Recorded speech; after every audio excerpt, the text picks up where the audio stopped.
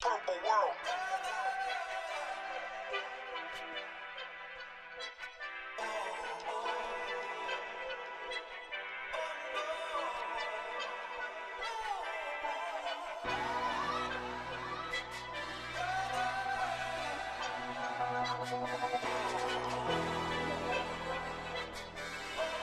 Purple world made that.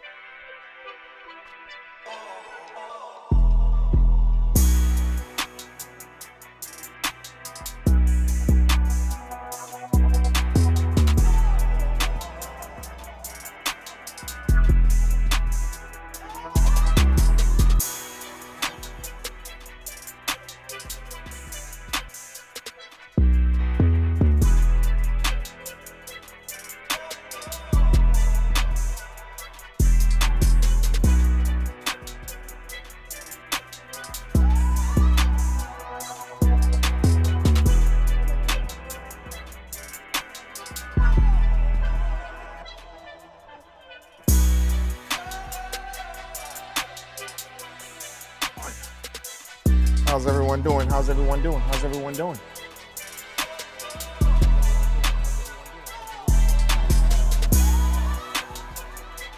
Everybody good?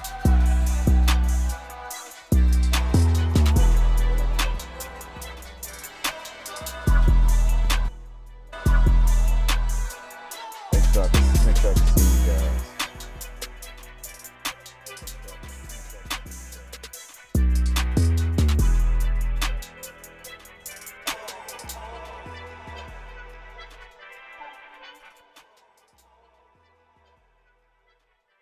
What's happening? What's happening?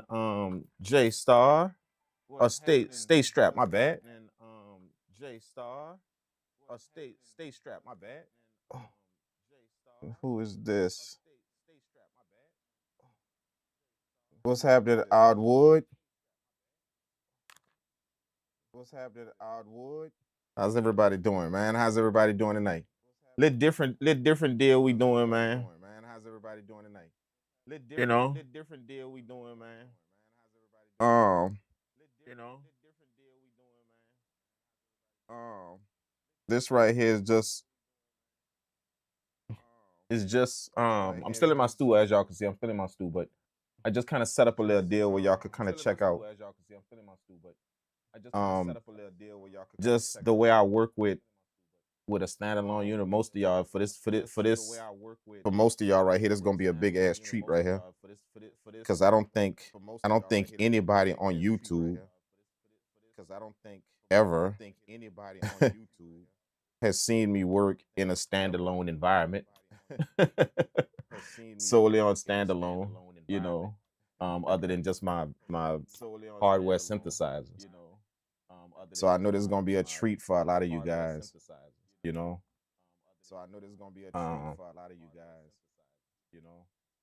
But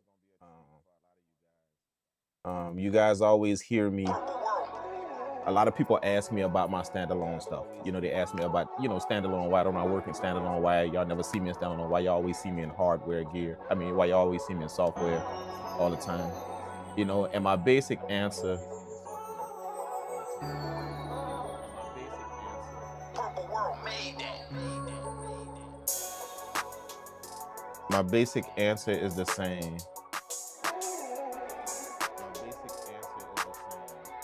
Am I echoing? Am I echoing?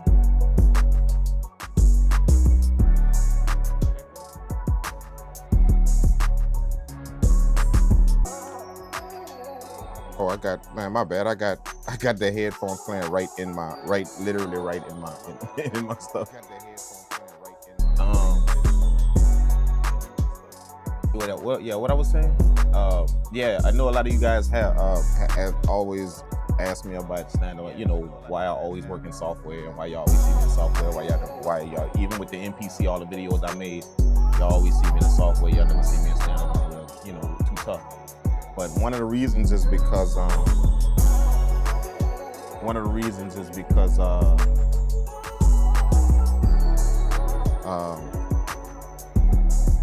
me pull up everything.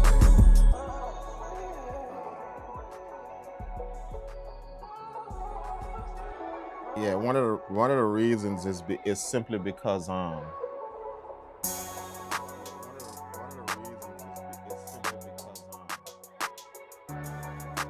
one of the reasons is because I travel a lot.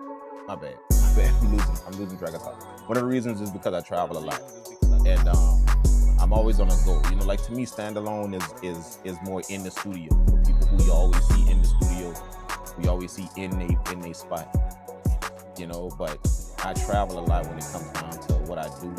And it's not really. I go to studios to make music as well, but it's not. I travel a lot, not really for music production. It's more for engineering. I do a lot of engineering on the road, engineering shows, different concerts, stuff like that. I'm sure you guys know that about me. I'm actually the dude behind the curtain. I don't just engineer in the studio. And I've been doing that for quite some time now. I actually engineer before the entire concert venue for different bands, artists, all that. The person that don't get the accolades. Don't get the, for that type of stuff. I have a future for music production, but for that type of stuff, usually the dude that people never see, never hear from, but you pulling all the strings and running the whole entire show. If y'all know how that go, when it comes down to actually being behind the curtain or something. I do a lot of traveling when it comes down to that. So I make music on the road a lot. So that's why that's my main reason why I'm always in software. I make music on the road a lot. And then in my studio, of course, I like to get more efficient with it. So that's why you see me in the studio in software. I want to get more efficient with it. So when I go different play, I can boom, boom, boom, do some stuff when I'm in the studio somewhere. But I do use hardware gear, for mixing a lot, mixing and mastering mostly. I use hardware gear for mastering projects. I'm doing that. Mixing a bit. But when it comes down to music production, pretty much the hardware gear that I use is just my synthesizer, stuff like that. But when it comes down to music production, pretty much the hardware gear. Oh yeah, I see. What do you see? You rock with the 3000. Nice, man. Nice. Oh yeah, I see. What do you see? You rock with the 3000. Yeah. Nice, man. Nice. So yeah, I use my synthesizers and and they're hooked up to my mixer, and of course my instruments, guitar, stuff like that, piano, stuff like that. But this vintage gear, stuff like this, y'all pretty much never see me in, although I do have quite a few pieces, some of them are stored. And to be honest with you, it's the reason why they stored is because I love the sound. Obviously any and everybody loves the sound that these pieces of gear bring, and the quality of the audio and all of that. They love that type of stuff. But at the same time, the object of the game is to be efficient as well, and not fast, but just efficient. And so, it's a caveat when it comes down to dealing with these vintage machines and, doing stuff on them, the caveat, versus like I'm more to show y'all know that versus working in like a software. Software you could do stuff boom, boom, boom, boom, boom. And I don't want to use the word fast because fast makes it sound cheap. So you hear me talk about the efficiency of things. Efficiency is something that we should all strive for, whether you're on software, hardware, whatever. Just being efficient at what you do. Efficient isn't necessarily fast at something. Efficiency is just knowing what you're doing, pretty much, for lack of a better definition. It's knowing what you're doing. That's the most general way you could put what efficiency is. So you don't have to be fast to know what you're doing. You know what I'm saying? So all of us should be striving for some type of efficiency, whether you're in software or hardware or whatever, just to know what you're doing when you deal with it. You guys have saw my journey going from, the MPC software, dealing with that. Now I'm in Ableton, working in Ableton. I added that to what I do, and versus working on the MPC, working on just the MPC. Yeah. So I've gotten pretty efficient at both of those workflows. How both of those softwares operate. And when it comes down to hardware gear, to using stuff like this, the efficiency, obviously that's the elephant in the room. The efficiency of software versus hardware. You can do things very, very, very, very efficiently and just move as if it's fluent. Versus working with hardware gear, when you're dialing in things and you have to set up things, and we're gonna talk about that. With especially with this machine right here, at the s3000xl. For those of y'all that don't know this machine right here, know this. It says s3000xl. So what a lot of people confuse this machine with is they think it's just like the 3000, the actual MPC 3000. Although it's from the same line, same family, same time frame, it's a different machine.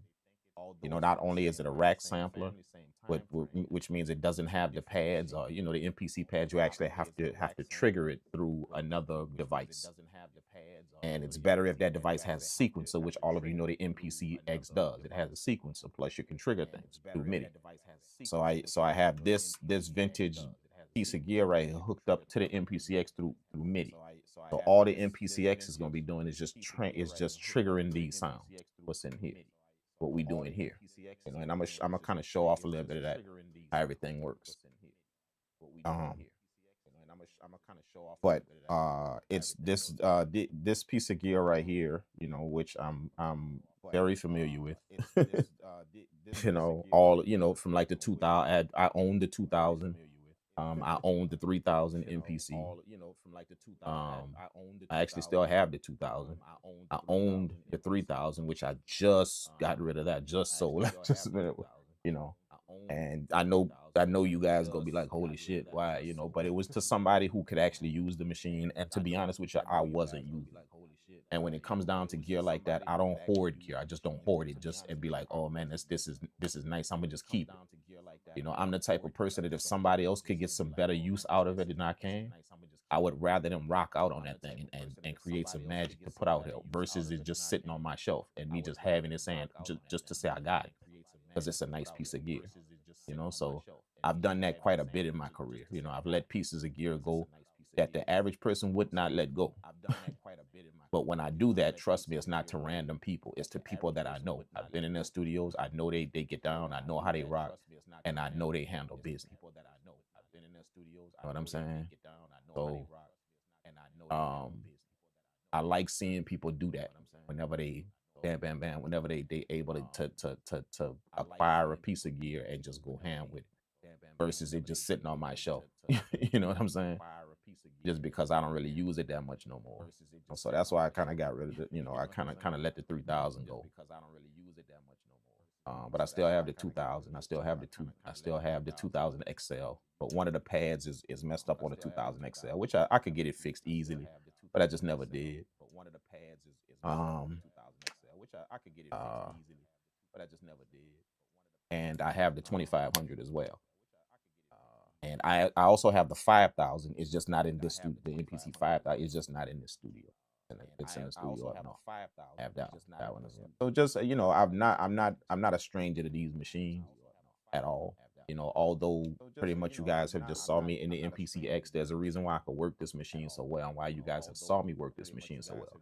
It's because of what I came from. It's just that I never really showcased that, talk about it, nor just I mean, I'm sure y'all can kind of figure it out, but a lot of people do know that of the machines that I was working on, whenever back in the day when I was making beats. And this happens to be one of them. Um and I recently acquired this machine. I had it before and recently acquired it again. You know, and it was an amazing find, and I didn't plan on running into it. I was actually traveling. I was actually traveling, and um, yeah, one of the guys that I know, we was in the studio, and he was looking through some stuff, some stuff for sale, used stuff for sale, and he told me, man, this dude got this 3000 X. No, first he said a 3000 for sale, and I'm like, 3000. I thought he was talking about the MPC, the actual 3000. I'm like, for how much? How much? How much? So, but he said, nah, it's not the 3000. I mean, it's not the 3000. It's the actual rack sample. So when he said that, I was still, I'm like, oh shoot, I remember I had that, man. And I didn't use it that much when I had it. I had it, but I didn't use it that much. You know, so I actually had the S2000 and the S3000.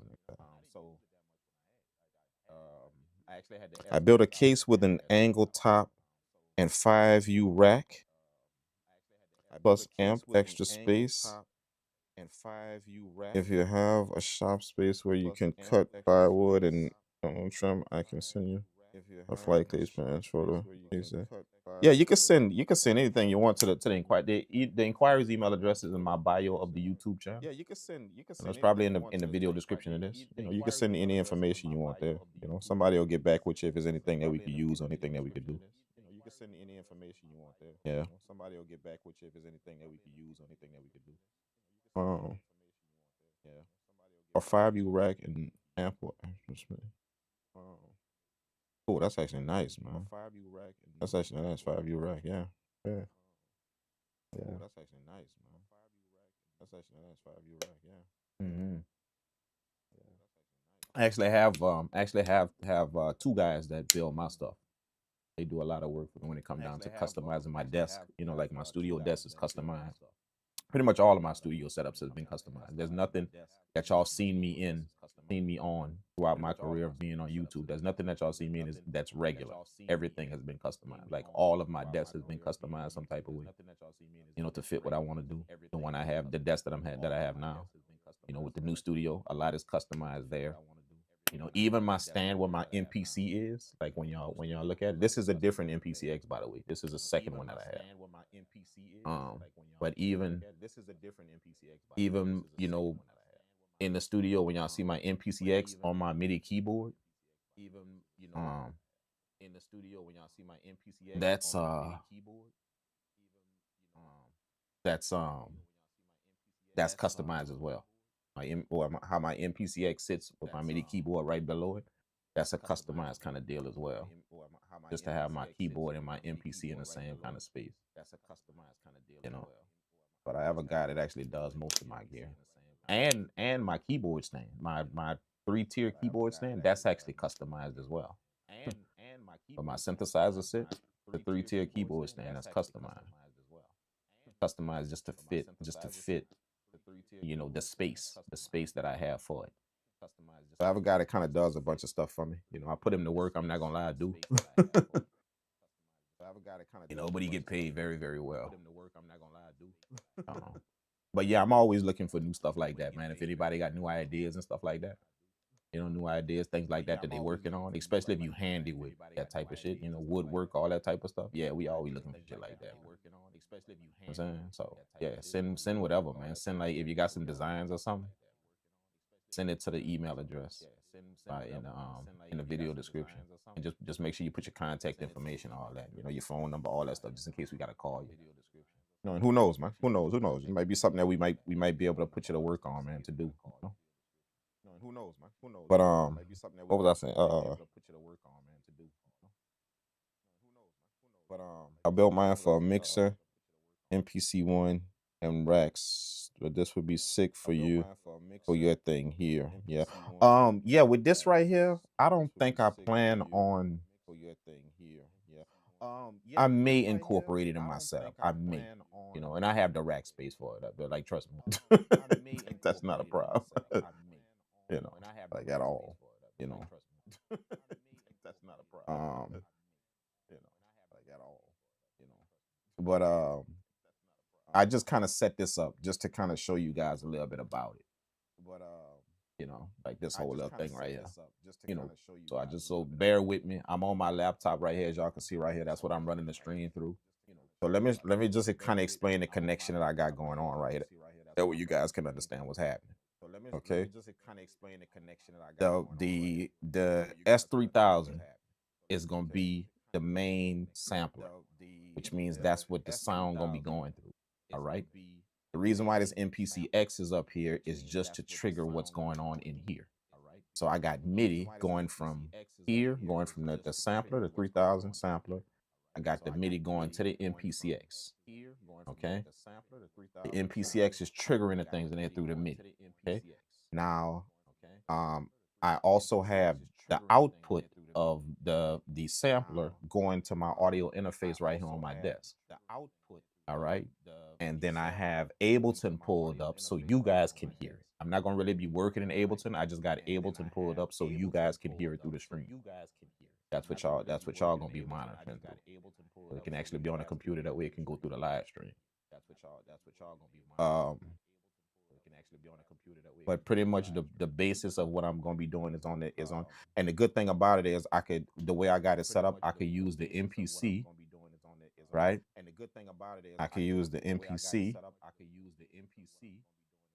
right? I could use the MPC.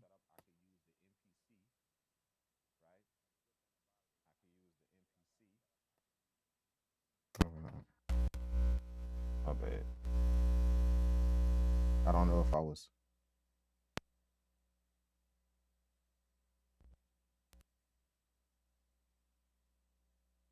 Let me just take this off right here. I could use, the good thing about it is I could use the MPC, right?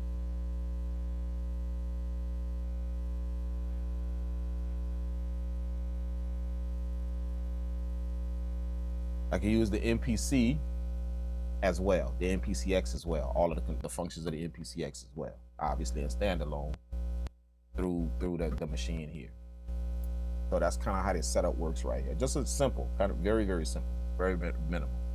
But that's how the thing about dealing with vintage gear like this is you want to keep it minimal. Like when you got this shit running through a bunch of stuff, like get ready to go off into a rabbit hole. And we're gonna kind of talk about that as well. That's why I put the question in it. If y'all look at the question in the chat, the question says, do you own or have worked with vintage gear? And what are your likes and dislikes about vintage gear? So make sure y'all drop y'all comments about that. You know, I know there's a lot of, you know, stuff people like about it and stuff people dislike about it. So that's actually a good thing to talk about it for people to hear. Different things about it for people that want to get into gear, that want to get into vintage stuff, that want to understand how it works, the things you got to deal with. You know, if y'all know things you got to deal with versus dealing with, you know, modern gear, even modern hardware gear. They've made it very, very easy to work with. But when you jump back to vintage gear, yeah, get ready to. It's just a bunch of shit you got to deal with. So. One of the things that I tell people is that if you're gonna deal with vintage gear like this, then you gotta love what you do. You have to love it. You know what I'm saying? It's a lot of patience that goes into working with these machines, and you gotta love what you do, because if you don't love what you do and you just want it quick and fast and then you can get frustrated with this real quick. And I've seen people do that. It's two different mindsets that deal with this. Two different mindsets that deal with these type of things. With vintage gear, and one of the mindsets will keep it and adore it and love it. The other mindset get frustrated with it and go sell it or go get rid of it. And that's just the difference between people who want something very quick and then people who actually have the patience and who actually have the skill set to deal with what these machines come with. Anytime you deal with those two mindsets, yeah, you're gonna have different views. You know what I'm saying? So mostly everybody today is quick. I want it quick. I want it fast. That's mostly how people rock today. You know, they want it quick. Even when they dealing with older model, older gear, they still trying to figure out some way they could do it quickly. You feel what I'm saying? So the reason why I'm telling y'all that is because that's one of the first things you gotta realize about when you decide to go get vintage, you know, stuff. You gotta understand that. You gotta understand that your love for what you do is really gonna be tested, and we're gonna make something, you know. And I'm sure y'all gonna see it. Y'all gonna see, you know, like it's gonna be a lot of y'all that click off this video while I'm making it because y'all just gonna be impatient. Like you, I know that y'all gonna click out. Like when I start making this beat, y'all will click. You're just gonna be impatient, and you're not gonna want to see me dialing all of that stuff just versus me just being on the MPC X itself and just boom, boom, boom, doing my thing. You know, so like I said, like understanding the machine is gonna really test your patience. It's gonna really test your actual love and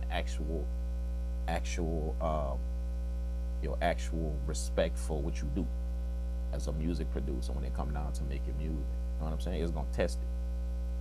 You know, so trust me, it's gonna happen. Like a lot of y'all, like as y'all see me dialing and shit and making sure, you know, the samples are good, the chops are good, all of that on the machine.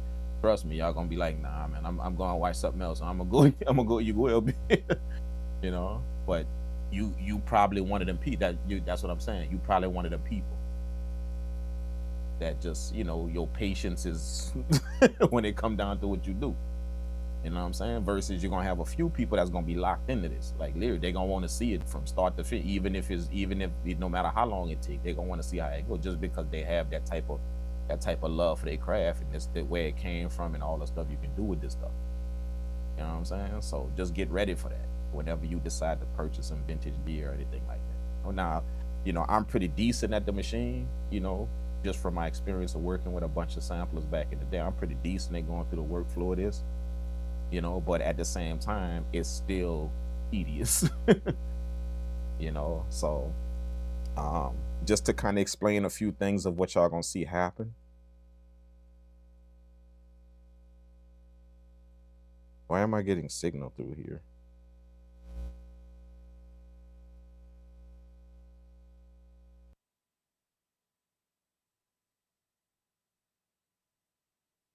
Why am I getting signal through here? I don't understand that. Just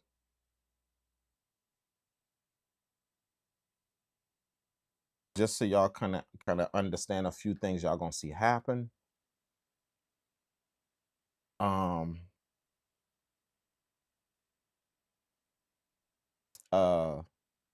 When the basic premise of any older MPC, just in case y'all don't know, or maybe you do know, the basic premise of it is the basic premise is that the manual workflow of it.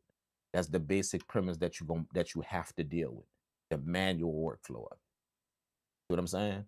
Versus like what I mean by manual workflow is, okay, let's say I want to chop up a sample on the MPC X right here. Let's say I want to do that. Okay. There's multiple ways I could do that.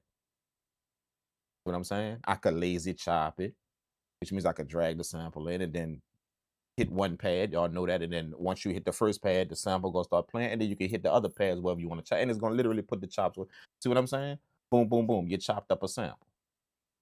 Okay. You could go use the touch screen and move the starting and ending points. You see, just with the touch screen where you want. Zoom in, touch. You see what I'm saying?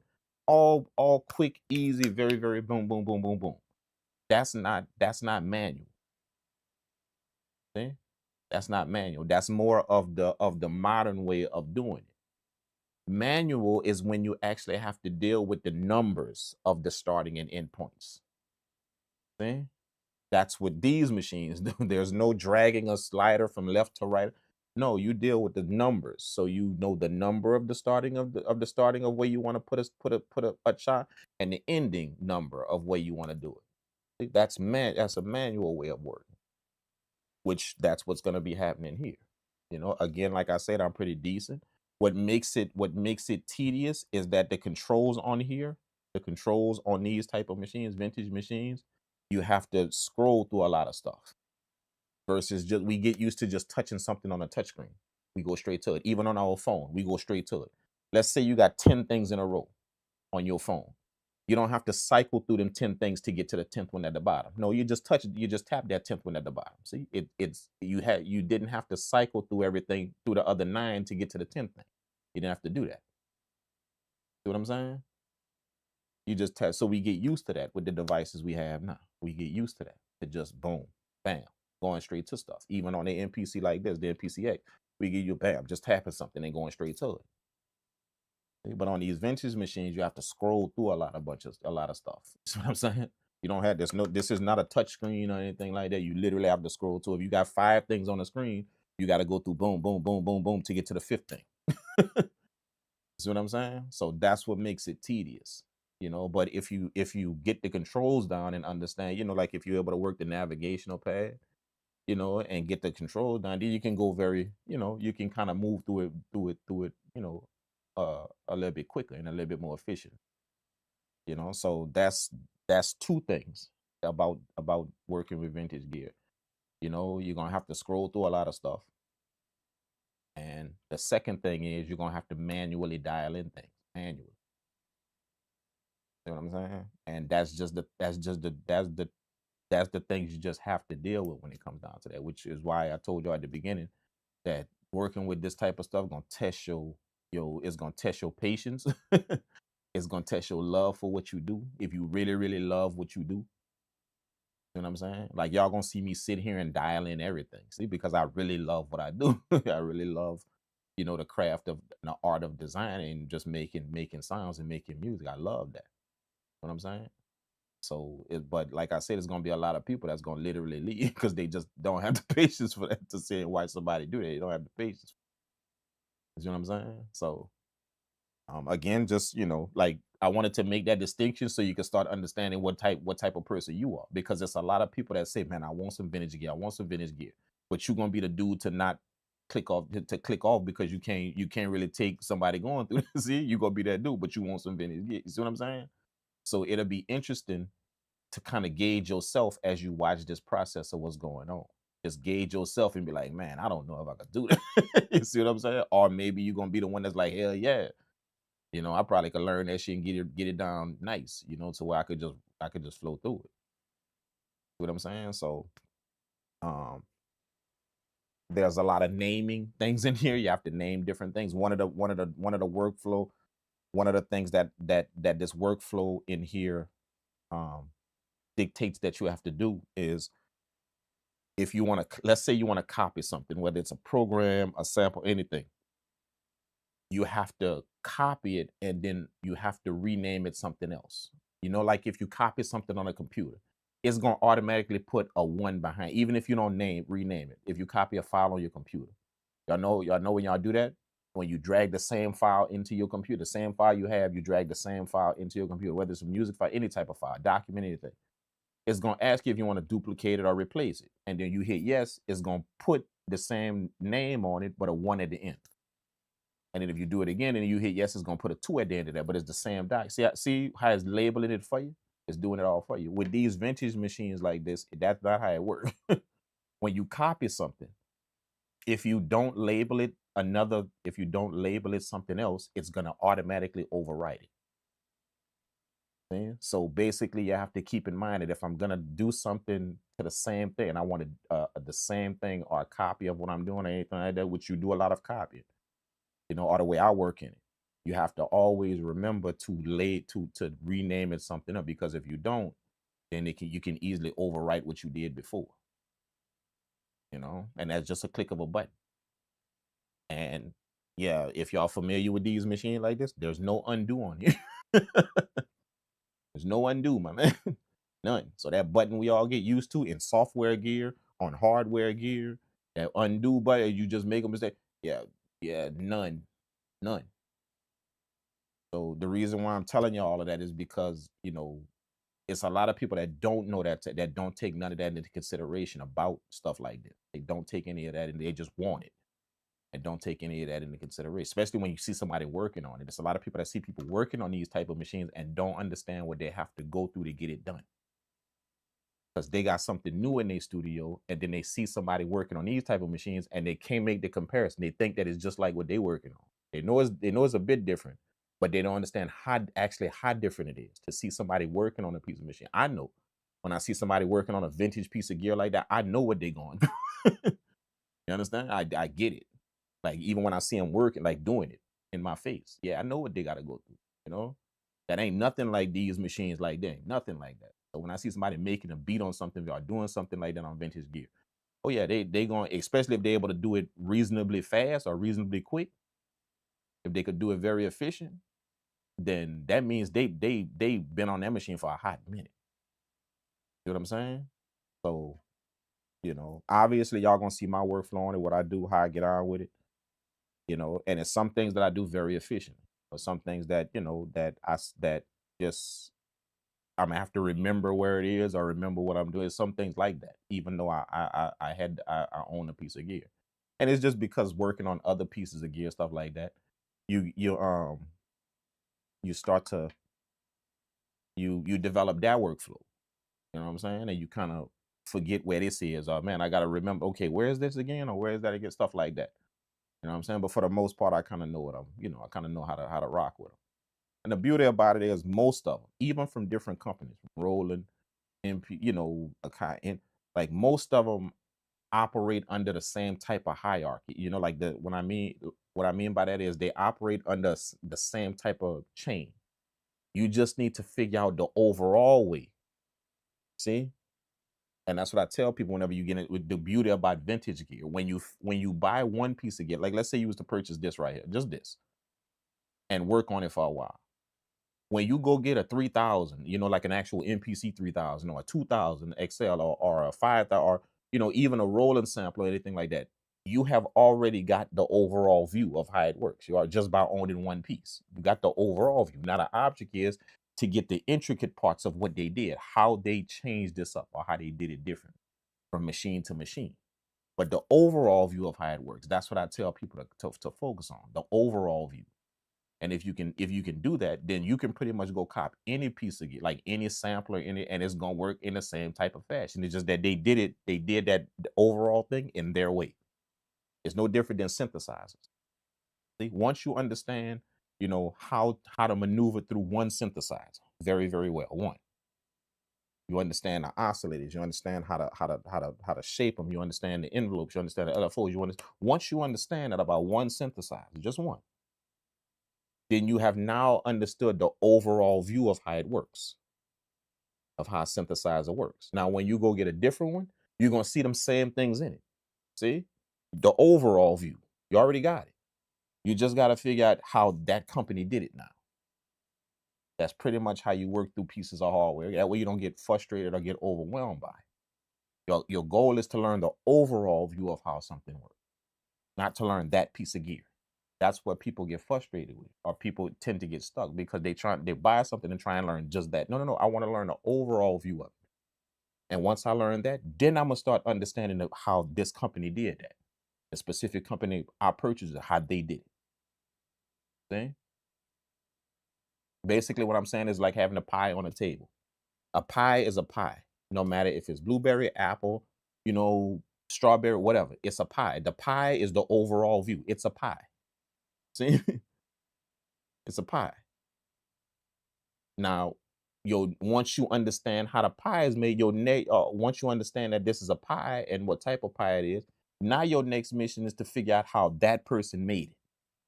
See? But you already understand the overall idea that it's a pie. You already got it. It's a pie. And that pie is pretty much made the same way as that pie. They put flour in it, egg, they bake it, do it. You see what I'm saying? And it's made like this pie and made like that pie. It's just that person just do it this way. And that person just do it this way, that overall thing. That person does that overall thing this way. This person does that overall thing this way. But see, that overall thing still exists in everything. It still exists. All of them. That's the best way I could put it. That's how it was explained to me back in the day. You know, which is why I didn't run from different pieces of gear once I understood that. It can be intimidating to get a bunch of stuff and just kind of got to figure out how it works. But once you understand that, what I just said, that the overall view is what you want. And after you get that, then you just figure out how they did it. How they did it. And that's gonna come to you easily because of the overall view you have. See? So basically all samplers are having an overall view. All of them. They all work in a certain fashion. All of them. See what I'm saying? A certain chain of events that's gonna happen in every single sampler. MPC, rolling, whatever. You know, any type of sound is gonna work. In Sonic, you know, the ASR10 is gonna work in that fashion, that overall fashion. Your job is now to figure out how they did it on that one, that overall thing. How they did it on that one, that overall thing, and how they did it on that one. See? What you're doing is you're breaking it down instead of dealing with the bull, grabbing the bull by the horns. You're breaking it down. I already understand how a sampler works. See? So I'm 50% of the way there before I even purchase it. See? I already understand how a sampler works. The idea of how a sampler works. I already understand that. And any sampler will work in that fashion. Anyone will work in that fashion.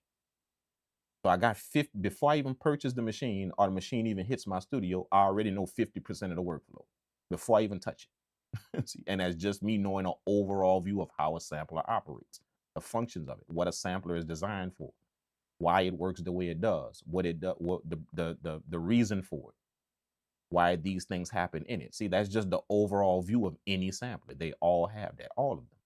I don't care what company it is, they all have that. You learn that, understand that, it becomes very, very easy on how to deal with it. See what I'm saying? So that's kind of how we that's kind of how we gonna be rocking tonight, man. You know? So what else? What else? What else? What else? What else? What else? What else? What else? What else? What else? Okay. Getting things into the sample. Getting things into, especially when you want a certain sound, you know, which this sampler gives you an absolutely certain sound, a distinct sound it does. First of all, let me cover this. Is it the same as the 3000? Just because it says S3000xl, you know, and it kind of looks like, you know, the 3000. Is it the same sound as the 3000? MPC 3000? No, it's not. No. You can distinguish it, notice the difference in the sound between the 3000, MPC 3000, and an S3000xl. The X3000XL is more, it sounds more like the MPC 2000. Like that, like if you understand that sound. The 2000, the MPC 2000, MPC 3000 has a different sound. They both have a different sound. You know, the 3000 is known for the more punchy, gritty warmth. And the 2000 is known for a more depth and powerful sound. A more full and powerful sound. Not just punchy and it's just full and powerful. You know, so this has the S3000 is more like the 2000 XL, more like that line, not the 3000. Just and people get that confused just because it says 3000 XL. Oh, it's the same sound. No, it's not. Not the same sound.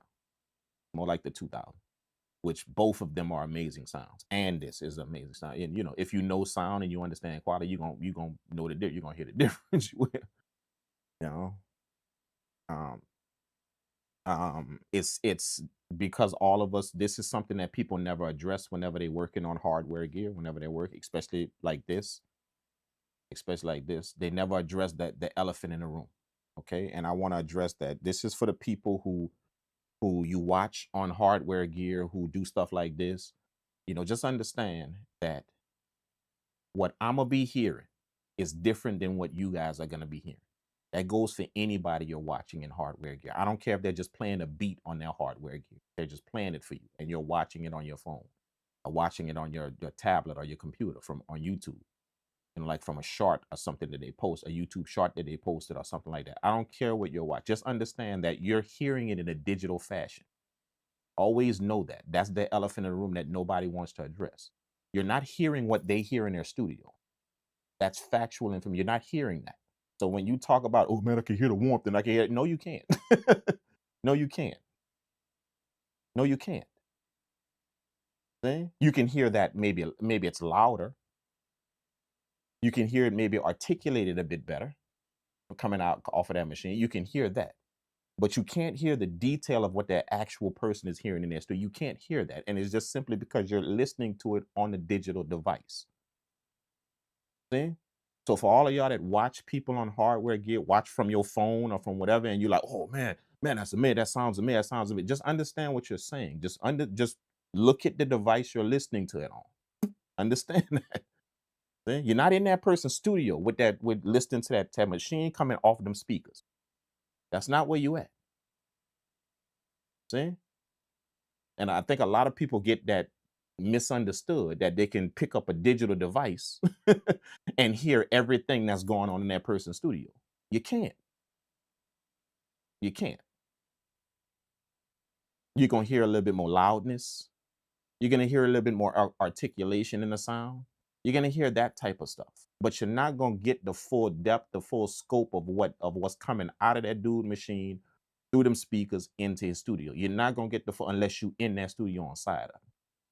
Just always remember that when y'all watching stuff like that, when people press and play on their beats off a vintage piece of gear, off a analog piece of gear, just remember what you have in your hand listening to it on. That's a digital device you have in your hand. And that's what people forget. They think that they're actually on the side of that person listening to it in their studio. Oh man, that's amazing. That's awesome. Man, I can hear the analog. No, you can't. No, you can't. You hear some more loudness. You hear that. You understand? Depending on how that person mixed the beat, you're going to hear that. That's what you're going to hear. See? And that's the elephant in the room that a lot of people don't want to address when it comes down to this digital and analog thing.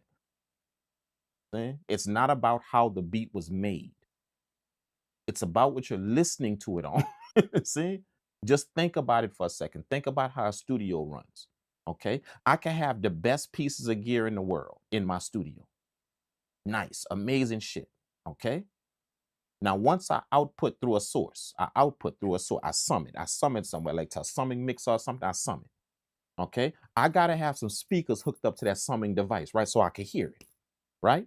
Just follow me on this. So I got this amazing gear going through this amazing summing device, whether a mixer, a sequencer, whatever. I got this amazing gear going through this amazing summing device. But then I put it through some cheap speakers at the end. See? What did that just do for my amazing sound that I'm supposed to be hearing? What did that just do for it? See? That ending result that it's coming out of them cheap speakers. What did that just do for my amazing gear I got? What did it just do? Shot it all to shit because I can't hear what's going on. I can't simply because of the final way it's coming out to me. The final way. See? So that's what I mean when I say it's all about what you're listening to it through. Not only just the gear you got. See? So in the same context, I could make all this stuff on his analog gear, and somebody could make all type of music on an analog piece of gear. But what's your ending device that you're listening to it on? Just like them speakers, what's your ending device that is coming through, is hitting your ears through?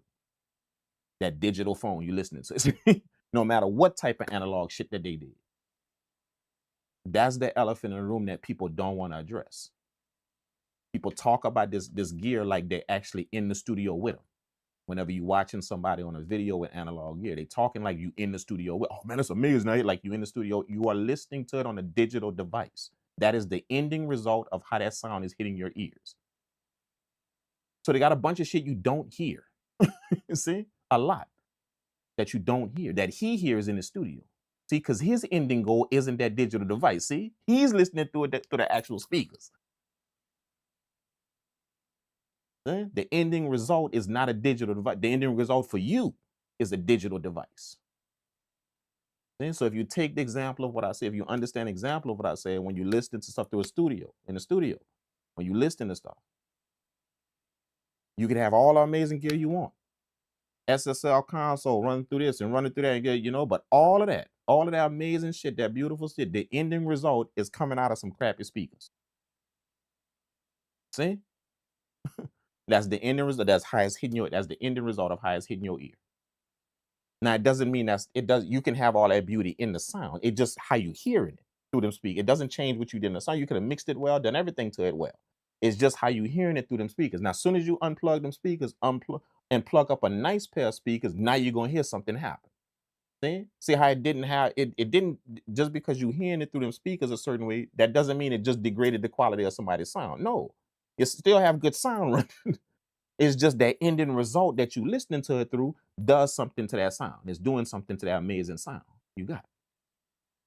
See? So in that same sense, that same logical sense, somebody makes a beat on analog gear. You got a phone in your hand listening to it, or a computer in your hand, a digital device. Do you see your ending result you listening to it from? Do you see it? The ending thing that shit is coming to you from. So be smart. Do you honestly believe you hearing everything that person here in that studio? Would you be hearing everything from them? Would you be hearing everything if your sound was in that studio coming off some cheap speakers or some amazing speakers? See? Would you be hearing everything on the cheap speakers? No. So you're not hearing everything you're supposed to hear on these digital devices. You're not hearing that. You know, I just wanted, the reason why I'm saying that is because I'm making it clear for people who rave and rant about this analog thing that is analog. And it's amazing, it is. But the ending result is it's going to be digital regardless. It will be. See? Unless you're still printing the tape. Which even at the end of the day, if you are printing the tape, that shit better stay in your studio. If you are printing the tape, it's a bunch of stuff I print the tape. But see, the second somebody say send it to me, see how I'ma send it. What, box up the reel and airmail them the reel? That's how I'ma send it to them? No, you're gonna convert that to a digital file and you're gonna send it to them some kind of way digitally. That's what you're gonna do. See? Do you see what I mean? So music is hitting this digital space 99.8% of the time, regardless of what you made it on. It's gonna hit a digital space. So that means you're not gonna be hearing exactly what you want to hear. You're not. See? Because it's gonna be in that digital space. Does that mean it doesn't sound amazing? No, it still sounds amazing. Like I said, you're gonna hear a bunch of articulation, you're gonna hear a bunch of loudness, you're gonna see, but it's a bunch of stuff you're not gonna be hearing like that person was hearing in the studio when it was coming off of his speakers. And sometimes we get that twisted. Sometimes we amaze and marvel at people pressing play on a vintage piece of gear and playing a beat. And we hear it on the phone, listening to it, and we be amazed. Oh man, that sounds tight. That sounds tight. What you just understand what you hear. Just understand. I hope you understand what you're hearing. But a smart person understands what he's hearing. I say that to people when I see somebody playing a beat off an amazing piece of gear on YouTube or something. When I see him play, my mind ain't thinking about that video. Man, to hell with that video. My mind thinking about, I wonder what that sound like in the studio. See? That's how my mind works, because I understand the idea that what I'm listening to it on is killing it. It's killing it. When I just pull up his YouTube video on the phone. I get that. There's a lot of people who don't. They actually listening to their phone thinking they're hearing everything. See, that's what I mean. No, forget that video I'm watching. I don't give a shit about that video I'm watching and doing. I want what my mind is thinking is, damn, I wonder what that sound like in the studio. I wish I was there. See, coming off them speakers, and that's what yeah. See, no digital thing involved. No, just coming off that piece of gear through them speakers straight to me. That's what I'm thinking. You know. Now, am I saying that the beat or the sound whack or no? No, it still sounds amazing. But at the same time, I don't never forget what I'm holding in my hand, listening to it on that digital device I'm listening to it. I don't never forget that. You know, and just think, oh yeah, man, ooh, that sound amazing. No, it don't. No. What would sound amazing if I was on the side of him in that studio? That's what was that. Then I would be able to hear everything. I would be able to hear it if I was on the side of it, and we were both bobbing our head in the speakers, coming off them speakers. Then I would be able to see. I'll be like, oh yeah, I can hear it. See, I can hear what's going on. See what I'm saying? So just remember that whenever y'all taking in, you know, this gear and all of that type of stuff, the analog, digital gear, all of that, man. Just remember that, you know, this digital space we in, this digital space that we in. What's up, L? What's up? Who is it? LPN? Sorry, I can't see the name too. LPN? What's up, man? Yeah, just remember that as you understand how this analog thing and this digital thing work in the space that we in. Don't only think about how it was created. Think about the ending source you're listening to it through.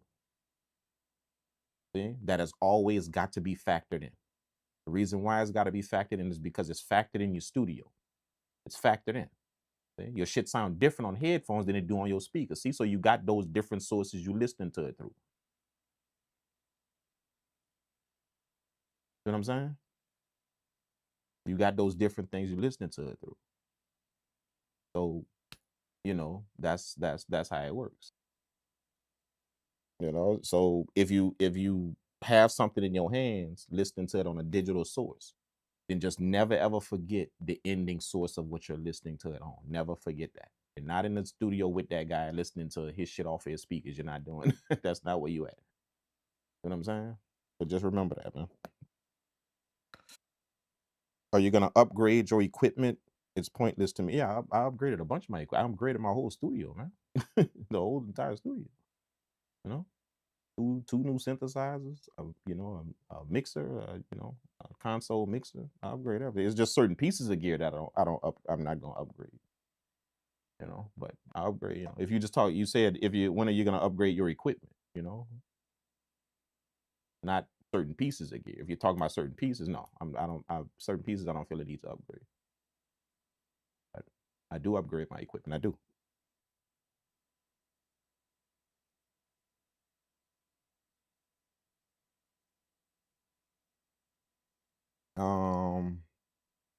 Okay, let's go on and get started, man. Let's jump into this. You know, it's gonna be a wild ride. We gonna jump into how it work. We're gonna jump into a few things. You know, we're gonna sample something into this thing. You know, I'm gonna kind of go through the workflow. I'm gonna talk my way. I know y'all can't see the screen of it right here. Y'all can't really see the screen, but I'm gonna kind of talk my way through it as I'm hitting these buttons, as I'm doing whatever I'm doing. That way you guys can kind of understand the concept of what's happening. You're probably not gonna get the meat and potatoes of what's going on, but you're gonna get the overall idea of what I'm going through to do what I gotta do. I'm kind of explaining as I do it. So not only is that gonna take a while me explaining it, but also just the process of working on a manual piece of gear. You see what I'm saying? So the basic concept of what we're gonna do is we're gonna record some shit into the MPC why I keep saying MPC. We're gonna record some stuff into the 3000, the S3000xl, record some stuff into there. And the only thing pretty much the MPC gonna be doing is triggering some stuff, triggering what's happening here. That's the only thing this machine gonna be. MPC wise, if you're asking if I'm gonna upgrade this machine, yeah, not really. I don't really think so. You know, I'm not really a button type of dude, button and workflow type of dude. You know, I'm more of a sound type of dude, sound guy. So you know, until Akai gives me a different type of sound or something, you know, not just some more buttons and flashing lights on the machine, I probably ain't gonna fool with no more of that shit. Probably not. Until they give me like a new sounding machine. It's like something that sound, this piece of gear sounds different than another piece of gear. See, until they do that again, then yeah, chances are I'm probably not gonna be fooling with that. With you know, any more MPCs or anything like that.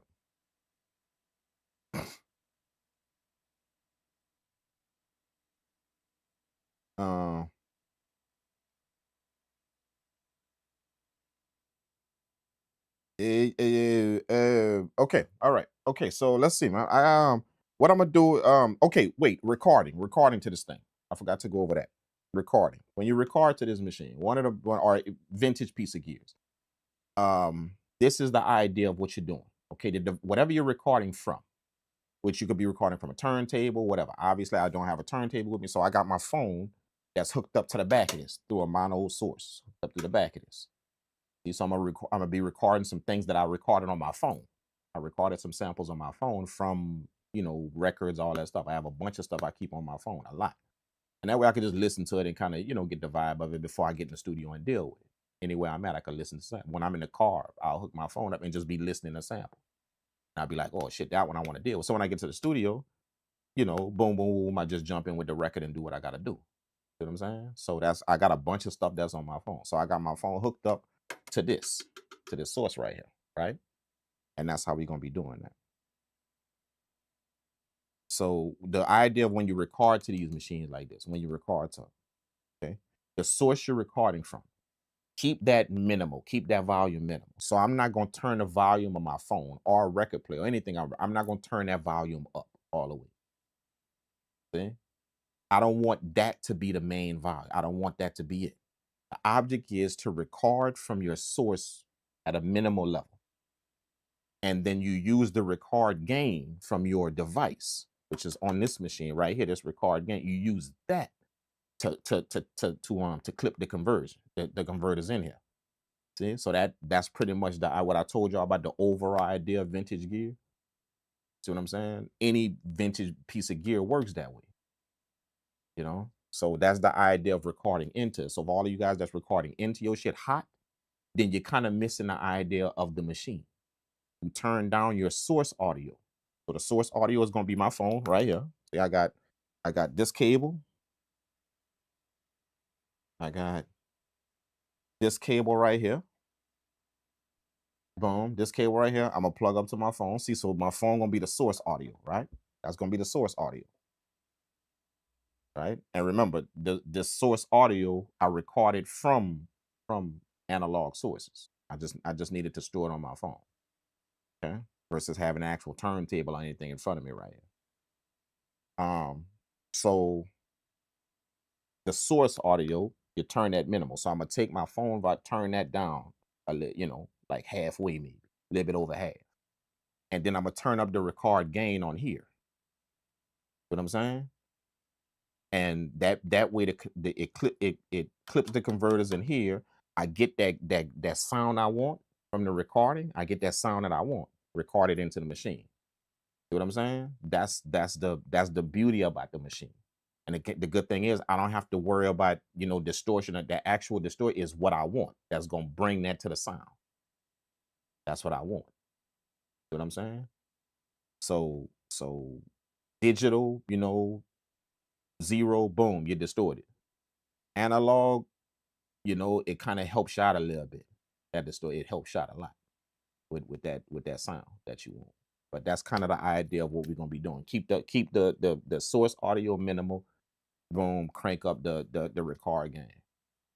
That way you could get that sound. All right, so let's get started on this thing, man. Let's see what we could do with it. And yeah, man, if y'all got any questions about what I'm doing, then feel free to drop it in the chat. Again, like I said, patience, you know, like that's why the message, you know, I look up there at this message. The message says patience is a virtue. Up there at the top of the screen, it says patience is a virtue when working with these old machines. Just remember what you about to see right here is not fast, it's not quick, it's not none of that. You know, but again, it's gonna test you as to the patience you have for what you actually watching and what you doing. If you ever decide to work with a piece of gear like this, I'm reasonably efficient on stuff like this. You know, so just keep that in mind as you're watching. If you find yourself getting frustrated with it, with what you're seeing and the process of what you're seeing, then chances are you're not that dude want to be touching this type of shit. You're not that dude. But if you love what you do and you into what you do and you really have a knack for the craft and you know you want to know more about it, then you know no matter how tedious it is or no matter what you have to do, then it's gonna interest you. It will. You know what I'm saying? All right, so let's do it. Let's do it. Let's do it. Let me turn on the input here in the software so y'all can hear what's going on. Boom. Okay, I'm gonna need some as I play. I'm gonna play something on my phone, and y'all just let me know if y'all can hear it. Just drop a message in the chat. Let me know if y'all can hear it real quick. Yeah, my man. Yeah, me and Locks, this live. Dog. I'm about to get on this thing. Like, yeah, we finna, you know, I'm gonna just show y'all what it takes. You know, a lot of people really don't know that what it takes to deal with these machines. You know, the 3000, the 2000 MPC, the S series samplers. They really don't know what it takes, man. So I'm gonna literally be talking y'all through what I'm doing on this shit, just so y'all can understand the patience and everything that it takes to deal with vintage gear. Like it takes a measure, like seriously, it takes a measure of patience, dude. Like when I mean a measure of, I mean a measure of patience. You know what I'm saying? So all of y'all get to see that right now, man. You know? So um I put it on my phone this way right here. I put it on my phone. So y'all seeing the vertical view. I put it on my phone this way. And it's because I kind of wanted this stream to be a little bit more intimate with the gear and all of that versus a wires, you know. So it'd be better if y'all watching this on a device that y'all could turn vertical, you know, than something that you're watching, you know, horizontal, like a TV. Like my man said, he about to put it on his TV. You're probably not gonna like how that look on your TV. You know, it's probably not gonna look like I got my stream running on two TVs right here, right here. I got it on one right here in the front right here, and then one right here on the wall right here. I can see my stream. So yeah, it does. The stream, the way this stream is, it don't fill out your TV. So don't expect nothing amazing. But on the device, a vertical device like a tablet or a phone or anything you can turn vertically, this is what you want right here. You know, and it's just the way I got this set up, just quick. You know, I hope the camera's a good enough angle. You know, I tried to set it up to where y'all are able to see me, see the machine, you know, all of that. So let me turn it a little bit like this. That way y'all can see less of me and more of the machine. What we doing on them. All right. So I need y'all help real quick just to make sure we can hear everything. So I'm gonna plug up my phone. I'm gonna plug up my phone to this bad boy. Let me get off the stream real quick. Plug up my phone to this bad boy. And then we gonna kind of see, we gonna kind of I want y'all to tell me if y'all can hear everything nice. Yeah. Yeah.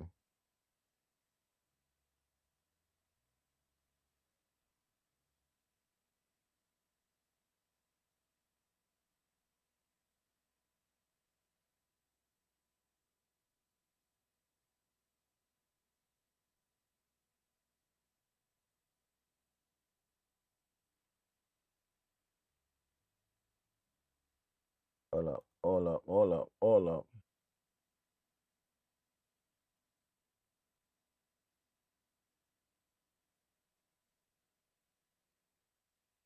Let me open up Ableton again. I think it kind of shut off.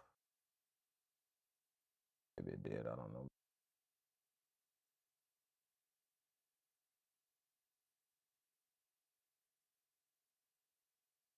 All right, boom, audio. Let me put this on 1 and 2 right there. Put in right here.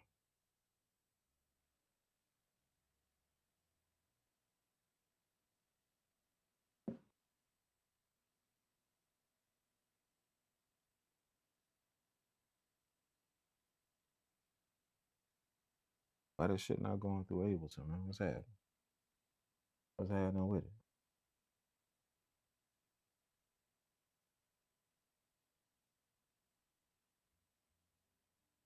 I see it going through the MPC.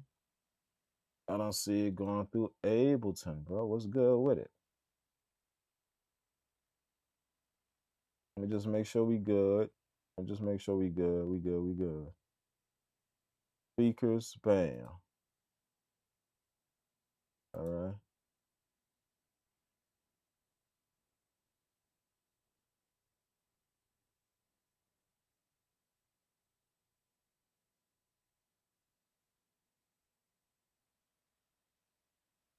Yeah, let's see. There we go. Y'all should. Do y'all hear that? Let me know. Let me know if y'all hear that.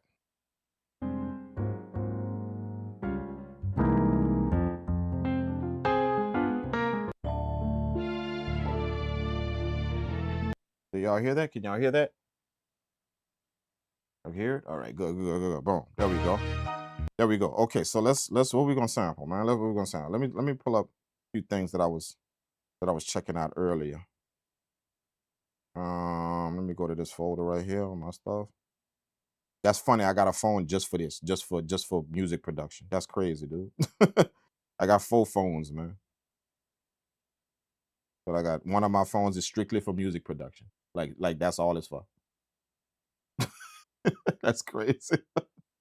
Like anything to do with music production. So I got apps on here for music production. I got you know like samples and shit I download for music production. I got you know, kits that I review, and listen to. I got all that shit, I got schedules on here about studios I'm going to, like where I'm gonna be going, all that shit. Like I got one phone just strictly for it. Nothing else happens on the phone but music. That's it. That's crazy. Anybody else like that, or am I the only one like that? Where you got a phone for music production, not just a computer, but a dedicated phone for music production. Like the people that I tell that to, like that, or they find that out or figure that out. They're like, bro, that's okay. That's that's it. That's you officially in the shit now. Officially, whatever you got a dedicated phone for music production, dude. You're officially in it. Okay. There's a few samples right here. Okay, so let's go through them and see what we're gonna do. Okay, this sample one right here.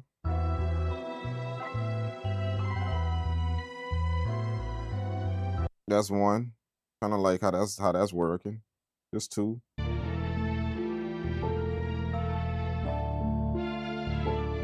That's two. There's three. That's nice. That's nice. Four. Ooh. Ooh. Okay, I'm feeling that. I'm feeling that one. I'm feeling four. Ooh, and I'm feeling five. Definitely feeling five. Them keys, them rolls, that rolls, boy. Definitely feeling five. And of course we're gonna put some ham shit in there. Six. I'm out of 4 and 5. I'm feeling them too. 4 and 5, man.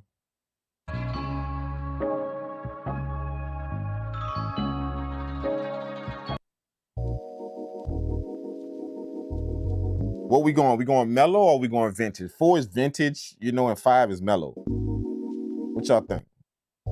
Vintage or mellow? Which one we going? Vintage or mellow? That's vintage. This mellow.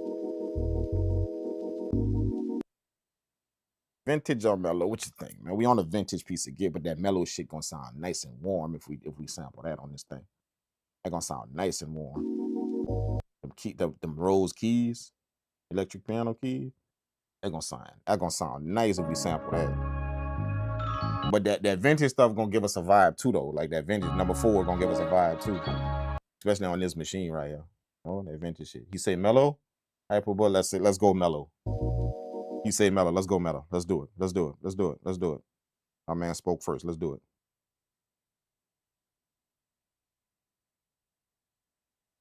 Let's get it. Let's get it. Let's get it. Let's get it.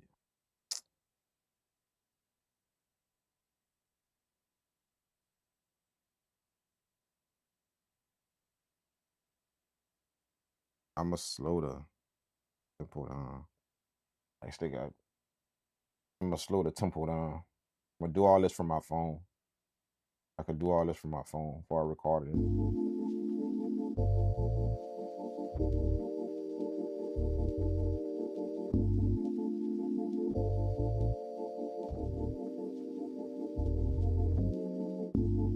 Woo, let's go.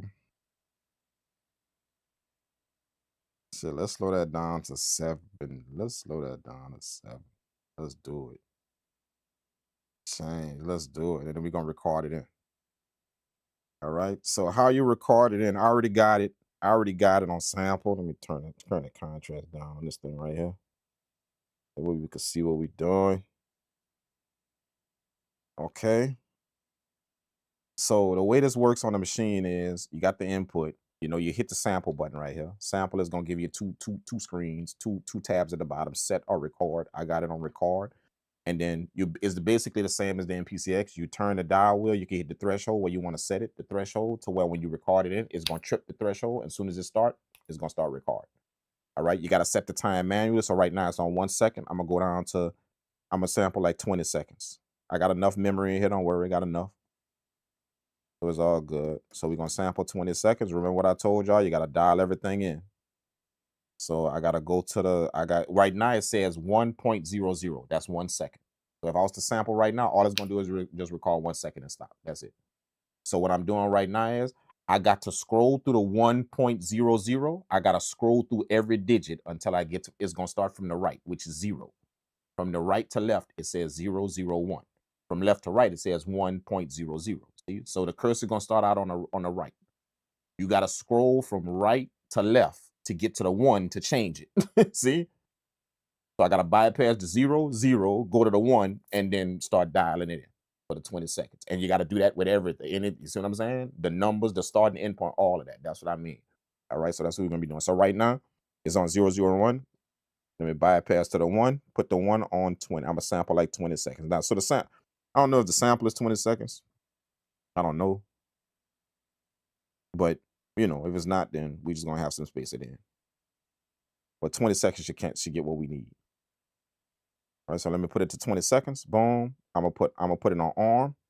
And once you hit arm, the screen gonna read waiting for start. Okay, so once I play the sample, it's gonna be good.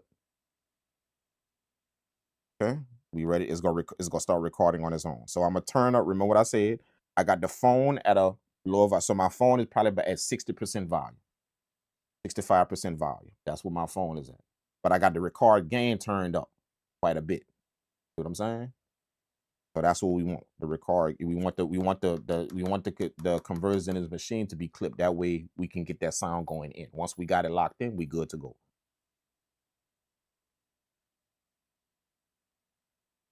So let's get it.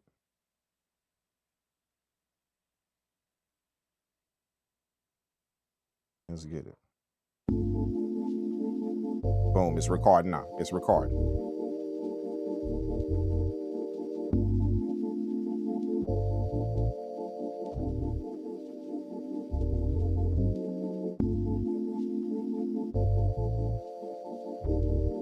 Nice. Boom. Nice.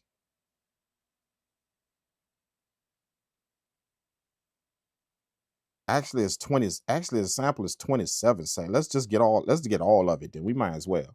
So let me change the time to 27.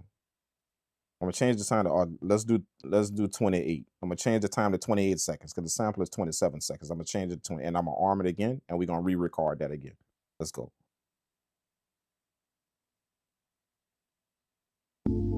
Boom. So, like I said, I'm pressing play on my phone. See? Pressing play on my phone, and it's recorded into the machine right now. This machine, you can see the wave file, so you're good. You can kind of see the wave file. So you can zoom in and out of the wave file. Some machines don't show you the wave file, but this one actually does. XL machines gonna show you the wave file. Any XL machines, 2000, all of them, you're stuck. All right, there we go. We got the whole sample in. Boom. There we go. Okay, so we don't need the phone no more. We good with the phone. I'll unplug this jack to make sure we don't get no static. You know, but I like to do that whenever I'm dealing with sources like this. You know, I unplug the source so we don't deal with that no more. Okay, so once the sample is recorded in, easily you could go hit the enter button and it's gonna play it. See, I'm hitting the enter button right here, and just hold the enter button. It's gonna play it. All right, boom. Okay, so the first thing we want to do, the idea of what we're gonna do is we need to chop this sample up. We need to pick parts of it. Okay, now there's two ways you could do that when it come down to these vintage samplers in all of them. You could set it to where you remember the more you record in it, that's the more RAM you use, more memory you use. Only got a certain amount of memory machines. Not like your digital shit to where you could just do endless shit with it. See, so you got to keep that in mind. Okay, now we just used 20 seconds, so that ain't really too much of nothing. We good to go. All right, but check this out. The idea of what we're gonna be doing is they got two ways you could chop up a sample. Two main ways. Or trigger a sample. Okay, number one. You could take this sample we recorded, and you could set starting and end multiple starting and end points. Multiple. So right here, starting and end point, right here, starting and end point, right here, starting and end point, right here, starting and end. You can do that. And then you set each chop in a key group, each chop in its own key group, to where now you could trigger each one of them chops. But see how you only use one sample? You just use that one sample. You just gave it different starting and end points in that sample. That's one way you could do it. The second way you could do it is you could keep duplicating the sample over and over and picking the pieces you want. So this sample right here, I'm gonna use this sample as like my starting point. I'm gonna duplicate this whole 20 something seconds over, go to that, go take the piece I want and cut the rest. And then go to duplicate the sample over again, take the piece I want, cut the rest. So it's like you duplicating the sample over and over again to where you can take the pieces out you want and each duplicated copy of the sample. And then you go assign them all the key groups. See, that's the two ways you can work in these machines, you know, and all of them are pretty much like that. All of them, not just this one. So the key the one sample way, the first way I talked about, that's how I used to work. You know, but now I do it the other way. I do it by just duplicate. The reason why is because you can go through it very, you know, boom, boom, boom, boom, boom. You know, you can kind of get it done. The key group, you know, triggering different parts of the sample, even though it's less memory, because remember, all you're using is just one recorded version of the sample. You're just going section off pieces, and your MIDI gonna trigger them pieces in that one sample. The other one, you duplicating the sample. Now remember, you're cutting it, so don't think that you're duplicating 20 seconds over again. You're going to duplicate the 25 seconds we recorded or the 27 seconds. You're going to duplicate it over again, but you're going to end up with just a little small piece of that. See? And then when you duplicate that 27 seconds again, you go get another little small piece. So you're cutting the rest. So you got to duplicate it. So you're going to use your memory, but you can cut the rest. That way it shortens the sound. You can cut everything once you get the piece you want. See? So it's like you're using your memory to duplicate it, but then you're shrinking it because you're getting the piece you want. You're cutting everything out. Now, that way, the second way, the way I do it, that's destructive sample. So once you do that, see, you're stuck with that piece. So get the piece you want because you're stuck with that piece. If I want, let's say I want to get another piece, I got to delete that piece, go back in go back in it, get the piece I want, see, from the original, get the piece I want and load that one, see? That destructive. The first way, you can move them points. See, you can move when you got the sample, when you got one sample and it's just triggering certain points in the sample, you can move them points. See, on any slice. So that's why I was working that way when I first started dealing with these machines. I always was in the habit of I don't want to mess nothing up. I want to be able to go back real quick and just boom, boom, boom, move it around if I need to. But then I got so good at working in them and getting what I wanted, you know, hot chopping a sample, getting exactly what I want, and just understanding like you commit to stuff in music, you know, like I when I first started making music, I had that mindset, like I would always run MIDI because I just wanted to be able to change it just in case I would never render the audio. You see? So anytime you pull up a project, you see a bunch of MIDI files that's playing, a bunch of MIDI stuff. Anytime you see, but now if y'all know my workflow, see I commit. As soon as I play something on the piano, I render straight to audio. See, I commit to stuff. And the reason why is because I done got way, way more confident in what I'm doing over the years of making music. You know, I commit to something. That's what I want. And that's what if it don't work, then it don't work. I'm gonna make something else. And that's it. You know, and sometimes it helps to free your mind like that when you're making your music. That way you don't think this is some crazy process that if you mess it up, the whole world finna explode. No. You see what I'm saying? Like get that in your mind that it makes you more comfortable to create whenever you start to understand it's just music. And if something come out messed up, new project, bro. Finish that up, you know, have it come out, and then let's jump on something else and get something else going. It frees your mind of what you're doing and the creative aspect that you have in your mind. Versus thinking you got to get every little detail in this beat down really, really well how you want it and make sure everything you got to do that. You know what I'm saying? The best things that's gonna come out of you is the things that flow naturally, not the thing you forced to have. You were so meticulous about it. Hey, it's gonna come out of you naturally. And sometimes that natural thing, it take 3, 4, 5 times for that to happen. And sometimes that's why a lot of people don't get to the music they want to make, is because they don't make that many beats. They sit down and make 2 beats, that's it. So in a 2-beat session, you was hoping that natural thing came out of you in 2 tries. Think about that. See? That's what you was hoping. That natural thing came out of you in 2 tries. See? When you sat down and made 2 beats today. See? You was hoping that natural thing came out in just 2 tries. Man, sometimes that natural thing takes 6 times till that natural thing come out of you. That thing you didn't force, that thing that just came naturally and just happened. It take 4, 5. So make the beats, make the beat, because not everything gonna happen in them first 2, 3, 4 times you do it. See? So sometimes if you notice, that's why it take you all week to make a good beat. It take you all week. See, because you sat down Monday and just made 2 beats. You thought that natural thing was gonna come out of you in 2 tries. And then you sat down Tuesday and you made 2 beats. See, you thought that natural thing was gonna come out of you in 2 tries. And then by kid, you did the same thing on Wednesday, didn't happen. See, so here come Thursday, and you sat down and you're like, holy shit, I got my day off today. I get to be in the studio. So you made 6 beats on Thursday. See, now that natural thing came out. See what I'm saying? But it took y'all a week to do that though. And the reason why is because you gave yourself the 6 tries to do it. You didn't sit down thinking 2 beats this natural thing gonna come out of me if I just make 2 beats. And I'm sad to say that's what a lot of people are doing. You know? They get in their studio and make 2, 3 beats and hope that natural things. Man, sometimes it take a minute for that natural thing to develop. It take a minute.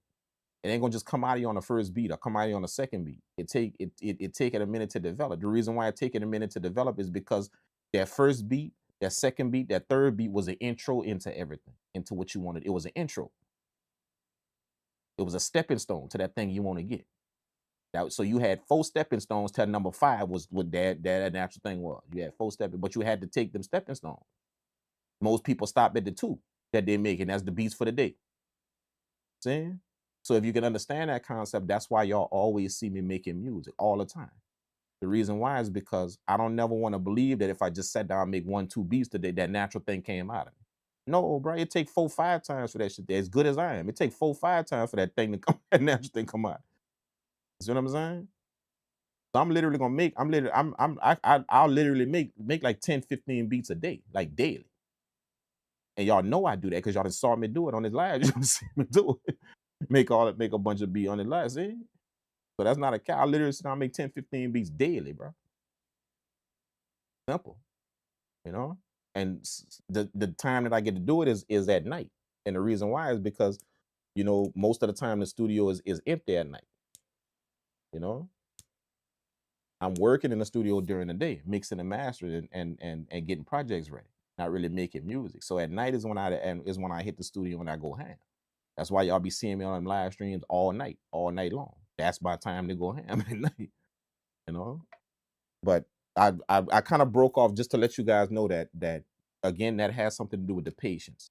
Sometimes what you make ain't what you want to get right out of the gate. You need them 2, 3, 4, maybe even 5 beats to get that number 6 one rocking. You need that.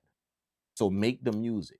Don't just sit down there and think that 2 beats was boom, you got it. No, man, try and make 5. Try and do that. And the thing is, the way you do it is the way you make them 5 beats. If you just like a 1 beat or 2 beat a day person or something like that, the way you make them 5 beats is don't get hung up on shit. That's why you only making 2 beats, is because you some kind of way you hung up on a bunch of shit in your beats. You hung up on it. Trying to meticulously get everything right. Like I said, let it flow naturally. Just keep moving. Just keep moving. Just keep moving. Just keep moving. Even if it sounds kind of off, nah, just keep moving. Just keep moving. See? Just keep moving. Get yourself into that natural thing. That natural thing. Not going back. Oop, let me fix this. Oop, let me move this. Oop, man, let me slow this down. See? Get yourself into that natural thing. That's how that natural thing gonna come in the next 2, 3 beats. That you're gonna notice that natural thing happen because it's like you started and you train yourself to be natural. You trained it. For that first beat, that second beat, that third. By the time you get to beat 5, 6, 7, whatever, man, heat. And it's just coming. It's just happening. See what I'm saying? So try that out. Try that out. If you have a problem with sitting down and doing your creative thing, try that out, man. Just be natural. Just let it flow. Be natural. Natural means that every little thing don't have to be done. That's what natural means. Every little thing don't have to be done. See? Just keep moving. Keep moving. Keep moving. EQ a little something. Keep moving. Do this, do that, keep moving. Next track, keep moving. Next, keep moving. Next sound, keep moving. See what I'm saying? Natural, just keep going. See? What you're gonna notice is maybe that first one wasn't on point. Second one got better. Third one got better. See, by the time you get to that 5, bam. All that natural just and you just move it through it. Very, very efficient. All right, let's get this thing chopped up. Let's do it. Boom. Okay, that's our sample right there. Okay, so first thing we're gonna do is we're gonna hit edit. Okay, now basically I'm gonna be moving between the select screen and the trim screen. Right now, when you hit edit, it takes you to the select screen, and then the trim. They got a bunch of things, bunch of F keys down here. Your F keys is at the bottom right here, and it's just like the MPC. A F key relates to a certain thing on the screen, a certain um button on the screen. So F1 select is on top of that. F2 trim, F3 loop, F4 normal, F5 DSP, F6 is more. That's the, if I hit X, it's gonna give me more tabs to work. See, so it's the same kind of deal with the MPC, same kind of deal. So these function key is gonna correlate on something to something on your screen. So I'm gonna be going between F1 and F2. So F1 is select, F2 is trim. So right now I'm on select. Okay, so what I'm gonna do with select is what that's telling me is this screen right here that I'm on is telling me what I recorded in, what do you want to do with it? So that sample I recorded in just now, what do I want to do? So I gotta find it. I recorded it under pulse. Okay, now the reason why it says pulse right now is because your MPC, the MPC X is gonna automatically, when you pull up a program, it's gonna, or you start an initial program, it's gonna automatically give you pulse. It's gonna give you pulse, square, sawtooth, square, and sine wave. It's gonna give you them as default. See, that's different. See, that's your sine wave right there. See,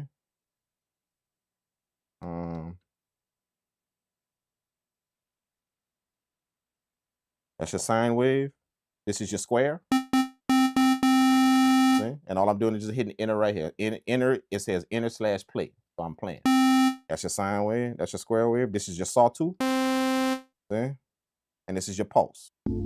Which I overrode the pulse. I don't need those different waveforms. It just starts you off with that just in case you want to make your own sound, create your own sound from them files. I'm start recording over those. So the pulse one is the one I had it set on when I recorded the sampling. So this is pulse right here. That's the sample. Okay? All right, but I'm gonna change the name to something that I can get to real easy. So I got it on pulse. I'm gonna hit name. It's gonna make name light up. So the pulse, I'm gonna change that. Let's change that to ME1. ME for mellow. I try and keep the names very, very simple because that's how you work efficiently. Don't try and spell out something because you're gonna be dialing in them letters all day. So label things very, very efficiently. So we're gonna just call this a mellow sample. So let's say MS for mellow sample. MS, okay? So remember, we got to dial in the man M, okay, and then go over, and then S. Boom. S, and then we're gonna delete everything after that. Oh, okay. Now I do a lot of scrolling, but there's also a way that you could type in the letters if you want. Typing in the letters. Every button on here has what the button does, and then it has a slash and a letter. So for instance, this first button over here that's lit up. This bright red button right here that's lit up. That's the edit button. But it says edit /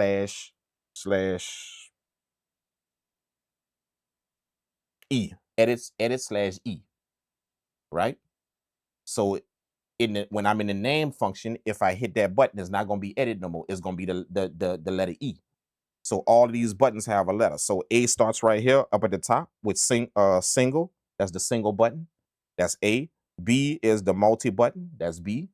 C is the sample button right here. C. D is the effects button right here. E is the edit button. E. F is the global. Save is the G. Loud is H. Or load. I'm sorry, load. The load button is H. And then the function buttons, you have 1, 2, 3, 4, 5, 6, 7, 8. 8 function buttons. That's 8 letters. So you got F1 is I. F2 is J. F3 is K, F4 is L, F5 is M, F8 is N, F7 is O, F8 is P. So that's I, J, K, L, M, N, O, P, right? So already we on P. We didn't cover all of the letters up to P just with these. See P. Now you got your number buttons right here. See? Your number buttons is right. So these buttons have a number, an actual number, plus they have a slash letter. See? So after you get to P right here, it would start up here. See?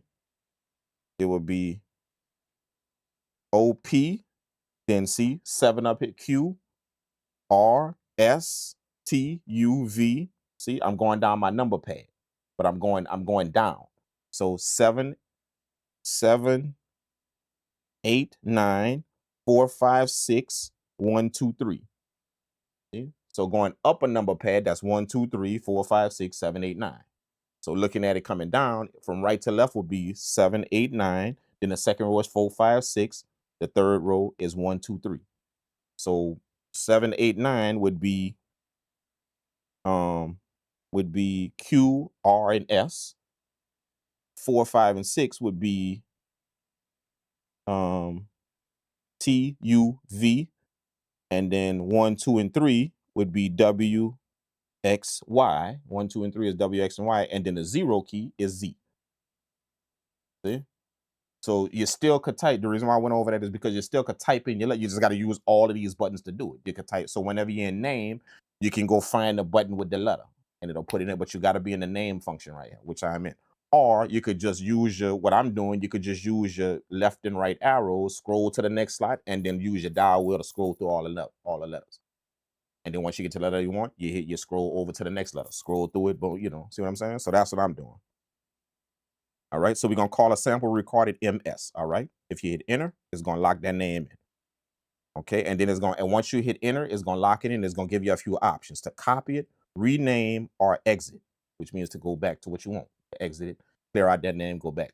See, so we changing the name Pulse to MS from the sample. The right now the sample is called Pulse. We changing it to MS. So we don't want to copy it. We don't want to copy it. All we want to do is just rename it from Pulse to MS. All right, so I'm going to hit rename. Now the sample is called MS. Okay. Now the basic premise of what we're doing is I'm gonna use the MS sample. That's the full 27 seconds. I'm gonna copy that again and then go find my chop in there that I want. And we're gonna keep doing that over, finding all the chops we want. So I'm gonna go to the MS sample. Boom, I got that pulled up. The 27 seconds we recorded. It's called MS now. All right. I'm gonna do the same thing. I'm gonna hit name. Okay. Name, and I'm gonna name that MS1. That's gonna be our first chop. So all I'm gonna do is scroll, see MS. The reason why I labeled the sample MS is because when I duplicate it, it's gonna stay MS. So all I gotta do is just keep changing one thing, the thing at the end to 1. And then when I duplicate, it's gonna be MS, then change the ending to 2. See? That's why I kept the title short, MS. 2, 3, 4, 5. That's gonna be all my chops. See what I'm saying? So that's what I mean by that's the ways I figure out how to work efficiently in it. To make sure you don't label things no big long name. You don't just keep things very, very simple. Stuff that you would understand, different abbreviations that you would understand. That way when you're scrolling through stuff, you don't have to worry about it. Even when you're copying stuff and you're redoing, you don't have to worry about renaming some long name. See what I'm saying? So my first chop gonna be MS1. So all I gotta do is scroll through the MS and put 1 at the end. Boom, just that quick. 1. And then when I hit enter, it's going to ask me that same thing. Do I want to rename it, copy it, just like I did before? But see, right now, I don't want to rename it. I want to copy it now. See, so I'm going to hit copy. Boom. And it's saying, please, it's going to duplicate the 27 seconds over. So now I have 27 seconds, 2 of them. See? So that MS going to always be the one that we pull from, the MS. We about to take MS1 and go find our chop. And then we're going to delete the rest. All right, so let's do it.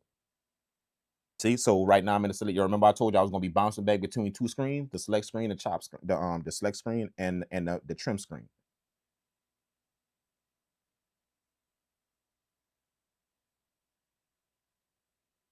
Okay.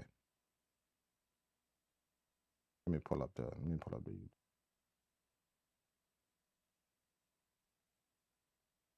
Just in case. Close out YouTube.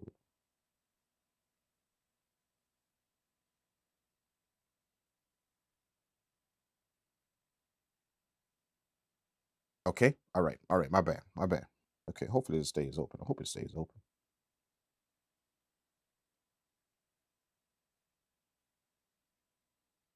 All right. Boom. Okay. I told you I'm gonna be going through 2 pages for right now. Just these 2 pages. Select page, the trim page. Okay, that's the only 2 pages I'm gonna be using, just going back and forth. I like to minimize my workflow down to what I'm just dealing with at that particular time. That's how I get into the workflow when I'm learning something.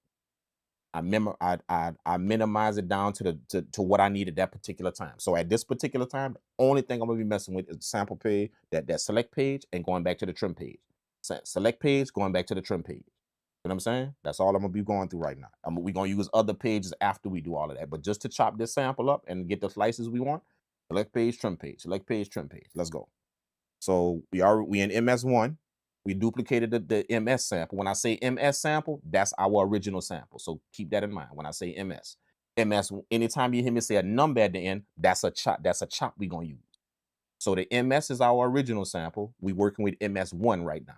So that's a chop we're gonna get. It's a duplication of the 27 seconds. We need a chop from that 27 seconds. So I'm gonna hit trim, go to trim, and right now I can play it now. Okay? I can play it just by hitting this button right. I can play it. Now, here's the beauty about it. If I go to the MPC, let's go to the MPC right now. Remember, I got the MPC hooked up MIDI. So if I go to the MPC, how the MPC defaults when you turn it on is a drum program. See, but if I go change that drum program to a MIDI program, I change it to a MIDI program, my first track to a MIDI program, and then I put MIDI out on MPC A, MIDI output port on MPC A, and then I put MIDI output channel on 1. Because 1, the first channel is what this is set to, the first MIDI channel, what this is set to. When we do drums, we're going to use another MIDI channel 2 to do drums.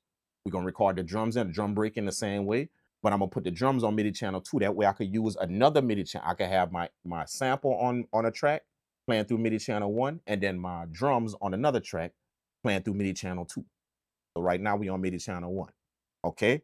Now if I hit the pad perform, okay, go to chromatic, put the MPC in chromatic, C major, and then put it up to C3. See? C3 is where your sample starts. See, so now I could trigger the sample just hitting this pad. See? I don't have to trigger it through here on the machine. It's triggering through here. So now y'all see what I could do now? Now I could audition my sample as I work with it on the screen here, instead of hitting this play right here trying to work with it. Now I can audition it here. So that's what I'm gonna be doing. I'm gonna be auditioning the sample to give it my starting and end point. So all we did, we just made it trigger from the MPC versus hitting this play button right here. All right, let's get our starting and end point. Okay, so we're gonna go to start point. Okay, obviously we want the sample to start at the beginning, right? So again, this is how I'm doing this. At the the number it starts on is 2000. 2000. That's what the starting point starts on every sample. It starts on that. Okay, until you chop it, it's gonna start on 0. But for right now, it's on 2000. Okay. Remember how I gotta change this to get the starting and end points. The cursor gonna start off blinking on the 0. See, 2, then 3 zeros. It's gonna be on that last 0. You know how on the MPC, X, your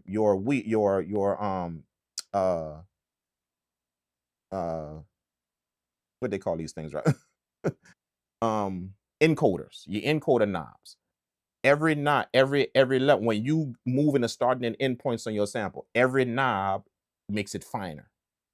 So if you're using the top encoder knob, you can go through it, a lot. You can move the starting and end points a lot. You go down to the second knob, it moves it a little bit less. You go down to the third knob, it moves a little bit less. You go down to the last knob, it moves it fine. It moves it, very, very fine. So you can detail. See? That's the premise of what happens inside of it when you're moving from number to number. See, so if it says 2000, picture this number, 2000. If it's blinking on just the 0 at the end, if I move that, see how the rest of the numbers stay the same? So I'm moving small. That last 0 from 1, 2, 3. So that starting end point barely moving. But see, if I was to take that cursor and move it over to the 0 before that, see, now I'm moving 10, 20, 30, 40, 50, see, a little bit higher. If I were to take that cursor and move it over, now I'm moving hundreds now. See, 100, 200, 300, move it over, now I'm moving thousands. See, going through the number thousands. See, so that's how it works. That I want to explain that to you so y'all know what I'm doing when I'm setting the starting and end points. See, so it's still that same fine movement from fine to a lot. like it is on these encoders, still that same movement, but you're doing it manually though. Right here on the MPC, you got encoders to do that. Here, you actually go into the numbers. See? So how I do it is just to kind of simplify it. What I'll do is I'll move over to the hundreds. I mean, I'll move over to the thousands first. So I'm gonna move over to where I can move the 2. Starts on 2000. So I'm moving my cursor over to where it's gonna move the 2. It's gonna, when I turn the knob, it's gonna move the 2. See, so now I'm able to move big. See? So let me show you how that works. If I move it over to the 2 and then zoom in, hit the zoom in button. Now what I'm able to do is this. Check it out. Now as I move it, as I dial, see how it's changing the endpoint? It's like I'm moving the cursor a lot. See, so it's changing. It's changing the start point. The sample is starting on different points. See, I turn it again. Starts on a different point. Turn it again. See, starting on different point as I turn it. It's moving the cursor a lot. That's what thousands do. Okay, so I don't need to basically move the cursor from the beginning point because I want it to start at the beginning point. So let's move it all the way. Let's go all the way back to 2000. All right, I'm gonna zoom in. Maybe I need to cut a little bit of that off. So zoom in, look at the wave file. Yeah, I need to cut a little bit off. So I'm gonna move it to like 1000, and then I'm gonna go move it. Move the cursor. I'm gonna move it over a bit to control the hundreds, not the thousands no more. See what I'm saying?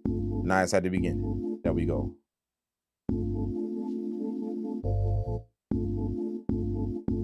That's my first chop. That's the beginning point of my first chop right there. Okay, ending point. I'm gonna move to my ending point. Let's go to the ending point. Okay, the ending point gonna start all the way over there then. So immediately I want to go to the thousands. Okay, because that's gonna move me. That's gonna, instead of dialing in hundreds or tens, the thousands gonna move me over there to the beginning quicker. So basically, I already got my starting point right here. Basically, what I want to do, my ending point is way over here. I want to hurry up and get it over here. If I were to do it small, it's gonna move like this. See, it's gonna keep moving. See, it's gonna take a while the more I turn that knob. So I'm gonna go to the thousands, so it's shorten it like that and get it close to my ending, my starting point. Okay. And I do that. I'm explaining the first one like this so y'all can understand what I'm doing for the next one. I'm gonna do that every time. As soon as I go to my endpoint, I'm gonna go to the thousands and move it quick like that. Now I'm gonna go to the hundreds or whatever and start moving it like this to get my my chop I want. See? And then when I do it again, it's gonna start like that. When I duplicate it, get my next chop, it's gonna start like this at the ending. Set my start point, whatever I want it to be, set my starting point, and then I'm gonna go to my end point and zoom it all the way like this, close to it. And then I'm gonna start boom like that.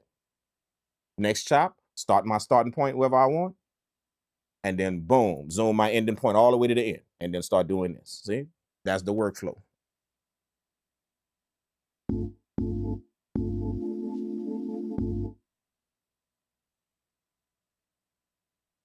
Okay, so we got the starting point. I'm going to the end. Boom. The thousands. See? Zoom it all the way. See, I'm already there. See?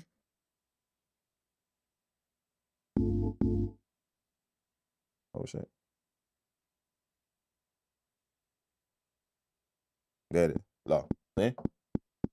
The reason why it's not triggering nothing is because I'm close to the point like this. I was like this all the way, so I did this. Boom, just like that quick. Now I'm gonna go to I'm gonna move my cursor and go to the 100 so I can start doing it slowly, like this. And y'all gonna start hearing the chop play now. Okay, so let's go to the hundreds. Move it to the hundreds. Boom, and start doing it. Look. See? See how it's catching the chop now? Just moving, just turning it on. The hundreds. So the object is to get it to hear the chop that I want. I'm gonna keep moving it till I hit a chop that however much of the chop I want.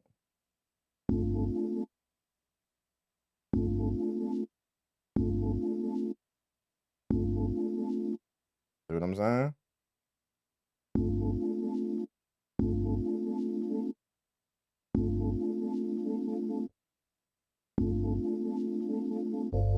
See? So I want to catch when it change. See? So now Now I'm gonna go to the hundreds and start moving the ending point back.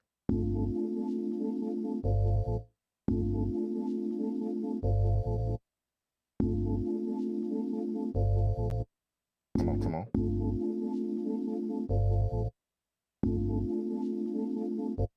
See? I just want that first hit. I don't want that second hit. So if y'all notice, I'm slowly getting that second hit off of the sample. Let's fine tune it. Go to the tens and start fine tuning it. You get that little piece, see that little click at the end? Bump. That little click at the end. We want to get that off of there. So I'm going to the tens to fine tune it. And I'm just pulling the ending point back to where you're not going to hit that no more. See? Gone. See, that's my first hit. That's it. My first hit. Got my first hit already. Done. All right. So I'm going to go to cut. See? And then I'm going to go to cut again. Boom. There's my hit. There's my MS1. So remember, now I got two samples now. I got the 27 the full sample, and I got MS1 with this chop. And we're going to keep doing that. All right. So let's go back to, you remember I told you between the two screens, trim page we was just on, we're going back to the select page. We're going to keep going trim, select page, trim, select. Let's go back to the select page. Boom. Let's scroll back to MS. MS is our 27 seconds. We're going to go back to MS. We're going to copy that again and do the same thing and get that second chop. Let's copy the MS over again. So the copy, we name it. We're going to name it MS2, our second chop. Boom. Enter. Okay. It's going to ask, remember when you hit enter, it asks you the three things. If you want to copy, rename, or exit. I want to copy that 27 seconds. I don't want to rename it because if I rename it, it's going to rename my first 27 seconds. I don't want to rename. I want to copy it. That way it keeps my original MS and it gives me the MS3 that I titled. Okay, so I'm going to hit copy. Boom. It says, please wait. Immediately, I'm going to get my hand on the trim button, ready to go. Ready to go back to the trim screen. Boom. Hit the trim screen. I'm back in it already. Go back to my start point. See the work. See quicker. Go back to the start point. I'm ready to go find my chop. So remember, in the first chop, we didn't have to move the starting point. It was already at the beginning. Now for the next chops, we got to move the starting point and then do that ending point close to it. So let's move our starting point. Let's go. We remember we want that second hit.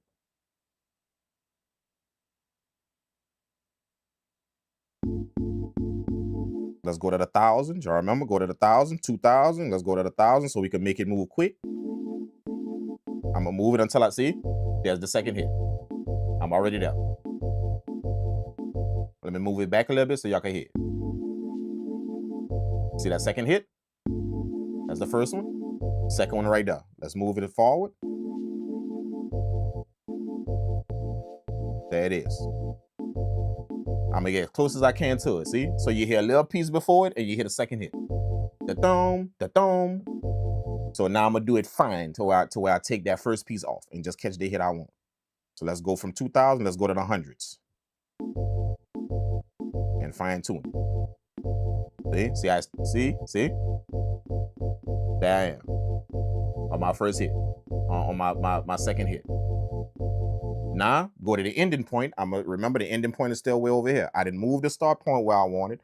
I'm gonna go to the thousands of the ending point. That way I could just turn the knob and it's gonna do this. It's gonna put it over there quick. See? And then now I'm gonna go to the hundreds and start dialing it back to get the chop that I want. So let's go to the ending point, put it on thousands, put it on 1,000 right here, and then just turn it. Boom, I'm now ready. See? Remember when the sample go all the way there, you're not gonna hear nothing. See, because it don't have no sample to play. There's no sample in between. This is a sample in between. When you take the endpoint, move it all the way like this, it can't play nothing, so you're not gonna hear nothing. See? It's playing just a little dot in between. Boop, boop, boop, boop. See? So now I'm gonna go to the hundreds and start moving it over some to where I can hit a hit.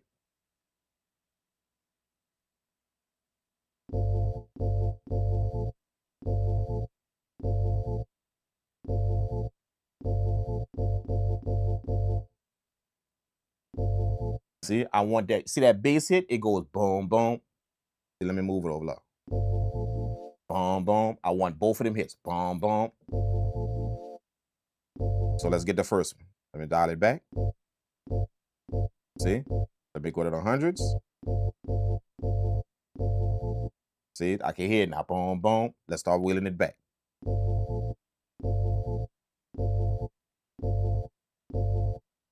See? Just one hit. Boom. Let me do that. Let me do the beginning point a little bit more. Beginning point is kind of shaky a little bit. I hear it. There it is. There's my hit. Boom, boom, boom. There it is. So hit cut. Cut. There's my chop. My MS2 chop. We already got 2 chops. All right. Boom. Let's go back to the other screen. Remember? 2 screens. Trim and select. We on the trim screen. Let's go back to the select screen. Boom. Okay. We on the MS2. I'm going to go back to the MS, the original sample, and copy it again. Let's go back to MS. And then we're going to hit name. Remember to name it. To copy it, you have to rename it, a different name. That's to copy. So I'm going to hit name from MS. I'm going to change it to MS3.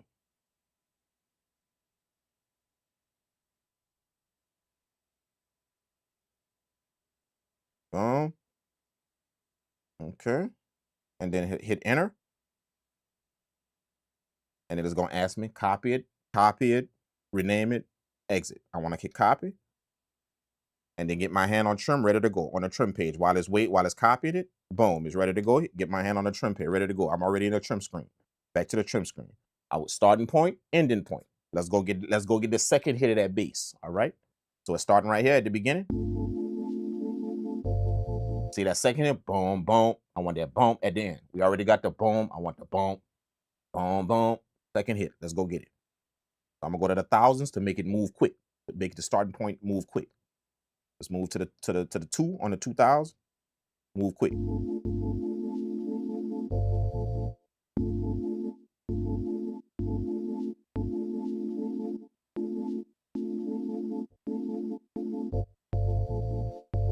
There we go.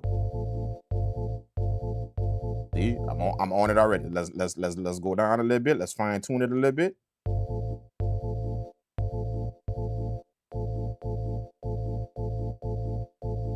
There's my starting point. Boom, boom, boom. Okay, end point. Okay, I'm gonna put it on 1,000. Remember, we already started our starting point. The end point is way over here. I'm gonna make the end point do this. Woo! All the way. And then we go, same workflow. That way we could get our chop. So let's go to the thousands of the end point. And then I could just turn the wheel and get it down. Just that easy. See? You're not hearing nothing. So you just hearing that boop, boop, boop. Nothing. Let's put it on the hundreds and start wheeling it back. Let's go so we can get our bass hit.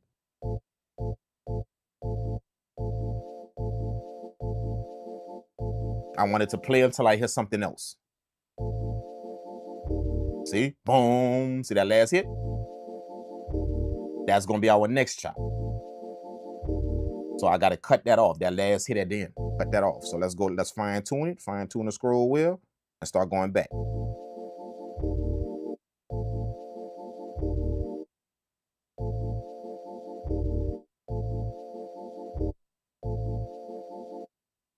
See? There it is. And it stops. If I move it more forward, you're going to hear that other hit. See? We want to cut that hit off. That's going to be our next chop. See? There it is. Clean. Boom. Got our next chop. Let's do hit cut. Cut. Boom. We got our chop. There it is. All right. Go back to the screen. Back to the select screen. Let's go. Same workflow. Boom. MS. Go back to MS, our original sample. We want to rename it to chop 4, to MS4. So hit name. Scroll over. Put 4 at the end of this one. Bam. Hit enter. It's going to ask me to copy it. Yes, I want to copy it. Get my hand on the trim button. Ready to go back to the trim screen. There it is. Boom. Back in trim. There it is. Back in the trim screen. Okay, we on MS4. And anytime I want to hear my other chops, all I got to do is go up to the top of the screen. Right now, we work on an MS4, but I could scroll back through my chop. This is MS3. This is MS3. This is MS2. This is MS1. See? That's anytime I want to hear all my chops. So basically what we got going from 1, 2, 3, chop to chop. This is 1, 2, 3. See? 1, 2.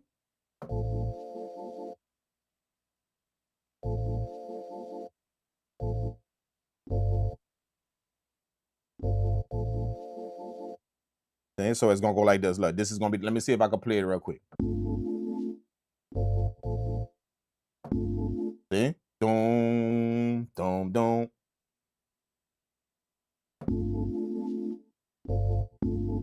Oh, I skipped one. Let me go look. 1, dum, dum. See? There we go. All right, now we on 4. Let's go to 4. We need that that hit at the end. Let's go. And it kind of tests your memory too, to see if you can remember what you wanted to get from the previous one, from the previous chop. See, so I remember after it hits them 2 bass licks, it has that, I want that. What we cut off of MS3, I want that on MS4 now. So let's go get it. So you got to kind of remember, if you're good with you can remember the chop you had before, you can remember what plays after that and go get it on the next chop. So see, so I keep in my mind what I heard on the chop before that I cut off of it, what I heard before. On my next chop, that's what I'm gonna go get. So I remember I heard that at the end of that. We cut it off. Let's go get that.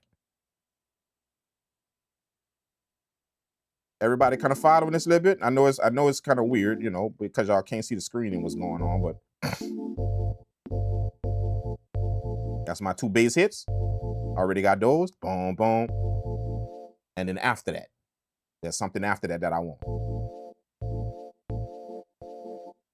Where is it? Keep going. There it is. Boom.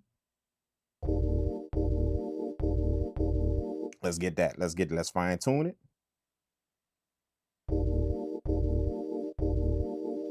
Just like the Q links in the one. Yeah. See? It's just like the Q links. But all we doing is using the numbers as Q links. So if we take the Q links of the MPC right here, from top, you got 4 Q links going from top to bottom. So when you use the Q links to move your starting and end points of your sample, we gonna do it in the terms of this. This would be the bottom one would be 10, would be 10s if you move in number fashion. If you're looking at it as a number, the bottom one would be moving it in 10. See, very small. You're moving the cursor very small. The one above that, Q link above that, would be hundreds. You're moving it a little bit more. You know, see, it moves a little bit more freely. The next one would be thousands. See, you're moving it a little bit more. You can move it a little bit more freely. The third one. The fourth one up here would be 10,000. See, 10,000s. You can move it quick. See, so whenever you put a cursor on the numbers to move it manually, that's what you move. Tens, you know, or basically you could go down to actually, you know, just the first letter, which is just 1 through 10. I mean the first number, which is just 1 through 10. Then you can put on a second one and do 10s. I just don't deal with that. For the first one is pointless to deal with. Like the very, very bottom one is pointless to deal with. That's too slow. You know what I'm saying? So it's either 10. I either go straight to the 10s, hundreds, or thousands. That's how I move it. That's how I move it around. You know what I'm saying? Like, you'll see what I mean. Like, if you go to the last number and try and move that around, yeah, it's pointless. Just, you're gonna be moving, but it's you're gonna be scrolling this wheel all day. You can scroll this wheel literally 100 times, and that thing gonna move literally not even an inch, not even a half inch. You're starting at endpoints. But that's good though to be that fine. If you want it to be that fine, let's say you want to get it to 0 crossing of a sample. See, you can fine tune it in like that if you go down to that last number. You know what I mean? But that's kind of to relate what we're doing with the starting and endpoints to the Q links on the MPC. You're just doing it manually. So again, the bottom Q link in number fashion, manual fashion. Your bottom Q link would be 10. Your top Q link, I mean your the one above that would be hundreds. The one above that would be thousands, and the one above that would be 10,000s. That's how fast you would be able to move the Q links if you're doing it manual with numbers. Let's get that sample chop. I need that. I need to zoom in just a little bit. I'm kind of already there. But we just gonna fine tune it just a little bit. See, it hits kind of hard at the beginning. See that pop, pop, pop, that click. So I want to get that off of there. I could do it. I could do either I could go backwards or I could cut it off going forwards. I'm gonna try and go. I always try and go. Whenever I hear a click, I always try and go backwards first. If I can't get it backwards, then I'll go forwards and cut it out completely.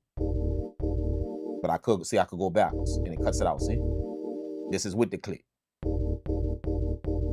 See, I had that click at the beginning. Go backwards without the click. Then it's smoother.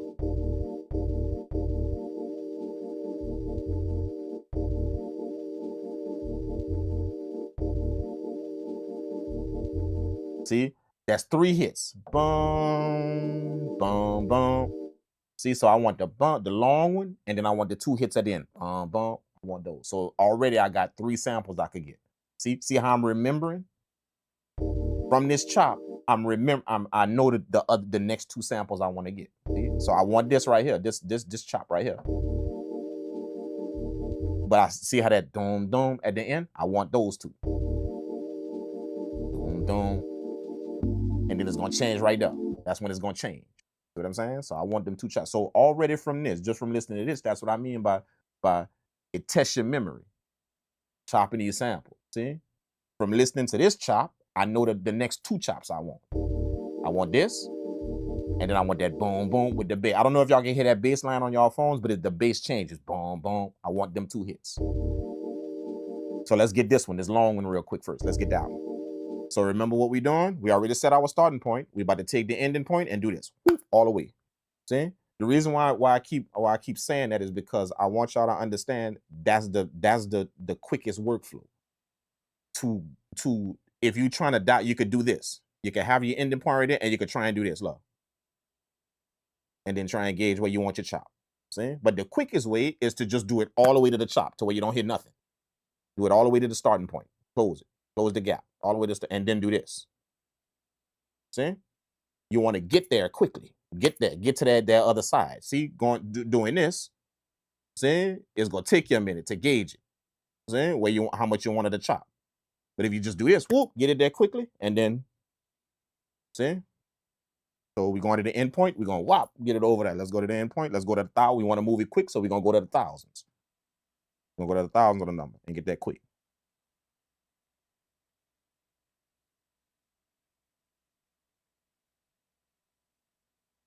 See? I'm already there. See? You don't hear nothing. Remember, when you're there, you're not going to hear nothing. It's doing this. This is my chop. It's not like this. It's like this. So you're not hearing nothing. No chop. Now I'm going to go to the hundreds, and I'm going to start doing this to give me my chop. See? And I'm going to keep lengthening it out until I hit at them next 2 chops I want. Almost. Look, there it is. It's coming. Let's go a little bit further so y'all can hear it. See? Boom. You hit a bit. Boom, boom. Let's cut that off. So I'm going back now to cut it off. I want to go finer, a little bit finer, so I'm going to go like to hundreds. Got it. That's my chop. That's my chop. There it is. Clean, see? Clean. Hit cut. Hit cut.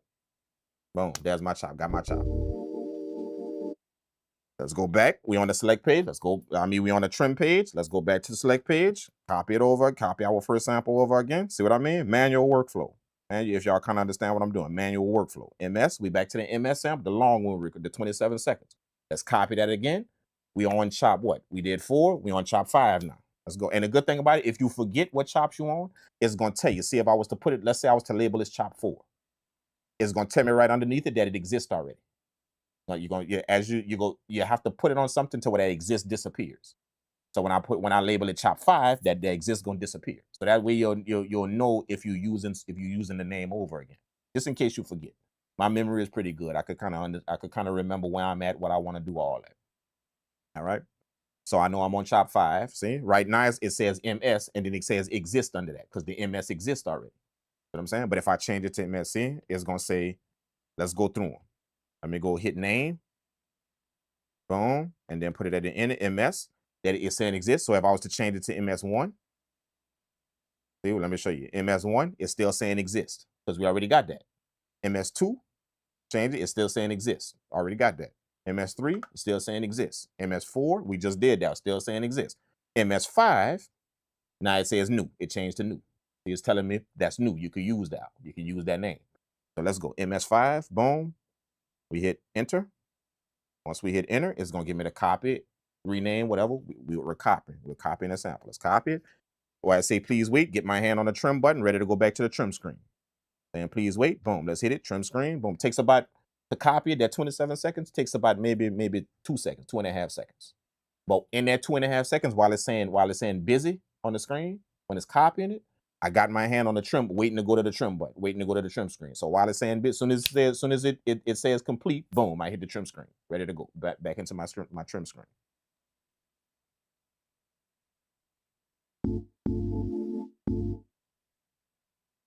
All right, so remember we at 2000 at the beginning, 2000. The 2000 number starting point is always gonna start at that 2000. Y'all remember I told y'all that? Because we copying the original sample. The original sample go from 2000 to way over here, whatever that big number is. Okay? So every time we copy a sample, it's always gonna start at that 2000 point, where we chop the sample first, the first original sample. So we at 2000. Remember, we want to go get that bass hit, boom, boom. We got that long hit. We want to go get that boom, boom at the end. Let's find it. So I'm gonna put it on thousands. That way I could go quickly with my starting point from here all the way over here, quick. So let's put it on thousands, boom, and scroll over, and trigger it.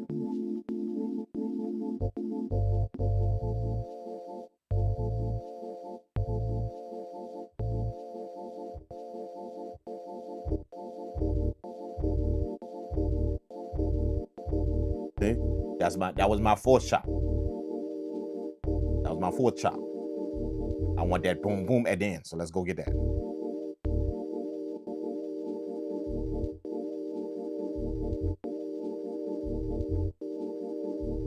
It's getting now. Getting now. There it is. There it is. It's right there. So I'm gonna go to a finer scroll. There it is. Boom, boom. That's where I wanted to start. Okay, so now I got my starting point. Where I want to start. My end point, see? Boom, over there again. Then get my chop. Let's go. Ending point, go to the ending point, put it on the thousands, and scroll it all the way over quick. See? We already there. See? Just that quick. We already there. Boom. See? Now we're going to lengthen out. We don't need to go that far because that's two small hits. Boom, boom, too small. So we just literally need to go like this and catch that first one, and then we're going to duplicate and catch that second one. Boom, boom. See? So we need to go just a little bit to catch that hit. So let's release it a little bit. I'm not even going to go to 1,000 to release it. I'm going to go to like hundreds or tens to release it because all I want to do is just a little bit. Let's go to hundreds. Scroll to the hundreds right here. Boom, and release it just a little bit.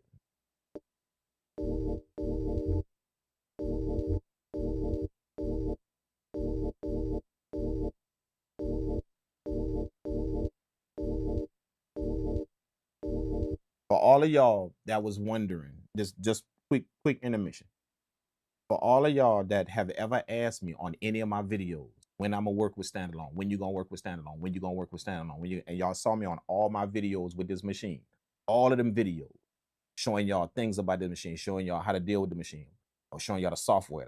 Y'all saw me working with the machine, but y'all saw it in controller mode. For all of y'all that saw me doing that and doubted that, and said, oh man, he don't never work in standalone. Why you keep using that thing in controller mode with the computer? You're not really using the MPC X. You're not really using it to the footage. There was a bunch of people that kept leaving, for all them years, that kept leaving them comments in my stuff. Understand, every time y'all would say that, you didn't understand the idea of what I do. I didn't buy this machine for that. This MPC, I didn't buy it for, I bought it for the digital shit. If I want to do standalone, I'm going to this, which y'all see me do with these machines. See, I didn't buy this machine for that. To go stand. That's not what I bought it for. See? I already got standalone machines, CDs. I already have them. So I didn't buy this machine to work in standalone some more. Is the people just don't under, because that's the thing about people get on the internet and they criticize you for shit they don't know because they never saw it. See, y'all never saw me with a vintage sample ever.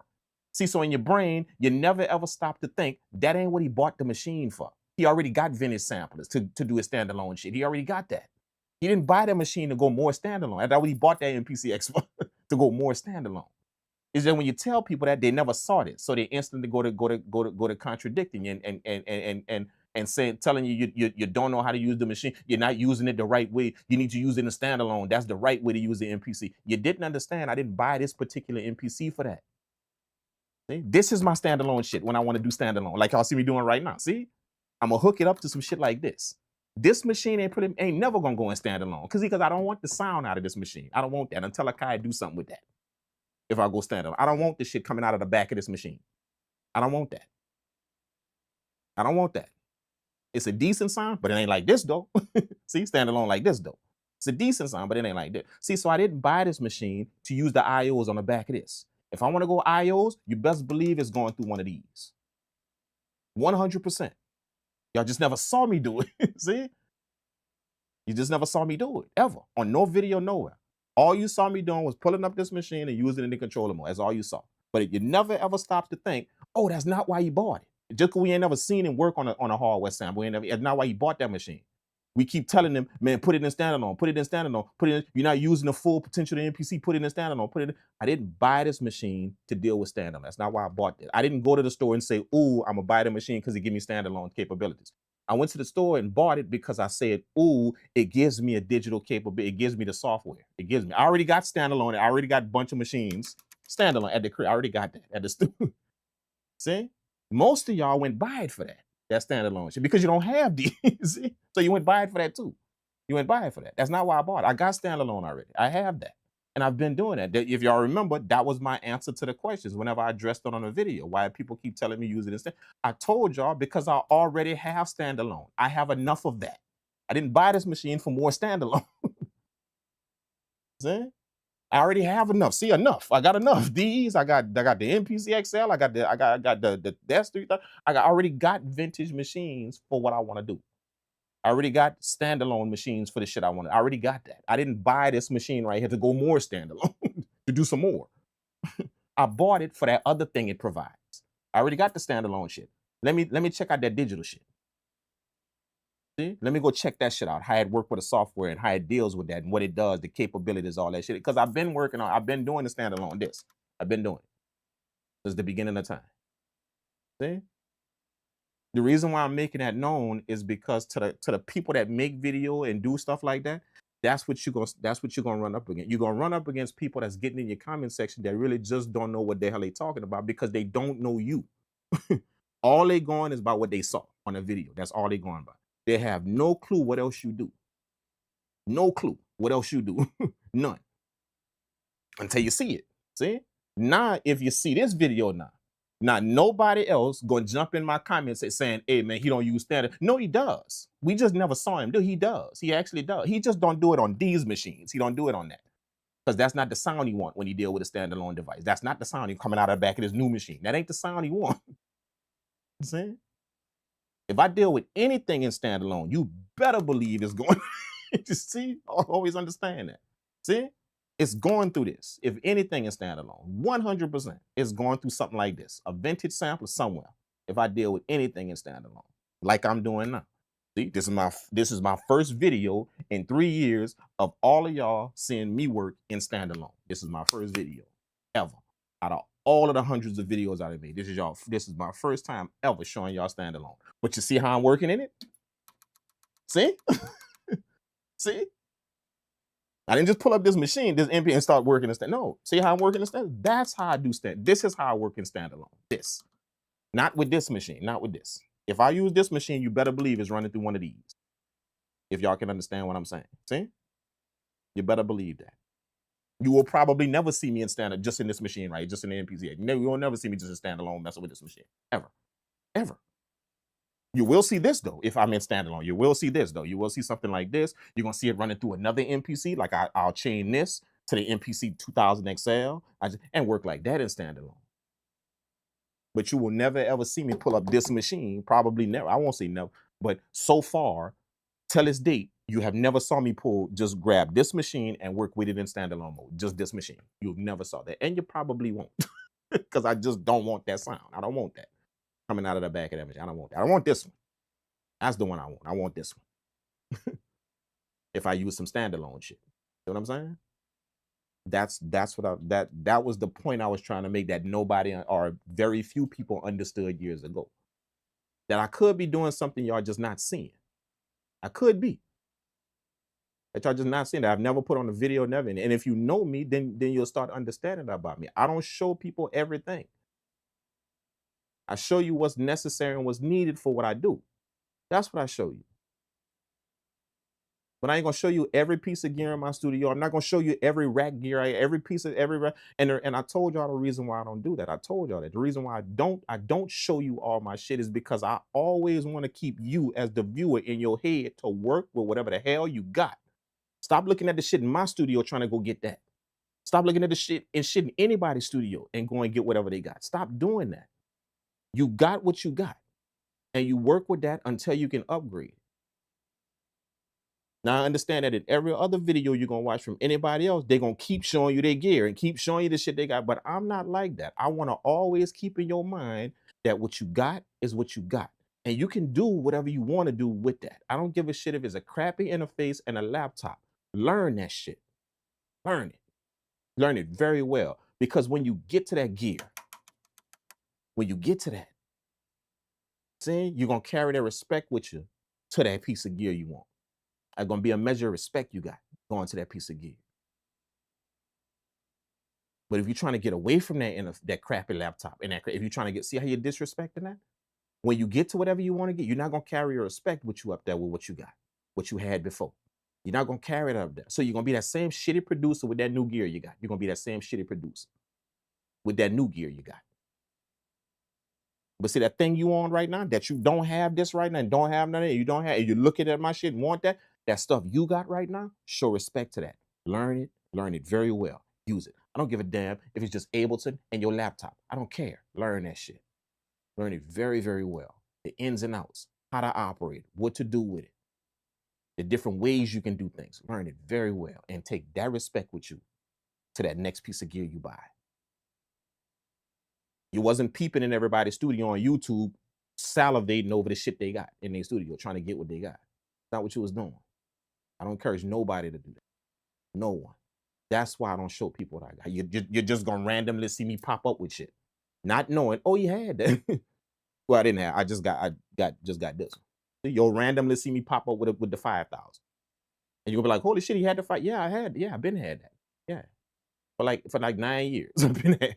See? I just never showed it to you on a YouTube video because I didn't feel the need to. Oh shit, he got the 2,000. Yeah, been having it. Yeah, for quite some time. Been having it. See? You can tell that I've been, because look the way I'm working through it. Look. Not only am I working through it efficiently, but I'm able to explain it to you. So that should clue you in. Oh yeah, he been messing with the things for quite some time. you know the way that whole shit works. How it go.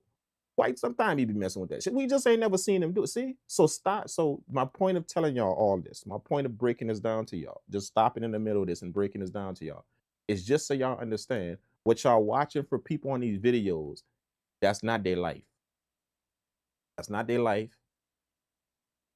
You know what I'm saying? They could be doing a bunch of shit that you just not privy to that information yet. You're not.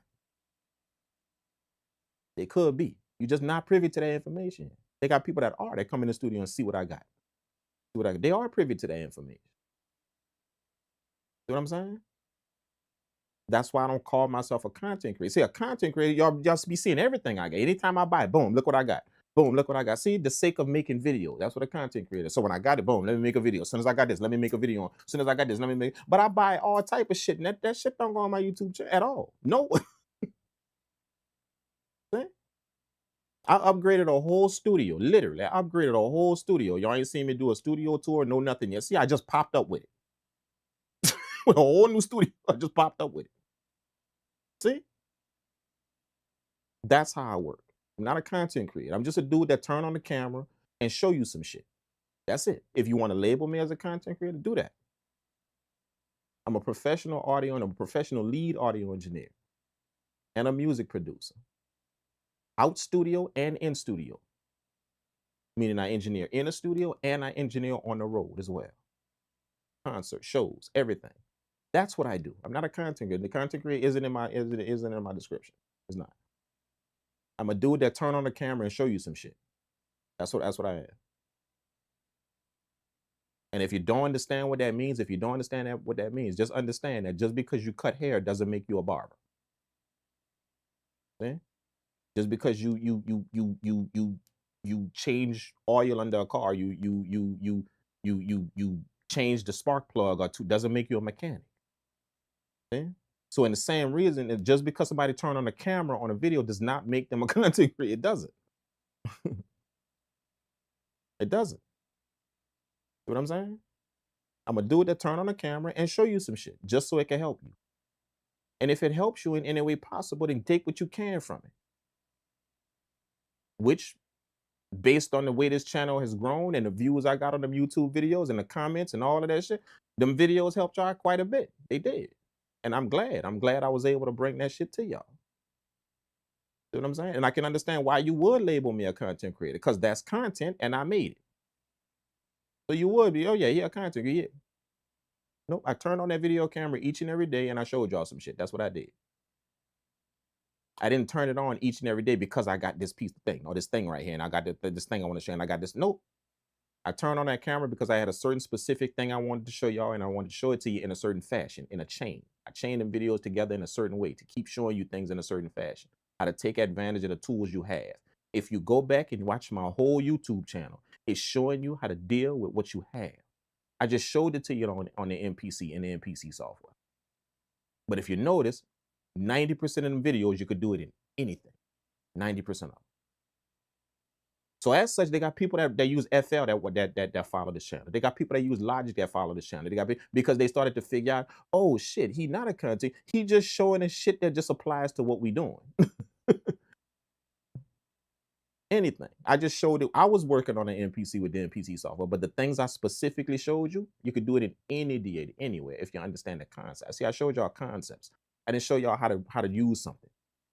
I showed y'all concepts. A concept will cover anything. It'll cover a vast array of things. I'm just showing it to you on this device right here, but go use that same thing in Logic. Watch it work. Go use that same thing in FL Studio. Watch it work. See the shit y'all just saw from me on this video? Go do that in Cubase. Watch it work. See? That's the things I purposely showed y'all on my video. I'm taking the time out to do this because this is a special moment for me on my YouTube channel. The first time I ever worked in standalone on YouTube. First time ever in years of being on YouTube. First time ever. But I just want everybody to mark the occasion and understand how you did it. See? Hopefully it's going to ding why you never saw me in standalone in this machine. Just in this machine. It's going to click. That's why we just never saw him do it though. But that's why he never turned that MPC X on in standalone. That's why he never did it. When he do standalone, it go through that shit. It go through this. That's how he do it. That's what he do. That's how his standalone work. Now, I don't give a shit how all of y'all standalone work and how y'all do it. Y'all can turn on these machines all day and put that shit in standalone. But when I work in standalone, you better believe it's going through one of these. I don't want the sound that come out of here. I don't want that. And that's just my preference. I ain't saying it's a bad sound. I just don't want that shit when I could get the sound out of these things. I just don't want that. Simple. Until Akai, and if you understand, that's my main thing about Akai now that I talk about. That's my main thing. Until they give me an MPC that does something like this, I don't think I'll be buying anymore. I don't care how many more buttons or lights they put on it or how much workflow they give you or whatever they do to it. I don't really care about that. I got a bunch of workflow right here. How many ways you gonna give me to make a beat? How many ways you gonna do it? 13 new ways to make a beat. They're gonna give us in another device. Literally 13 new ways to make a beat, but they ain't touch your sound yet. Then another device gonna come out with 6 more ways to make a beat. See, all workflow is just making a beat this way now. And now you can make a beat this way now. And now you can make a beat this way now and make it this way now. That's all workflow is. That's all that is. And they keep giving y'all 8 more different ways to make a beat now. Then another machine gonna come out. They're gonna give you 15 more ways to make a beat on that machine. Then another machine come out. They're gonna give you 6 more ways to make a beat on that. See, different ways to make a beat. They're gonna keep giving you that. And some kind of way people keep getting mesmerized by that. But they ain't touching your sound though. They're not touching that in all of the machines they give you. See?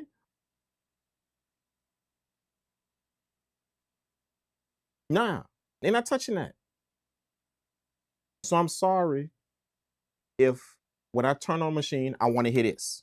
I'm sorry. Maybe that make me too picky. Maybe that make me I don't know. I don't know what it makes. Because I just when I turn on the machine, I want to hear something like this. When I turn on the machine, it's in standalone. I want to hear something like this. Maybe that just make me picky. So what I want to hear when I say I'm working in standalone. It makes maybe it does make me picky. Maybe I'm being too picky. I don't know. Maybe that's just my preference. Maybe that's but this is what I want to hear when I turn on. That's what I want to hear. When I turn on, when I say, okay, I'm about to work in standalone. Yeah. It makes my balls itch when I put this thing in standalone on my own time that y'all never saw me do. When I put this thing in standalone, and then I hear what's coming out of it. When I put my headphones on it, it makes my balls is that I'm working on a beautiful machine like this, but I don't hear this. I don't hear this type of sound.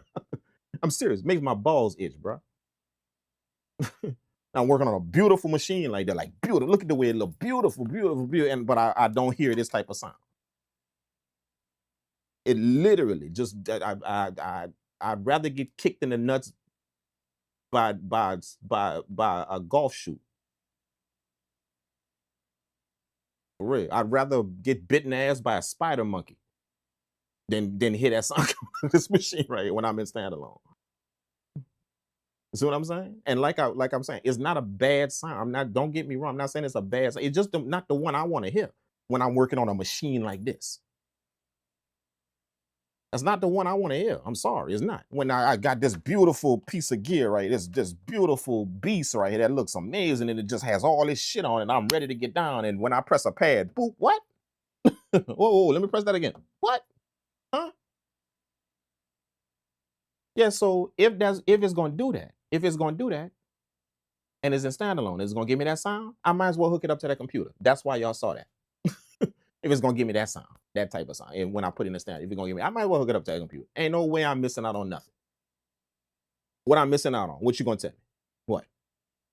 When I say, okay, I'm gonna go hook it up to a computer. I'm not gonna really use it in standalone. I'm gonna go hook it up to a computer. What I'm missing out on? What? You gonna tell me I'm missing out on the sound coming out of this machine, the back of the machine? I'm missing out on the sound. I could achieve that sound way better in the DAW, literally with my mixing ability. I've done it on multiple. I've showed y'all how to do it on multiple occasions. See? So you ain't telling me I'm missing something. Now I see we switch over to this standalone device. I could understand how I'd be missing the sound. See, if you told me, man, dude, if you don't hook up to that thing, you missing the sound. I'd be like, yeah, you absolutely right. See, when it come down to this shit. But there's no way nobody gonna convince me that I'm missing some type of sound not putting this in standalone mode. I'm missing some type of sound. This one, these particular machine, these DAWs in a box. These digital machines in a box. These computers in a box. Yeah, you gonna tell me that just because I don't hook up to the computer, the computer in my studio and come through the outs, the ins and outs of my gear that I specifically bought, I'm missing the sound? You can't convince me of that, man. None of y'all can. Nobody can. No, I'm gonna put this thing in controller mode. I'm gonna use it in controller mode, and that sound that's coming out of it gonna go through my rack shit, and that's the sound I'm gonna get in controller mode. That's the sound I'm gonna get. The sound I'm controlling and the sound I want. That's what I'm gonna get. You know what I'm saying? That's what I want. Simple. So you can't convince me that just because I don't put this thing in standalone mode, I'm missing a certain sound. No, you missing what I'm doing in the studio, dude. That's what you missing. You missing that. You're speaking on very limited information right now because you ain't never sat with me in the studio, ever. I just popped up with this piece of gear. See, just popped up with it. Imagine the other shit I could just pop up with that you have no clue about what I do in the studio. Never seen on a video nowhere. So just be careful how y'all judge people on what y'all see on these videos. Just be careful because them people could be doing shit that you absolutely have no clue about. And you just don't understand it. So that's why you're making the comments you're making. You don't understand. Comment when you have a lot of information. Then talk to people about shit like that. When you have the information, you have all of it. But not if you're running off of very limited information of what they're doing in their studio and how they do it. You know what I'm saying? Might be might be a year from now. I'll pop up with the 2000, just on something like that. Just show y'all how I work with the 2000. Eh? Whole year from now. 6 years of being on YouTube, you ain't never seen me work on the 2000 yet, but I just pop up with it. Yeah, you didn't know I've been had that. You had no clue that he been had that machine. But you're gonna see me work on it. That's gonna be key. Oh yeah, he know what he doing on that. Yeah, the way he explained it, the way he could work on that shit. Oh yeah, he been messing around with that for quite some time. See, quite some time. See. Just be careful, man. Be careful about this shit on the internet, man. Be careful about that. Let's get back to it. All right, we need our 2 bass sounds. I didn't forget, still remembered, even though I went off on that tangent right there. I still remember what I'm doing. We need them 2 bass hits. I got the first one already locked in at the starting point. I'm trying to get that ending point nice, and then we're gonna get that second bass hit, starting point and ending point. Let's get the first one. Let's see how they ended. Boom, boom. We need that little hit taken off of that at the end. So we're gonna go down to like hundreds on the end, the ending point.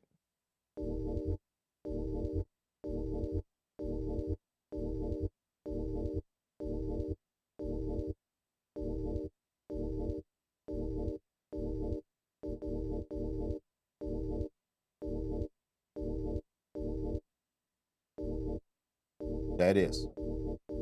Got it. Cut. Bam. Back to the trim screen. Now we're gonna move kind of quick now. Now that y'all got the workflow, y'all kind of understand it. I'm gonna be moving kind of quick now. You know, so forgive me if I get quiet. I'm just moving. All right. We're going to MS, the regular sample. Boom. I'm gonna rename that. Okay. We on MS6, chop 6. MS6, boom, no. Hit enter. Boom, copy, get my hand on trim, ready for the trim screen. It's busy. Trim, bam, let's go. Bam, starting point. Bam, let's move that starting point over and get that second bass hit.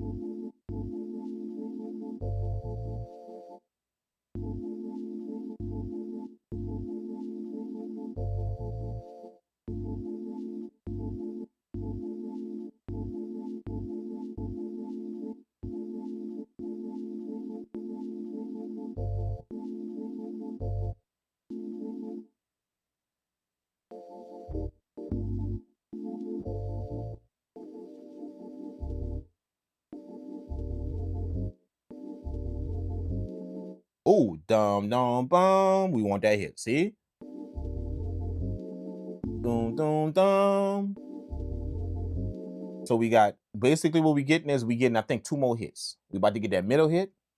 Bum bum bum. We already got the bum bum. We already got the bum at the beginning. We want the bum in the middle and then at the end. Boom, boom, so that's 3 sounds. We already got one, the first bass hit. Boom, boom. There's 2 bass hits, then there's that ring. Look, listen to it. Dum, dum, See? So I want the dum, dum, I want that. So we already got the first bass hit. I want the second bass hit, and then I want that ringing sound in there. So let's get the second bass hit. I still hear the first one in. Let's cut the first one off at the beginning.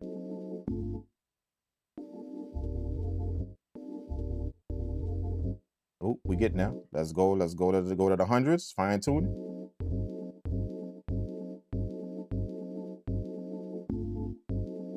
Got the beginning point. Let's go to the ending point, and let's zoom it all the way. Whoop, zoom it all the way, and then start stretching it out. Do it. Bam. See? We already there. No sound. Start stretching out.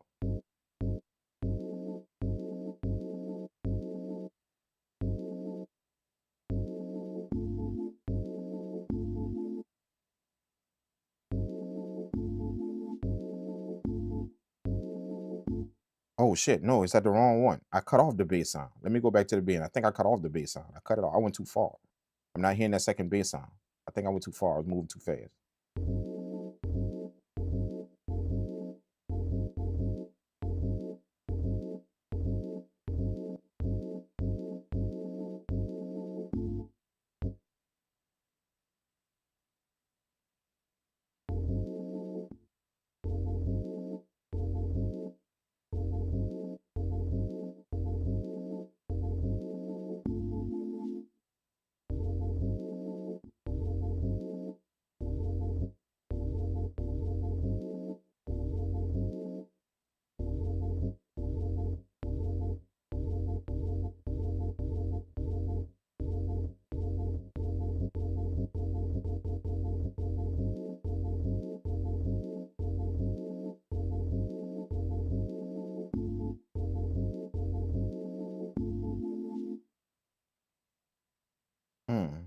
Let's go back to 5.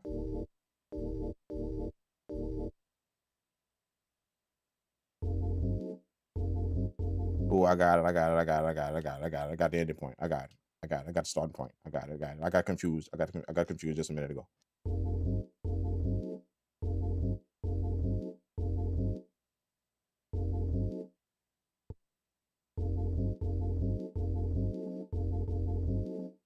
All right, boom. Now I'm on point.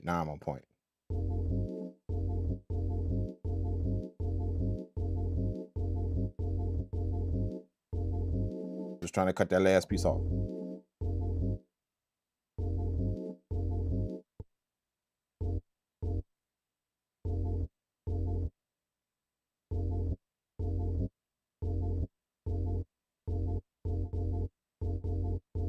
Got it. Cut. Back to the select screen. Boom. Almost done. 2 more chops. MS6, MS7. Let's go back to MS1. Bam. Name. I need MS7. Enter. Copy. Trim. Come on. Trim. Bam. Starting point. Thousands. Roll over.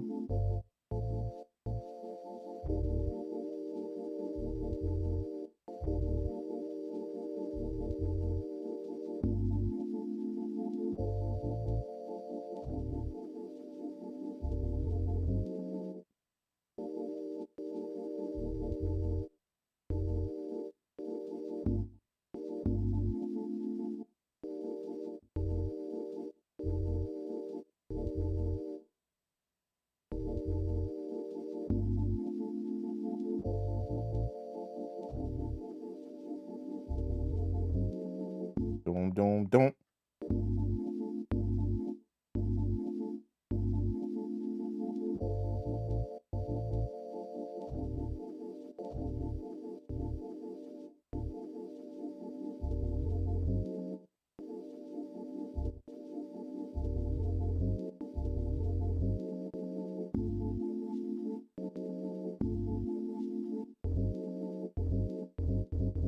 Got it. There it is. Got it. Got the starting point.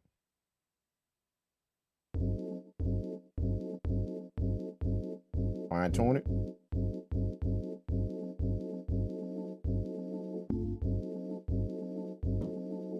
And then all I gotta do is get rid of that last part. And then I think we good. I think we good to go.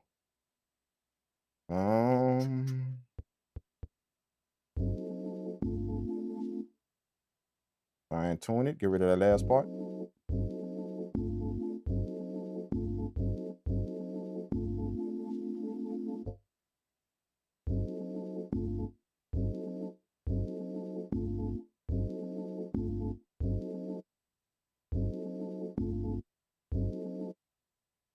Fine tune.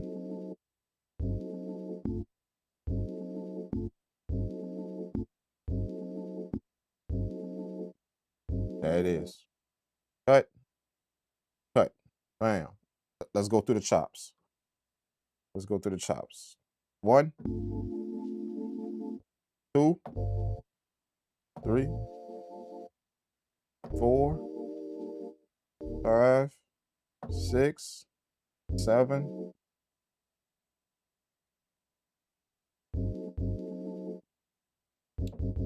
Got it. 7 chops. Not even 8. 7 chops. Got it. I think we're good to go. Okay, so now we got all our chops, right? We got all our chops. Let's go back to the next one. Now that we got all of the chops, we want by duplicating the first sample over and getting all our chops. Now, the way you trigger this machine, remember, you can't assign it to pads because there's no pads, right? So the way you trigger it is you got to assign it to key groups. When you assign it to a key group, that means you're going to be able to trigger it with MIDI.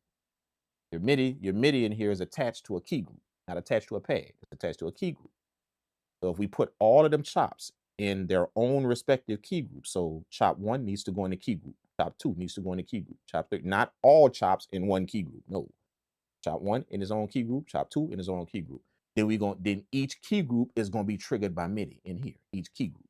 So we got to take all of them, put them in key groups. Fortunately, I made a template in here to where it starts up. There's a way to mod the machine, to go in the machine, in the OS of the machine, and mod it to where you can have something pull up when you first start it.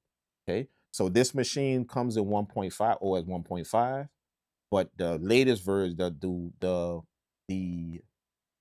the version that they stopped on is 2.0, right? So I have 1.5 on the machine, but I got 2.0 on this floppy right here. The guy that sold it to me gave me the 2.0 on this floppy right here. You know what I'm saying? Which I'm so glad he did, because I was gonna have to make that. I was gonna have to create. I know how to do it. I know how to actually create. I know how to do it, but I'm so glad he gave it to me. Shout out to my man for that. But yeah, he gave me this on it. He gave me the 2.0. So when you plug up this drive into the beginning, remember this, I changed the disk drive was changed out from the floppy drive to the GoTech drive. That's your card reader, right? And then on the back of the machine, I have the SCSI drive on the back. That's where my memory card is. That's got all that stores all this stuff I'm doing, samples and all that. But the drive on the front uses this MIDI card, this card right here. That's what the OS is on. So basically what happens is 1.5 on the device. I can use 1.5. If I pop this out and start the machine up, it's gonna start up at 1.5. Pop this in, start the machine up, it's gonna start off with 1.5, then you're gonna see it switch to the 2.0 software. It's gonna, I mean, the 2.0 OS is gonna switch. You know what I'm saying? And the only difference between the two is they did some upgrades to it when it comes down to how it houses the samples, how it holds the samples, and then it has some issues with 1.5.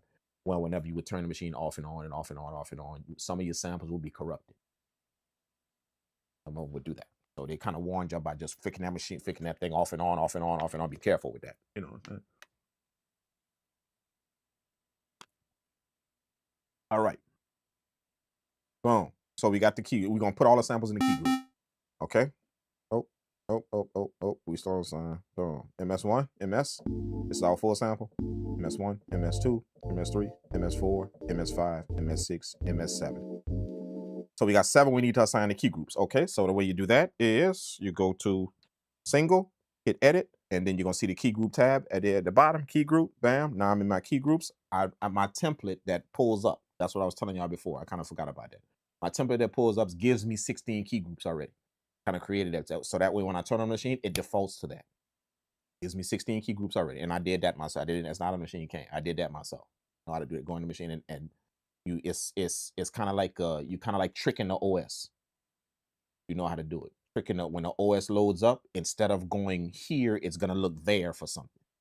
So it's not a feature that comes in the machine. You can actually trick it to do it to where it's gonna go here, and instead of pulling up just a regular, it's gonna pull up whatever you want it to. So I got it going defaulting straight to that 16 key group. If they empty, but they're 16. That way I gotta keep making the key group every time. You see, every time I do, it's fairly easy to do, but it's just tedious. Why not have the key groups made already and have them assigned to the MIDI channel already? That's it. You know what I'm saying? So I got 16 for 16 pads. If I need more, I can make more. And if I don't need 16, which I don't, I got 7 chops I use, so I'm not going to be using all 16 key groups. I'm going to be using 7 of the key groups. I can just erase the other 3 or just make the other ones not active. The ones that's not that way I don't have to worry about that. You know what I'm saying? So that's how I kind of work. All right. So right now I got 16 with 1 active. I need 16 with 7 active. So 16 key groups with 7 active. Okay. Now, how we do this? Let me see if I can explain this. Key groups. How we need to do this is I need to be able to trigger the samples with this MPC X right here. Okay. So that means I need to start on C3 and go up the keyboard. Okay. That's why if y'all notice when I first started, I put the MPC in chromatic and I started it on C major. Make a MIDI track on the MPC, put it in chromatic, start on C major. That way it's going to put it on C. And then you just do the octaves to C3. It's going to start on C0, C1, C2, C3. Put it on C3. So chromatic means that you're now going to be playing C3, C sharp 3, D3, D sharp 3, E3, F3, F sharp 3, so far, like just going up a keyboard, starting from the third octave, third interval, you're going up the keyboard. See? So you put it in chromatic, you could just hit the pads going like literally 1, 2, 3, 4, going up the key. See what I'm saying? So that's the easiest way to do it if you want to be able to trigger your samples just in a 16 pad form. Just put it in chromatic. Now you're able to do that. You're able to walk up the pad and trigger all the samples going up the keyboard. All right. So that's how we are right now in the MPC. We in chromatic right now. Got it in C major. Okay. Now I need to match. This is what I'm telling you this. I need to match the key groups in here in this machine. As I put the samples in the key group, I need to make sure. So key group 1, I'm gonna take MS1. That's our first chop. Remember, MS is our original sample. MS1 is our first chop. MS2 is our second chop. MS3, MS4, MS5, MS6, MS7. That's 7 chops. I need to take MS1.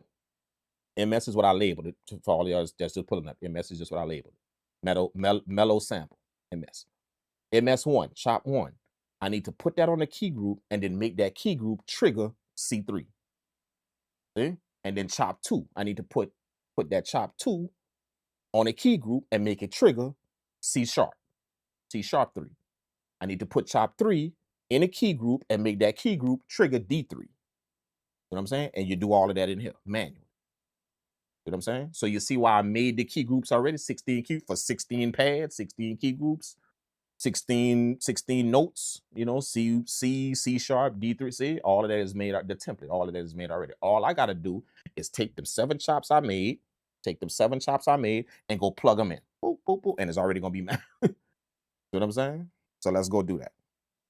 If you don't have that, which I should do it that way, the original way, because chances are if you mess with something, you probably ain't gonna have that template. You probably ain't gonna have it.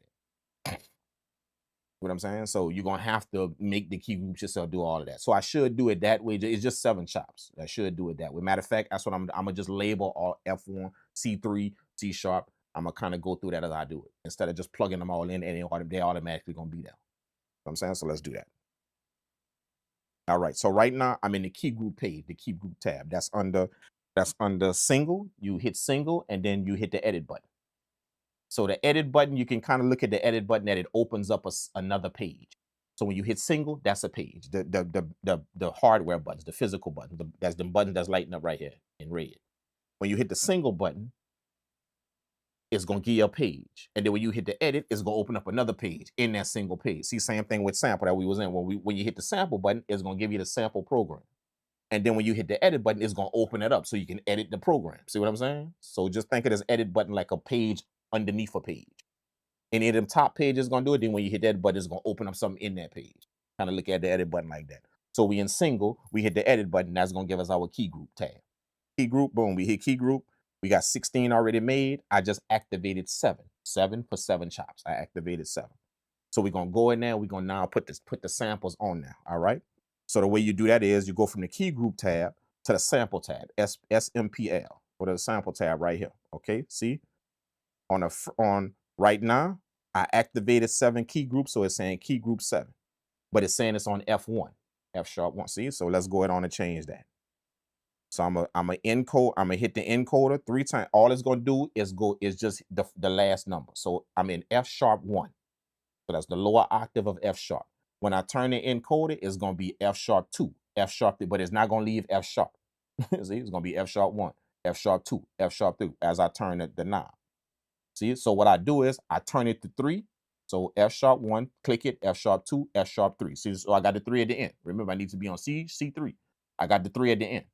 Then I do the scroll over to go to the letter, and then turn it to the thing that I need, the letter I need, the actual note that I need, C sharp. See, so that's how I'm gonna do that. So it's on F1. I'm gonna turn it F2, F3. So I'm on 3. Now I'm gonna scroll over to the F and change that to C sharp.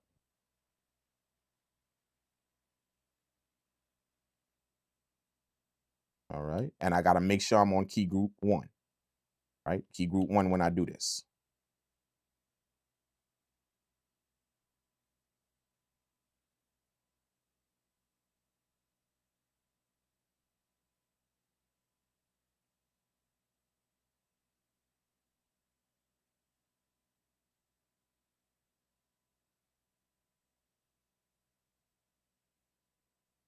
Key group 1. Let's do a key group 1. Bam, 3. And then C sharp. And the way you know if you've done it is when you hit the pad, it should trigger. Remember, it stays in MIDI the whole time. So that's C sharp 3. So it gives you a span. So C sharp 3, and then it's going to ask you where you want to end it. Remember, we don't want it to span across the keyboard. We don't want it to do that. We just want it to trigger that note. So it's going to be from C sharp 3 to C sharp 3. See, so that's, you label them both C sharp 3. That way it only triggers that note. If I wanted to, I could put C sharp 3 all the way to G whatever down the line and make that sample span out across the keyboard. I could do that. But we don't want to play it chromatically. We want to play the sample in chops. So we just needed to trigger one note. So you title the first one C sharp 3, C3, title the second one C3. And we should be good to go. And if everything works out well, it should trigger the sample. Key group 1. And then you're gonna see what a sample where you can later say it gives you 4 slots. Same thing like the MPC. You know how the MPC gives you 4 effects. Or if you wanna put more than one sample on the pad, it gives you 4 samples you can put on the pad, 4 different samples you can put on the pad. This machine allows you to do the same thing. See, so in this key group, I have 4 different pockets, 4 different zones. See? They call it zones. So all I need is just the first one. I don't plan on layering nothing else over these chops to trigger with it. So I just need the first zone. Every key group, I'm gonna just be putting a chop in the first zone. If I wanted to, they got 3 other zones underneath that I can layer some stuff where it's gonna trigger all of that, anything I layer with it. But right now we just need a trigger sample. So I'm gonna take that. It starts out in the default. I'm gonna take it and move it to MS1. That's our first chop. MS1, okay, and then very important, you got to switch over to the pitch. The pitch is going to be in track. It's going to say track first.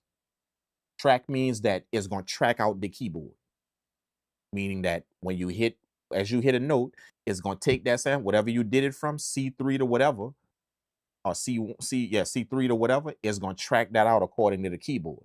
You want to switch track to constant. Constant means it's going to just hit that sample. That's it. It's not going to track it out through the keyboard. So we change the track to constant. Boom. We good to go. And if we hit it, there's our sample. See? Let's put it in the full velocity. See? That's our first sample chop. Now, see how I'm hitting it and it plays out the sample? That's part of my template that I made. See?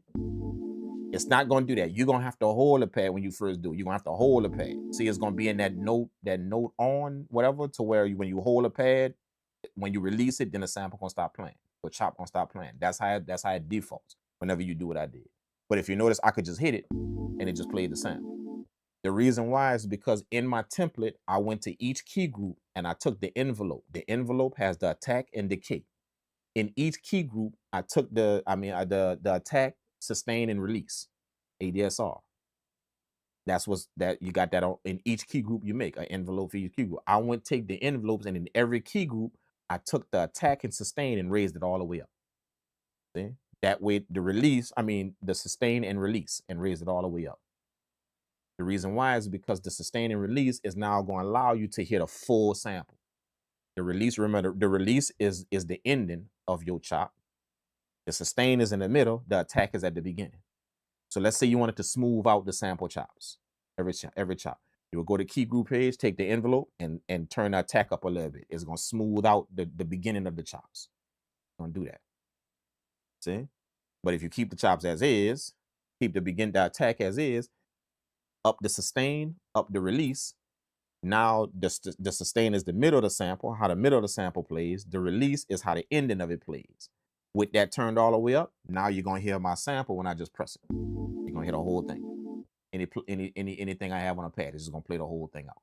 So basically, all you gotta do is just up the sustain and release on the key group. Just up the sustain and release. That way, when you trigger the pad, it plays. That's what I want. Okay. Boom. Okay. So we got first pad. See? If you notice, nothing else on other pads. Nothing. Just first pad done. So that's how we know we did it right. We did everything good. Now let's do the other ones real quick. Let's do the other ones. I'm gonna go through this kind of quick. That way we could just assign them. Okay. So change it to key group 2. Need another key group. MS2. See, you remember what I told y'all when you label how I label it? That's how I first started off. When I was labeling the samples a certain way, I told you I'm gonna do it by numbers. This is why. See, because it matches with the key group. So that's why I put the number at the end of the chop. See? So if I label a chop, the name of, let's say let's do a new project in our mind and start it off. Let's say I want to sample a saxophone sample. Saxophone sample. When I record that in, I'm gonna label that sample SS. Saxophone sample. See, just simple. Not saxophone sample, not a full name. I just want SS. See, something simple. That way I can identify the sample. SS, saxophone sample. That's it. And then my chop's gonna be SS1, SS2, SS3, SS. See what I'm saying? So now I now, just by me labeling it that, when it's time for me to make my key group from scratch. Let's say I didn't have this template, this key group template. I didn't have that. And I was making the key groups from scratch. Now I can go match the numbers I put on the sample names with the key group. That way I'm never off. See, if you don't do that, you're gonna have to, let's say you label the first chop, chop, or pluck or something. And then you label the next chop, pluckier. And then you label the next chop more pluck. You're gonna have to remember them names and them keys. See, you don't have a number to guide you. You don't have that. So the best thing is to put a number on your chops. Put a number somewhere on. So when you go put it in a key group, you can match that chop with the number with the name you put on the key group. I mean on the chop. You can match that key group number. The more key groups you make, I got 16 key groups that I made on my template. So if I had 16 chops, all of them will be MS1, MS2, MS3, MS4, all the way down to MS16. See? But now when it's time for me to go assign the key group, see how I got the number that I put to guide me? I got that number on the name of the sample to guide me. See? When you're working manually like this. Now that don't apply when you're working the digital shit like the MPC and this machine right here. When you're working in the manual shit like this, you got to come up with some kind of way to keep track of stuff. And that's your own personal way you come up with it. I've seen people do it a different way, but that's their way they keep track of what they're doing. You have to come up with your own personal way that you keep track of what you're doing, because you can literally get lost in it just by, because remember, there's no undo to get back to where you was. Like just think about it. How many of y'all done worked on this machine right here? And you was working so fast and just going that you kind of got lost in what you was doing. So you just hit the undo until it kind of puts you back to where now you're like, okay, yeah, I remember what I was doing. How many of y'all done that? See, we do that quite a lot. That don't exist in there. See? So the more you can be a fit and keep track, that's why I told you at the beginning of the stream, it takes patience and you got to be efficient at what you're doing in these old machines. You got to come up with some type of way that you can remember what you did, or have some kind of system where you label things to where you can remember what they are and how they work, what they match with. I do it with numbers. That's the easiest way. You know what I'm saying? Everything gonna have a number on it that way it correspond with a key group or whatever chop or whatever, whatever. You know what I'm saying? So just come up with some kind of way to where, and you could do it different ways, different however you want to do. I know a dude that when he do his chops, he do them all, he put all C at the end. Not a number, he put them all on all C. Just all C. Okay. Now the funny thing is, he used letters at the beginning, but they see it just to say chop, just to call it a chop. But he used letters at the beginning of his chop. So he'll label the first chop A, C. Then he'll label the second chop B, C. See, he's saying letter A, chop. Letter B, chop. C, chop. So CC. Then D, chop. D, E, C. F, C. See, the C at the end just lets him know it's a chop that he has. But the letters is how he keeps track of them. So he labels all it. Anytime he make a beat, he labels all his chops like that, all of them. A, B, C, D, C. But that's the way he can remember it. By letters. A, B, C, D, E, F, G. So when you go to his key groups, see, key group 1 is A. See, key group 2 is B. Key group C, 3. See, he can match up and do it real quick. See? So you got to come up with your own way of how you work through a vintage sample, or how you do it, because it doesn't have this shit right here. It don't have that. The stuff that these machines have. It's almost like these machines remember shit for us. We don't have to remember. All we got to do is hit the undo until we do remember what we're doing. That's what these machines do. These don't have that, man. So just come up with some kind of system to where you can remember what you're doing. You can navigate through it very well. And you can identify. That's the biggest thing. You can identify what you did, but how you named it, what you named it, and be able to associate it with something else that you need to do down the line. Whether it's put it on a key group, assign it somewhere, how to assign, what you named it corresponds with what you're going to be assigning it to. Very simple. You know what I'm saying? So that's how I'm able to do this quick like this. How to do the key is just simply how I named it. All I'm doing is I'm not even looking at the name. I'm just matching numbers. Key group 1, bam, I'm going to get sample 1. Key group 2, going to get sample 2. Keep see? All right, we on 2. So remember, we got to set the MIDI message, the note as well. So C, we already did C. We need C sharp. So C sharp. We need C sharp 3. C sharp 3. Boom. Put both of. Remember, there's 2 of them. So it's how much it spans from C sharp to wherever you want. We don't want it to span across the keyboard, so we just want C sharp and C sharp 3, or C sharp 3 and C sharp 3. That means it's gonna stay on C sharp 3. It's not gonna span over the keyboard. So I'm taking the beginning, putting it on C sharp 3, and putting the ending one on C sharp 3. That's it. Boom. And then key group 2. So I need MS2. Bam. And if I do it just right, put this on constant. See? There's my second chop. First chop, second chop. There we go. See how this working? Key group 3. Let's get it. Key group 3. Bam. D1. D3. D3. Bam. MS3. And then put it on constant. See? Just that quick. That's my third chop. See? Just that quick. See how quick I did it? So I'm going to do them all without talking. That way y'all can see how quickly it could go. All right? Key group 4. D sharp 1. D sharp 1. And then MS4 to match key group 4. And then switch from track to constant. Oh, what happened?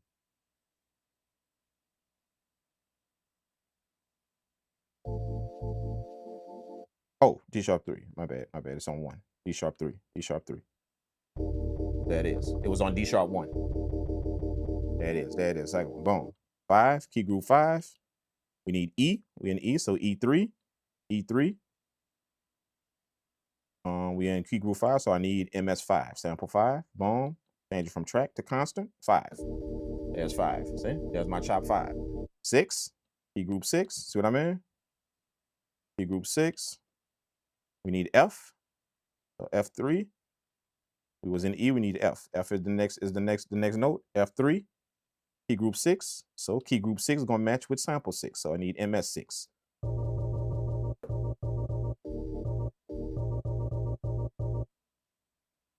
Oh shit, that sounds didn't put it on track. See how it sounds when you don't put it on track? See? It's playing it up the keys. See? So take track, switch it to constant. There it is. See? So you got to remember all of that, man. See how I'm moving fast and I'm kind of forgetting what to do? See? Just remember. 7, key group 7. Okay. Last one was F. So we need F sharp, right? F sharp. Now, there's a way, if you don't want to do this, let me explain this to y'all. There's a way that you can trick the machine again. You can trick it again. When you're doing this, you can trick it. I'm going to say trick because it's kind of like a trick. Trick the machine. I've seen somebody do it. As a matter of fact, I'm going to call him and ask him how he did it so you can show it to me. But there's a way that you can go inside of the MPC, get all of the CC messages, the messages that it sends, and you can set them in here. To where you see how I'm doing it manually, I don't have to do it manually. When I tap the pad, it's going to put it there, whatever it is. See, it's sending information back to the machine. See?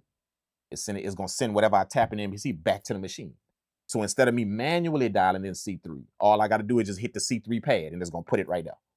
Then scroll over to the next one and hit C3 again. Boom, it's going to put it right there. So whatever you touch here is going to put it here.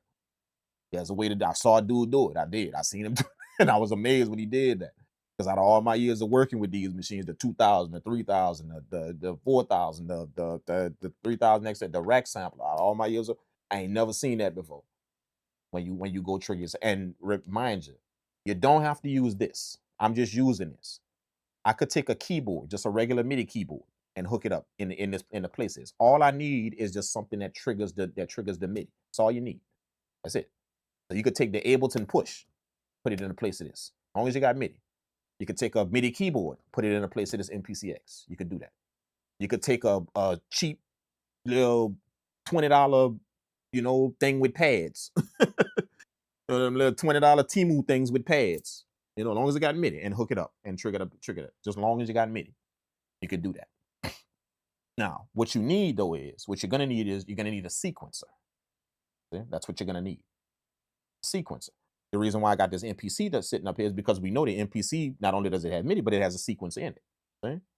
Tracks, linear fashion, plays the notes, and sequencer means it plays everything out in a linear fashion. Your beat sequences everything. See? So you need a sequencer for this as well. This has no sequence. You need that. You need one.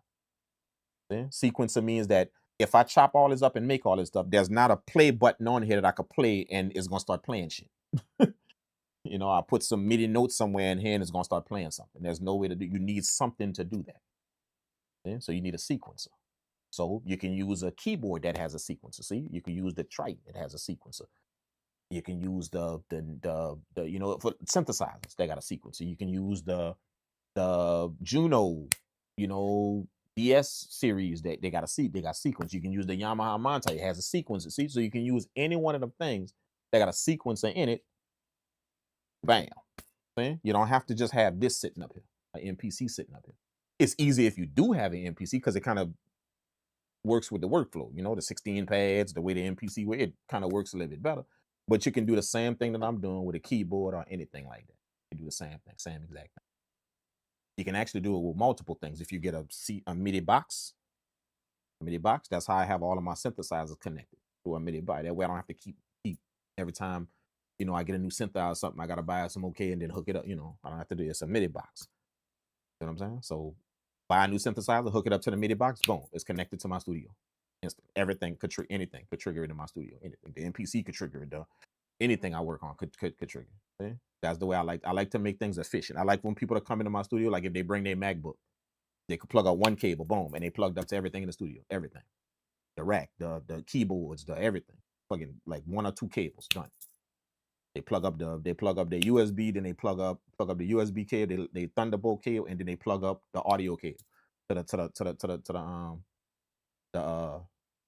the rack. And now anything they pull up on it, they're listening to anything. So if they pull up the software, a beat, or that they're listening to in the studio, and they could trigger everything from their laptop. That's the way I like to work in my studio. That's how I route my studio. I like for when something happens and addition comes to it, I could just plug it up and boom, everything nice.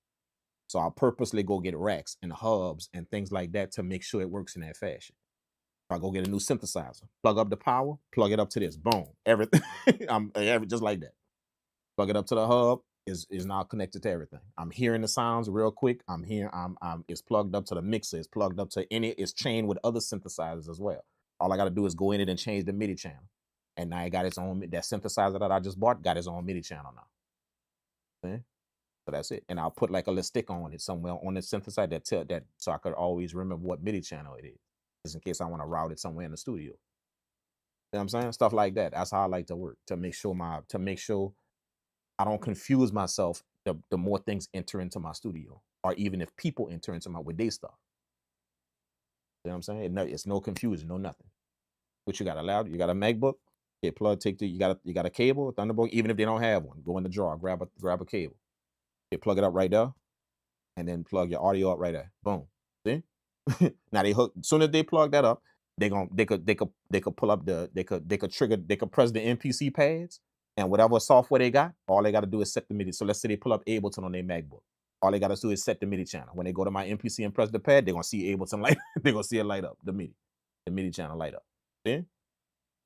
Just from 2 cables they plugged up. That's it. If they go to my synthesizer, the MIDI channel, put the MIDI channel, route it in Ableton. As soon as they hit the sample, they're gonna hit a sound. They're gonna hit a sound in Ableton from the synthesizer. You know what I'm saying? Or any DAW you work on. That's how I like to set up my studios. I keep a map key on my SP404. It details what all abbreviations mean and what I'm doing on it. Yes, that's amazing, bro. Hyperbolt, that's amazing. Yeah. I actually know somebody, he got it in a booklet.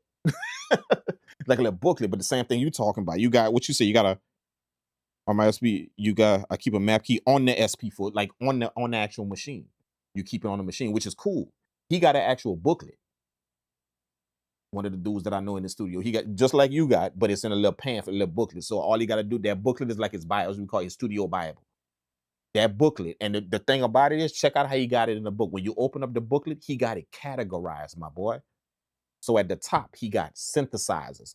Then he got all his synthesizers listed in there. And he got a few pages for more, just in case. And it tell him all the info, where it's hooked up in the studio, what's going to it, what's coming from. It tell him everything. So it's like he got a Bible of his whole studio in that pamphlet, dog. That's how detailed he is with his shit. That's crazy. If you ever saw that before. And literally call it a studio Bible, as we call it. Any piece of gear he got in the studio, you can go look it up in that Bible. It's in alphabetical order.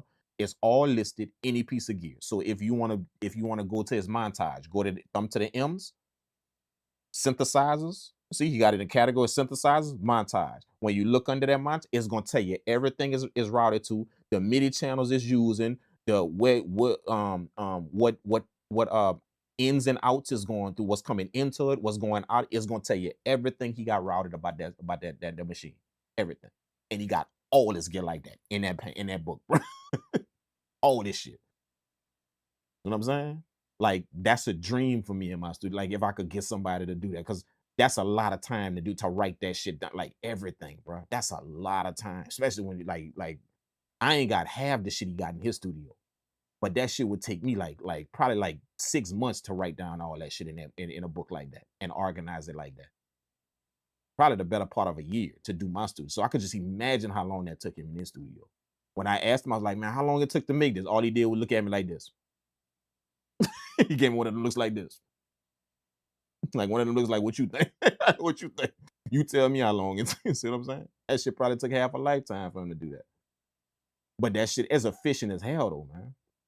And the beautiful part about it is, whenever you come in the studio and you be like, you know, I want to do such and such and such and such. Like, let's say I bring my MPC or whatever, and I be like, I want to do such and such. He'll just give you the book and be like, look it up. That's all and you could like literally, you could literally see where you plug it, where if you want to do whatever.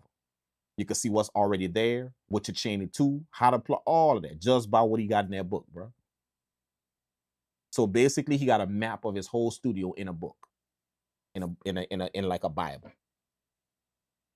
I have never saw that before in no studio, professional or non-professional. I have never saw that before, dude, ever in my entire life. He got a Bible, a book of every piece of gear in his studio, where it's routed to, what it's doing, and where it's going to, where it's coming from. Everything. And it's all in alphabetical order, every single thing, dude. Just think about that. If somebody handed you a book of a studio like that, all mapped out, the pieces of gear is going to, basically, let's say it's montage. He got his montage, underneath the montage, he got, you know, input 1 coming from yada, yada, whatever. Input 2 coming from whatever, yada, yada, output going to such and such. See? He got all of that. Everything about that device, where it's going, where it's coming from, your audio source is routed to, all of that. Every piece of gear. You understand what I'm saying? That's crazy, bro. I ain't never seen that before, bro. Never in my entire freaking life if I saw that, man. Ever in nobody's studio nowhere, man. I got a notebook with a table of contents, but I keep that key tap. I keep that key tap to the side of my yeah. See, you got a notebook as well, see? That's crazy, man. That's crazy. That's amazing to do, man. Like literally, it's amazing to do, man. Yeah. Okay, let's get back to this thing, man. Let's get back to this thing. What were we on? Key group 7. Bam. Key group 7. Last sample. All right, MS7. We need to put that on now. 7 is 1, 2, 3, 4, 5, 6, 7. See, also numbering. See, I could count the pads to know what pad is gonna be on. So look, 1, 2, 3, 4, 5, 6, 7. I know that's the pad I'm on. See? There it is, just like that. So that pad is F3.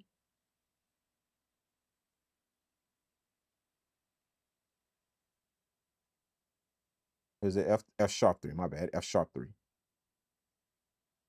F sharp 3. Bam. F7, and then change it from track to constant. Nope. Something is off. Oh, F4. Damn, my bad.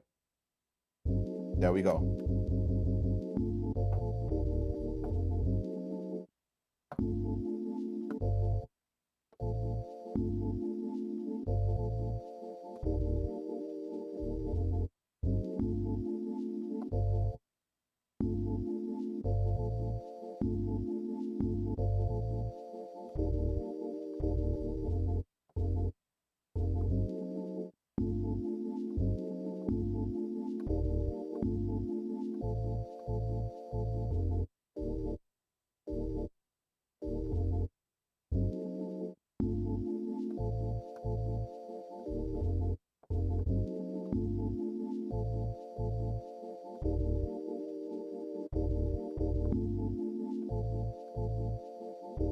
There it is.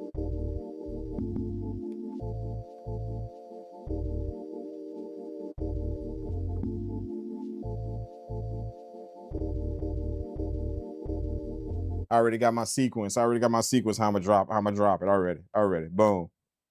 So everything is mapped. Everything is good.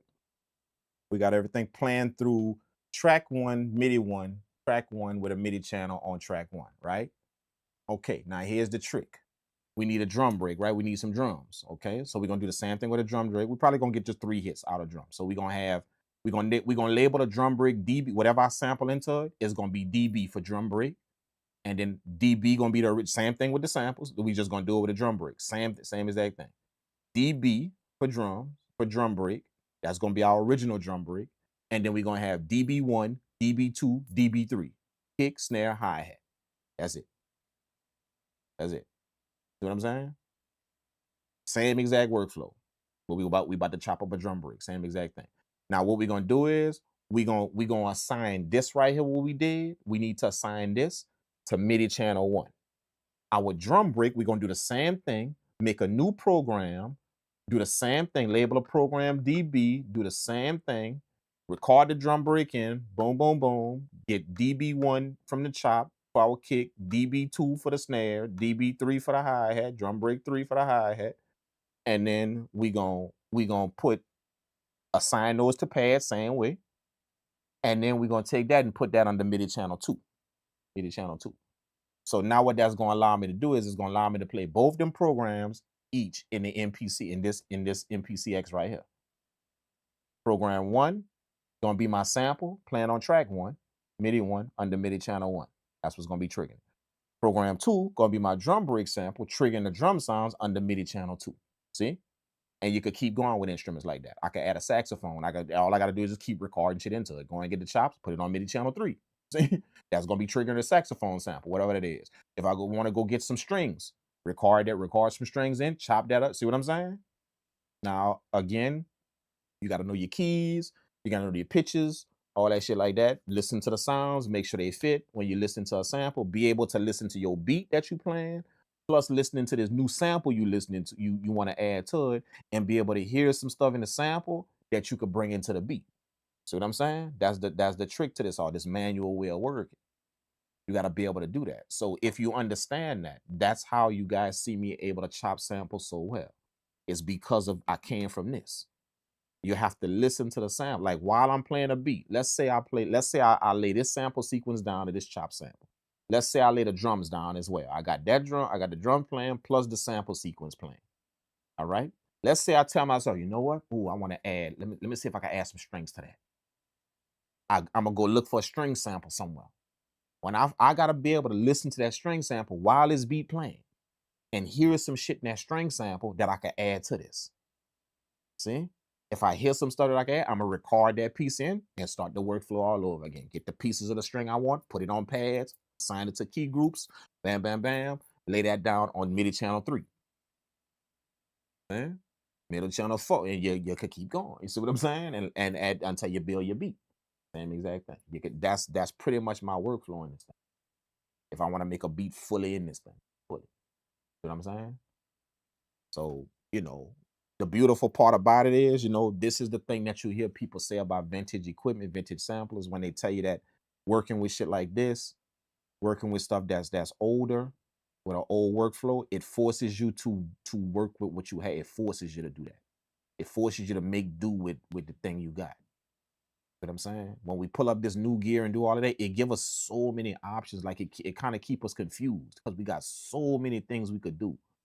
You know, and some people suffer from that whenever they work in these new machines, you know, this new stuff. They suffer from it. It ain't that you don't know how to make a beat, it's that you don't know how to process all that shit that they give you. You don't know how to process all of that. Y'all can't possibly think all our brains is efficient like that. Like that's a vast array of shit you got just in this machine, right? Or just in this MPC X. That's a vast array of shit you got, like literally.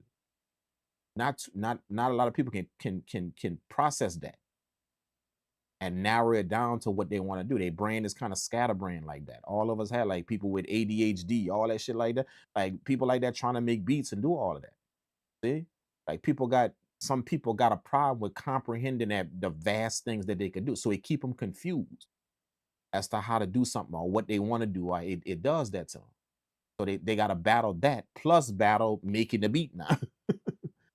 You see what I'm saying? All of that's a possibility. So that it ain't for some people. It's not that you don't know how to make beats really good. The problem is that you don't process this information too well. You don't. Your brain just don't do that. And I know a lot of people don't want to talk about their mental health issue. They don't want to do that, but it's a known fact that people out there got them. And sometimes people don't know they have them. They don't know that they have them until they go get looked at from some go talk to somebody about that shit. They don't know they have them problems. See?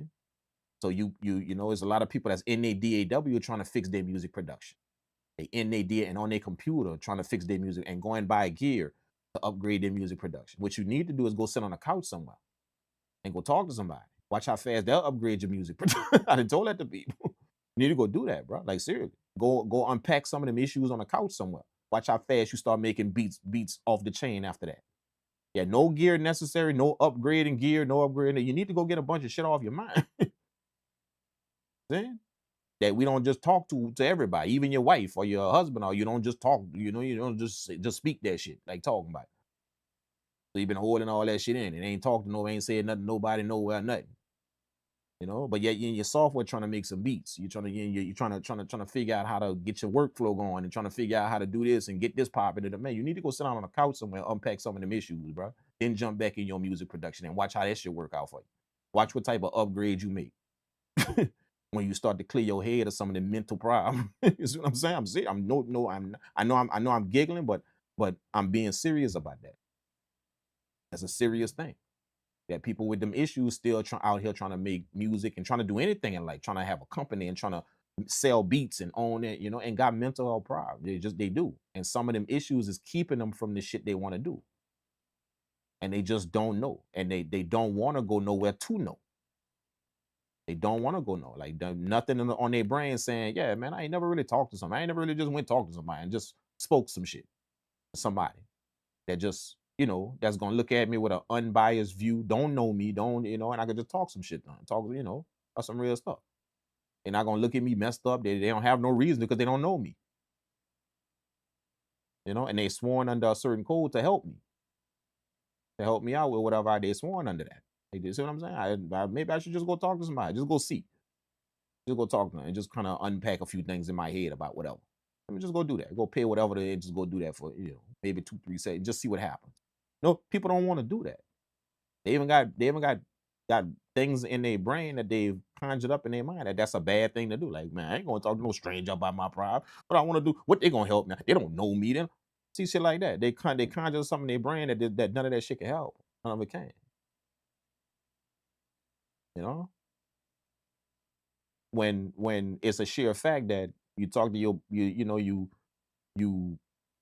have a you have a you have some exciting news you want to tell somebody. You have some exciting news. Let's look at it from that angle. Let's look at it from an exciting, not some disturbing shit you want to tell somebody about yourself. No, let's look at it from the exciting angle. When you got exciting news to tell somebody. See, look how excited you are when somebody tell you, "Oh man, you got a raise or something like that," and you want to come home to share that news with everybody else. See how excited you are. See, it's almost like you can't wait to get home. See, that's doing something to you. That information you have in you, that shit you holding in and just need to talk, need to, you know, and you finally get home and be like, hey, guess what happened to me? See how it's like that release you got? See? It's like that release you get when you finally say it. It's like a release you got when you finally tell someone, gave me the job that they gave me, I got the job, such as they see. It's like you're like, yeah, you get that feeling. So that's not only for good shit.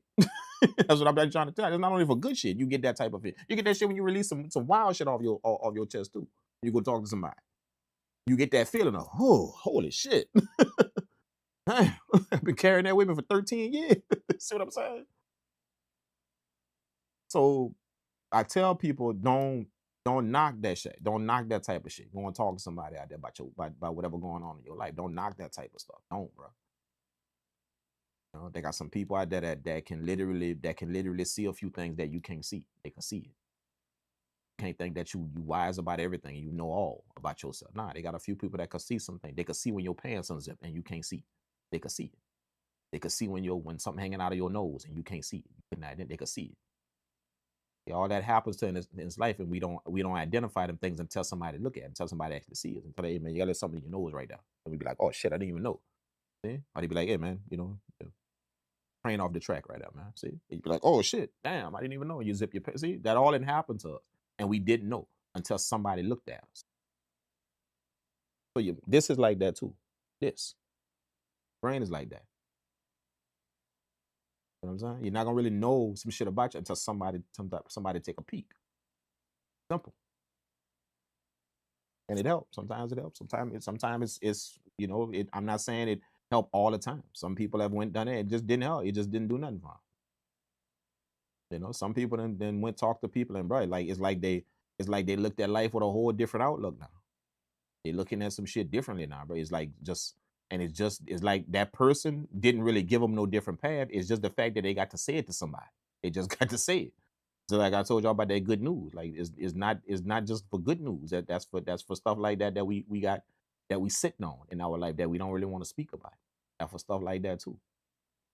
Oh, y'all all didn't had that exciting news feeling when you just got some exciting shit you want to tell somebody. You didn't have that fear. And when you finally tell somebody, it's like a release. It's like a release. Like you holding that because you ain't got home yet, or you want to, and you finally get home and be like, hey man, let me tell y'all what happened. See? And it's like you're gearing up for it. Man, so I was doing such and such, and I was doing it. Now, see how you're gearing up for it? You know what I'm saying? And look, that release. And you know what? Man, they gave it to me. See, boom. See that release? That's why you even talk like that. That's a release you have, man. It's like a weight, that's gone. That's how you approach exciting news when you see. So it's the same way with shit that's not that exciting about yourself when you go talk to people. Same shit. You're going to feel like that. Now imagine what that's going to do for your mind, for your health, not only for your mind, but for your health, your body health, and also for what you're doing whenever you step out there touching some music. Imagine what that's going to do, man, when you got that release of shit off your chest, out your brain. You know what I'm saying? Some people make the music they make because they got a clear head. It ain't because they can make music real well. It's just simply because they got a clear head about shit. They do. They didn't unpack some of the issues that is not weighing on them no more. They unpack some of them issues and shit like that went on in their life. Growing up without a parent, growing up with just one parent, growing up, not knowing shit about yourself, growing up. See, they unpack some of them issues that a lot of people just live life like that and never ever go deal with. They never do. All of that shit impact you some kind of way. It does. Whether you like it or not, it does. It impacts you some kind of way. It made you the person you are. And sometimes that's not a good, it's not good things that happen to us because of that, because of stuff we went through in our life. It's not. You know what I'm saying? You're talking to somebody that's speaking from experience, not just speaking from just because I know this type of shit. Speaking from experience. Sometimes because of the stuff we went through, it's not good things that we come out like, that we start acting like. We start doing some wild shit out here simply because of things that happen to us. You feel what I'm saying? We start to proceed a certain way. You are sum total of your experience in life. That's what you are right now. You're a sum total of your experiences. So not all of our experiences was good. So that's going to be in my sum total. That's going to be in there somewhere. Somewhere in there. And it's going to come out somewhere. It is in there somewhere. It's going to come out somewhere. See? Some people, it come out more than others. That wild shit that they've been through in life, it come out more than others. So they do wild shit. See what I'm saying? I know that all too well. You know what I'm saying? So that's why I tell people, go talk to somebody. You know what I'm saying? You ain't wrong for that. It's not like you some kind of ill person or you don't know. You know what I'm saying? It's no different than wanting to tell somebody your good news at your house. No different. No different at all. You know what I'm saying? So just keep that in mind, man. Just keep that in mind. That way, I just wanted to put that out there, just a little message, you know, that come with this tutorial right here. That way, y'all can understand that sometimes what comes out of you, stuff that comes out of you, the efficiency of it, which y'all see how efficient I am, what I'm doing, all that stuff, to be able to do it and explain it at the same time. That's a feat in itself. To be able to do it and explain it to you to where you could get a vivid image of what I'm doing without even seeing it, without even looking at this screen. That's a feat in itself. But to have a clear head to do all of that and relay all that information with no cue cards, no notes in front of me, no nothing, that take a certain clearness of mind to do that. I wouldn't be able to do that if I still had issues or still had crazy shit like that. You know what I'm saying? That was still weighing on my chest. I wouldn't be able to do that. Something about that would be screwing me up right now. Something. Even if I couldn't see it or not, something about all that would be screwing me up right now. It would be. So a lot of people living like that and don't know that. They don't know they're living it. That's just become normal. Their life that they live just become normal. Whatever they do and how they do it, it's just normal. And they don't realize that something back there is screwing you up right now. That you just ain't unpacked yet. You just haven't. They used to live that way. We got people lived and die that way. They just don't unpack none of that. They grew up a certain way, you know, without certain things, you know, in their life, had to grow up with it, and they never ever go unpack them issues. They never go, because they don't think it's an issue to begin with. Don't think so. They think that whatever that is didn't affect me no kind of way. So growing up with one parent didn't affect me at all. It didn't. You know, I grew up with my mom. You know, I love my mom. It was me and my mom. So they don't think that the other half of that puzzle didn't affect them in no kind of way. They actually walk at that thing and no kind of way. It didn't affect them. But it did. And it's gonna come out somewhere. It probably has in your life, and you just didn't see it. Came out somewhere. It did. It did. All you just remember. Facts. You a sum total of the shit in your life. You a sum total of it. So you can't pick and choose. You're a sum total. You can't. When it's in your life, it's part of that sum total. As soon as it enter into your life, it's part of that sum total. Part of it. Simple. So if something like that is in your life, it's part of the sum total you are. It's part of it. So it affected you some kind of way. It did. Absolutely. 100%. It did. See? So just always remember that. I don't want to scare nobody, but you know, because I could kind of get you to start diving into your life and start realizing some shit that you probably ain't dealt with yet. But all I'm saying is shit like that is very, very real. And sometimes it's the reasons why you're not in the places you want to be in life. Sometimes that's the reason. It ain't because of your skill level. It ain't because of your money. You don't have enough money to do it. It's because something up here is blocking. Something is blocking. And you just can't pinpoint what it is. It's going to take you to go talk to somebody that's going to be able to pinpoint what it is and why. And once you're able to remove that block, all that shit you wanted to happen that hasn't been happening for 10, 15 years, you're going to see the first one happen. As soon as you're going to see that first one. And then that second one happen to you. And that third one, see? And it's all because you removed that mental block that you got to, but you removed. And the thing you wasn't able to do on your own, somebody helped you out with it. Somebody helped you to remove that block. Now you owning that thing that you couldn't really make a move to own before. Now you own it now. You know what I'm saying? That's your shit now. You own it. You're the CEO of that thing right there. And you couldn't do that before. You didn't have the discipline nor the mindset to go do it yourself. You didn't have that. Now all of a sudden you got it. See what I'm saying? Shit like that happens in real life. It does. Hell, I'm living proof of that. 100% living proof of that. You know what I'm saying? So don't ever take that for granted, man. You know, like a clear head is a very, very, very good thing to have. Clear head, a clear mind. You know, understand some shit. And sometimes you gotta be a certain way to maintain that clear mind and that clear head. You gotta be a certain way to do it. You have to. It's almost like you gotta protect that. When you finally develop that, or you gotta protect it. So it's a lot of people that I meet that don't really like my attitude. They don't like it. They don't really vibe with it too well. They don't. And I can understand why. I could get it. I don't force them to. I actually understand it. Why you don't get it? Why you don't get it? Why you don't rock with me? Like I get it. I understand it. But the reason why is because I fought so hard to attain a certain level of peace in my life, in a certain way I do, in a certain, and I fought so hard to do it. I fought so hard to get to a certain place in my life. Not just financially, but just mentally in a certain space in my life. I fought so hard to achieve that I protect that at all costs. As soon as you meet me, you're gonna feel it. It's like you're gonna feel that tension. You're gonna feel it without me even speaking a word. It's like my energy I give off, you're gonna feel it as soon as you meet me. You know what I'm saying? That you can't enter into this space unless I allow you to. Can't, period. You're gonna feel it. And some people they take that as a negative thing. Like he just got negative in it. They do. So I can understand. Which it is. It is quote unquote a negative type of energy. It is. But it's a necessary evil, though. It is. It's a necessary evil to make sure I protect what I didn't build. It's a necessary evil. It is. We have those in life. Necessary evil. You know what I'm saying? And a lot of people just don't rock with that. They just don't rock with that. With that. They don't understand the reason why they get that energy from it. They don't get it. You get that because if you knew what I had to do what I'm doing and achieve it. That's why if you notice, I don't feel a need to show it off. Like that's people who are very secure with what they're doing. Y'all only know about me what I want y'all to know. That's it. And I don't feel like every time I make a move, I got to pick up a camera to show you what I'm doing. I don't feel like most people, y'all know that about them. Every move they make is on their videos, everyone. If you notice, I'm not like that at all. They got shit people find out I went do, and they just find it out. Like, damn, yeah, man, you went to such. I saw you at such and so. You didn't, yeah, you was. Yeah, I was over there. Yeah, I was. Yeah. You didn't make no videos in it. No, no pictures, no nothing. Nah,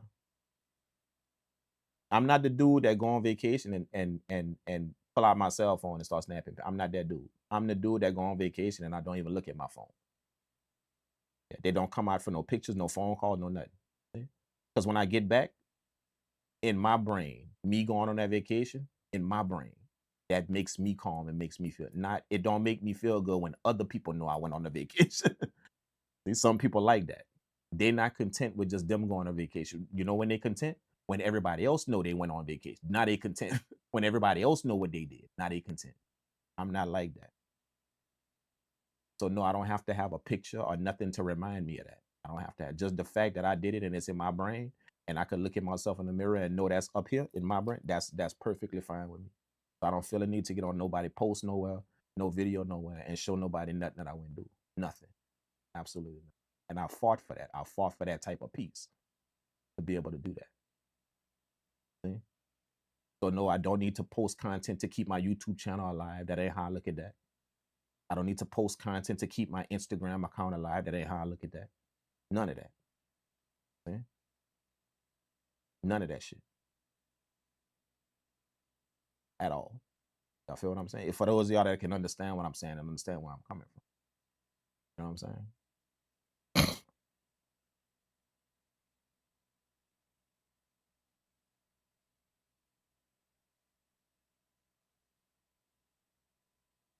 Your friend is dedicated. You don't want to get on his bad side. You know, well, dedication, you know, is a funny thing. You know, it's a funny thing. What I mean by funny thing is, um, is a funny thing because people kind of get it misconstrued what dedication actually is and how, and they kind of get it twisted what it is. So people got their own idea about what dedication is. They twist dedication to fit their own standard. That's what I would say. They twist it. They twist the word dedication to fit what they're doing. That way they can call themselves dedicated. People do. But they twist the meaning of it so they can fit it. Knowing they're not dedicated. They're not. The results of whatever they're doing does not show dedication. They can tell themselves they're dedicated and they can say that I do something, I'm dedicated and I'm doing, they can say that. But see, that dedication yields a result. You will see something at the end of that. And they don't have that, whatever that is. See? It will yield the result. It will. 100%. Whether it's small, big, it will yield the result. It will. So what I notice is a lot of people will say dedicated, but they're not, you know, they don't know what that actually means to be dedicated. They'll twist it to fit whatever they're doing. That way they can fit it now. You know, remember, if I don't want to reach for the ceiling, then bring the ceiling down to me. I don't want to don't want to reach for something, then all I got to do is just twist it to fit me. See, that's what the world does nowadays. See? If I don't want to put in the work or the heart to actually reach something and attain it, then all I got to do is just figure out a way to twist it to fit whatever I'm doing. That's called if I don't want to reach for the ceiling, then I'm gonna bring the ceiling down to me. That's what I'm gonna do. And to be honest with you, all that does is just put you more behind than what you thought. You're gonna get pushed back every time trying to cheat. You're gonna get pushed back every time. I tell that to everybody. You're gonna get pushed back every time trying to cheat. Every time. No matter how many steps you think you taking forward, you think you got your mind together, you're gonna get pushed back every time trying to cheat. Every single time. You know? All right, man. Boom. Here we go. We got the sample. Okay, drum break. Okay, so what I could do now, I got two things I could do. Okay, being that I'm in the MPC right now, this machine, routed through here, through this machine, that means I have the capabilities of this MPC. See? So I don't actually have to go get a drum break and run it through this machine. I don't have to do that. I could just literally go get a drum from the MPC, put it on the track, and boom, boom, drop my drums and lay the sample on top of it. And I got triggered by this machine right here. I could do that. See? Or I could do the workflow all over again, chop my drums up, you know, and then, you know, do the same thing. Assign it to a key group and have my drums playing from this machine. I could do all of that. See, that's the beauty about it, you know. And I told y'all before at the beginning of the stream, how y'all hearing everything right now on the stream is all of this is running through Ableton. I got Ableton pulled up on his laptop right here, but I'm just not doing nothing in it. But I still have the ability to do that. See? Ableton is open, see? Yeah. That's Ableton right here. You know what I'm saying? So if I wanted to work in the box, you know, on a computer, I could do that as well. All of that is sitting in front of me right here. All of it. And just this little small little thing right here that I got and the way it's routed. All of that is in front of me. Does take a little bit of routing to understand how to do this, but you know, if you can get it, then all of this is available to you. All of it. I could sample inside. I could hear everything. That's first of all. Anything I do, I can hear. See, so I can hear my phone. We sample from even my phone is attached to this setup. Think about it. We sample from my phone. We sample from this. You know, I could hear it through Ableton. So think about it. I could play something on my phone. I could record it in Ableton. Because Ableton is listening to everything we're doing right now. I could record something from my phone into Ableton right now. I could record something from my phone into the MPC. See, if I put it on the sampler right here, see? And let's say I played whatever. I played this sample again. Or I have to put it, it's running through here. So I have to put it back on sample and then record. See? Okay, check it out.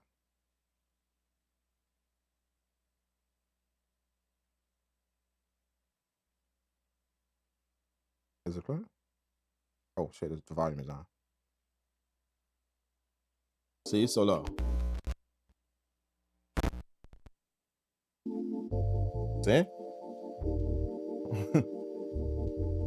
See, so all I gotta do is plug in my phone.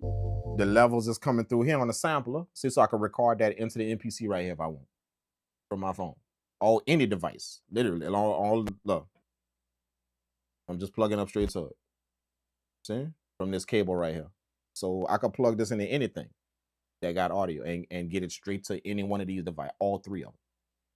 You know what I'm saying? Just with this little setup, right? Just with how I got this route. Very simple.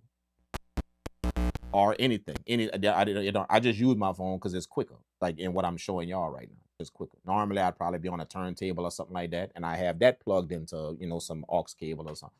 Plugged into, you know, or whatever. Get my audio from there. Probably my synthesizers or something I'm recording from somewhere, some source somewhere. But we just use my phone just because it's right here and it's quicker. See what I'm saying? But the reason why I'm telling y'all that is because there's multiple things that I can do. There's multiple things that I can do with what I'm doing. There's multiple things.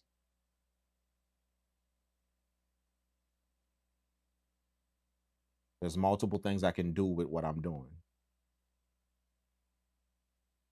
I could take the audio recording into Ableton, take the audio recording into the MPC X, or do what we did, take the audio and record it into this machine. And it's all of that I can do. And I can work with it either way. In standalone mode in the MPC, I do that. I could run it through here if I want, get the sound from here, and then work with it in the MPC. I could work with like we did. I worked with it strictly in here. Didn't do nothing in the MPC, just work straight here. And all the MPC doing is just triggering shit, but I work straight in here. I could do that if I want. I could take everything I do and record it into Ableton, everything. So all of this that I'm doing right now, it could end up in Ableton. That way I could sequence it out, all of that. You know what I'm saying? And literally all I got right here, the reason why I'm telling y'all that is because look at the limitation I got. All I got is this MPC X, the S3000 sampler, my laptop, and my interface. That's it. But the way I got it routed, going through it, inputs and outs, and the MIDI, that's the trick. That's what does it. But that's all I got in front of me right now. And I'm able to do that I'm able to do anything I want with this. Damn near anything I want. And it could end up anywhere, doing whatever. You know what I'm saying? So again, you don't need much. You don't need no big studio. You know, there's a reason why I did the stream like this.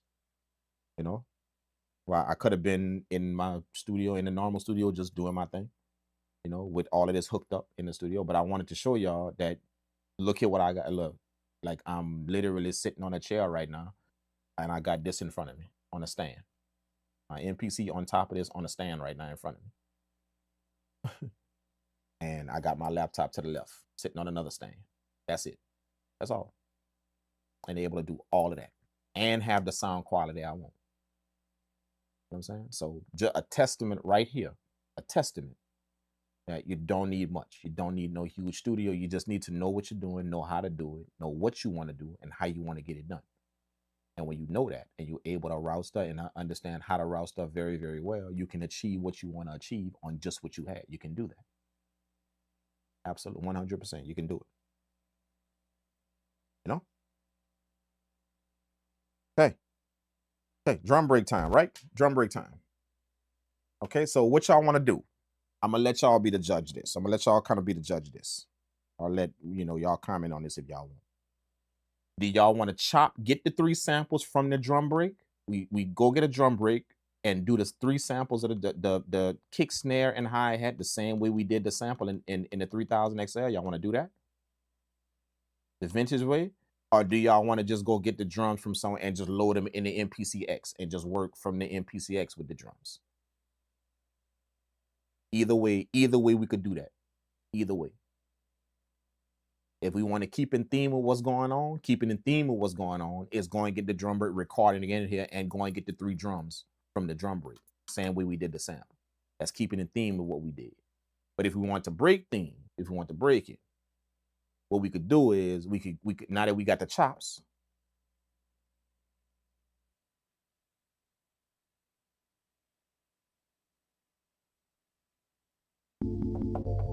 Now that we got the chops, then run it on a channel in the MPC from our 3000xl. Now that we got the chops, what we could do is just grab some drums and throw them in the MPC the regular way and just the MPC X and work like that. So either way, it doesn't matter. What do y'all think we should do? How y'all want to do that? Y'all want to do the chop up the drum break in here? Or y'all want to take the drums and just throw them in the MPC X and work from the actual MPC X instead of the vintage sampler right here? Anyone we could do. Anyone. What y'all think? What y'all think we should do? Keep in theme with what we doing or break theme? What y'all want to do? How y'all want to do it? How y'all want to do it? How y'all want to do it? Drums or not? If you're thinking the drums gonna take long like this, no, they're not. It's just 3 hits from the drums. The kick, snare, and the hi-hat. That's all we're gonna get. And we should be good to go. We're not trying to make the best beat in the world. I just wanted to show y'all just the workflow of how to work with a vintage sampler, you know, attached to something modern, like a modern MPC, you know, and how you could get everything rocking. You know what I'm saying? So doesn't matter. If nobody wants to pick, then I guess we're gonna pick. Let's record the drum break then. Let's do it. We're gonna record the drum break. Let's not break theme. Let's just record the drum break into the machine. We're gonna chop up the drum break. And then we're gonna handle business like that. Okay. I kind of know what drum break I want, you know, the type of drums I want, but you know, we're gonna see. I'm gonna just go to a folder on my phone. Remember, I got a phone just for music production. This is my phone just for music production. Just for music. So I got samples on this thing like galore, like just to listen to and kind of, you know, it's like I use it like a memory card to take samples of it with me in my phone. So we're gonna just kind of listen to a few things and see what's up, man. Oh shit. Before we do that, I gotta stretch my legs real quick, man. I've been sitting down in this chair. Let me stretch my legs real quick, and also let me change my microphone real quick before this one go out. So let me do that real quick. I'm gonna play a beat real quick. We're gonna take a quick little intermission. I'm gonna stretch my legs real quick, change my microphone, and then we're gonna jump back on the drum break, man. So y'all check out these beats right here. Check out a few of these beats right here. Yeah, no. While we take that intermission. That intermission.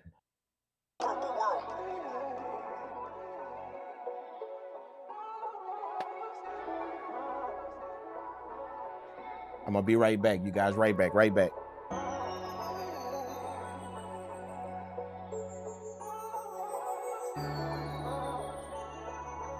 Purpleworld made that.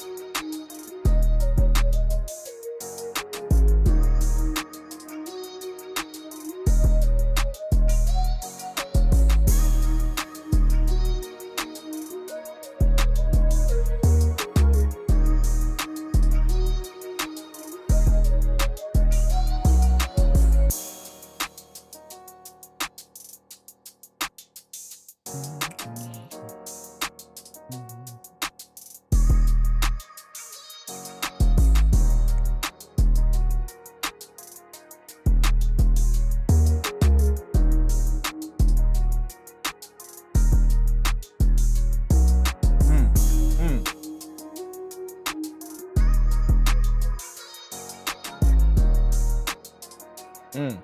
Mm.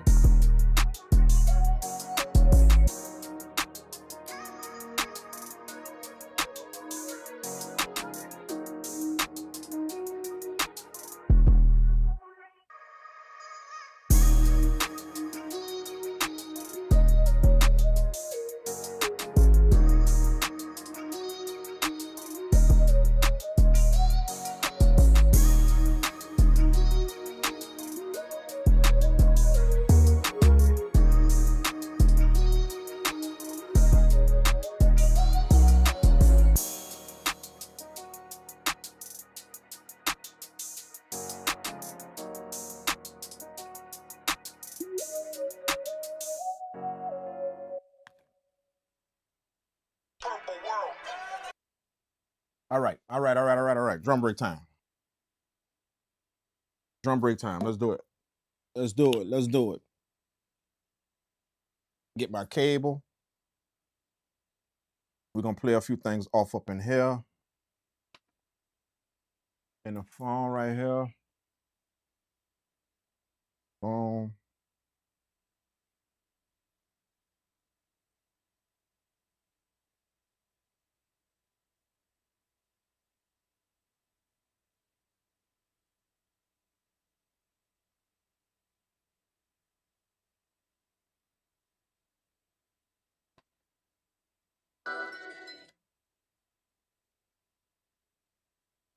Boom, boom, boom. Let's go here. We're gonna go to sample, record, and it should be listening to the outputs now. There we go. There we go. There we go. Now remember what I told y'all? When we record, the object of what we're doing when we record is to clip the outputs.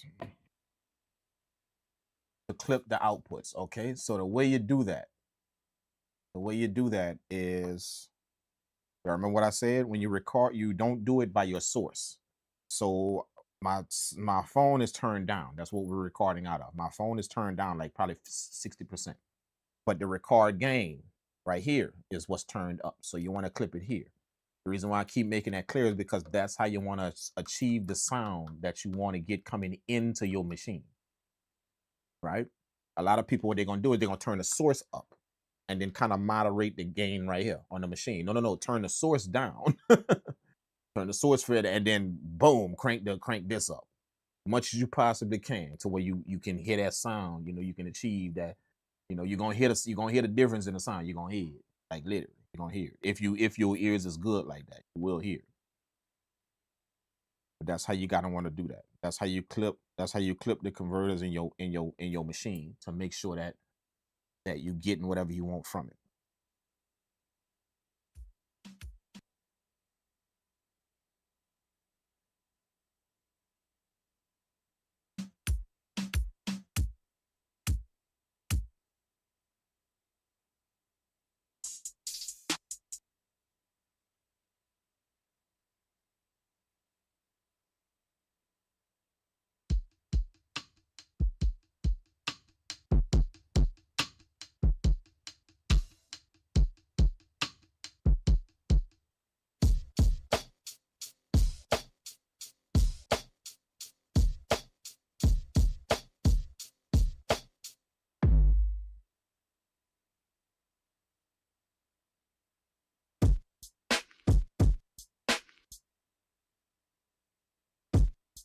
Oh.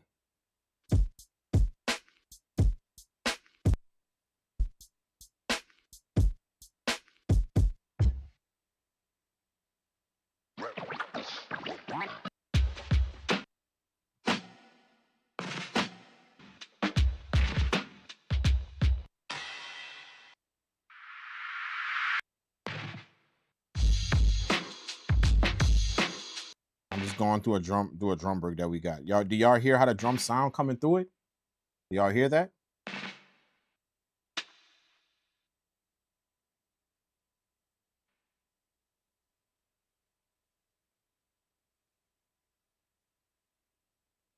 Do y'all hear how the drum sound coming through it, man?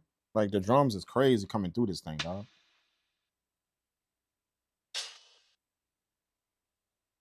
you know.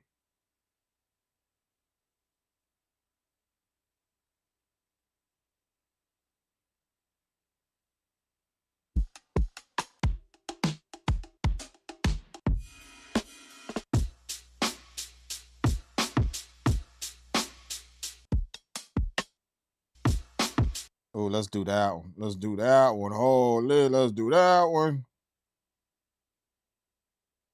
Let's do that one.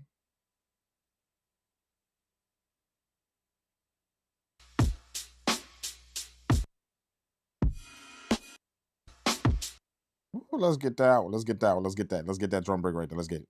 Let's get it. Let's get it. Let's arm it. We're gonna arm it. Hold up. Let me make sure it's clipping where I want.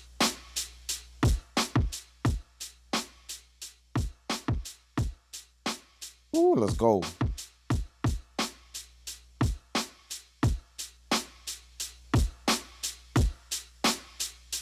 Ooh, let's get it. Let's get it. Let's get it. Let's arm that bad boy and catch all of that. All of that goodness. Let's do it. That's crazy. Mm-mm. Mm-mm. Abort. Abort. Oh, whoa, whoa, whoa. First, before we do that, let's make a new program. Before we do that, let's make a new program. Let me do that real quick first. Let me go to sample. Boom. Group program. I'm gonna go to this test program and I'm gonna rename that. It gives you the unit always give you a test program. It pulls it up. That's your default program. It gives you a test program. That's what it calls it. Test program. So even when I pull up my template I got, I remember I told you I kind of tricked the MPC into giving me a temp, I tricked the 3000xl into going to look somewhere else in the OS for something that I put there instead of booting up how it's normally supposed to boot up. It goes, I bypass that and it goes to look somewhere else. So that's the way I get a template to come up. So that template that I made has my key groups, all that on it. Boom, boom, boom. Okay, so how I get that to automatically pull up, it's still going to give me a default program. It's called test program. So right now, I already got 2 programs. It's just that I've been using my template program. I've been using that to chop the sample, do all of that. Okay, so that default program, that test program, that's what I'm going to go use now. Instead of creating another one, just go grab that one. So it's called test program. So all I'm going to do is just go to the program. I'm going to hit name because I want to rename it to something that I know I'm going to remember. Get rid of test program. Now, remember, we're doing some drums, so we're going to call that program DB for drum break. So let's do that. Remember, keep it simple. Keep the name simple. That way you could always do it. See? So I'm going to dial it in. D.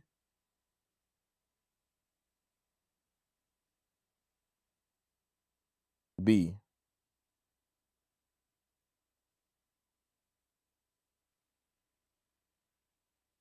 Drum break.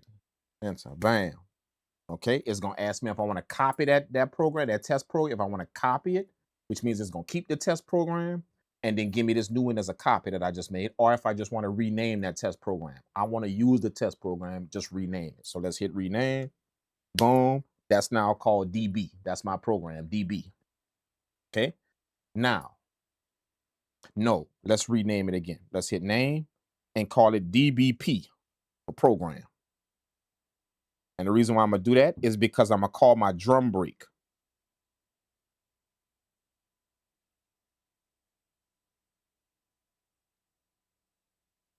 Reason why I'm gonna do that, let's hit rename. Boom. Okay, I named it DBP. The reason why I'm gonna rename it DBP is because this is gonna be my drum break program.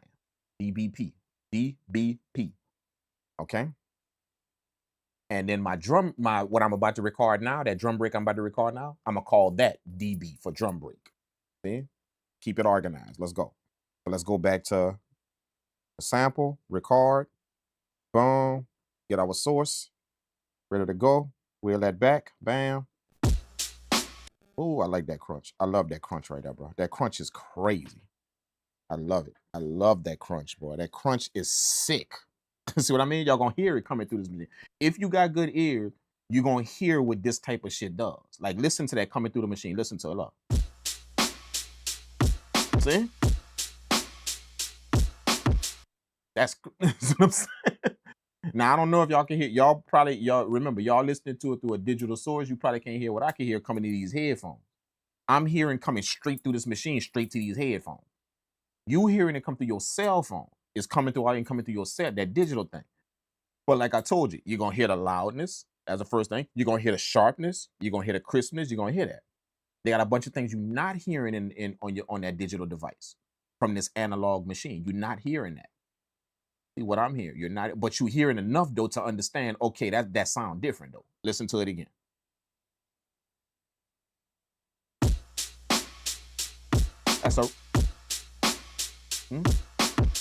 That's a regular drum break, bruh.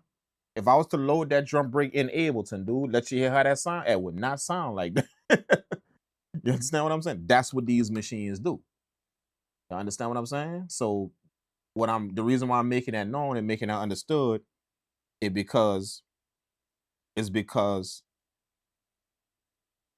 that's why I didn't buy this MPC X to use it in standalone mode. That's why you guys get that response from me whenever y'all be like, hey man, you know, why you don't put that thing in standalone mode? My response that I've been giving everybody for 4 years is that's not what I bought this machine for, to put it in standalone mode. Standalone does not exist to me with this MPC X right. It doesn't exist to me. And the reason why is because if I ever want to do anything in standalone, this is how you're gonna see me doing it. with a machine like this. This is my standalone, not this shit that I see everybody doing, just putting these machines in standalone. To me, that's not standalone. That's not. To me. I know it is standalone because you're using a standalone device and you're away from a computer. It is that, but to me, that's not standalone. To me, it's not. See? If I want to deal with standalone, it probably won't be on any of these newer model machines. It won't be on that. It's gonna be running through something like this. That's why y'all haven't seen me working this machine in standalone, because that's not why I bought this machine. I bought this machine so I could hook up to a computer and see what all that's about. That digital stuff and what it does with computers and how that's why I bought this machine.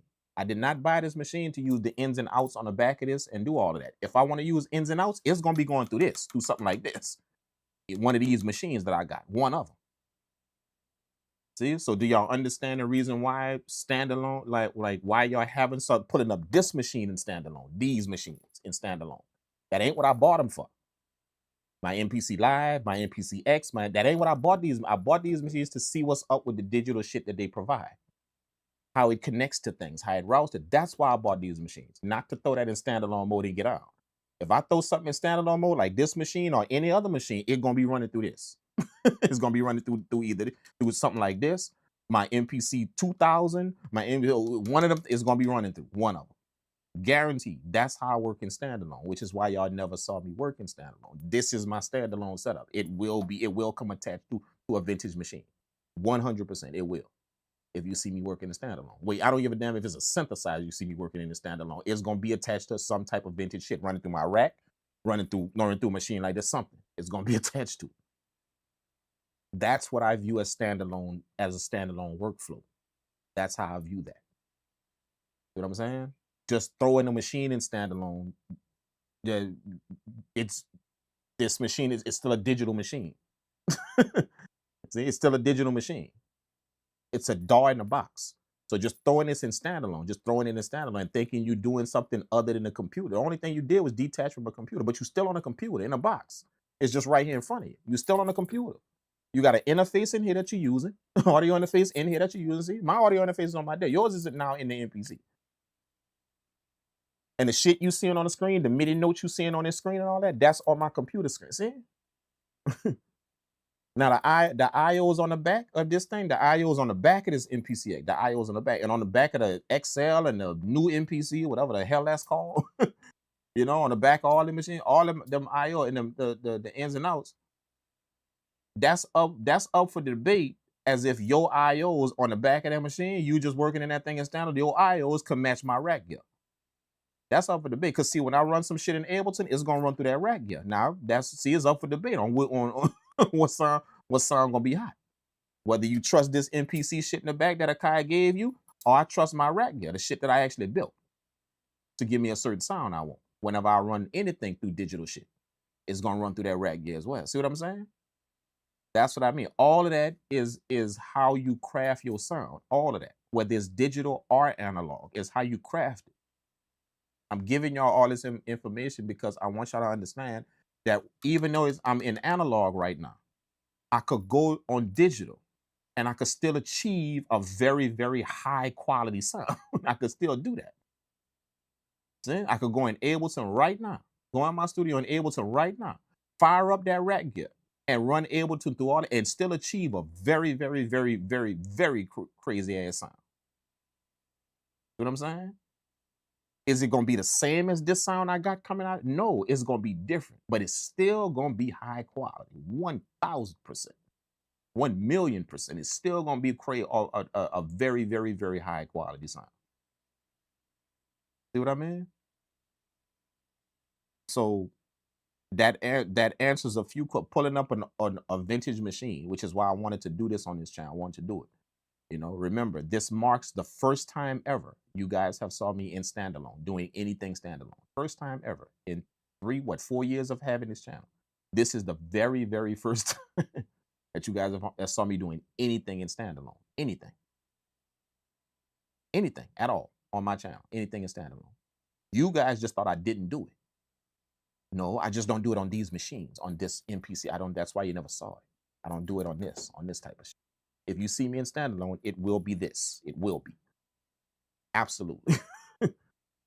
Absolutely. I know what the hell I'm doing with it. I know the sound I want. Hell, y'all just heard it just now when I played them drums. Y'all just heard it. I know that's why you're gonna see me in standalone. I don't get that when I turn this on in standalone. I don't get that. I don't get that sound like out of this machine. I don't. Like, very simply put. And y'all know that. Just the difference in something like this coming out of something like this sampler right here and coming out of this standalone MPC X. Y'all know that it ain't gonna be the same sound. Absolutely. You know, if you want to hear it again, no, listen to it yourself. Listen to it. This is coming directly off of that digital sound, coming directly off of that. Look, check it out. Listen to it. I hope you got headphones or whatever. That way you can kind of check out really what's happening.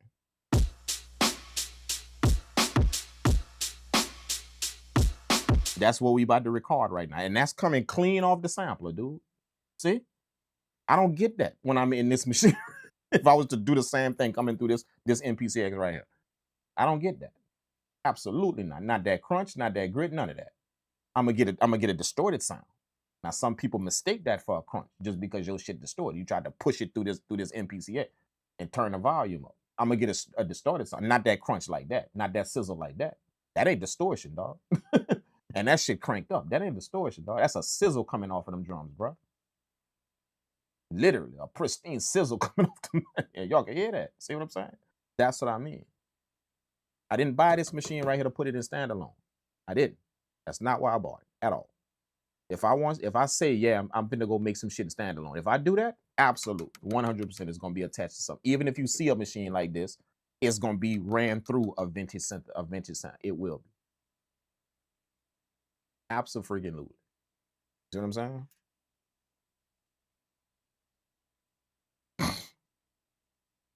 Anything else gonna be in digital, man. Anything else is gonna be in digital. All right, let's record this drum break, man. Let's get it. Let's do it. Boom, arm. Let's wheel this back. Hit arm, and let's get it.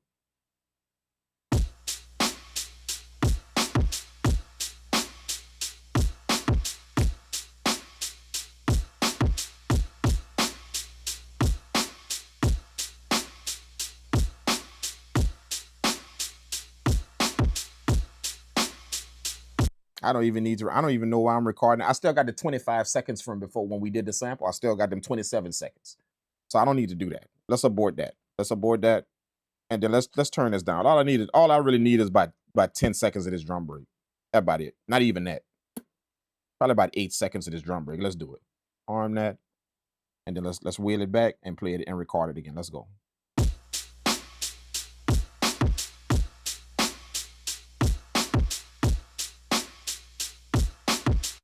See, that's all I really need. That's all I really need. We got our source audio already. Done. See what I'm saying? Just that quick. We got our source audio done.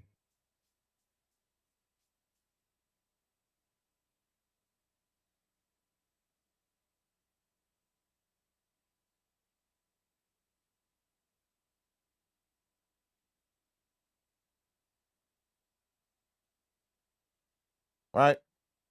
Okay, so this is our sample we got, right? Remember, we could play it through here, we could play it through there, or we could trigger it through the MPC. All right, I'm gonna kind of be playing it through. I did it on the pad trigger when I chopped up the sample, so I'm gonna kind of be playing it through the machine, just hitting the play button right here. Hit the play button on the machine right there as I work through it. Okay, so same concept that we did with the sample, we're gonna do with the drum break. We're gonna go get 3 hits from the drum break: a kick, a snare, hi-hat, which that's pretty much all that's in this drum break right here. That's all we're gonna get. All right, let's do it. I may drop an open hi-hat in there just from the MPC somewhere, but we're gonna see. All right. So same concept. Let's go to sample, right? We're gonna go to hit the edit button. That puts us in that select trim screen. You remember how we was going back and forth from the select and the trim screen? Select, trim screen, select, trim screen. That's what we're gonna be doing again to chop this drum break up. So right now we in the select screen. That's where we could keep copying the drum break over. And then from them copies we make, we're gonna go get our individual hits. Same exact thing like the sample that we did with the sample. Let's get it. All right. So remember, we named it, we got the drum break recorded. We need to name the drum break something. Okay.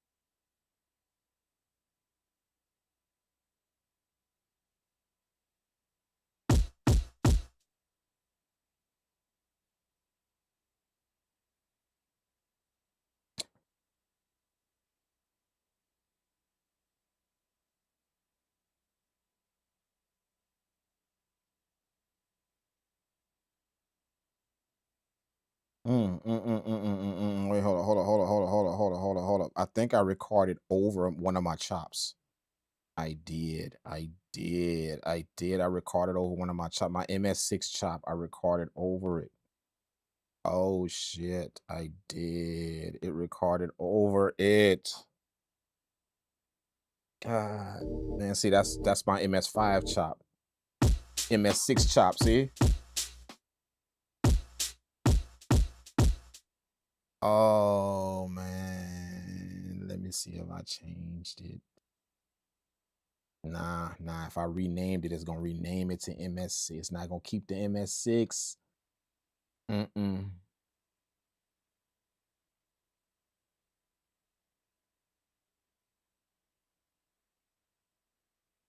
what happened to my MS7 chop? I see MS1, MS2, MS3, MS4, MS5, MS6. What happened to my MS7 chop? Hold up, let me see something real quick. Let me go back to my key group. Key group.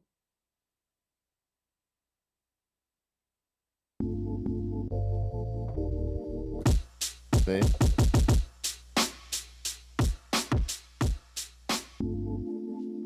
See, I recorded over the 6 chop. I did. Look. See, this is my sample chop. See, and that's pad 6 right now. That's pad 6 right there. I recorded over it.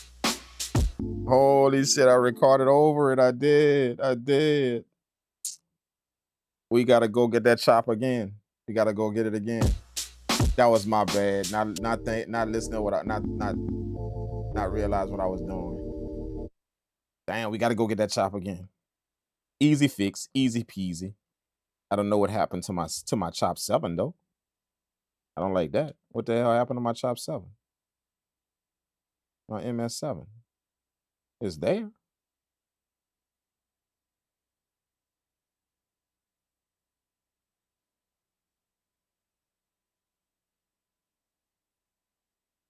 Is that in F3?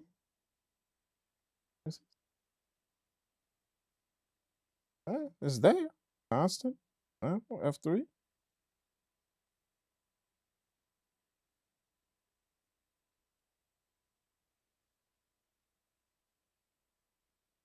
I don't know what happened to my my MS7 chop.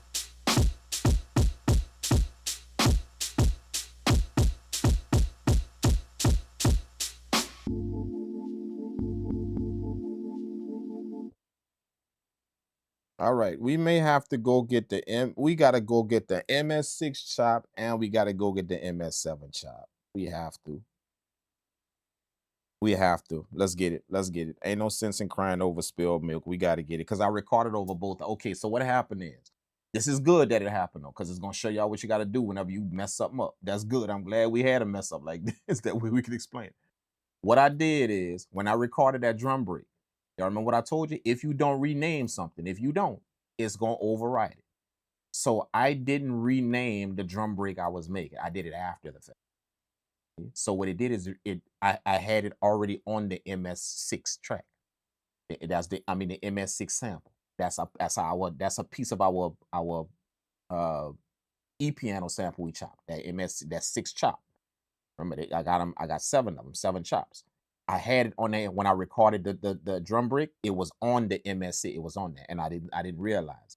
So I recorded over the drum because I didn't rename it. See, it recorded over that chop, recorded this drum break so that my drum break is now my chop. See, my drum break is now my chop. Okay. And then y'all remember when I stopped it and recorded again, it went to the MS7 and it recorded over that. That's why I don't have MS that 7 chop. So right now all I got is 5 chops. I don't have 7. I got 5. You know what I'm saying? So I gotta go get chop 6 again and chop 7 again before we even deal with this drum break. All right. So let's do that. Let's do that. All right.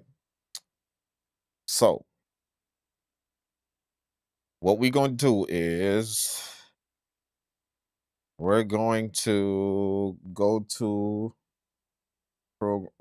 sample, edit. We're going to go to trim. Nope. Let's go to select screen. Okay. I'm going to find the MS track. That's our original sample. That's this. Our original sample, right?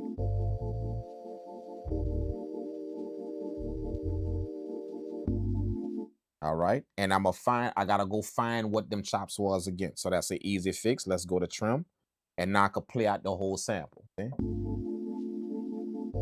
See, so I'm gonna listen to the chops I already have, and I'm gonna gauge just in my ear what chops are next. So this is my first chop. Obviously, the first chop where it start. Second.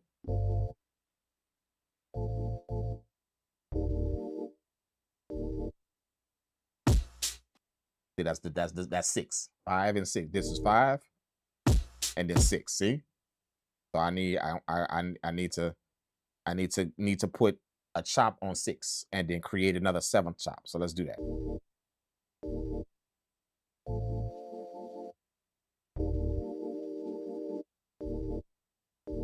All right. So the 6 chop 6, they got 2 bass hits. Boom, boom. Chop 6 is the second bass hit. So let's go find that.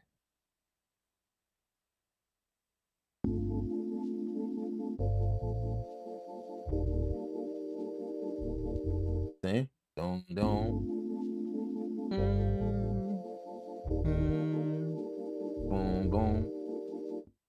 Let's get that second hit. Let's get that second hit. So remember what I gotta do? I gotta give myself the MS6 first. I gotta copy that. So let's hit select. All right. I'm gonna go to the new MS6 track, which is the drum break now. MS6 chop, the 6 chop, that's my drum break now. And I'm gonna delete that. See, so I'm gonna hit delete. It's gonna say delete one sample. Go. All right. It deleted the MS6. Now I can use the MS6 name again. Because I don't have an MS6 chop. That drum break that I recorded on the 6 chop, MS6, MS means my melodic sample or mellow sample. So the MS6, which is the 6 chop, melodic sample, 6 chop. MS6, I recorded that drum break on that. I just deleted that.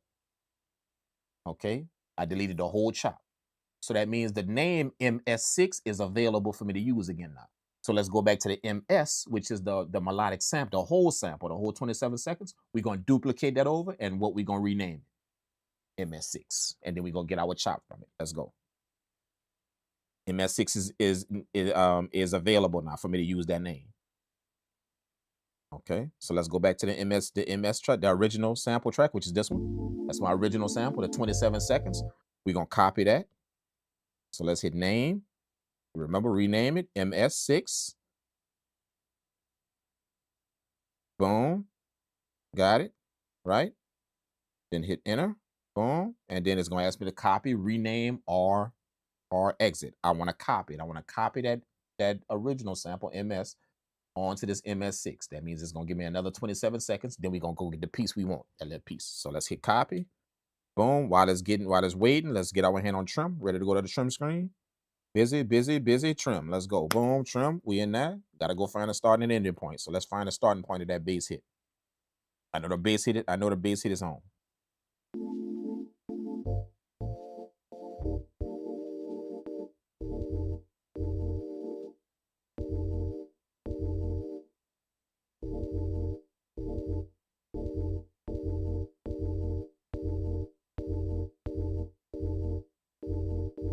There it is, right there. There it is. Let's zoom. Let's tighten it up.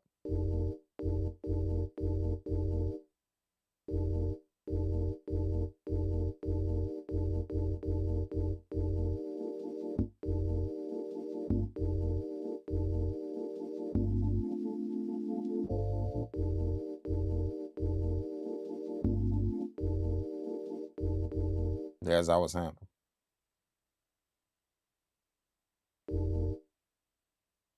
You know what? Let's get it from the other half. Let's get it from the other half. Let's get it from the other half. Let's go further. Let's get it from the other half. There's a second half. It kind of repeats. I kind of like that one a little bit. It repeats over again. Let's get it from there.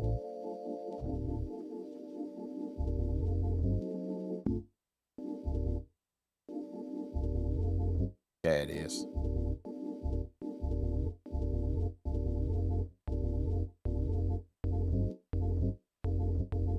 Yup.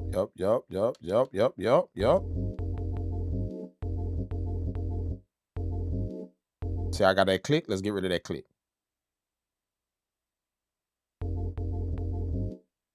We're gonna fine tune it.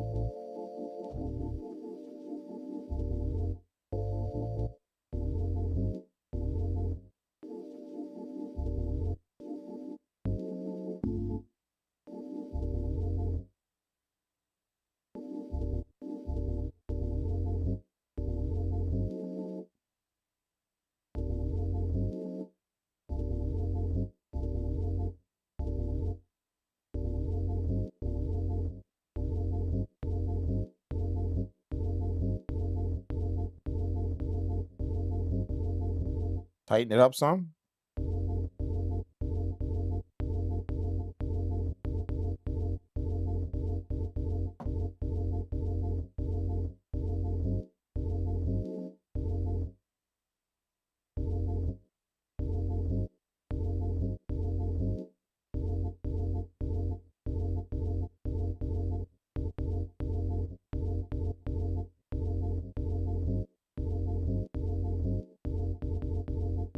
There it is. There it is. Got the beginning point. Got the beginning point. Got it. Ending point. Get the ending point. See, nothing. Let's start bringing it out now. Boom, just that quick. See, all we need is that chop, so it's gonna be quick. Just that little small hit.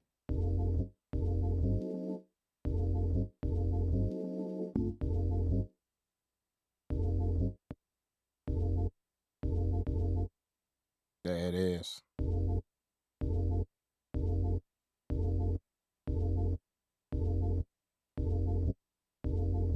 There it is. Starting to come in. Let's do it live back. There's my chop. There's my chop right there. There it is. Cut. Cut. Got my first chop. Boom. MS6. We got our MS6 chop back. Let's go. All right. Now MS7. Let's go back to select screen. Go back to the MS track. And then we go name that. MS7. Got my MS7. Boom. Hit enter. Copy. Go back to the trim screen. Trim. Okay. Starting point.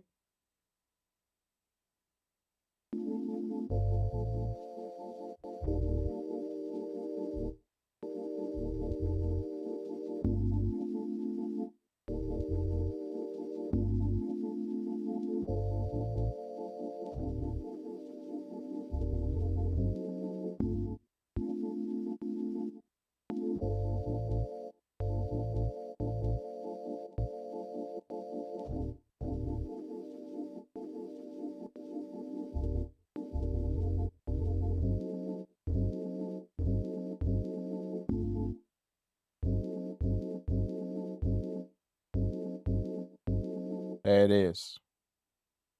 Tighten it up.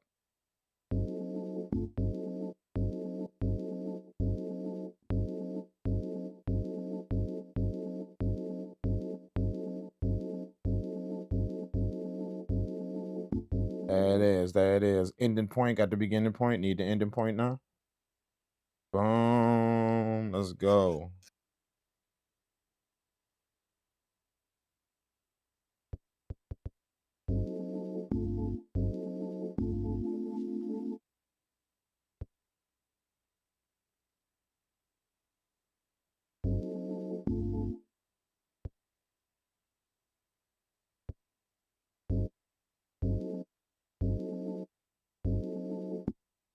Right there. Boom.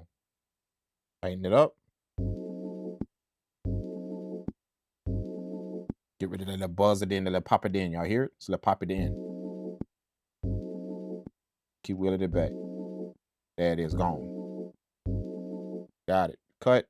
Cut. Bam. Got my MS7. Got both of my chops again. All right. Let's go back to our key group and assign them. Let's go. Sample. Key group 7.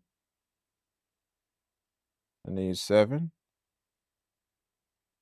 Key group 6 is 6.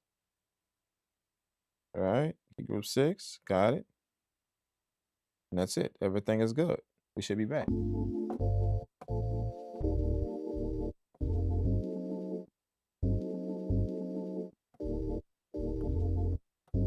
There we go. We back in business. Bam. Got all our chops. Okay. Now the drum break. Let's go do the drum break now. Let's get our drum break rocking, man. So we had to go back and do all of that just because we messed some shit up. Now let's make sure we in our DP program. There we go. DP program. There we go. Okay. And now we want to record.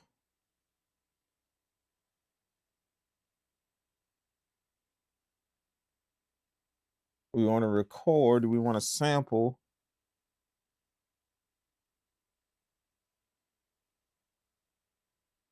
Let's sample over the square wave. Let's do that.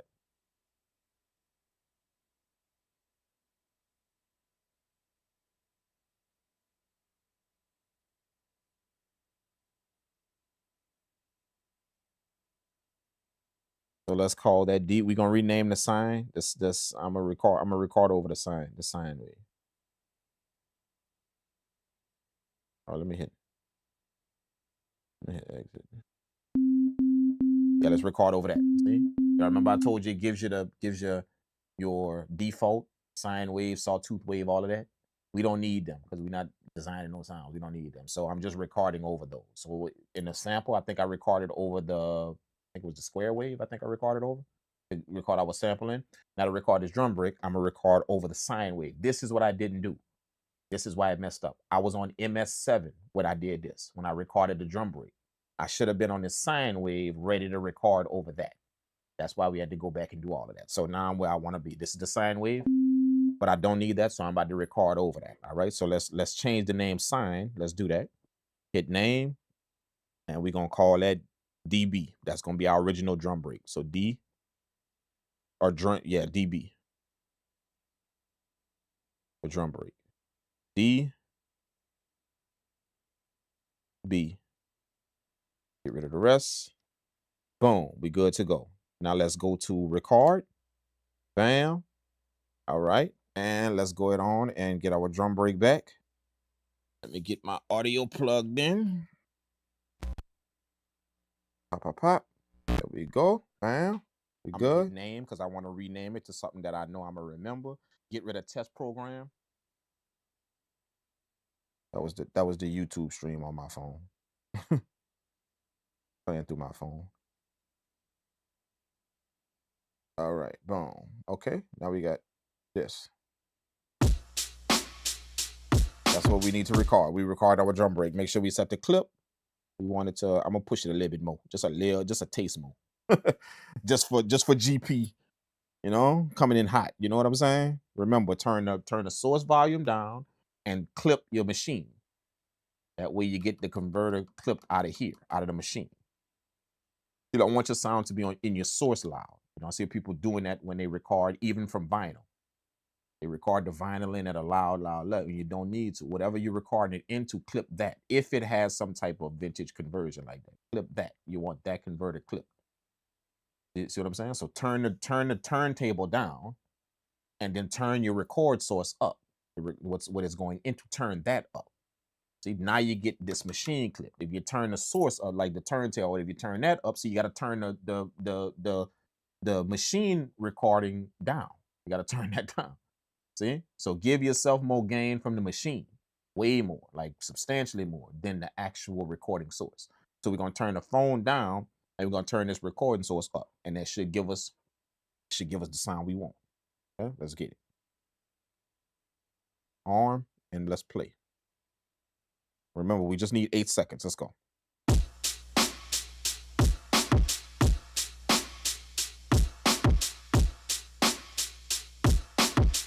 There we go. That's our 8 seconds. We good.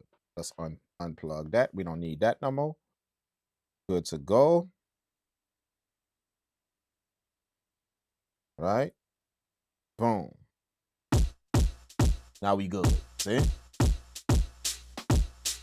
Let's get it. Let's get it. So DB.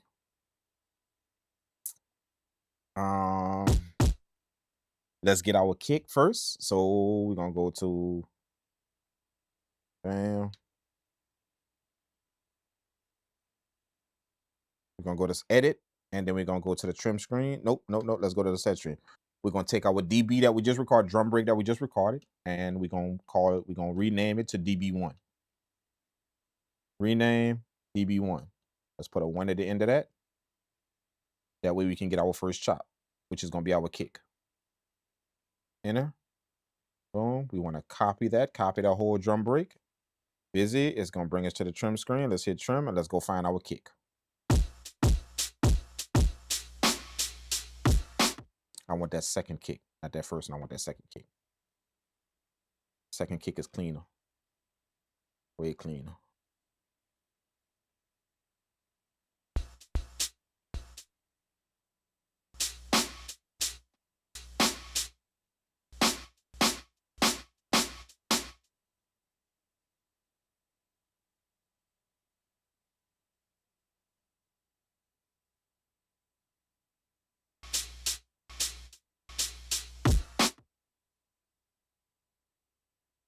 Come on, go get it. Go get it right there.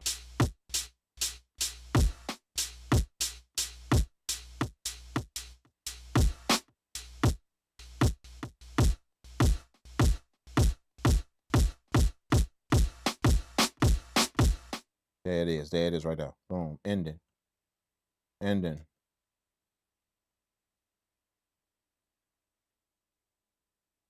This is how you used to get it done. This is how you got it done back in the day, bro. There's my kick, low. Let's tighten it up some.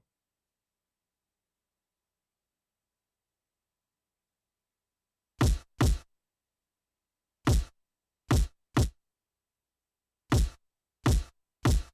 want all of that kick. So that's as much as I can get. Keep going. Keep going. Now, see? Guys, bring it another sound, see?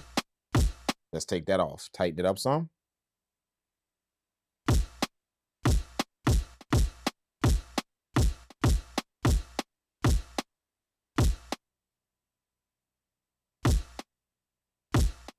Come on, man.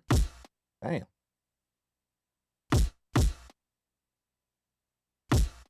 There it is. There it is. A little bit more. There it is. There's my kick. There's my kick. Cut.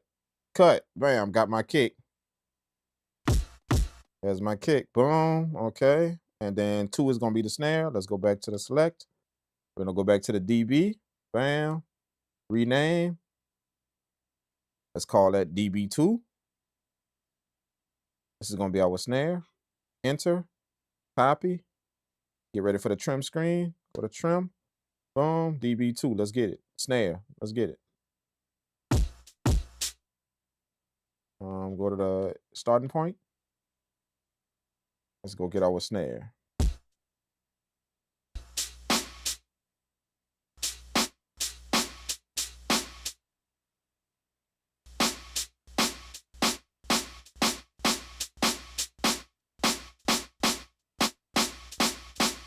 Zoom in.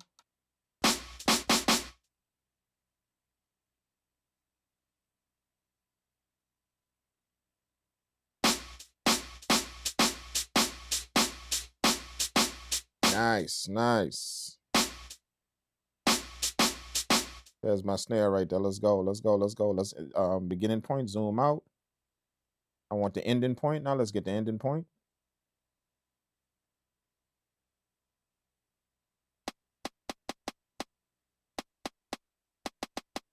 Yeah.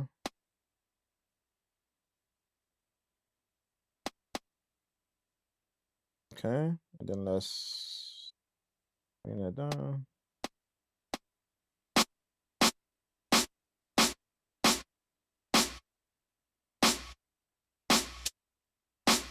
See, I was bringing in the hi-hat. See? Let's zoom in and tighten that up. Zoom in. And let's tighten that up.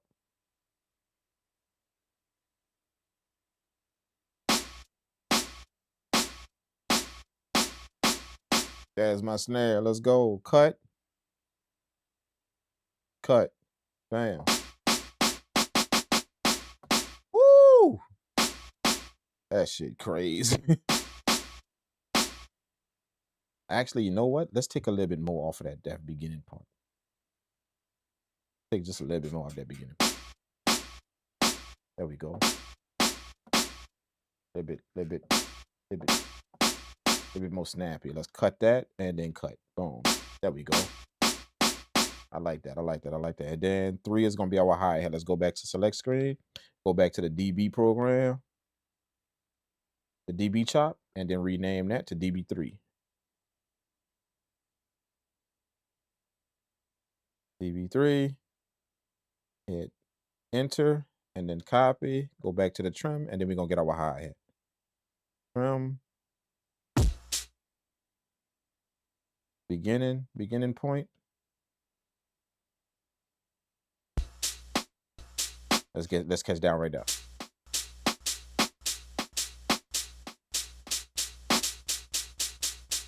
See, there we go. There we go. There we go. Ending point.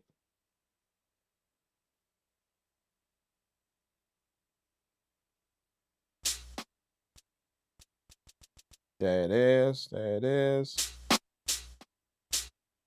There we go. Let's tighten that up. We want all of that.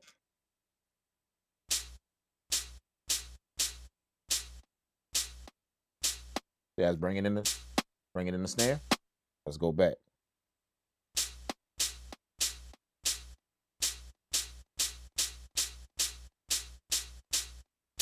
Look at that.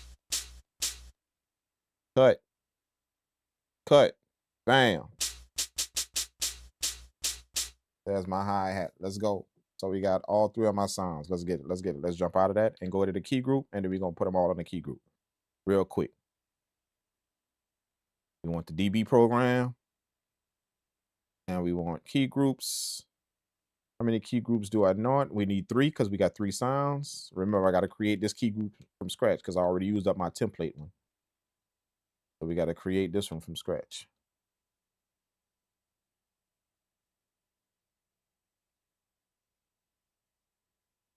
Key groups. So I made the plus button and give myself 3 key groups.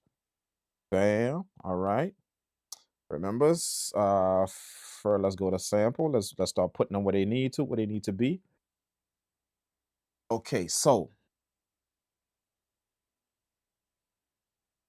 I think it should be able to work with just wait, can it work like that? Or do I need to be in C1? Nah.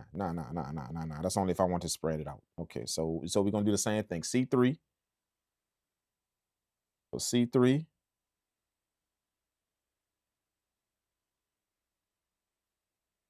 C3, that's what it's gonna trigger. Let me put it on C3. C3, that's what it's gonna trigger, right? Sample, I want dB1, drum break 1, that's my kick. And then switch it from track to constant. Now you see how something else is triggering. Look at my sine wave, see? See? That's triggering my sine wave as well. That ain't supposed to be happening. So let's go see what's up.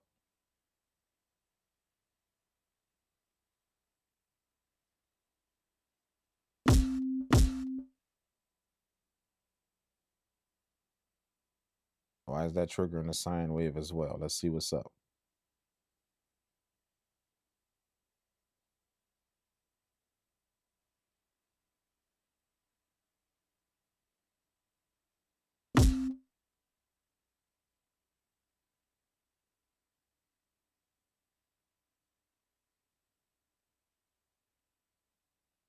Why the hell is that triggering the sine wave?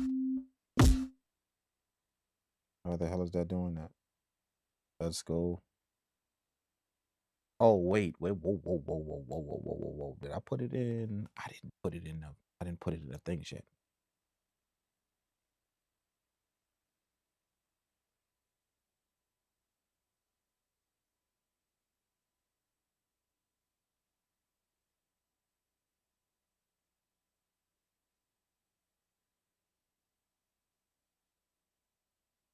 I didn't put it in the things yet. In the what you call it yet?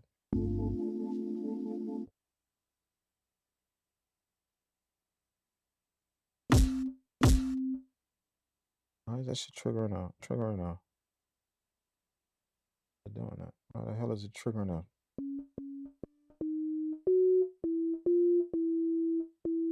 It's like it's triggering a sine wave as well.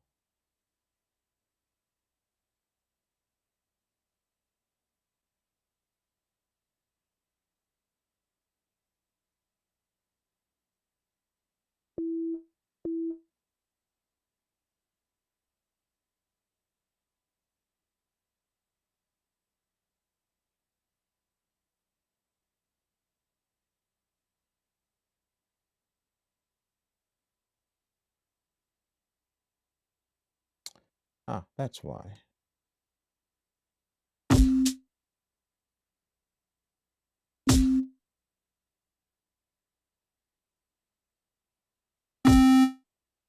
Yes, that's why. Okay, let's get rid of that. It's on. I forgot. I gotta delete that. Wait, let's hit name and then boom, get rid of that. All right, and then hit rename and get rid of that. And hit rename and get rid of that.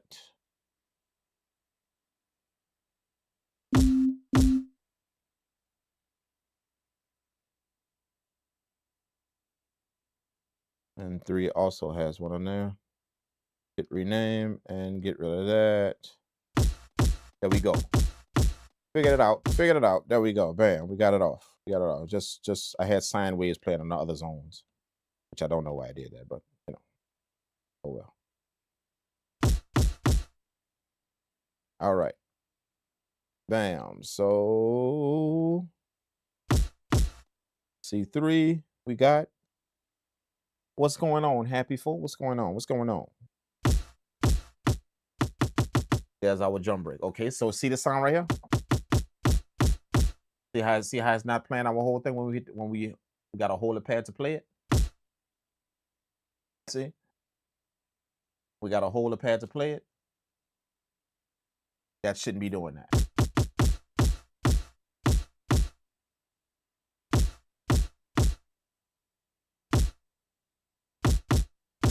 See?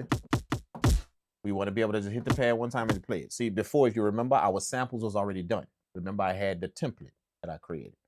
That was already made. All of that was done. So now I get to show you, I get to go through the envelope thing, okay?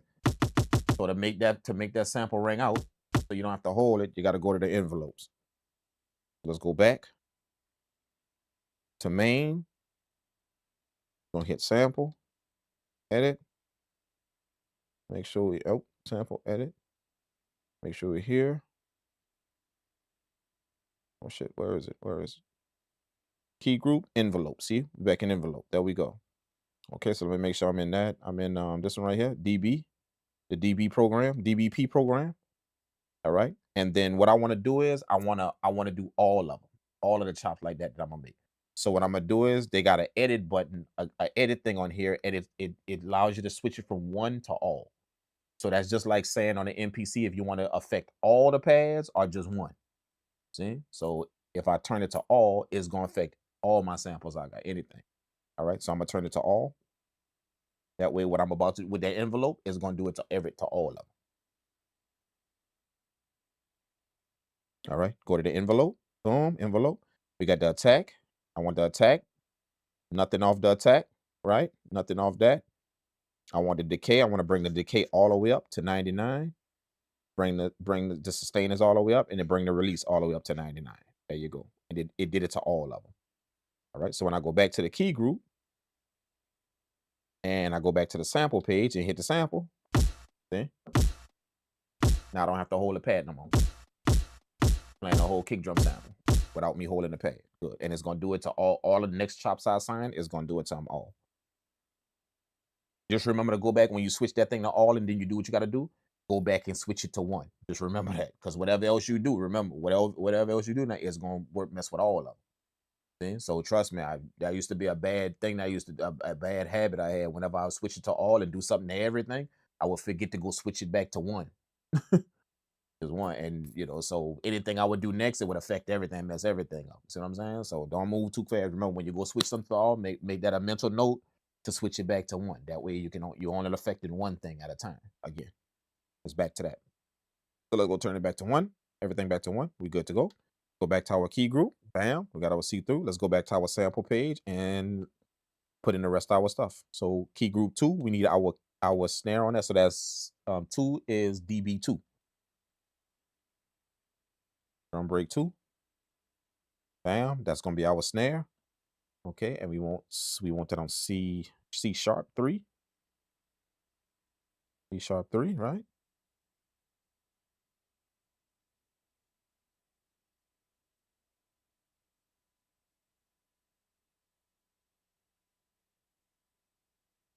Bam. There's our snare. See, I don't have to hold a pad. See how it automatically did it? Snare, good to go. There's our snare. Okay, same thing. Key group 3 is gonna be our hi-hat. And we want that D3. We want that to be triggered by D3.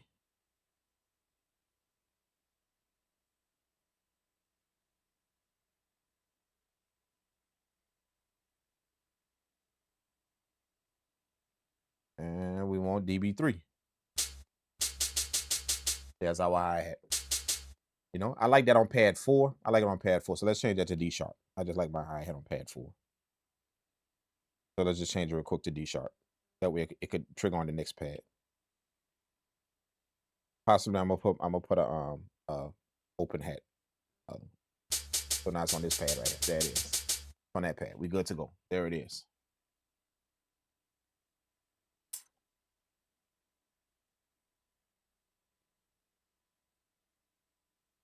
in that S950. No, man. Read the top of the screen, man. Come on now. Read the top of the screen.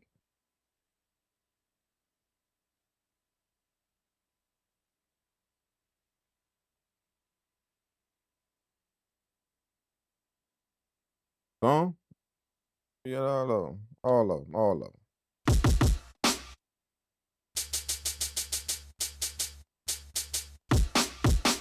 Look at that crunch, bruh.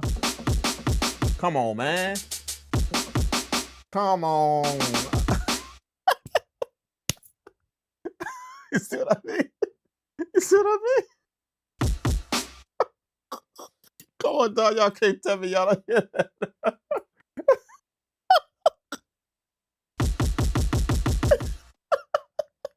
I gotta laugh. You can't tell me you don't hear that. Thundering through your speakers. All right. Next thing we got to do, remember, we already got our sample on MIDI 1, on MIDI channel 1. That's playing on our first MIDI program on the MPC, right? We got to go assign this drum break that we just shot, these 3 chops, to another MIDI channel, to MIDI channel 2. That way, we can play them both on different tracks. MIDI channel 1 going to be triggering a sample on track 1. MIDI channel 2 going to be triggering the drums on track 2. Let's do that. So we're going to take this program, assign it to MIDI channel 2.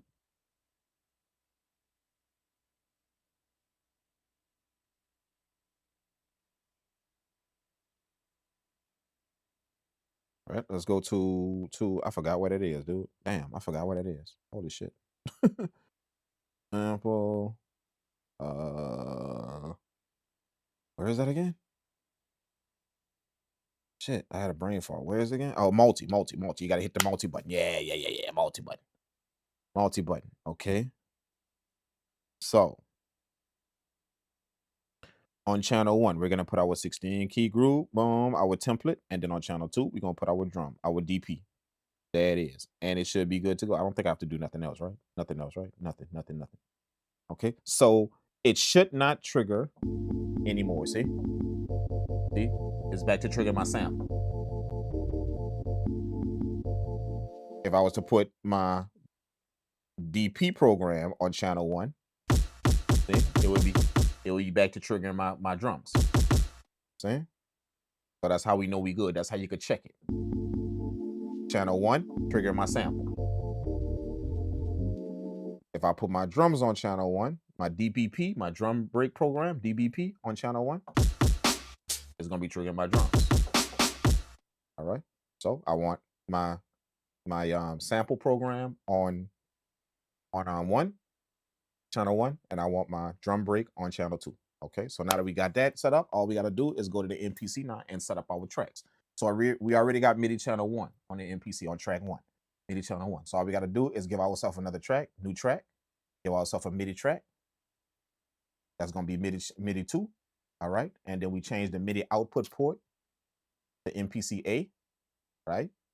And then MIDI output channel we want on channel 2. And I should be triggering my drums. 2.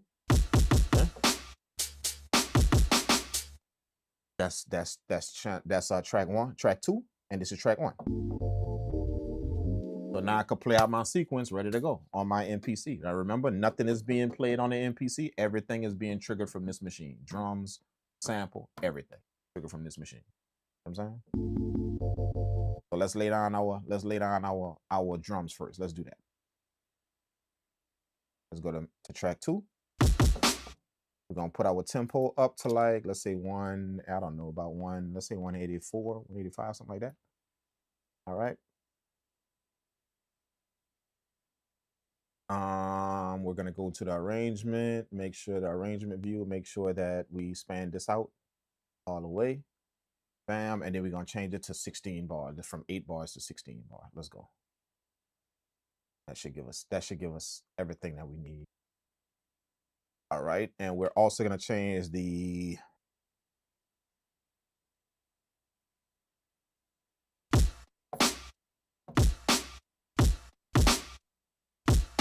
let's do a little swing. Let's do a little stutter step to that. Let's do it. So we're gonna take the time correct and we're gonna put that to 8 triplets. Let's go. So let's do our hi-hat first. What I'm gonna do is for my hi-hat. Okay, see, that's my hi-hat, right? So being that it's triggered for MIDI, being that MIDI is triggered, all right? I can't do, being that it's MIDI and not a sample, triggered on the MPC, is triggered in the 3000 XL, triggered there.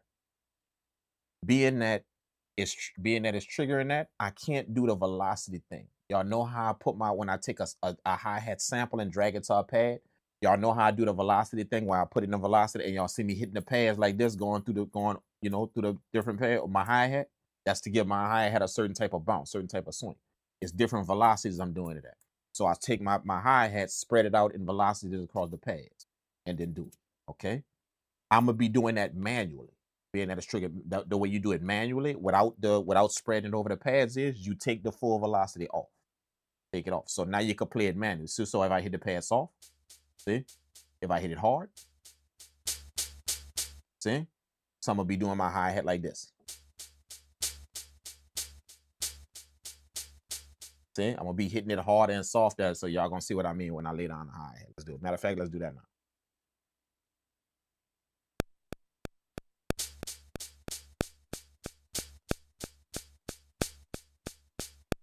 Hold up.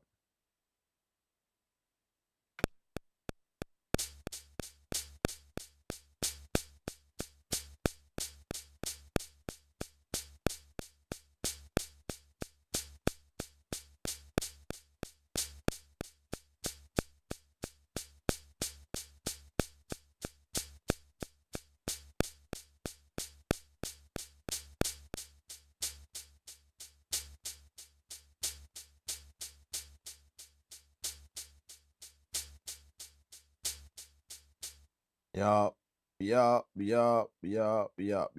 That's how we wanted that. That's how we wanted that. Bam, bam, bam, bam. Just making a few adjustments right here. The ones that I could see that's off. All right. Just a few. A few that's off. We good. We good. We good. Damn, I played that pretty good.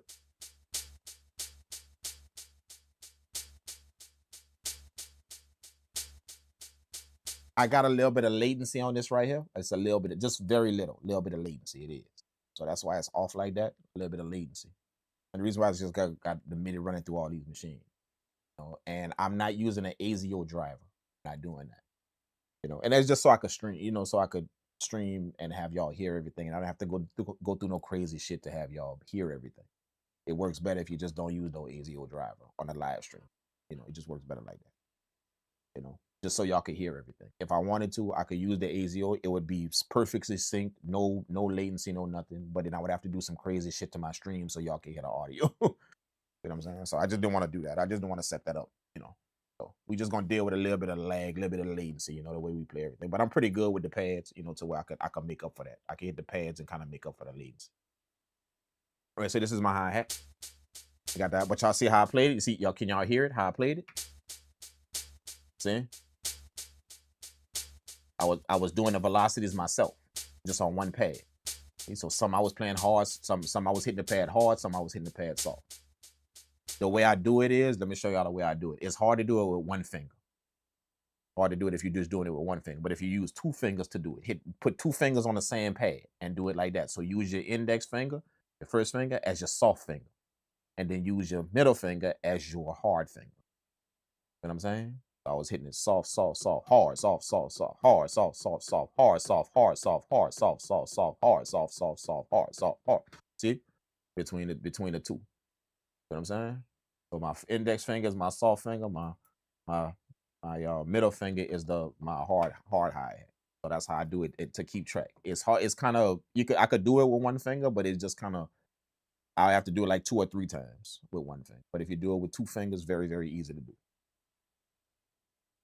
All right. That's if you don't want to do the, you know, take your hi-hat and span it across 16 in different velocity and hit different pads. You could do it all on the same pad. Just take it off of full velocity and just just kind of do it yourself. Hit the pads hard and soft, however you want. All right. So we're gonna put it back on full velocity because we're gonna do the kick and snare.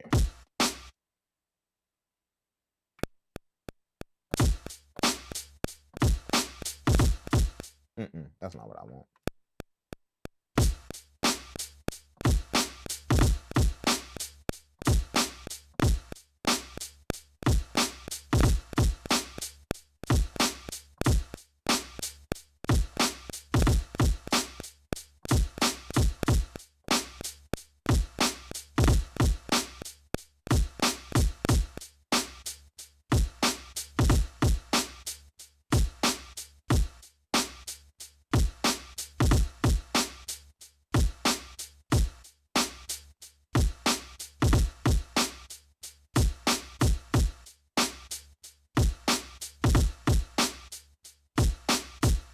All right, now what I'm gonna do is I'm gonna go on the MIDI grid, and all of my ghost kicks, the double hits, the double kicks, I'm gonna kind of turn those down a little. So let me just zoom into the grid. I'm gonna go to each one and kind of turn the velocity down a little bit. Put it on velocity like that. Make sure I can see everything that I'm doing. Boom. So let's grab that one. Velocity.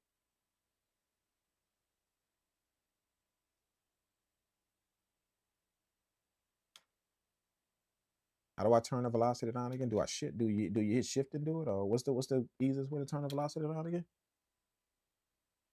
Track level. Is it one of my Q links? Track velocity. There it is. I want note velocity, not track velocity.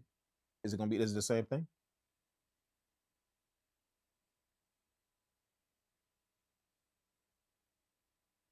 Nope. Nope.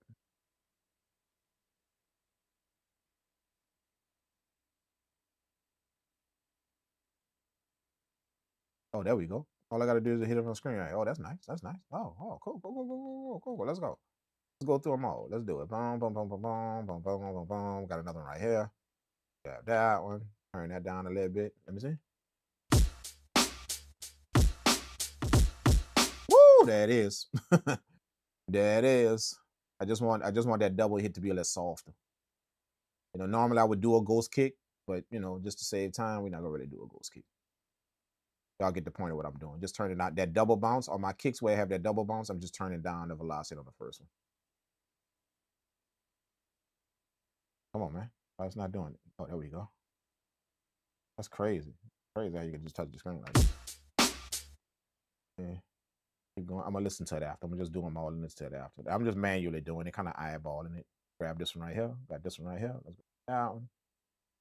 Turn the velocity down just a taste.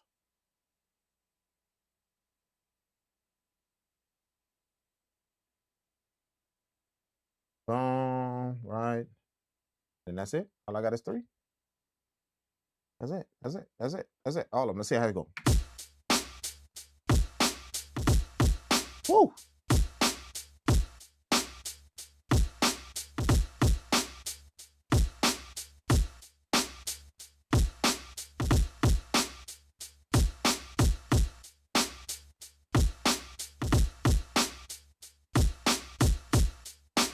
There we go. That's on track 1. So we got that on track 1. I mean, not on track 1, on track 2. Let's go back to track 1 and let's lay down our sample. Let's go.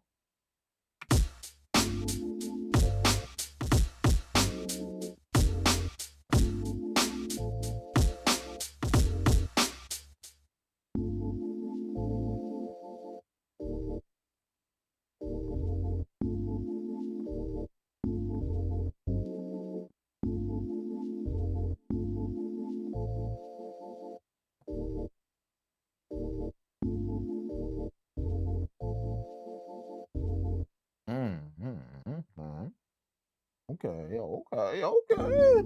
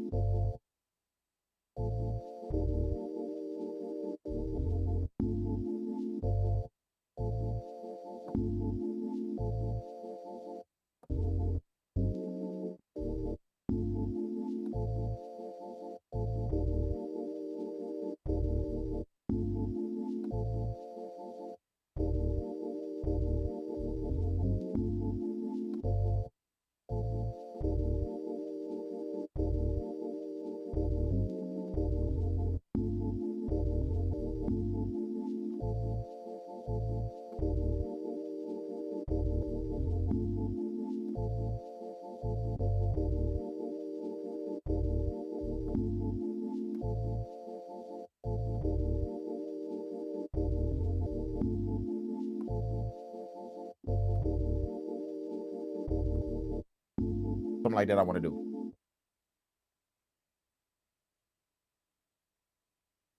Something like that I want to do.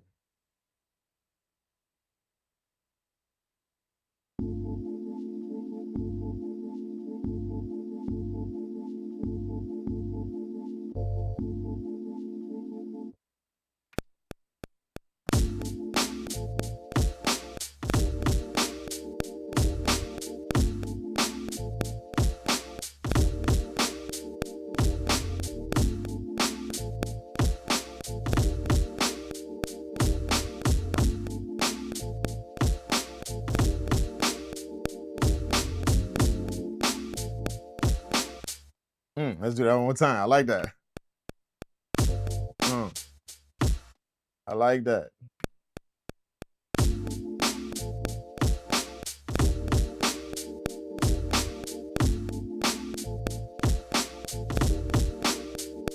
Woo!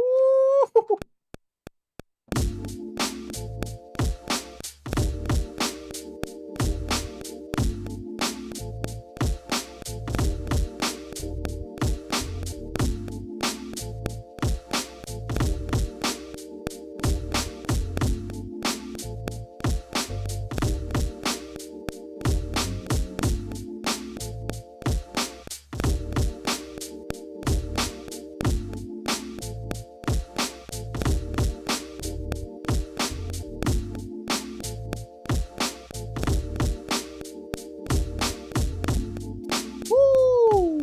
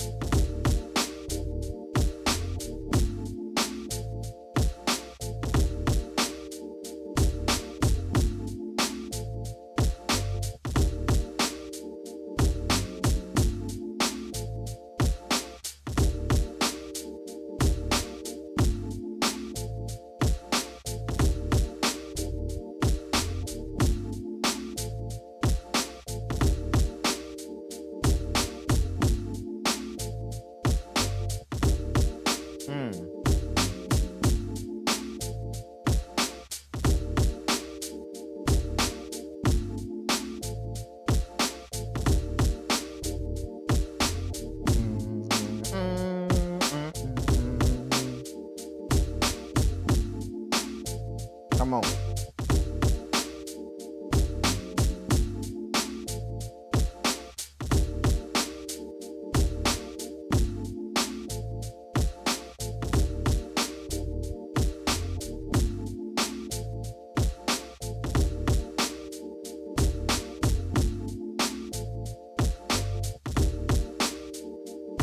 Woo!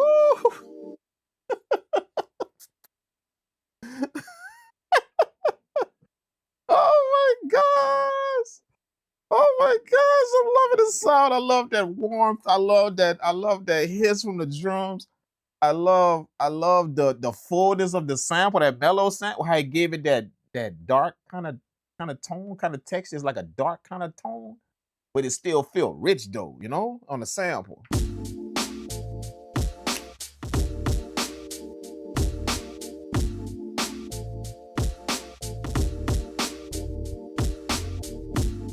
This is standalone to me. You understand what I'm saying? Y'all get what I'm saying? Now that y'all can hear that?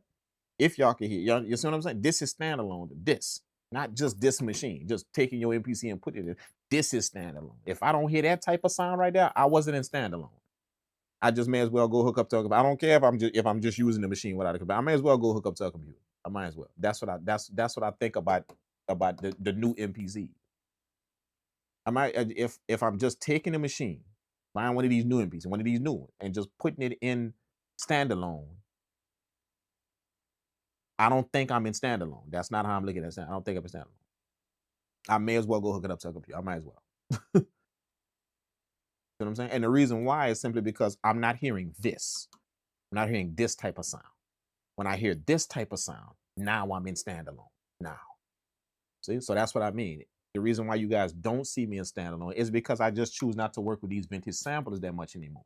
So when I'm on these new machines, these newer MPCs, I'm gonna be on a computer. I will, because to me, it's the digital sound that comes out of this MPC And the digital sound that comes out of my converters of my gear on my computer is my sound is even better when I run my digital sound through my gear, through my rack gear when I'm making beats. It's better than the back of this. In the back of this MPC, it's way better. Obviously, like literally, like 10 times better.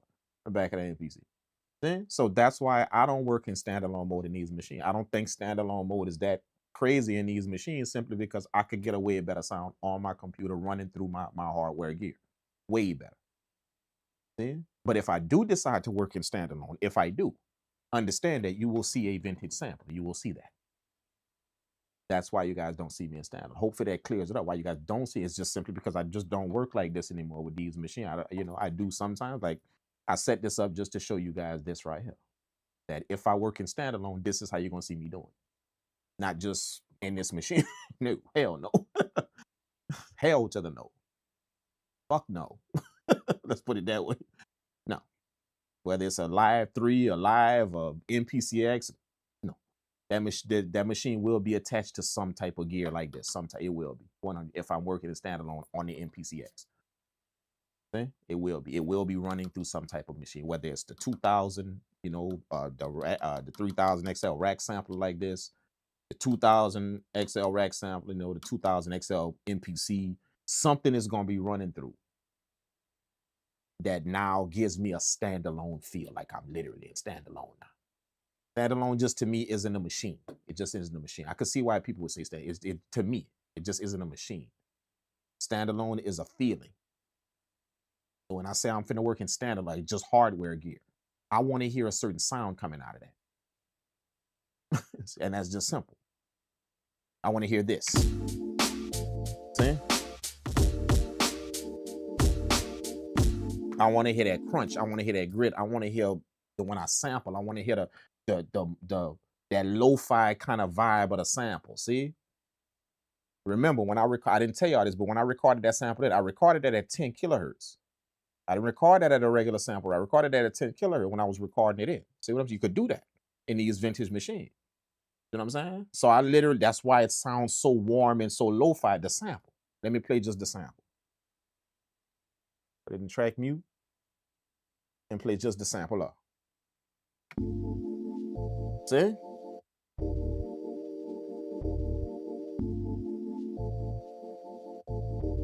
See? That's why that sample sounds so lo-fi and so warm like that. It's like it sounds so full because it's like it made it more dreamy. See? And it's because I recorded it in that 16-bit 10 kilohertz fashion. I recorded it. That's what I pretty much do to every sample when I record. Well, not every sample, just depend. Like guitar samples, shit like that, I won't do that in here. I won't degrade the sample rate like that in here. I won't do that. But like pianos, pianos like this, and what else I do it with? Lead sounds, basically anything that could be brought down to a heavier feel to make it warm. If I do guitars or strings or something like that, I don't want that warm. I want that kind of spicy and sharp. So I'm not gonna record that. I'm gonna record that in that regular 44 one, the regular 16. But I'm gonna record that in there like that. But for the other stuff, I'm gonna definitely record it in, the way I did this. That way it could give me that lo-fi. It's almost like a lo-fi kind of vibe. Look, see? And that if y'all know that sound, if y'all know that vintage sound, when people make sample beats back in the day, that's what y'all hear. That type of sound right there with these type of drums. See?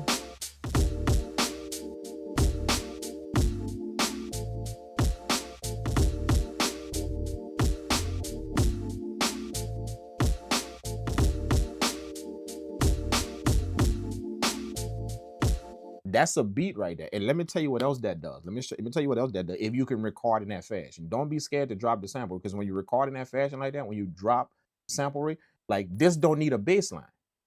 It's already got a bass line to it. If you notice, I ain't dropped no bass line, but it already got a bass feel to it, because that's what that warm feel does. It gives you like that low end kind of hump, to where anything you record, when you downgrade that sample rate, like when you do that, or when you record it in, and at 10 kilohertz or something like that, when you record it like that, it's gonna give it that warm feel, that lo-fi warm. So it's gonna put like a heaviness to it.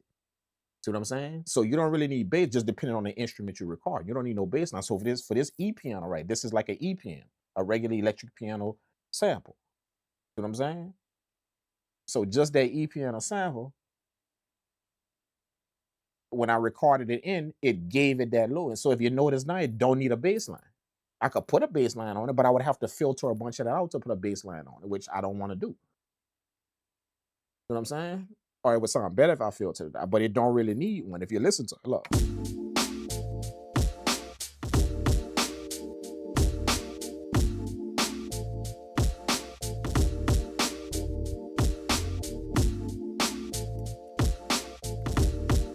See?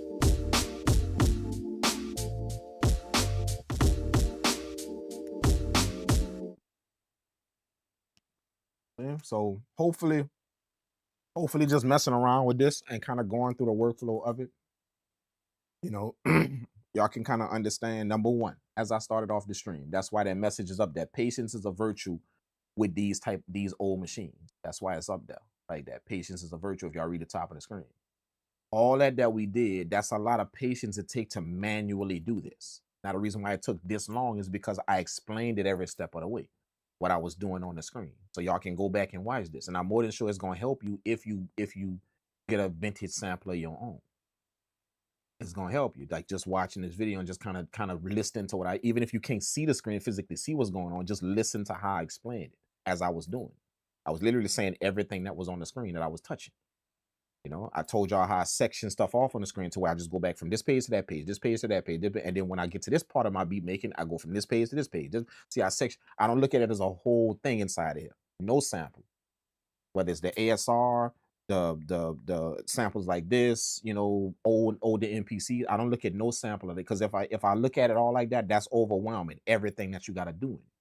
So what I do is I break it off. Like in this part of my beat making, what pages I need to go to. And I'll learn them pages really well for that part of it. So like when I'm chopping the sample, what 2 or 3 pages I need to do that. And that's what I'll learn. And then, okay, now that I learn how to chop it and get it good with just them 3 pages I learned, okay, now after I chop it, I want to put it on key groups. What 2 or 3 pages I'm going to need to do that. And I learn it. See, I section it off when I'm learning stuff like this. That's how I learned it so well. I section it off and I learn it like that. Yeah. And like I said, once you learn one of these vintage machines, you're going to learn the overall structure of how they all work. I don't care what company it came from. All of them samplers work in that fashion. The company just do it in its own way, but it still follows that same exact guideline of how a sampler works. Same exact guideline. They may call a program a cycle or something like that. You know, they just call it cycles now instead of program. But you're going to be creating cycles. And then you see, they may do something like that, for instance. See, it's still the same thing, same type of way you deal with it, but just you got to figure out how that company did it. That's all. Once you learn one of them. So me learning the first vintage machine that I had back in the day was the Roland MV. Or not, well, no, I ain't gonna say that. First vintage machine I had was, I say the 2000. Then I got the Roland MV. And that was my 2 beat making machines a long time ago. The 2000 and the Roland MV. That's all I made beats on. Just that. And then, you know, I had the motif, the synthesizer, the motif synthesizer. That was it. That was my beat making setup. That's it. That's all I had. That's it.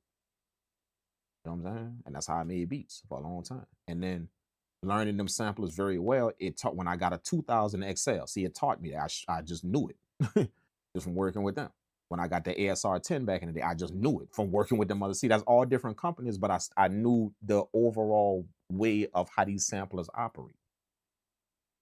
See? It's like I gave in the beginning of the stream, I gave y'all the example of the pie. See, that's if you got pie on the table, you could have a grape pie, a strawberry pie, a lemon pie, but it's still pie. That pie was made a certain way. Those pies, they still pies.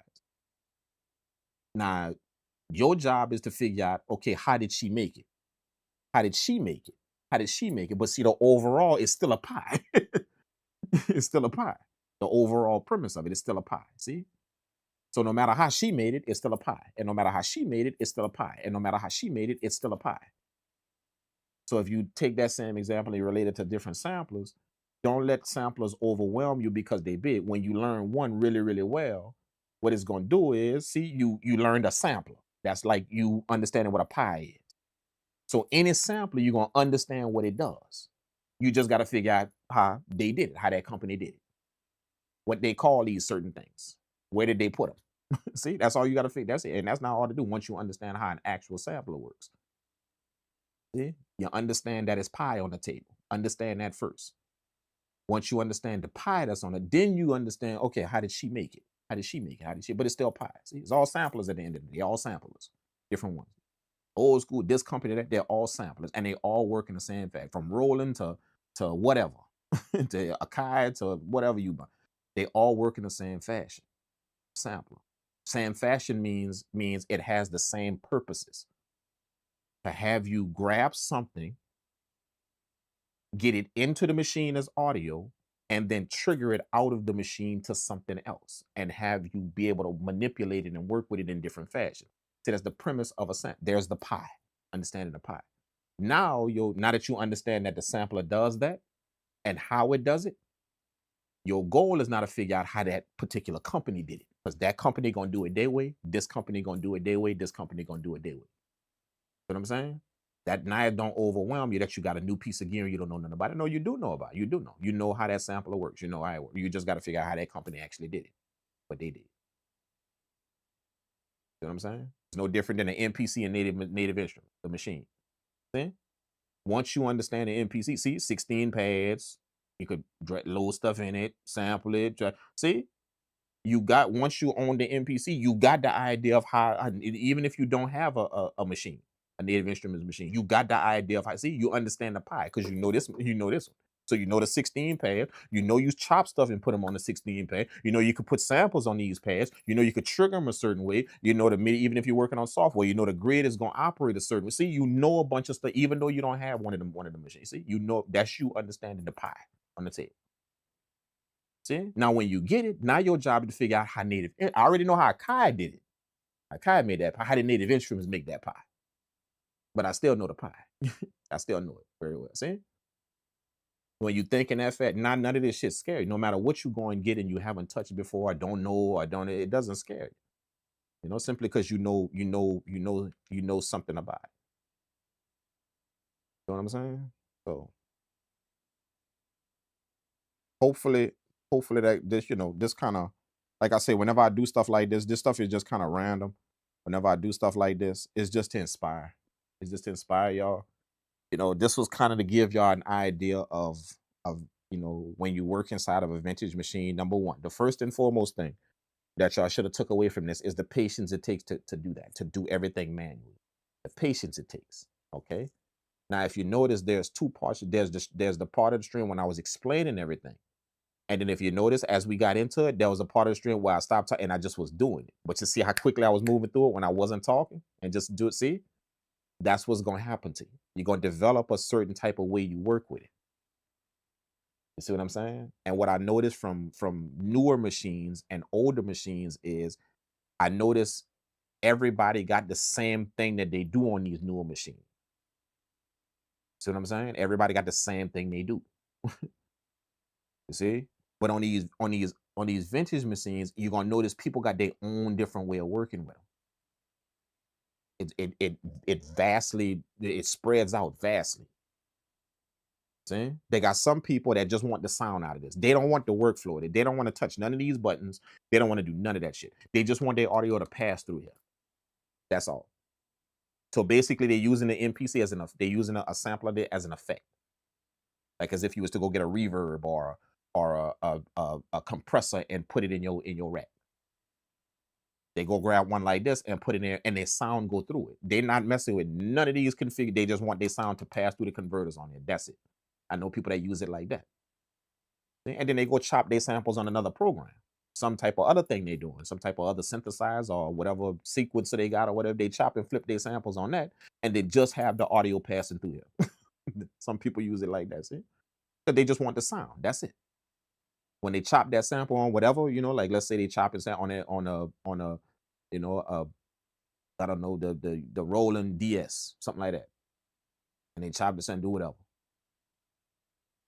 You know, when they lay that down or play that, they want it to come through this machine. They want whatever that drum sound to come through this machine, and then output from this machine onto whatever they tracking out to, possibly a tape player, possibly some more gear, some more vintage gear or whatever, or even to a DAW, even straight to a DAW. They just wanted to, so, but they don't touch none of the stuff on it. I've seen people work with it like that. They don't want it. This is so old that they don't want to touch none of it. Like, I ain't working like that, but I do want their sound in there, mug. See, some people use it like that. See, that's what I know. Like people, there's various ways people use vintage gear. There's various ways they use it for different purposes. This new stuff we have, I don't know. It's not like that. Like everybody do the same shit with it. Mostly, that's what I see. Everybody do the same shit with it. But that's the beauty about old school gear. It's gonna give you that opportunity to kind of work with it how you want to. And the reason why it affords that opportunity is because it's limited in a bunch of ways, but it packs a punch. So it's going to force you to come up with how you need to work with it. It's going to force you to do that. And force this person, when they buy it, how they want to work with it. It's going to force you to do that. Even the workflow that I showed you, you won't do it like me. Even if you watch what I do and how I did it in this video, you won't work like me. You're going to figure out your way of doing it. But guaranteed, you buy a machine like this, oh, you copying somebody else's workflow. You are. Like not only somebody, but quite a few people. You're doing exactly what they doing. In a machine like the new age MPC. We're doing exactly what they doing. Yeah? That's what I noticed about vintage gear, man. You know what I'm saying? So hopefully, and the second few more other things that I wanted y'all to take away from this video is obviously the sound quality. Obviously that. No mixing, no nothing. Just coming straight off the machine, sampling, recording it in at a lower rate. Recording and sampling at a lower rate, and then clipping the converters on the drums. Clipping it. And y'all see what that did. No mixing, no nothing. Already law. See?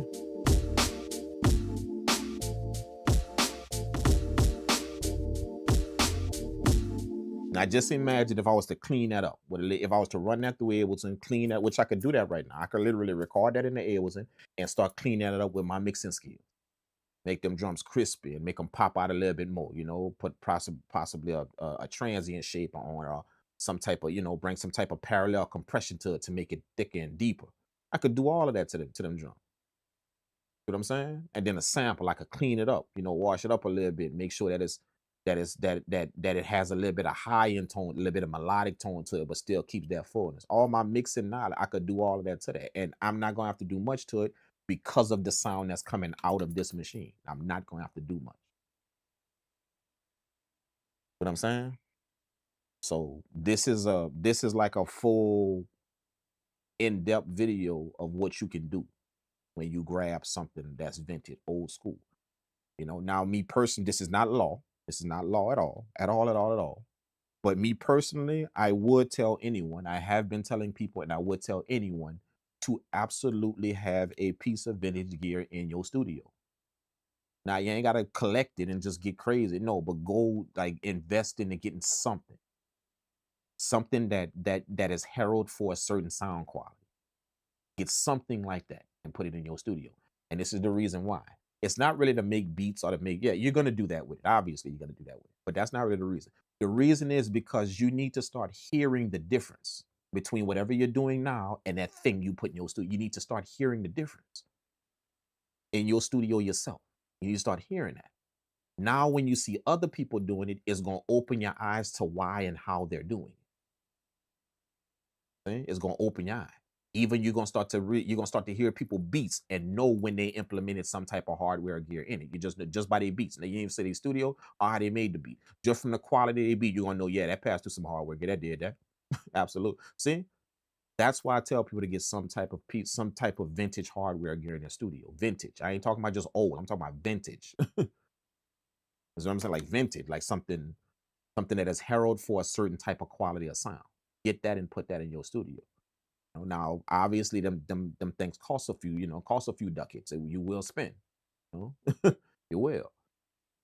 But it's all for the premise of making sure that you understand the difference between the two.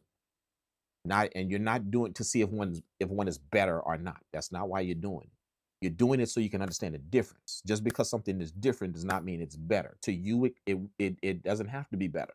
While to this person, it doesn't have to be better. Your job is to understand the difference between it. See? The difference between the two. That way you can start being aware of the different sounds out here, even when you put them in your music.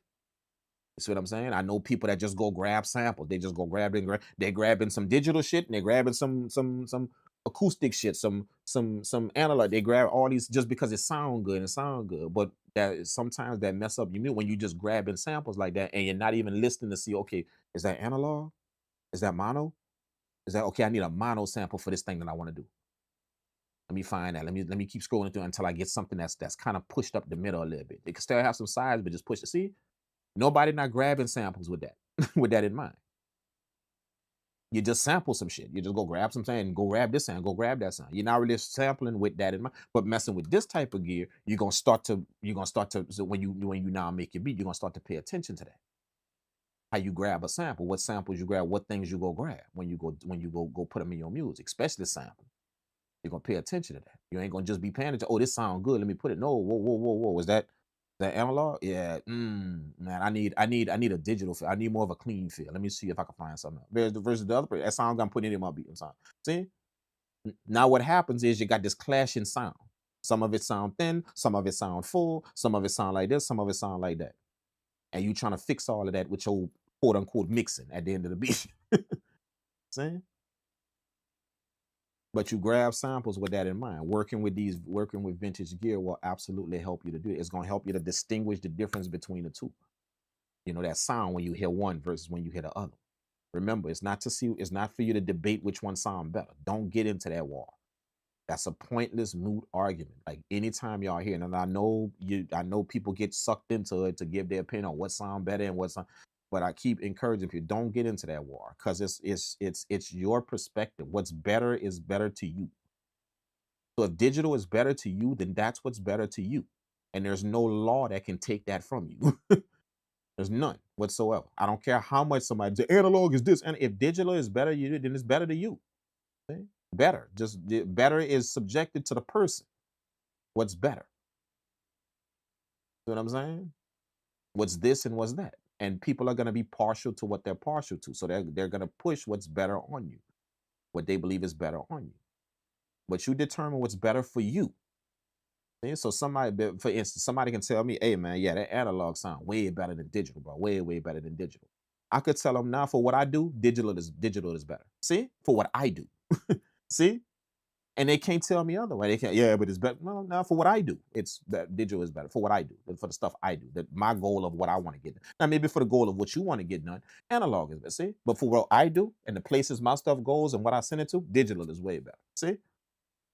It's subject to you and the person, what you do. See? So that's why I tell people stop getting caught up in these wars about what's better and this and that is better. It's the person. What is your goal? You see what I'm getting? What is your goal?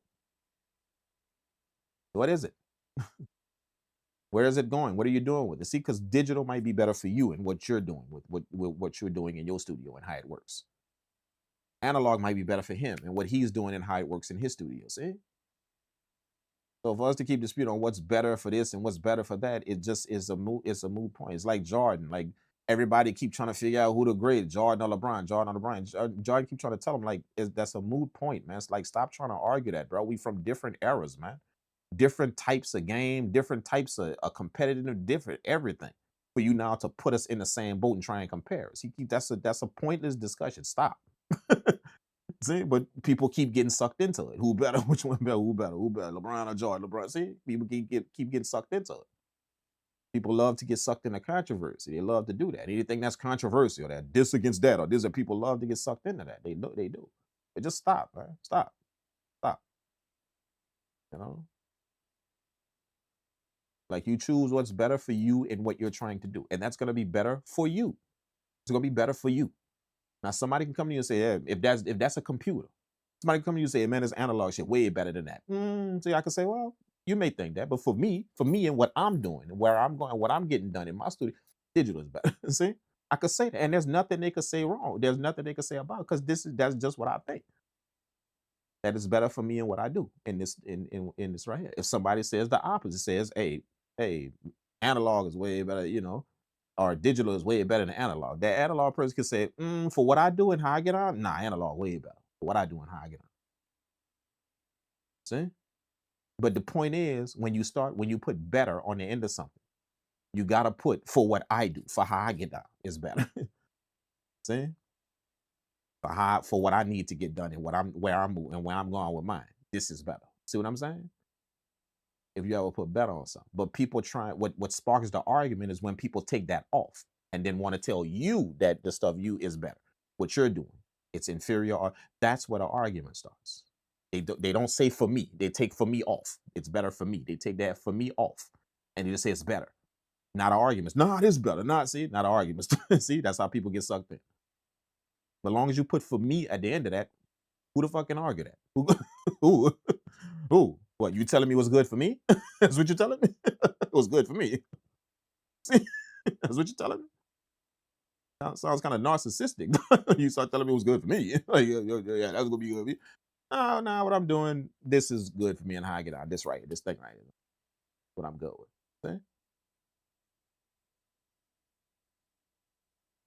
That's why it's a stale point. It's a moot point. See what I'm saying? Just remember that. You know? What hardware you run with your computer? It's a few things, man. It's a few things. You know, if you ever want to know that, then I don't suggest you do that here. I suggest you pull up on me somewhere and get that information, like on a session with me, a one-on-one session, because it's a few things that I have, and I would have to explain that to you. A few things. I don't run just one setup in my studio. I switch things out for the goal I got. If I'm just making beats, I run it a certain way. If I'm trying to print out some stuff, I run it a certain way. I run it through some certain things. I'm trying to, if I'm trying to record some things in, I run it a certain way. So all of that you would have to I just can't spit that out in just one thing I do in my studio. You know what I'm saying? So if you ever want to know something like that, my suggestion is to pull up on me and get that information somewhere. Not here though.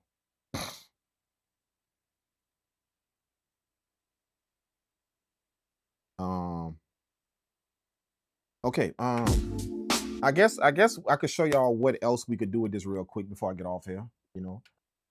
What else I do with this? What else you could do? I'm in the MPC, like I told y'all. I'm in the MPC. Got all three things that I could deal with. See, so right now, the only thing the MPC is doing is trigger. Excuse me.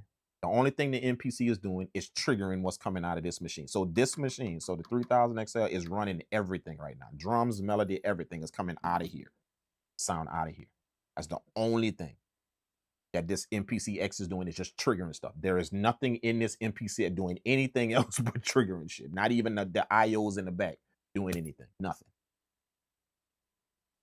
Basically all this MPC is up here for is just to make sure I could hit something and hear a sample playing. That's all. No sound, nothing. See? But I can start using it on top of that. See, because I still got the MPC in standalone mode. I still can do that. See? So I could put some instruments on top, depending on which I don't think I got shit loaded on here. You know, like I said, I don't really use this MPC in standalone mode, so I don't think I got shit loaded in here. But whatever instruments, like if I wanted a bass line, I could pull up like what's them instruments that Akai give you on the MPC, like Fabric, all them things like that. You know, bass line, whatever, all them instruments they got. I could start adding that in here to what I'm doing. See, start creating my tracks, adding that.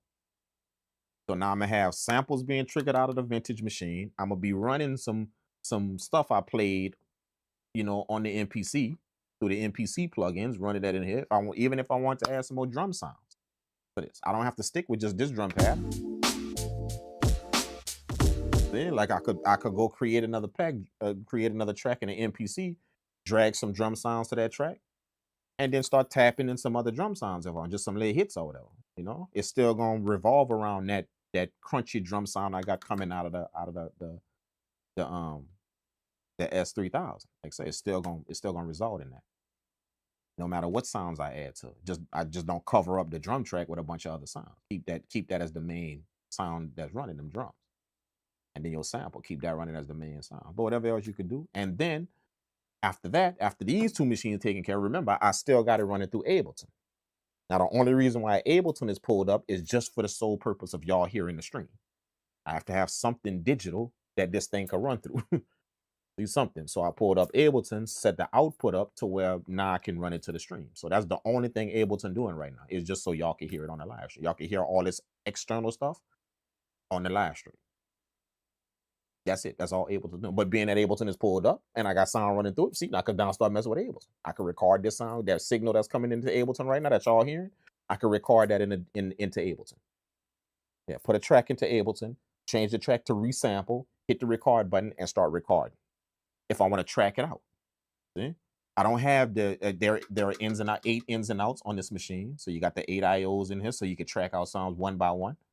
You know, but being that I'm only using the main outs, not the 8 IO, the 8 outs. I'm only using the main outs.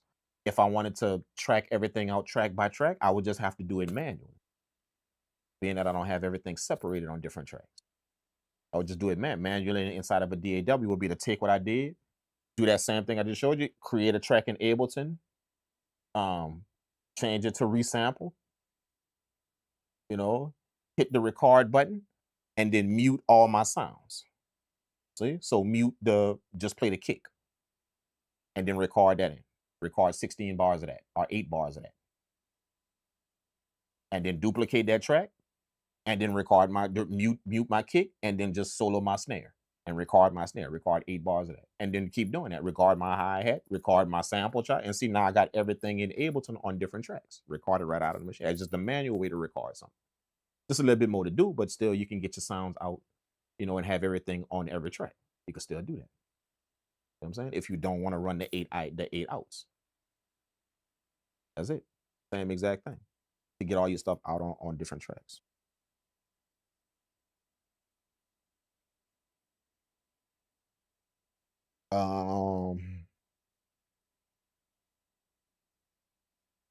Anything else? What else? What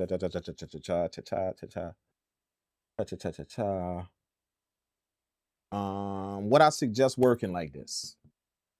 What I suggested.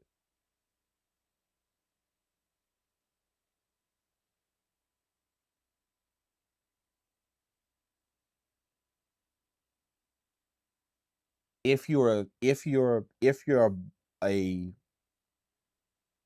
music maker that makes music solely in your studio, like you very rarely go anywhere else to make music, solely in your studio, grab stuff like this, because on your own time in your studio you could mess and do what you want to do with it. Okay, if you're a person that leaves your studio and goes to multiple places, then you will quite possibly, your gear that you buy, quite possibly you won't get the best out of it, because you're going to get the best out of whatever you do out there, because that's your bread and butter. You know, if you make a living traveling and making you or doing those things, see? So this, you know, this will still serve you well in your studio, but it's just that what you're doing in your life doesn't require you to be in a studio messing with stuff like that. But that's what I would tell people. You know, I would also qualify it like this as well. If you're somebody that likes to work efficient, and before I say this, just understand there is nothing wrong with either one. So before you get it in your mind that a versus battle with what I'm about to say, don't. There's neither wrong with it. But if you're the type of person that likes to work efficiently, that likes to make sure you can crank out things, you know, you can become like a factory and crank it out. You know, if you're a person that likes to work like that in that fashion, then vintage gear might not be your route. Might not be. You see what I'm saying? And the reason why is because you're gonna have to slow down with this, and you're gonna have to lock in. You're gonna have to do that. Okay. Now, when I say that, you have people that's gonna make you feel like that's wrong. That's the wrong thing to do. To want to work in a timely fashion. No, that's called deadlines. That's what that's called. A lot of people got the time to sit in their studio and fool around with all of this shit because they ain't got no deadlines on. But they got some people like myself. I gotta be out the studio by a certain time. Like, so I got 3 days in the studio to get this stuff done, the in-studio work done, because after them 3 days, I'm on the road for the next 6. See? I got deadlines, bro. Simple. I got deadlines, bro. So I can't be fooling around with vintage gear all the time just because I want to. Is it? I just can't. I would love to, but it's just not in the car. See what I mean? See, so that's why y'all see me work the way I do. I just got deadline. I got things that need to get to people, how it needs to get there for what it needs to get there for. Simple.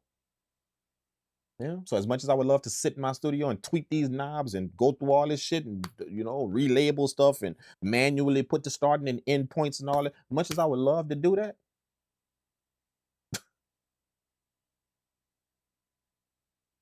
you know what I'm saying? Yeah. Am I wrong for thinking that way? No, I'm not wrong for wanting to make sure that the business I created and these clients that I have, they remain well satisfied. I'm not wrong for that. If you're thinking, oh man, he just want to be fast with what he doing, no, I'm not wrong for that. To make sure that those clients get what they deserve because they paid for it at the time they deserve it, at the time they want it, especially when it's a lot of them. I'm not wrong for that. Neither are you. But you have some people that will make you feel wrong that you want to move quickly at something. You want to be very efficient and get things done in a very efficient fashion. That make you feel wrong for that. You know what I'm saying? No, it's not wrong that you want to be efficient. You want to even put a little swiftness to it. It's not wrong. You want to do that. So for that person, this type of stuff probably isn't for you. You know. But for that person that has the patience to sit and dial in you in your studio most of the time, you're not under any type of stressful deadlines that you gotta, you sign contracts for and you gotta make sure this gets here and this gets there, shit like that. When you work in that fashion and you do what you do, then bro, go mess with all this shit you want and just have a blast in your studio and crank out whatever you crank out, even if it gets you money out there. Crank out whatever you want to crank out. Do that. See what I'm saying? But at the same time, just remember a measure of patience is needed. A measure a measure of memory is needed. If y'all remember, there's a bunch of stuff I had to remember, that you just don't have. And the reason why is just you don't have no undo button. There's no undo button on shit like this. Where you just undo it. Y'all remember? I'm glad we had that mess up. If y'all watch the stream again, when we had that mess up, I accidentally recorded over one of them chops when I recorded the drum break in. I recorded over one of my melodic chops. Pad number 7, I recorded over that. Chop number 7. See? Y'all, you see what I had to do to go fix that? I had to record them shits again. I had to go find that piece of the sample again in the sample, go find it again, put it back on that pad. Oh, I had to go record that in. See? There's no undo, and boom. Okay, yeah, now let me just pick it and move forward. Nope.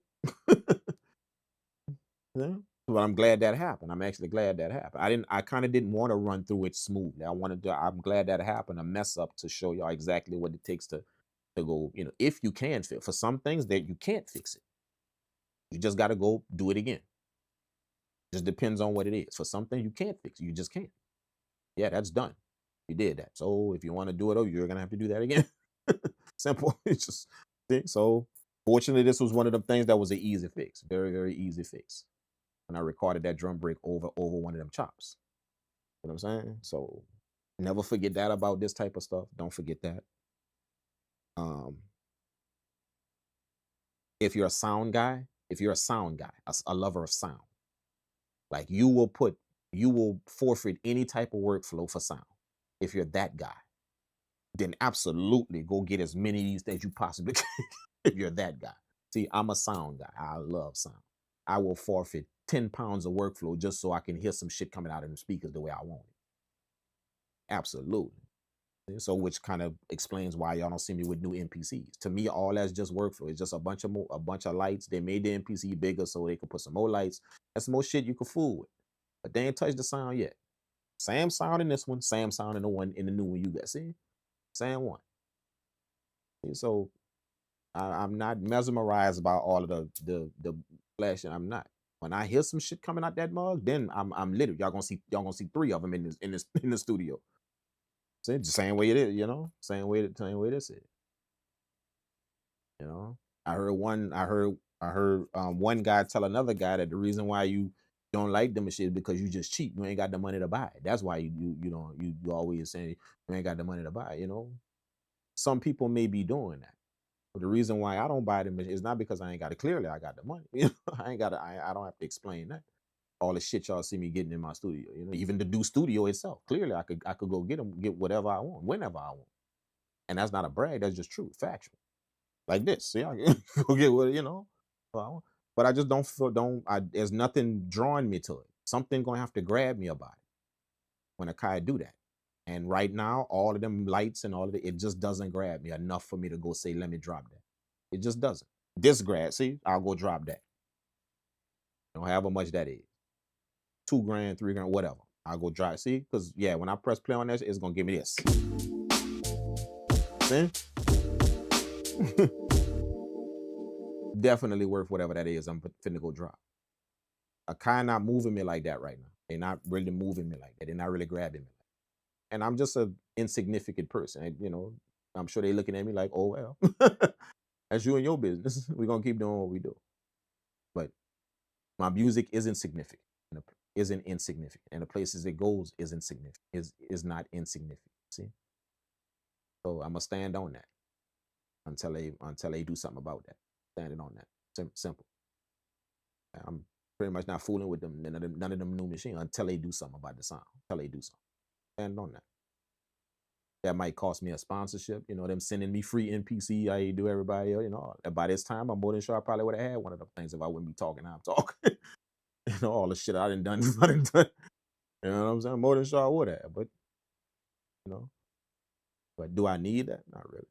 I got my own thing running, so I, you know, make my own money and I get what I got to get done when it comes down to the music. You know what I'm saying? Being independent like that affords you to say what you got to say. I don't have to worry about losing some type of shit from somebody. I don't have to worry about it. A lot of people do. They can't tell you what I'm telling you because they're going to lose that nugget. They're going to lose it. You know what I'm saying? But simple. I'm not really going to fool with too much of that. You know, too much of that new stuff that's coming out till they decide to just do something with that. You know, do something with that sound. Put something in there that I know that's very reputable and something that I know. And when I say in there, I mean actually in the under the hood. Pop the hood on this thing, take it apart, put something in there that I very well know that serves a certain type of tone. That thing that you finna put in there. You know, anything. An amplifier, tube amp. That's the reason why I keep saying a tube, because that's the simplest thing to put in a piece of gear. It's the simplest damn thing. Put in there. You know what I'm saying? You know, you may have to change it after a while, but it's worth it. You see what I'm saying? Put something like that in there, something like that, maybe a clipper in there, you know, something that clips a certain way. It clips it a certain way. So where when you drive things through it, it'll purposely do this type of thing, or you know, something like that. When they start doing like same thing they do with this, same thing they do. When they start doing that type of shit, then you know, I'm all for it. Simple. I'm all for it, man. I'm ready to go. Yeah. Let's get it. Whatever that is, man. Let's get it out the store. Let's go get 3 of them. I want to put them in multiple studios. That way I could, you know, I could get busy whenever I walk in any one of my studios. I could get, let's go get 5 of them. You know, 1 for every studio. Let's do it. You know, I'm with that. Same thing I did with my other gear. You know, like y'all done seen an MPC X in 3 studios. If y'all research my history, in 3 different studios. That's 3 different machines. The same machine in every studio. I'll literally go get 3, 4 of them. Literally. And don't sweat. It doesn't bother me at all. It's all investments. I'm gonna make that back. All of that. Every piece of it. And then some. It's all investments to me. But I just don't feel it. They're just not grabbing me with what they're doing right now. Y'all want to know my honest opinion, my honest thoughts? Are they just not grabbing me with what they're doing? It's not. Sorry. It's not moving me. It's not inspiring me to do something. You know, it's not. It's, you know, right now Ableton inspires me more. That's why if y'all see me working, that inspires me more. On a computer, a digital software, that inspires me more than what I see happening with them MPCs. That inspires me way more to cook up and make music. It just does. And that could be just me. You know, that could be just me. You know, I'm on the show, you know, the people that have the machine, y'all rave about them and y'all amazed and all that shit. All of that, man. You know what I'm saying? But you still got to address the issue that they still ain't touch your sound yet. Now, if you want to just keep bypassing that, then cool, rock with your shit. But you're going to have to keep bypassing it to do it. You're going to have to keep, every time you hear somebody talk like me, you're going to have to act like you didn't hear that. That's what I keep telling you. You're going to act like you're going to go enjoy your machine again. You have to act like you didn't hear that. Just like you didn't hear that. That's fact what you're saying. That shit sound like the last MPC I had on my desk and the one before that. And the one before that. All of them sound the damn same. Yeah. You're gonna have to address that fact. Yeah.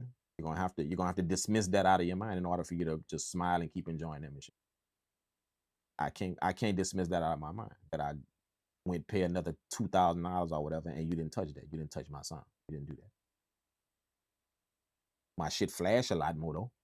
It blink a lot more, and it it light up a lot more, and I basically got a half of a spaceship sitting on my desk with all this flickering shit going on, these lights and all this shit that's happening. What I can connect to this, and now I can USB this and USB-C that, and I could do all that. You know, see what I'm saying? But at the end of the day, a person like me, that doesn't inspire me to do something. It's nice, it's cool, and it's nice, but it just doesn't inspire me to do something. But that sound, when I hear this,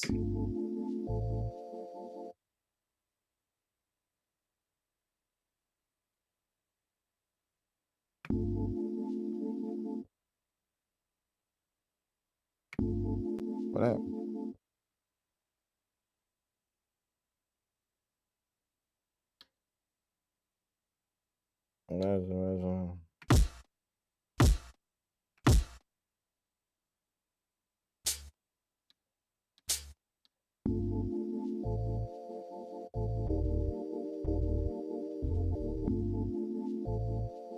What happened?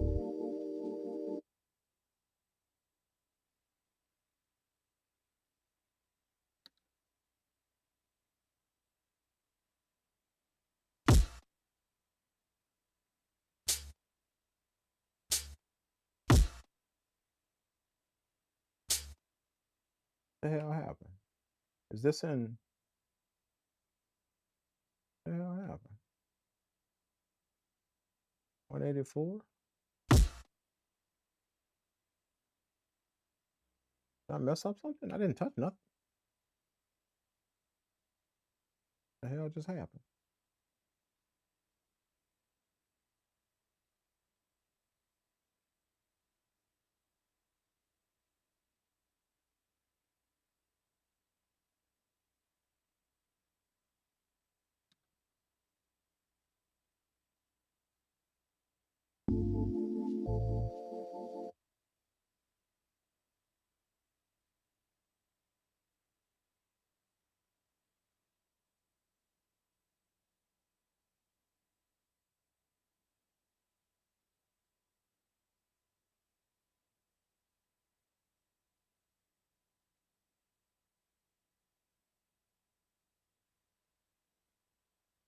Why don't I have any drum sounds no more? What just happened? I don't have any drum sounds no more.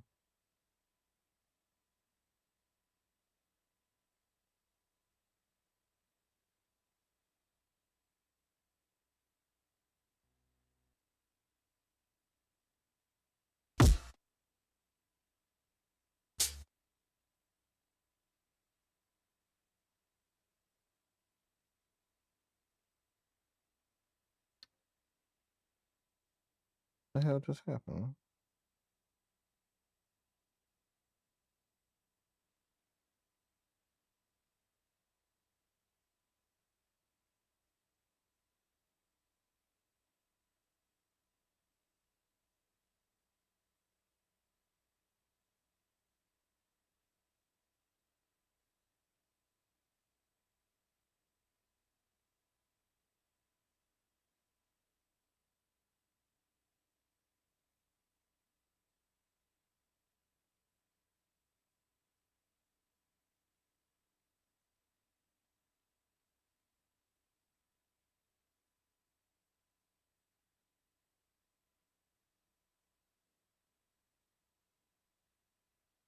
I don't know what the hell happened.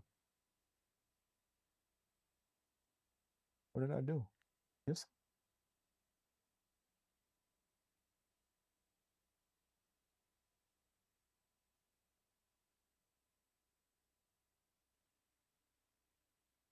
I don't know what happened.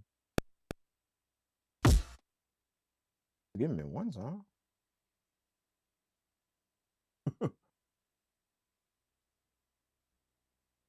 Boom, boom, track mute.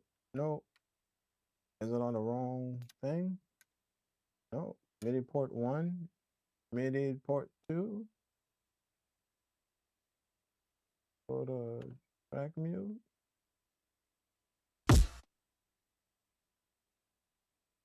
That's crazy. I don't know what happened. Why all of a sudden it's not playing my music.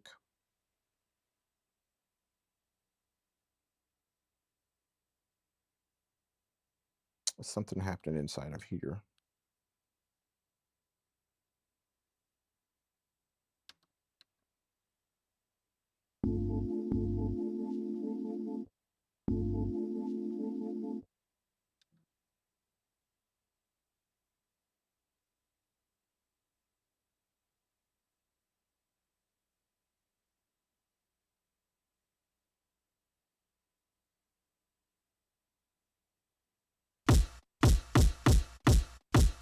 That's one.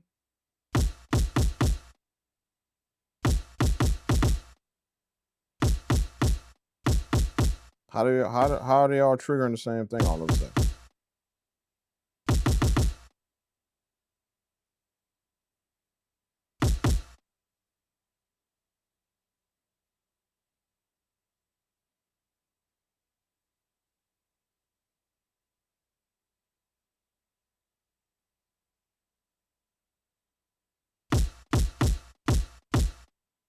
That's DB1. That's DB2. And that's DB3. How the hell did that happen?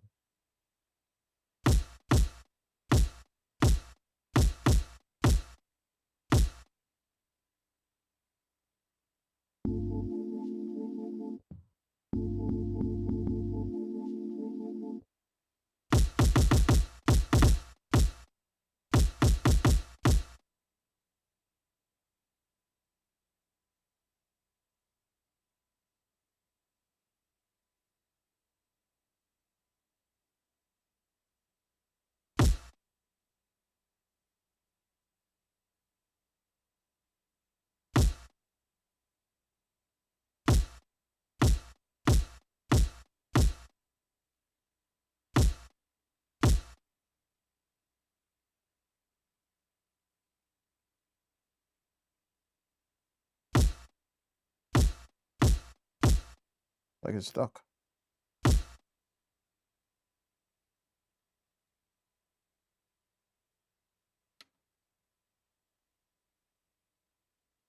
Oh, Tim.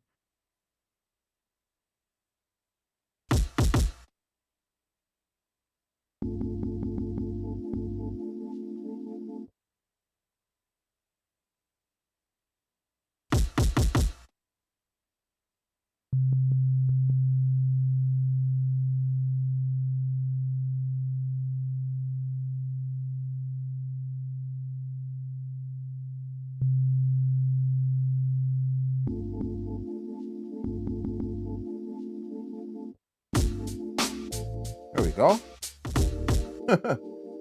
My gosh, I was wondering what the hell happened, man. There we go.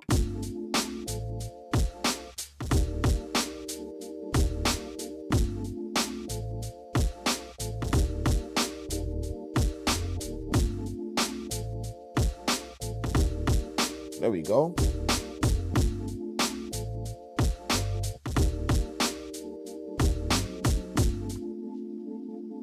There you go, man. There you go. Till I hear stuff like that, like I was saying, until I hear stuff like that coming out of, or something better, or possibly pushed to another level, or something that resembles or even encourages you to hear a different sound, until they touch some stuff like that. And I get it, man. Like, I'm not talking from a disgruntled person. I get it, dude, that you got to make money, man. Like, I get it. You're a company and you got to sell a product, dude. And the object is to sell as many as possible and be able to mass produce them things. You ain't doing shit to them. So just be able to mass produce them so they can sell it to millions of people. And it's more cost effective to not have to do all that shit to the inside of it, like this machine, to have to do all of that and sell it to thousands of people. It's more cost effective to just keep generating basically the same machine. That's more cost effective. It's like we ain't doing shit Crazy to it. Plus, we getting everybody to pay $2,000 for another one that's coming out, and another one, and another one, and another. See what I'm saying? So I get it. You know, I get that you got to make money. I get that you're a $1 billion company, and your bottom line has to equal a certain amount, and your stockholders and shareholders, all that shit, man. I get it, dog. Trust me, I am not oblivious to it. You know what I'm saying? At all. I get it. I get it. But the same way, the same way, people at Akai will stand on business for that. They're gonna stand on business for that. Like how they gotta handle their business, they're gonna stand on that. That's why they're gonna keep cranking out the machines, and no difference in them, just more lights and buttons and how you work with just that, but no difference in the sound. They're gonna stand on that business. And that's their right, But the same way they standing on that business to do that, other people have the right to stand on that. I'm standing on the business of I really ain't gonna fool with them until they actually decide to deal with a sound, with some type of sound quality.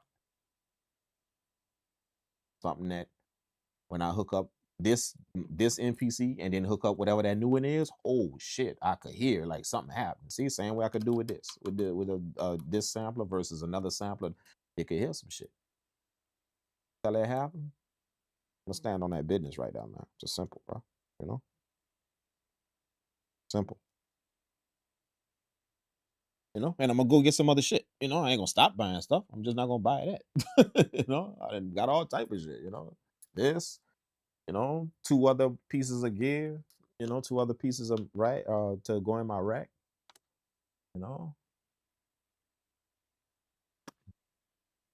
Thinking very very hard about getting that Nautilus, that Korg Nautilus.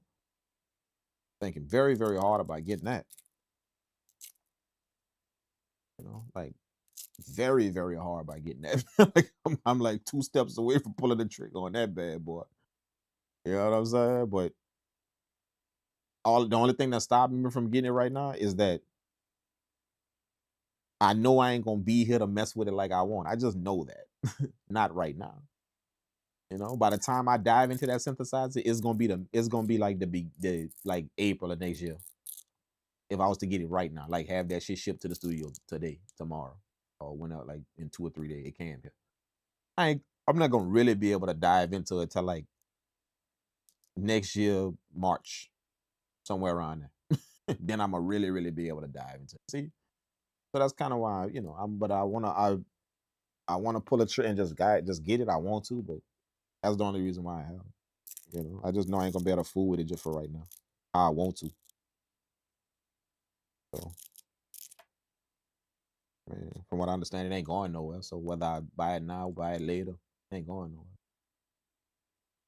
But yeah,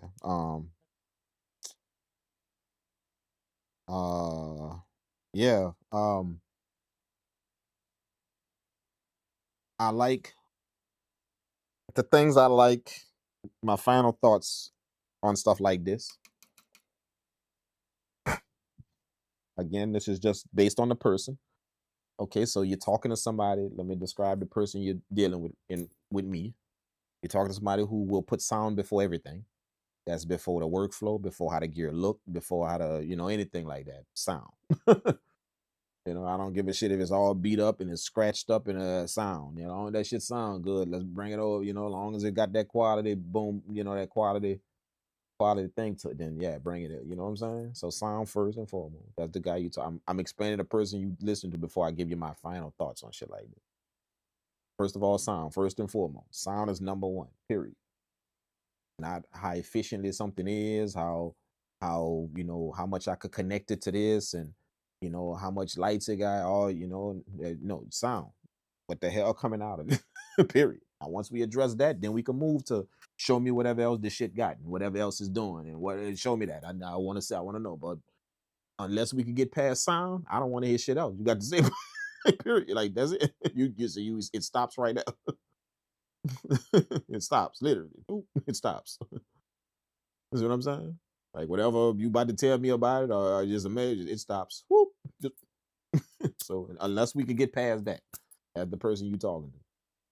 Okay, so we can get past that. Then let me know. I want to know about everything it do, how it work, what it happens with it, how all that, everything about what it do. So another person you're talking to is, I have a lot of patience. I'm not nervous by no means. I'm not, I mean, you can kind of tell by the way I talk, like some people say I talk lazy. I'm not nervous at all. I'm not anxious to do some shit. I'm not, nah. So I got the patience to deal with shit like that. Got the patience to do it all day long. Got the patience to do it. Ain't nothing gonna frustrate me about, oh shit, man, I gotta dial all that in. Nothing at all. It's actually therapeutic for man. Like, seeing twist them knobs like that. They hear that sound going crank, crank as you twist it, crank, crank. It's do something. It's you know what I'm saying. So now I got the patience. You're talking to somebody that understands the that can take a disadvantage and turn it into an advantage. Talking to somebody that can do that, not just with this, but life as well. Talking to somebody that can do that. You know what I'm saying? What I mean by that is these pieces of gear have disadvantages, but I'll turn it into an advantage. I'll turn it into one just by the way I'm able to look at it, deal with it, and think about it. I'll devise something that turns that disadvantage into something that actually works. It actually does. It actually does. You see what I'm saying? That's the type of person you're talking to when you deal with me and ask me about stuff like this. And so you're gonna get a certain type of response when you talk to a certain person like that. You know. So with that in mind, with that being said, my final thoughts on something like this, it's amazing, obviously, for the quality of what you're gonna get. That was showcased here today just by the little simple thing we made. Um, you're gonna find that simple is amazing. I hear that a lot of people that say simplicity, there's beauty in simplicity. Just understand there are some people who just don't know that yet. They don't know that yet. And the reason why they don't know that yet is because they've never dealt with anything like this. So they don't know what you're talking about yet. They don't know. You know what I'm saying? How beautiful something that simple is. See? See? That's beautiful. Now you're gonna have the average person that say that's simple, that don't, but that's beautiful. I know people right now, like if I was to just record that record that right now in a few bars.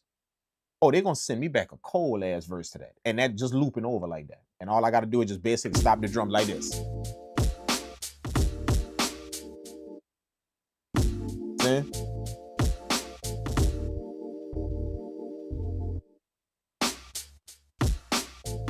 See, all I gotta do is just stop the drum like that.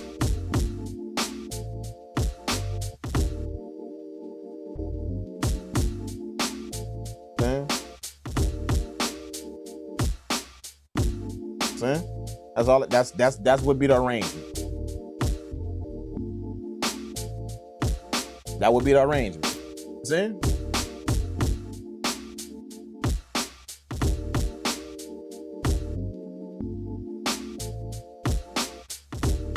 If I was to send them that, just that, muting them parts like that, man, they'd rip the shit out of that. Just that right there. Like literally, like go ham on that, bro. They go so ham on that to where I literally want to listen to that in the car, like what they saying over there. I know people that could do that. Like literally, they could do that. Absolutely.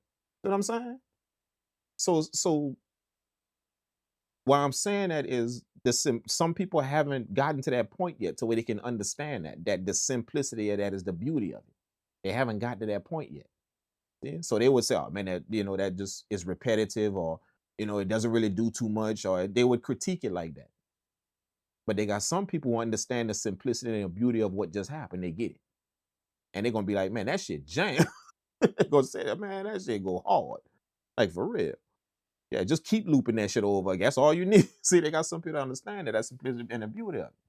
Man. So, like you distinguish between them type of people. Don't think that everybody just fall under the same category because they critique your beat a certain way or say something about your music a certain way.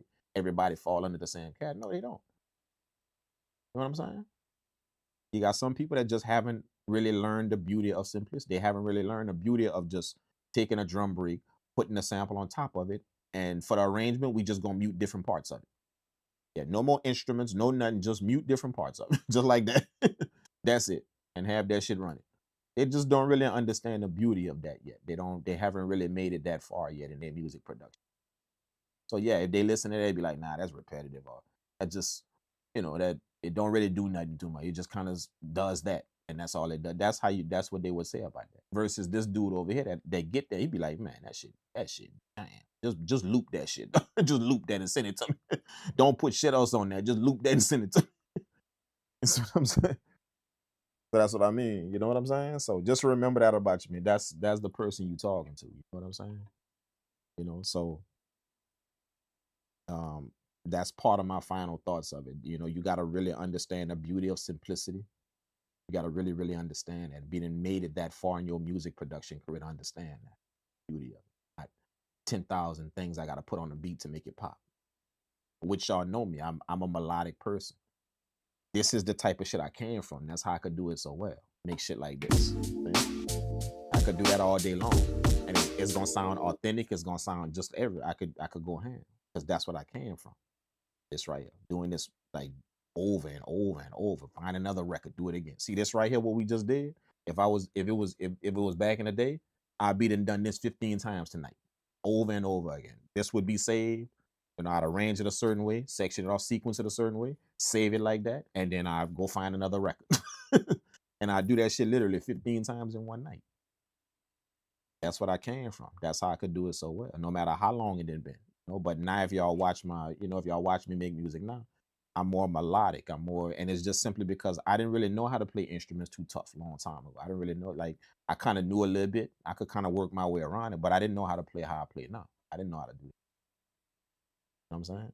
So I was doing that back in the day because I was limited. That's why I was doing it. That's why I loved it so much. It's because I was limited. But now that I took the limitations off over the years, I took them lessons, learned a few things, understand how to see my music production kind of evolved into this melodic, soulful kind of thing that kind of still has this feel to it, this vintage feel, but just a more melodic type of instrumentation to it. But it's because of what I took in, what I learned. I'm using what I learned on my music. See? So you got to be able to understand the beauty of simplicity when you're dealing with shit like this. You have to get that through your head, the beauty of the simplicity of it. And if you can wrap your mind around that concept, then you're gonna have fun with stuff like this. No matter how long it take you to go to get through it and make the beat and make sure everything is where it's supposed to be in the key groups and put it in this and make it triggered by this, all that shit we did. You're gonna have fun with this, bro. If you're that type of person, you're gonna have fun with it.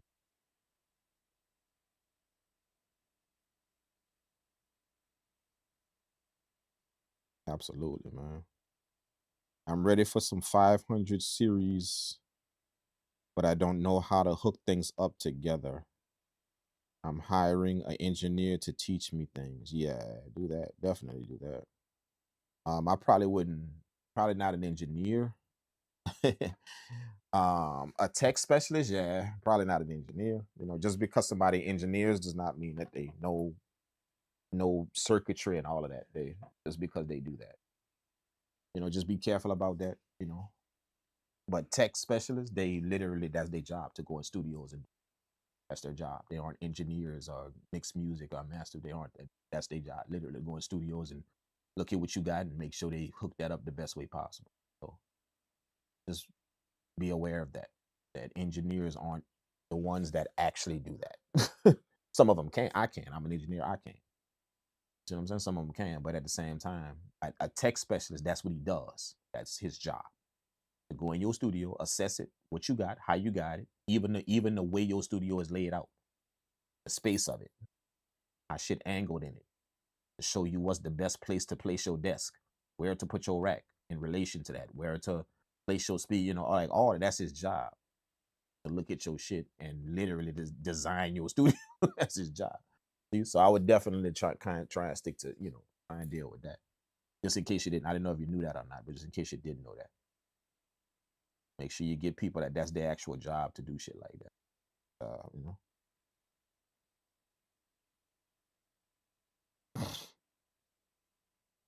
Um,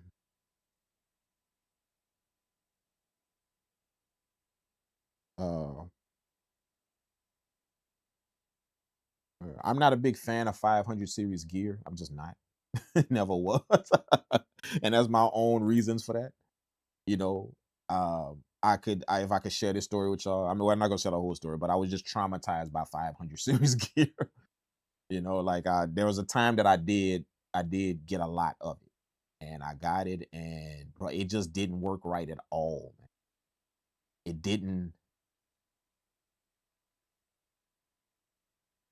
It didn't.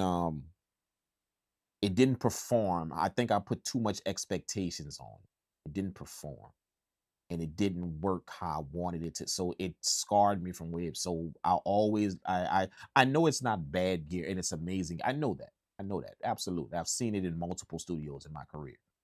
Seen people use 500, and it's amazing. I know it is. But for me, it's one of them things that scarred me early in my career. Just getting a bunch of 500 series shit, and it just did not do it. It just did not. See? So even though I know it's amazing and as well, I just always have that bad taste about it in my mouth.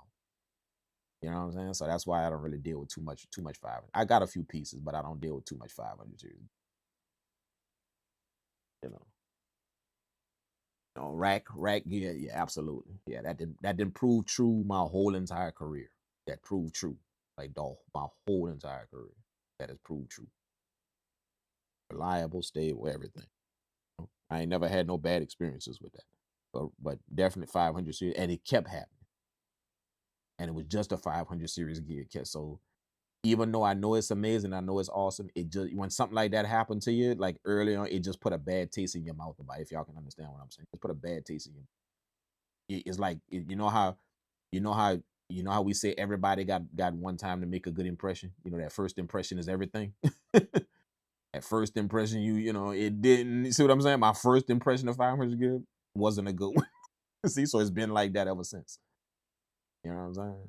And again, that's just me personally. My first dealings with it was not a good. It's not a good experience. And it was an investment I made. It was a huge, like it was an investment I made to build the studio, and it just wasn't a wasn't a good experience. So yeah, like Forrest Gump says, that's all I'm gonna say about that. That's all I'm gonna say about that. But that's kind of the reason why I really don't, like why I don't really deal with 500 series gear. That's too tough.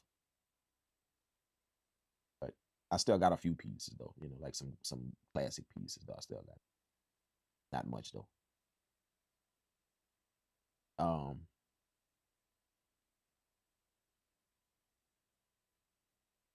When if what I was saying about the sample,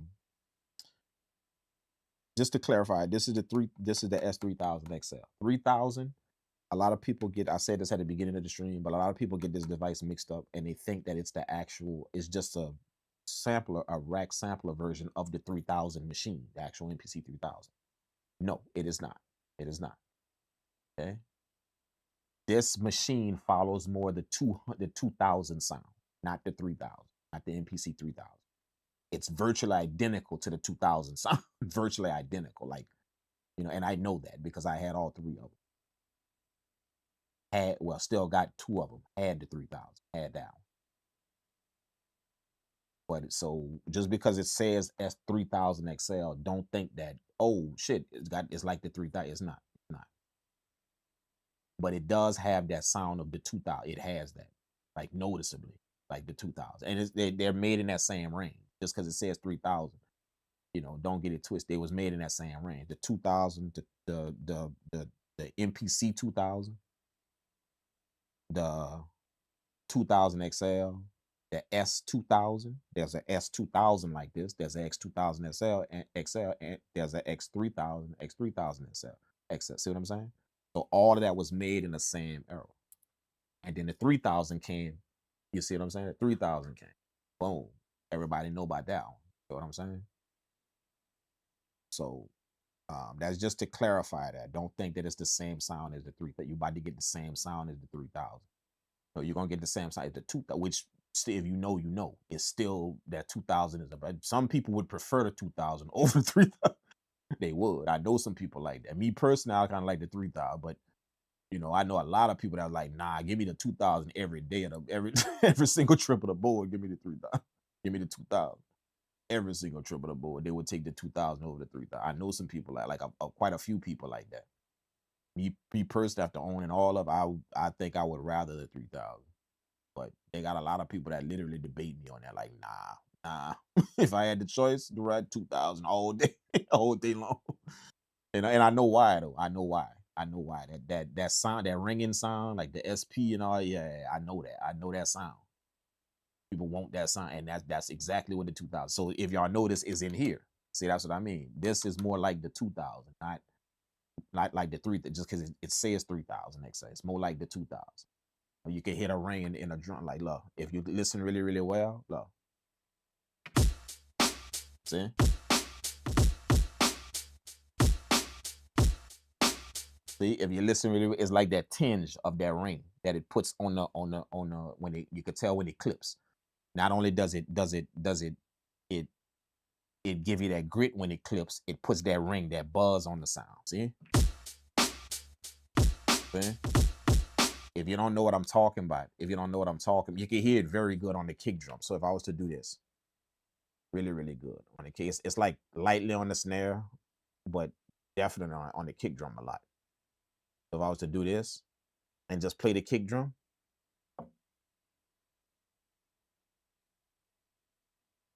if I was to do this and just play the kick drum,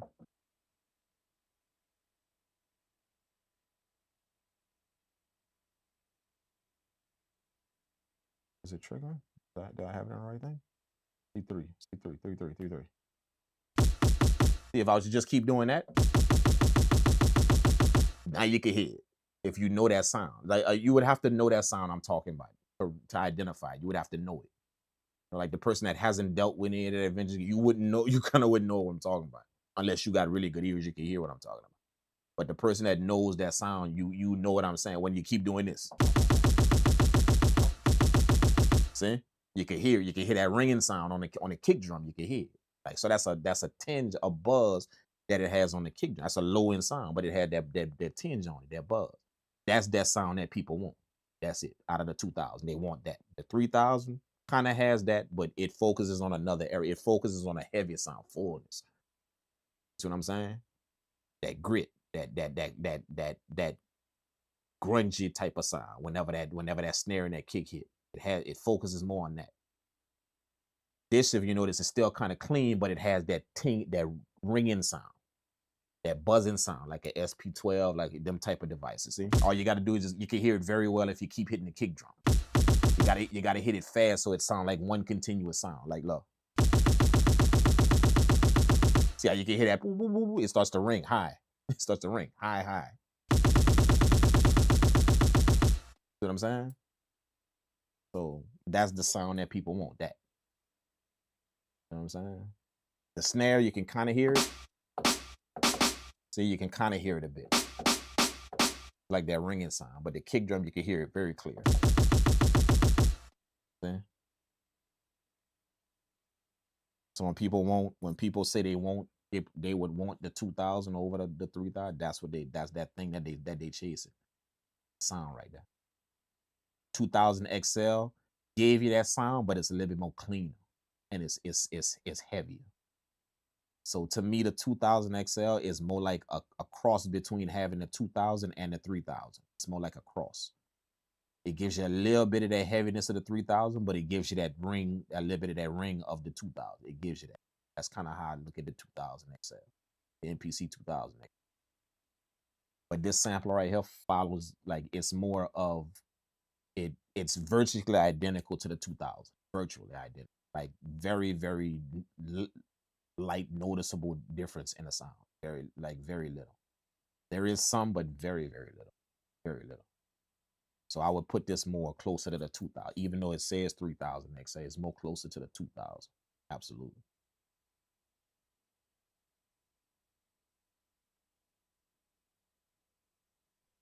That happened to me with the SP404. I didn't like it even today. Yeah, see, gear is like that, especially if you're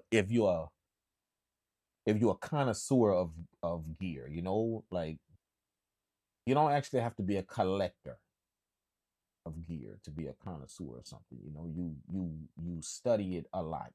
I've dealt with it a lot. I don't have to just have it all. So people that know the sound, like how I was just explaining the sound difference, when you know them sounds, when something messes with that, especially when you got an expectation of something and you know that expectation of what you want, when something messes with that, it's gonna put that it's gonna put that bad experience, like that first impression is gonna ruin it for you. You see what it will. So that's what happened to me. That's probably what happened to you with the SP404. You see what I'm saying? Same thing. Like you knew what you wanted and you knew what you was chasing. So you got it. And then when you got it, it was like, nah, it don't do that. It doesn't really see. So it just for the rest of it, even though it's an awesome machine, it's still gonna put a bad taste just in your mouth about it. Like any gear will do that. But you mess with it once and it just wasn't cranked up to. They got a lot of pieces of gear that's like that for me. And I'm more than sure it's amazing. It is amazing gear. It's amazing machine. But just that experience I had put a really, really sour taste in my mouth about it. Still like that till this day. So that's kind of how 500 series gear is for me. I know it's amazing and it's awesome. Don't get me wrong. I know it is. Absolutely it is. But just for that first experience, it just put a very bad taste in my mouth about it. So I just never, that was it. Just went that direction. Or if I did go that direction, it was just on some specific pieces I want, just some specific things I want to do to accomplish a specific goal I had. Oh, yeah,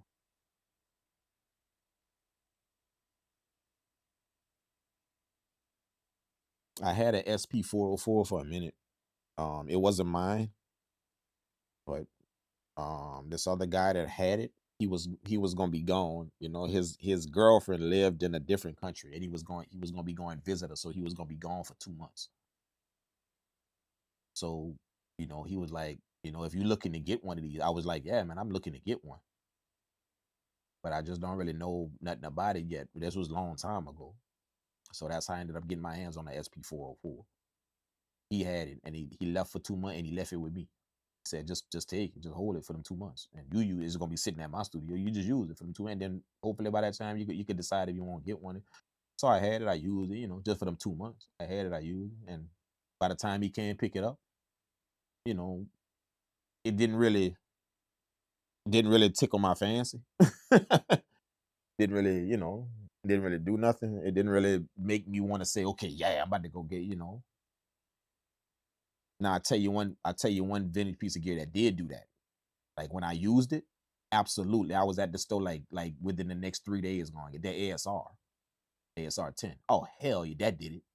That did that 100%. I used that shit for about 3 weeks. Got my hands on one. Used it in the studio for about 3 weeks. I guarantee you, when that dude came pick that up, it's like I lost my soul when they left the studio. Like when he took it back, he took a piece of my soul with it just in them 3 weeks. He was like, "Oh no, shit, I gotta fill that gap." I wouldn't get that. I wouldn't get that mug like literally 3 days later. I was still getting in one of them things. That definitely made a good impression on the ASR 10. Like that was definitely. When I got to work, and that was my first time even using that thing back in the day, and I didn't even own one yet, and I had that shit for about 2.5 weeks. And I knew I wanted one, because when he came get it, when he was like, "Yeah, I'm gonna come pick up the synthesizer real quick," and I was like, "All right, cool," and I didn't think nothing of it. But then when he got to the stool and he grabbed it and he wrapped it up and he took it out of the studio, it's like when he was gone and that space that it was sitting in for them to was empty, and I couldn't hear that no more. Yeah, a piece of my soul left with it. Like literally, a piece of my soul left with it. Like, oh, this can't happen. So I immediately went to search. You know what I'm saying? I remember that shit good. That's how I got the ASR 10. They said, that's what I mean. Certain pieces of gear, it do that to you. Like it'll give you that. And it's different for everybody. Or it can put a bad taste in you, even though it's amazing gear. It could put a bad taste in your mouth about it. You know what I'm saying? So I got just like I got the bad experience with the 500 series shit. That's one of the good experience I got when you know, SP404. I had that for 2 months, literally 2 whole months in the studio. When he came get it, I didn't feel I was thinking about getting one, but I after I used it for a while, I didn't feel like I wanted it. It was nice to have it, nice to use it and make some music on it, but I didn't feel like I actually wanted it, you know. Versus same thing happened with the SR10. You know, he wasn't going out of town. He just let me use it for a few weeks. You know what I'm saying? And then when he can't pick it up again, he was like, "Yeah, I'm about to. I got some stuff I need to do. I'm gonna come pick it up. You let me use it for about 2.5 weeks. Let me just hold on to it and just kind of mess with it and do my thing with it." And I had then made so much music in that and then rocked it out so much, sampling on that shit and just going ham with it that when he came get that thing, I thought it was gonna be all good. I thought it was gonna be all good, but when he came get that thing, yeah, he not only took the keyboard, but he took a piece of my soul through that door. It was gone, bro. I was like, I feel empty now. And looking at all that shit in my studio, like, now I feel empty. You know, so I always talk about that particular piece of gear as very, very beautiful to me because it gave me that experience.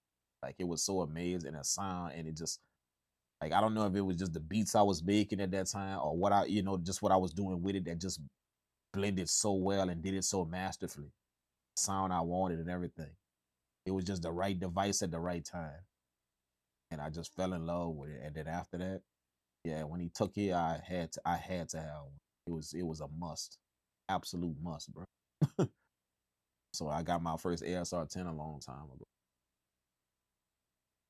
Very, very good vibes with that particular piece of gear. Very, very good. If I was to get one now, I don't know what I'd do with that I can't accomplish with all of this shit like this. I don't know what I'd do with it. You know, I'd use it, and I'm more than sure I'd love it and go ham with it. But you know, I wouldn't rave about it like back then. Obviously, we didn't moved on to some other. But just at that time, yeah, that ASR10 did it.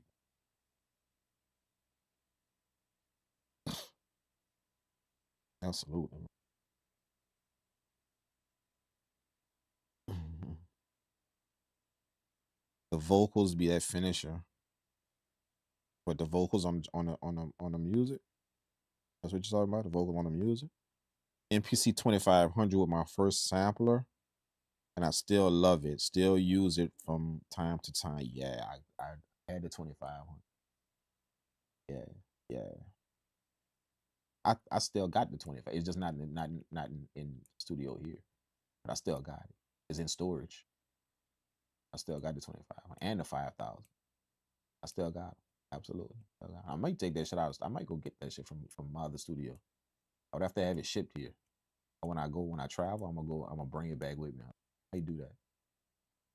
But I keep it there just so I can have a piece of gear like that in that studio as well. I don't know. But yeah. 2500. Definitely I know that one. 100%, bro.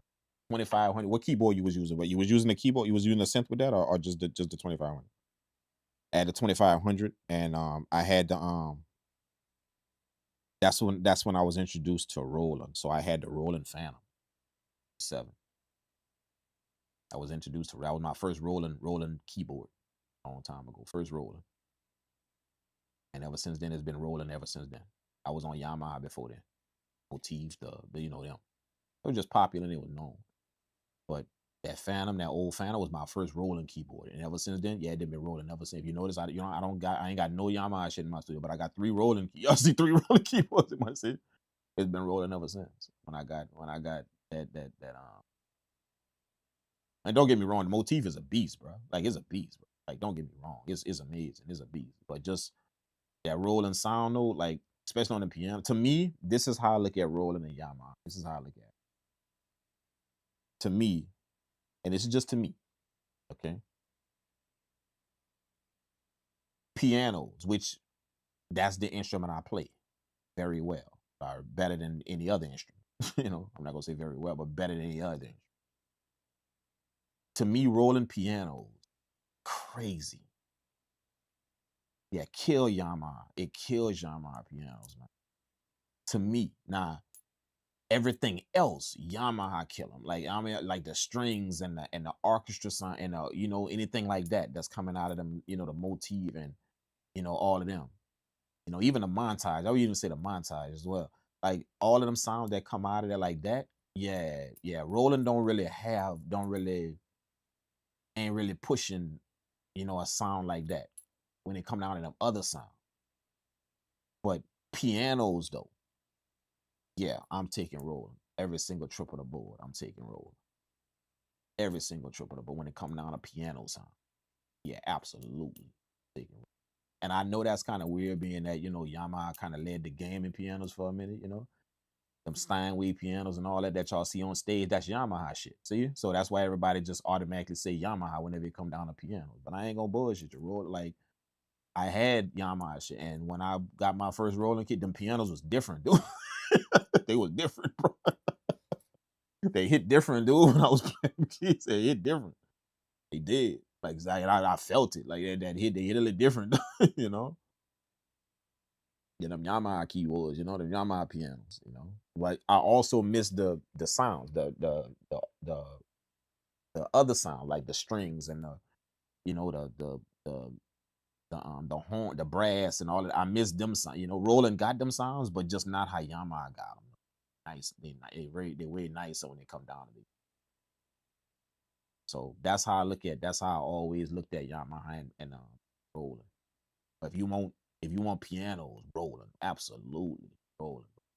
But if you want like other sound, then you might want to mess with Yamaha and just put up with the pianos and just, you know, which they're not bad. They're not bad. They still good pianos, but you know, I felt the difference when I made the beats with them rolling keyboards that I had back in there versus them Yamaha. I had both of them for quite a long time. See? So that's I can tell a difference between the two. And pianos are different. So after my first rolling keyboard, I ain't never got no Yamaha shit again. Everything then been rolling. Everything. You know what I'm saying? When it come down to keys, like playing the piano. Any other sounds, I'll get some other shit for that. But pianos is definitely gonna be a rolling. Definitely. Even the DS series, you know, them rollers. And you want an inexpensive synthesizer with a sequencer and all that? Man, go get a Juno DS. You know, one of them. Go get one, like find one of them. You're gonna see what I mean when you touch them keys, dog. Like you gonna put it on one of them piano sounds like that grand or that they got one called is a piano. What it's called? Y'all know it. The people that got that key, y'all know it. You done definitely heard it. Is a grand piano mixed in with a pad sound. That preset in that. Yeah, them two, that grand, the full grand, and that whatever that one is, that's mixed in with that pad sound, man, them two right there. That's pretty much all you need when it come down to piano. you could use them two presets forever. You know, just use them two in there whenever you want to lay down a piano part for something. Just use them two presets forever. You know, I forgot what it's well known that sound. Like even if I played it right now, all of y'all be like, yeah, I heard that before. I definitely heard that piano well known. That sound. The piano sound. I forgot what it's called though, but it's in the DS. It's in the DS. So if you want like a synthesizer that's gonna give you, you know, it's gonna give you a sequencer, like an actual full sequence to make a beat. Inexpensive. Gonna give you, and it's gonna have some amazing sounds in it. Yeah, go get any one of them Juno DSs, like anyone. Probably not that new one. There's a new one that they just made. It's DS series, but it's a new one. Not probably not that one, but the older one, them other one, yeah.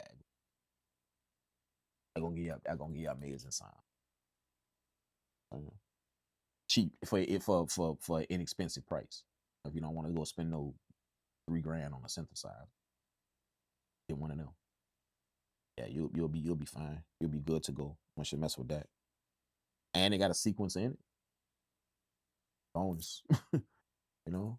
So you ain't gotta hook it up to nothing to sequence out to it. Like literally, you can make a full beat coming out of that keyboard. I done it many times. Full beat coming out of that keyboard. Lay the parts down, everything. Just like that, just in that key. And for that inexpensive price. That's awesome. That's like, you know, and you get them sounds. I was like a gem when Roland made that. I was like a gem. Like it was hidden for a minute, but people found out about it and started buying it. So you get any one of them DS series keyboards. Just make sure the one you get The one you get got the synthesis, got the sequence on. I think there's one that don't. I believe there's one that don't have. Might be wrong. Maybe all of them. Yeah. Good, cool keyboard, man. Really good keyboard. That's like my experiences with the stuff I didn't have. Cool. You know, again, you know, this was just to show you guys, you know, I know not too many people actually go through in depth about what they're doing. So even though we made something very, very simple, the information that I gave y'all in this video about this machine and how, you know, the different things and how to work with it, hopefully that does you some good if you ever think about getting one. And I tried to do it in a way to where you can understand all samplers, not just this one. If you go back and watch the video when I explained the different things, that's why I was explaining it the way I was as I was moving through it. I want you to be able to apply that to all samplers you go get, all of them, like anything that's old that you have to manually deal with. You're gonna notice some similarities between them, like literally. You know what I'm saying? Because that's the way they worked back then. Not too many of them different than work that way. You just got to figure out the way that company actually did it. That's it.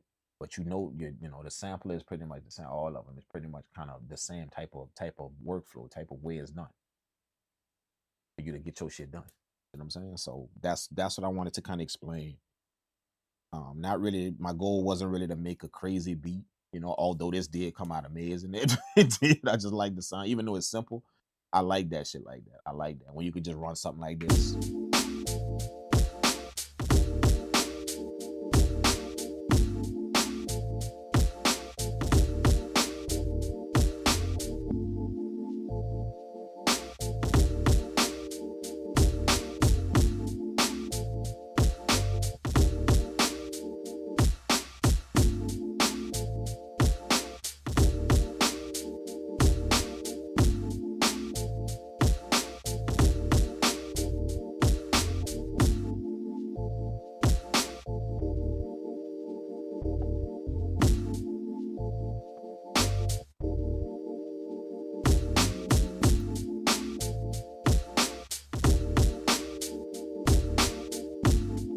You know what I'm saying? That grit that's on there, and that ringing sound and all of that. Yeah, it's the simplicity that is just beautiful, you know. So even though it's not the, you know, it ain't no like what y'all normally see me make in the Ableton, like with a bunch of melodies and stuff like that. Shit like this is still amazing to me. Beautiful. When you're able to take something simple like that and able to crank out something like this that sounds nice, it fits, the drums fit, you know, even the tone of the drums fit the tone of the sample. And that's the beauty about going in these machines. Now, here's what you remember when I did the sample first, and then I did the drums next. You remember what I told y'all when I did the drums? Do y'all want to just do the drums in the MPC? Just in this MPC. Go get some drum sounds, drag them to the pads, and lay down the drum like that. Or do y'all want to sample the drums through the 3000xl as well? Y'all want to do that? We chose to sample the drums through here as well. You know what I'm saying? But if I would have took them drums and just did them on here, oh, you would have noticed the difference. Oh, if a damn show wouldn't have been like this, you wouldn't have heard this. No, sir. No, sir. It would have been cleaner. It wouldn't have had that hiss to it, and it wouldn't have had that muffled kind of crunch to it. It wouldn't have had that. No, trust me. I didn't worked on this machine a lot. Y'all didn't see this machine. I know the sound of this machine. It wouldn't have had that if we'd have just done it on the actual MPC. You know what I'm saying? So just having the consistency, doing the sample through here, then doing the drums through here, everything, it kind of, see what I'm saying? See, it kind of gave you that vibe where everything just does this. The drums and the sound just does that. You know, just the sound it put on both of them. It just fit. See?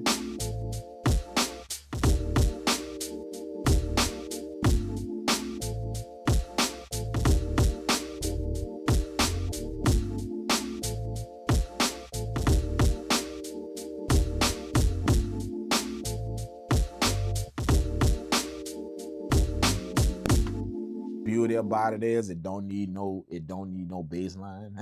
You know, the fullness of it, that's how to sample it. Don't need no bass line. You know, again, remember that I didn't mention that, and I should have. When I recorded the sample in, I'm just used to automatically doing it, so I didn't mention when I was doing it. When I recorded the sampling, I explained to y'all how I get the sample in here and what I do when I get in there to make sure it sounds a certain way. I explained that.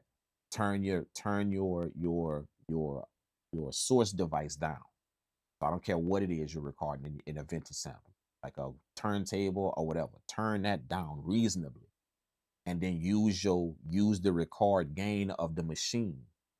Clip the sound, and I don't care even if it's instruments. Clip it, turn that shit, crank that shit up. You know what I'm saying? And you're gonna see what happens whenever you sample it. Whenever you actually chop up the sample, then you're gonna see what happens. See? So that's what I explained to you guys. But one thing I should explain is even before that. Recording a sample in, that's 10 kilohertz. That's 10 kilohertz. I switch it to 10 kilohertz. That way it gives you that dreamy feel like this, low.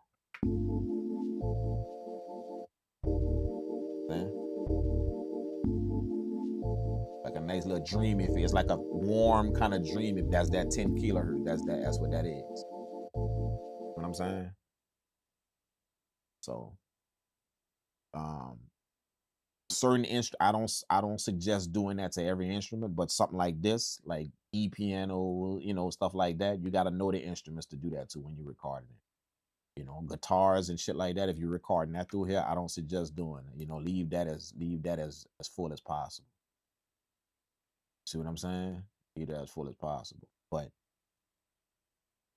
anything else that has like a heavier tone to it, maybe you could get that. You could get that muffled kind of lo-fi feel from from recording in, switching it to 10 kilohertz and recording it in like that. And that's just something that I'm pretty sure y'all, people that work with these, they already knew that. That's a very known thing. Like whenever you work with them samples, make sure you record it in there like that. Certain samples, they get a certain feel, and that's what's gonna make it sound like that cohesive gel. Your drums and the sample is gonna sound just like it was made for each other. Man. The drums, the sample, it was just made. It just fit. You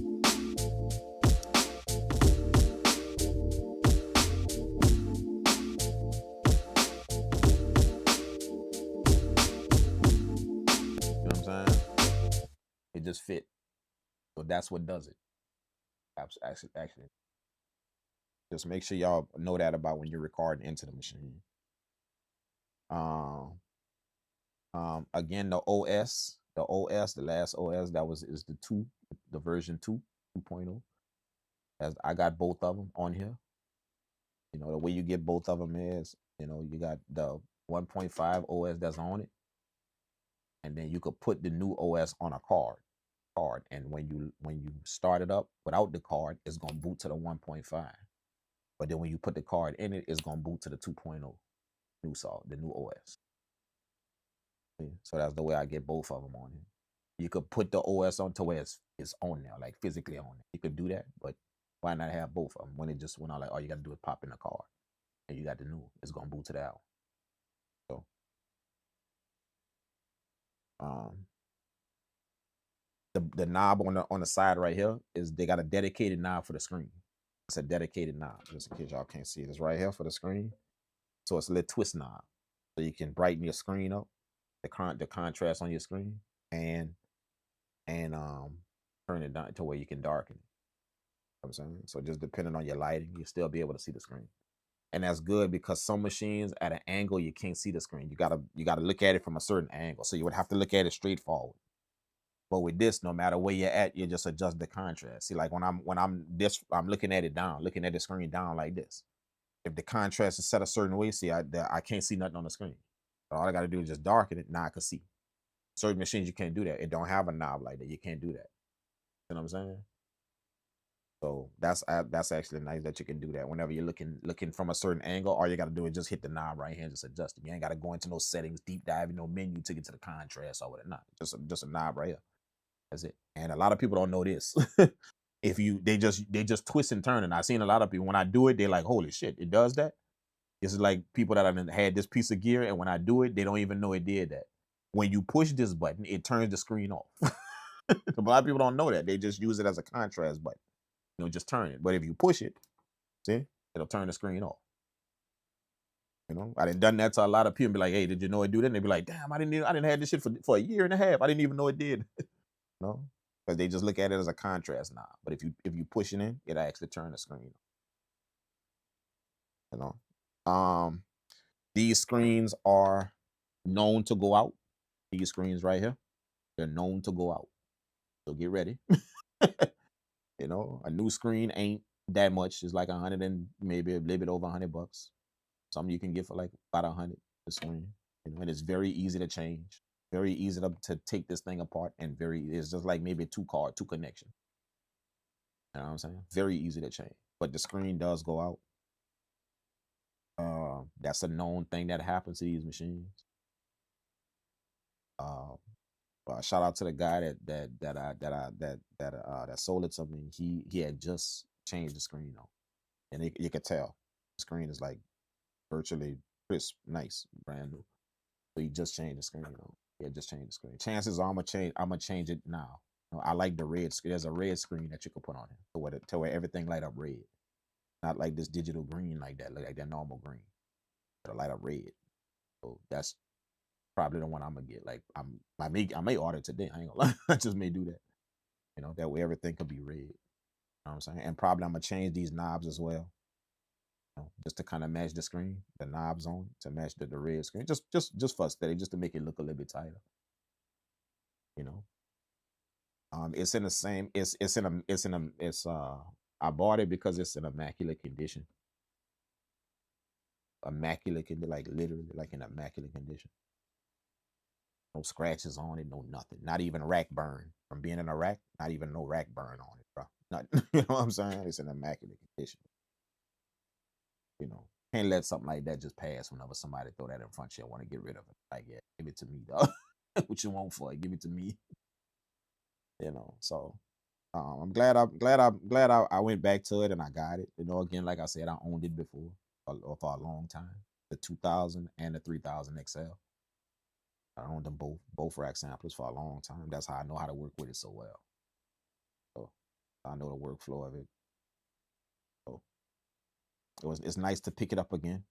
You know, get it again. Sometimes it's like that. You know, gear you had before that you got rid of. You know, somebody down the line, maybe years later, you'll pick it up again somewhere. Or somebody either selling it or whatever. So amazing. Am I gonna keep it? For now, yeah. For now, but they got a bunch of stuff that I want to try on it. You know, new stuff. Like before when I had it, that was back then. Now some new shit I got new, so there's a bunch of stuff I'm gonna try on. Definitely the synthesizers running through this. That's gonna be my next mission. Run my synths through this, pause some sounds, see what I see what happens, how the sound work. Definitely gonna do that. That's gonna be the actual next thing that I have. I'm probably not gonna do that on screen because that's a lot to have. If I could figure out some kind of way to set up a camera or something to where y'all could see that in the studio, I'll do it, but don't count on it. But I'll definitely report that back to you guys on a different stream or something, let you guys know that I did it and what happened. But definitely putting the synthesizer through this. I'm gonna run another drum machine through it. I'm gonna do that. And just see how it handles it with a different drum machine playing the conversion from that drum machine, like the 2000xl. I can run that through it and just see how it deals with that plus the sound of this. Just see how it deals with it. What it if it's too much or if it what it does. Just to see. Definitely gonna do that. And yeah, man, just gonna have some fun with it, man, and just get back to my roots on it. Got a few records too as well. Like when I knew I was getting this, I knew it was actually coming to me. Gonna get it. Then I went and get some more records, just because I knew I'm after some records. So I got a few cut. I got like 250 new records. I got like a lot from a guy that was selling them all. I just bought the whole lot, bunch of soul records. So probably some shit I already got. I got probably over. I think and I actually showed y'all this on one of my other studios a long time ago, man, like 2 or 3 years ago. I showed it to y'all on I was in one of my other studios and I showed y'all records I had. But I got probably over 3,000 records, man. easily, well over 3,000. Well over 3,000. A whole But like again, like I said, when I first got into music, like sampling was that's what I did. That's it. That's how I got into it, just sampling, doing my thing. People love my sample shit, you know. They just like the way it worked, like how I did it. That's how I got into it. Don't get it twisted. I was sampling, which that's why a lot of people, I was sampling because the music sound better when I sample it versus when I try and play something. It sounded better. The reason why, because I really didn't know how to play nothing. So I get that's why a lot of people sample. That's why when they start with music production, they run straight to samples. And it's just simply because they know that they can tell a difference between when they do something from scratch and when they sample shit. They can tell a difference. That's how I was. Like, I'm gonna be honest with you. That's why I was sampling music. I wasn't sampling music because I liked it. I liked to sample, and that's not why I was doing it. I was doing it because I couldn't play yet. I couldn't make my shit sound like them sample. I couldn't do it. You know, so I'll go get a soul record because the nice horns and the nice, yeah, ooh, that sound nice, and I sound and just chop that shit up, do some crazy shit with it, come out with music. You know what I'm saying? So that's why I was literally, you know, a lot of people don't want to say that, but I'm being real with you. I'm gonna say that. A lot of people don't say that. That's why they sampling music. That's why they do. They just telling you, oh yeah, man, I love this. No, they sampling because the shit that they make, you know, from scratch, don't sound like that shit they say, and they know that. If you heard the difference between it, you would know. Yeah, no, you shit from scratch don't sound like. When you tell them, yeah, okay, make a beat and don't use no samples, like play everything. Oh, it don't sound like they sample beats at all. Nowhere close to that. You know what I'm saying? So that's why a lot of people sampling music right now. They just get you to believe, oh yeah, man, I love sample. I just love it. You know, you love it because you can't do the other one. You know, and sometimes they don't know that until you tell it to them. You know? Have you ever tried to learn how to play an instrument? Tried to learn how to do some melodic shit and play it? Nah, man, I ain't see. So how you know you don't love that more? How you know? See? No, you love that sampling because you ain't never went do the other. You ain't never learned how to do the other one yet. That's how I was. You know, so I don't want to get people twisted when I say I entered into this game sampling. Don't get it twisted that I was sampling music because I love this to sample and I'm an old school boom bap dude, and I was sampling music because I didn't know how to play shit. That's why I was sampling music. Period. Simple. You know? I didn't know I was on. You know, and whenever I try and play something on it, you know, something that yeah, and it don't sound it sound cool, but it don't sound like the shit that you see what I'm saying? So I sample music. I did.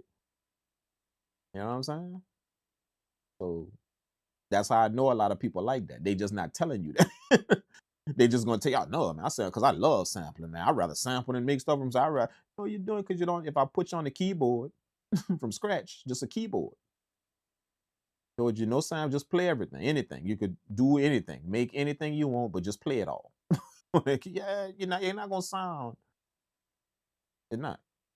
Ain't gonna sound how your sample beat sound. You know what I'm saying? So that's why I was sampling. I had that Roland XV 5050. Woo! The JV 5050. Yeah. Rack the rack synth. Very familiar. Very familiar. Very, very familiar.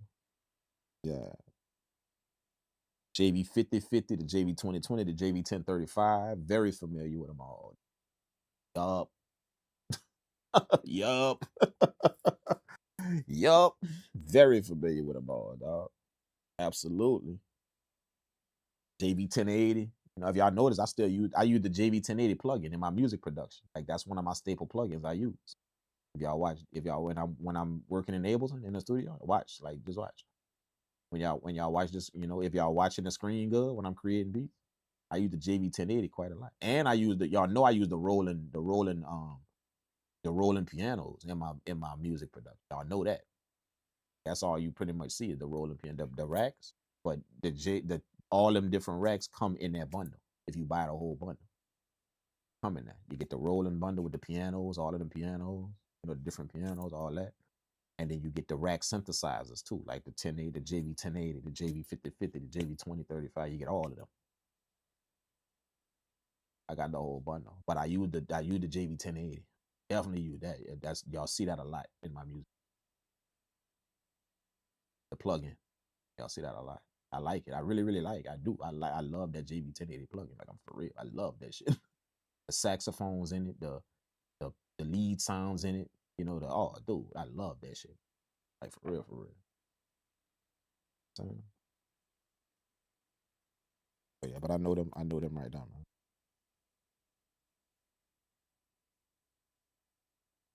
Yeah. Absolutely, man. Okay, man. Listen. I'm gonna get off of here. Hopefully y'all had a blast. I told y'all when the stream first started that, you know, lock in because it's gonna be a lot of patience. I even put it up there at the top of the screen. Patience is a virtue in working with these. I told y'all to lock in and kind of understand that I'm gonna be explaining everything. It's not gonna be no crazy beat we make, but I just wanted to show y'all, you know, not only the workflow of this machine, you know, which I had to explain it because you really can't see it on camera. I had to explain it to you guys. But my main mission was to show you the premise of what happens when you incorporate vintage gear, your setup. Just understand the limitations, you know, and don't look at it as don't look at the limitations as a bad thing. Not a bad thing that you limited. You just have to turn them limitations into advantages, which that's what y'all saw here. There's a bunch of limitations that come with this machine that this machine don't have. Which these new machines, they just don't have them limitations. A bunch of come with this. But if you got that patience and you're able to work through it, you can take them disadvantages the machine got and turn it into advantage. So, and you'll come out with some amazing stuff. And one thing that you will notice when you incorporate vintage stuff, for all of y'all, you know, 80s babies, 90s baby, you know, for all of y'all, you know, that was actually back then, you know, probably not you 2000s or 2020, you know, 2000, probably not y'all, but you know, y'all 90s baby, the 80 baby, all of y'all. When you incorporate this type of shit in your setup, no matter what you got, when you start incorporating it, you're gonna start to slowly recognize that sound. The more of it you add, because you was there at that time, you're gonna start to recognize it. The more you introduce that shit into your setup, you're gonna start to recognize. It's like your sound gonna start to morph into. You're gonna start to recognize a bunch of stuff that you was hearing back then. You know, like pretty much everybody that I know that starts to incorporate vintage gear into their stuff, they say that, all of them. Like they've been hearing it a certain way, hearing their music for a certain way that they make it. And then when they start incorporating that vintage gear, they start noticing their drum sound, you know, they start catching the drum vibe like this. You know? See? They'll catch that vibe and like, see, they'll catch that and be like, man, I ain't never heard myself make nothing like that. See, but you slowly picking up that sound that you used to back then, that you heard that you slowly doing. See? So be aware of that when you grab vintage gear. You know, for those of y'all that were back then and know that sound and you know, it's like you're gonna start to notice that you're starting to hear more and more of it in you. You don't have to create that sound back then. You're gonna just notice that even in this new stuff you're making, you're gonna start to hear a little bit of that in it. You know, whether you know, like let's say you get a motif keyboard or a ASR or whatever, you know, one of them type of pieces of equipment. When you start cooking up with it, even though you're making modern stuff, guaranteed when you finish making a beat, you're gonna listen to it and be like, oh, that remind me of, see, that they see. But it's because you incorporating the stuff that music was made with back then.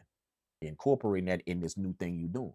So it's gonna start to kind of take you back. You're gonna hear little pieces in your music that start to bring you back to it. You're gonna remember the sound. If you was back then, you will. You know what I'm saying? Little pieces of your sound, you're gonna remember, oh, that sound like such as, oh, that sound, you see? It's even gonna be some instruments you're gonna run up in when you scrolling through your presets in there, or when you're trying to customize a song. It's gonna be some shit you running there that you're gonna literally hear where people got it from. You're gonna hear where that Snoop Dogg lead came from. You know that Dr. Dre lead. See, you're gonna hear where that came from in them keyboard. You're gonna hear that. The more you start getting them, you're gonna start to notice where people got them sounds they would use, and you're gonna hear it in there. Which is, I like that. Whenever I get vintage pieces of gear, or old pieces of gear, old keyboards, and shit, I like going through the presets and see if I can identify. Oh shit, yeah, I remember this sound. That's what they used to make that. Oh, this sound like that's what they used to make that. You know what I'm saying? Like in my Sledge keyboard, my Sledge synthesizer. A lot of them sounds remind me of Aerosmith. But that's, if you remember, that's the keyboard that they was using. It was just yellow. It was a big yellow keyboard. And Rod Stewart, a lot of them sounds remind me of Rod Stewart. A lot of them in there. I know, I can tell the sounds. They remind me of that. The Rod Stewart tracks. Because that's the synthesizer they was using. You know what I mean? So I like recognizing that about when I get a older piece of gear. I like like listening to some of the presets and seeing if I can identify if I know a track back then where they used that right there. That's the sound they used. They did that. You know what I'm saying? I like that. So, what's up, 10th letter beats? Worked on an MPC 2000 back in the day, man. How'd you like the 2000? Was it amazing? From whatever you was working on before, was it amazing? Was it cool? The experience on the 2000? That's what this is. I just explained that to everybody that this machine right here is the S3000, the sample, the S3000. But just because it got 3000 on it, a lot of people confuse it with the sound of the 3000. Actual MPC.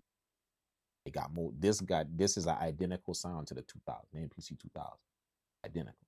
It's right here. The sampler right here. Not just because it say 3000xl. Don't get it twisted that it got the sound of the 3000. Which people, like I said, people would prefer the 2000 over the 3000. They would.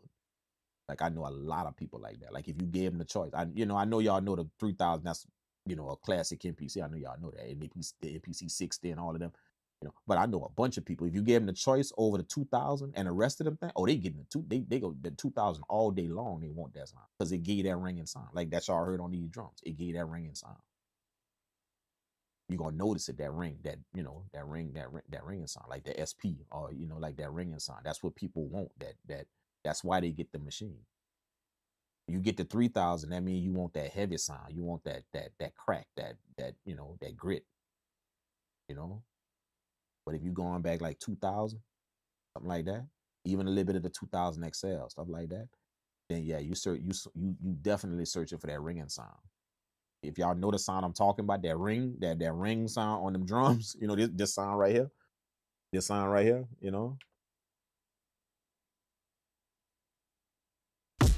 this sound right here, though. See what I'm saying? That's it right there, man.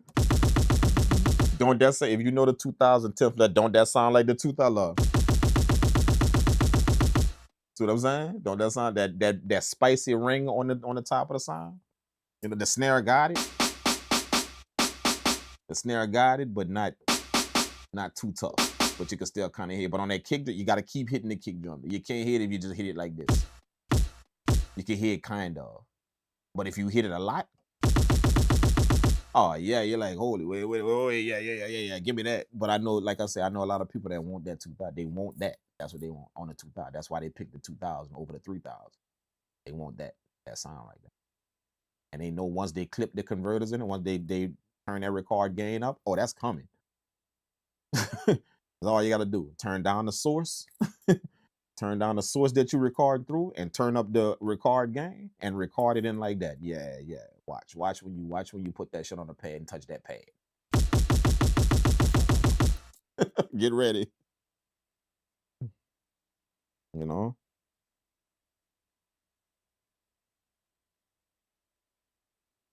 It was cool vibe. It made you be more creative. Yeah.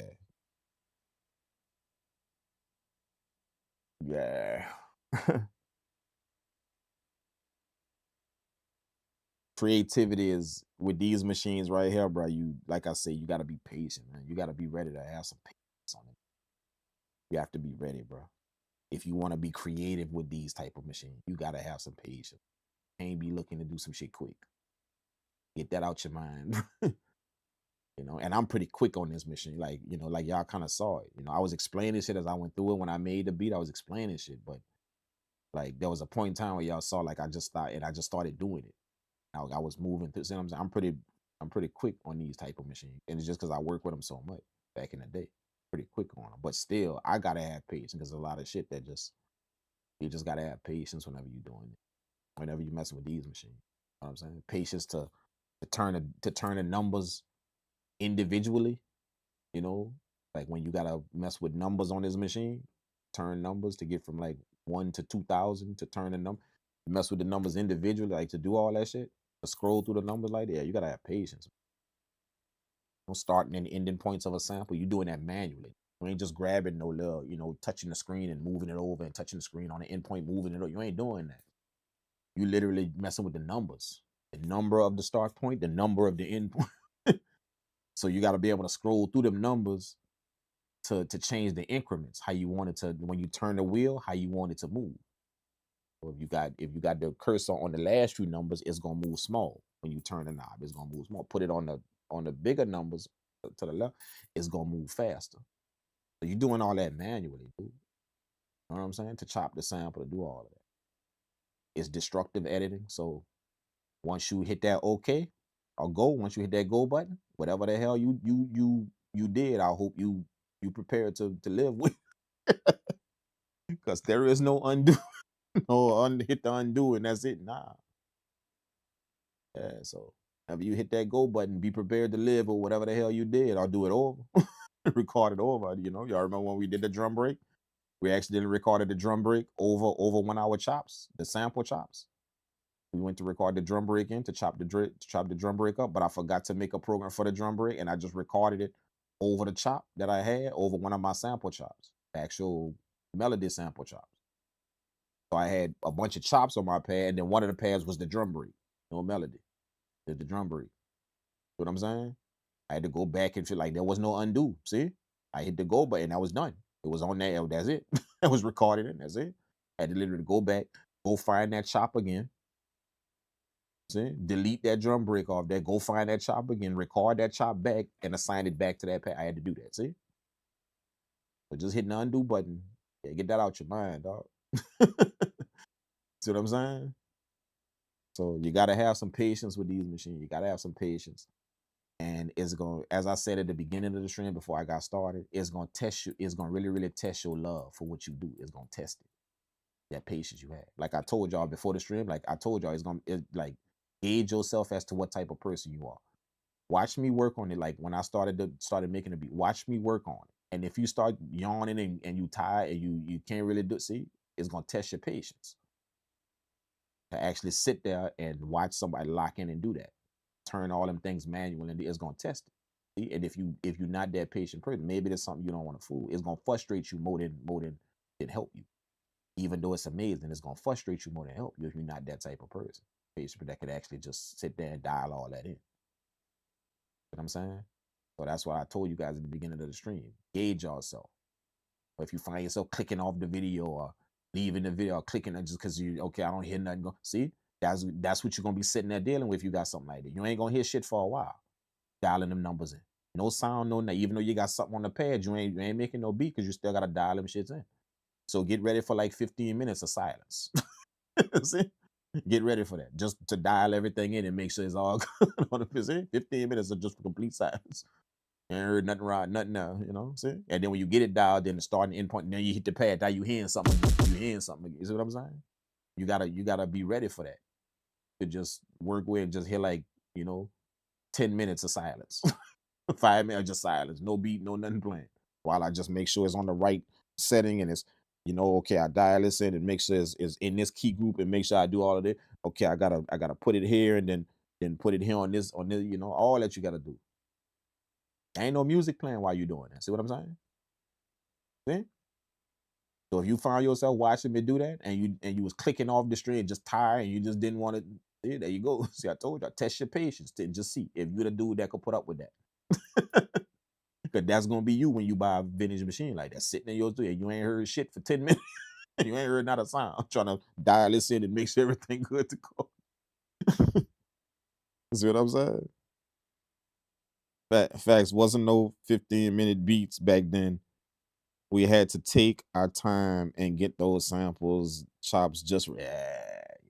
But it was fun though. Like if you was here for that, like earlier what I did, it was fun. Man. Like go back, watch the video. It was fun. Man. You know what I'm saying? This is what I came from, dude. This is it. I was very young working. I wasn't an old dude working on it. A lot of dudes that's working on them things now, they were still grown. Man, I was young working on them, like very young.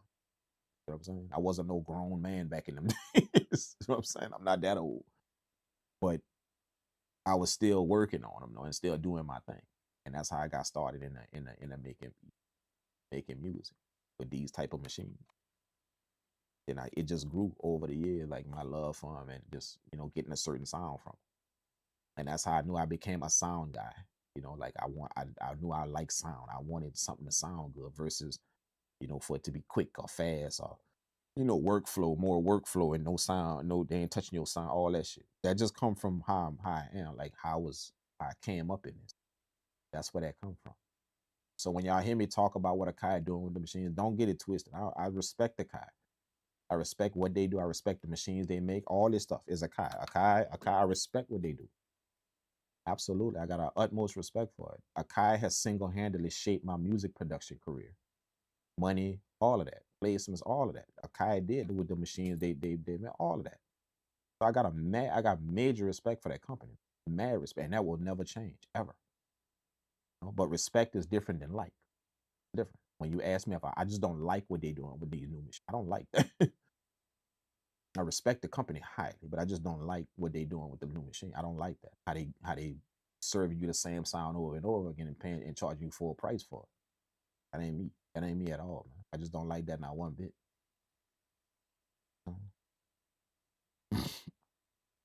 But yeah, that's true though, man. You had to you had to dial in. You had to dial it in how you want it, man. You know what I'm saying? So, like I told y'all, for me that's kind of therapeutic, you know, to just be dialing it and just clicking the button. It's kind of therapeutic. That's why I could deal with stuff like that. And you know, I know the workflow of these machines, you know, very well. So I'm gonna go through it. Literally, wop, wop, wop, done. You know, chop up the sample, chop up the drum, chop up the boom, boom, boom, boom, get everything assigned, bam, bam, bam, and they're ready to start. You know, I'm gonna go through it. But I would make another beat, but you know, that's probably gonna be another hour or so. I should do it. I should do it just to see how fast I could do it. If I could, you know, do everything without talking this time. That way y'all have one where I explained it all as I was doing it. And then you get to see what it's like when I'm just doing it. Not explaining nothing. You get to see like how quick it would go. Trust me, it's still patience involved, but it's gonna go way quicker than me just explaining everything, what I was seeing and what I was doing. So I should do that, but I think I'm gonna save that for another video. You know, y'all gonna see this more. You know, y'all gonna, you know, I'm gonna pull up like this again and show y'all some more shit. You know, make some more beats in it. You know, um, I'm waiting on a customized kind of thing. Customize. Well, I'm not waiting on it. I just gave him the idea that I wanted. Gave my guy the idea that I want. Or the way I'm gonna put it in my studio. The way I'm actually putting it in the studio. That's why I'm right here with it. My MPC X is on top of it on a stand like this. I'm sitting in a chair, just you know, like this with it. I haven't figured out how I wanna. I got an idea of how I want to put it in where I want to put it in my setup, where it's easy to get to. I can work with it when I want, and I can see it. I can see the screen. I don't have to go lean in or too far away from the machine or whatever. You know, all that type of shit. They got to let something that my guy gonna have to custom make for me so I could have it right there. And with the setup that y'all see me making beats on, I have it right there, just ready to go. I want to mess with it. You know what I'm saying? So I gave him the idea that I wanted. He was like, he gonna hit me back with a few ideas, see what he could do. So until I get that, you know, it's probably not gonna be in my actual setup just yet, but you know, but I'm gonna still pull up, do some video, do some stuff like this, you know, just so y'all can see what else it could do. Run some more sounds through it, all that. You got time for another beat? Yeah, I do. I do. I ain't today is an off day for me. It's an off day. That's why I wanted to stream. Yeah, today off day. The studio is closed for for um for I forgot what they call it, man. I forgot what they call it. It's like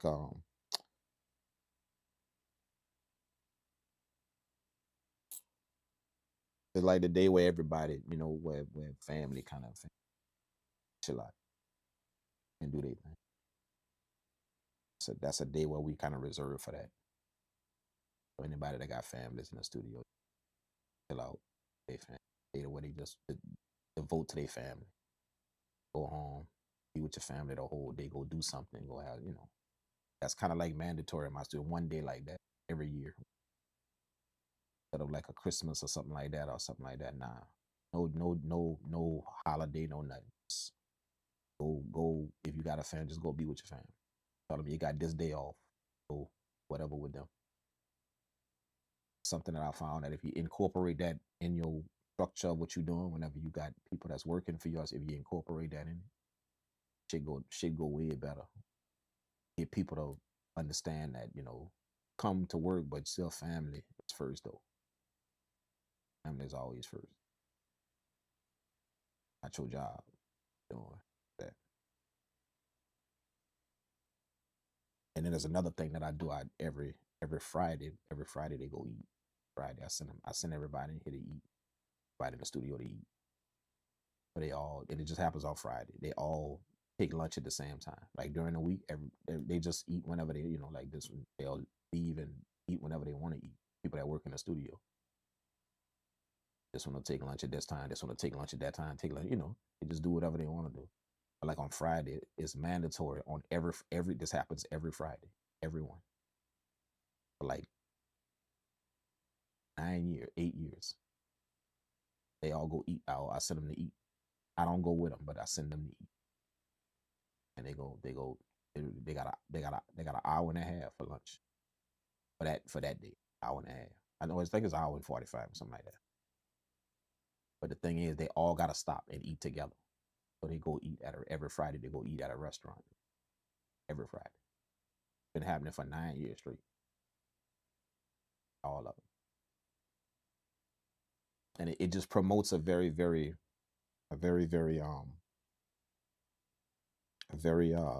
fluent environment. It helps people to work together and still have differences, but still be able to work together. Like even if you have some type of outs with somebody that you work with, you know Friday we're gonna be sitting at the table together. Just know that's coming. A lot of people, why they stay mad with each other when they working together, or they have a problem with a person that they work with, and they stay like that, is because y'all never ever actually sit down together. Never do that. But when it's different, when you know Friday we gotta sit at the same table together and eat. It's different. Y'all gonna figure out some kind of way to work through that. If you upset with somebody at your job, y'all, you know, somebody did something, y'all gonna figure out a way to work through that, because y'all gonna have to sit down and y'all gonna have to sit down and deal with each other at that table. And you know that's coming on Friday. You know that's coming. So how that's gonna look? Y'all pissed off at each other. Y'all sitting down. Y'all talking to everybody, but you ain't talking to that person right there, that particular person right there. See, that's gonna look funny to everybody at the table. See, that's usually why people stay pissed off at people at their job. It's just because y'all never ever have to sit down and deal with each other, just at the job. Y'all go y'all separate ways. But if you incorporate something to what now, y'all gonna be sitting at a table together, breaking bread together at the end of this week. Y'all will. So whatever that is y'all got, whatever issue that is y'all got, whatever that is, y'all gonna have to figure out how to deal with that. But actually gonna look real funny. Y'all sitting at the table, we all breaking bread. You know, everybody breaking bread, sitting at the table, being thankful for all of that, and you sitting down there pissed off at somebody at the table. That's gonna look real funny. You know what I'm saying? So that's why they work like that. In my company, it work like that. And I'm known for that. That's a known thing that I do, like literally known. Absolutely known. 100%. I can make another beat, man. I can. You know, but I think I'm gonna be forcing it if I do it. I'm gonna be forcing it if I do it. You know what I'm saying? So, you know, but I'm gonna do it. But I tell you what though. I tell you what. This is what I'm gonna do. This is what I'm gonna do. This is what I'm gonna do. Today is Thursday. Saturday night. Y'all pull up. Saturday night. Going ham. Same bad time, same bad channel. We're gonna go ham. Try and pull up Saturday night, man. Tomorrow night I got some shit to do. I got a few mixes to handle. But y'all pull up Saturday. Saturday, we're gonna mark it down. Saturday. Or let's say Saturday. Let's not even say Saturday night. Let's say Saturday let's say Saturday morning. Sometime Saturday morning before y'all dig it, because I know people go do shit. So let's say Saturday morning, like soon as everybody wake up, we gonna be in here. Gonna be on the live stream Saturday morning, and we gonna I'm gonna set this up like this same way. I'm gonna go ham kind of deal. You know what I'm saying, is this vertical stream cool? This is cool, or would y'all rather see that in the other way? Gonna be kind of zoomed out a little bit. Y'all not gonna be this close to everything. That's why I did it like this vertical kind of deal. You know, they're not gonna be like right here on the machine. I do the other way because y'all see like software and all that. But when I'm working late, I want y'all to be like kind of on this thing, kind of even, be closer to it. Hopefully y'all cool with the vertical deal. I'll do that again when I work in the standalone. You know.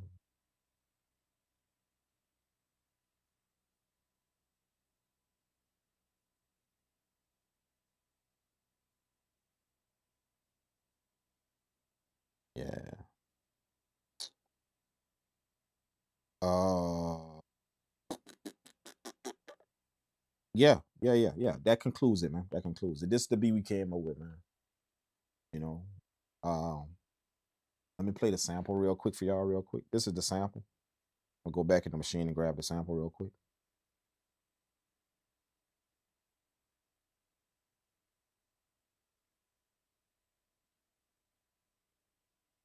This is the sample we dealing with. And one, I mean MS. This is the sample right here.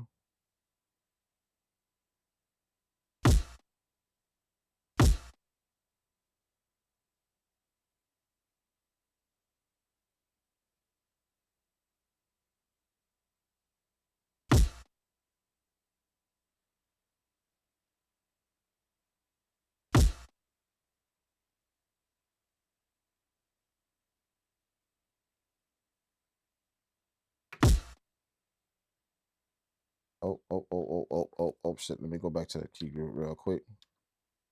This is what I mean right here. Same. There you go. Same shit. I go back here to the multi. Turn this like that. Bam. And then turn this like that. All right, now we back to normal. Okay, now check this out. Right. Check this out.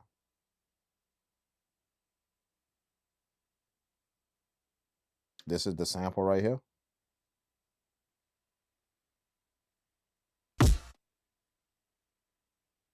Why isn't it playing the sample? Let me just play it on my phone. I mean, I recorded from my phone. Y'all remember? Let me just play it on my phone.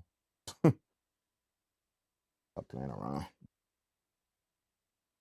Trying to get the actual sample to play it now.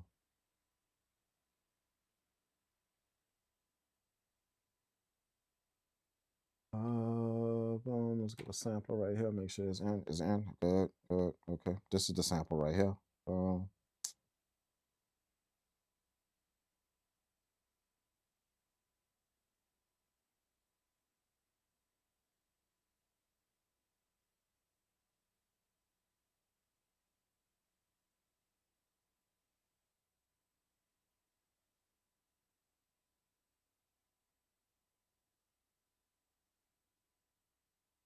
Oh shit.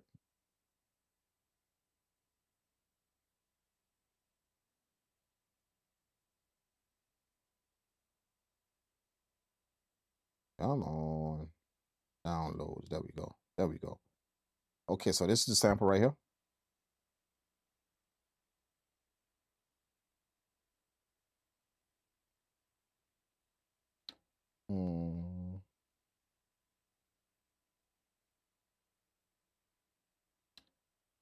Record. Sample. Record. Bang. There we go. Y'all can hear it. Y'all can hear that, right? I should be able to hear that. This is the sample right here. Check it out.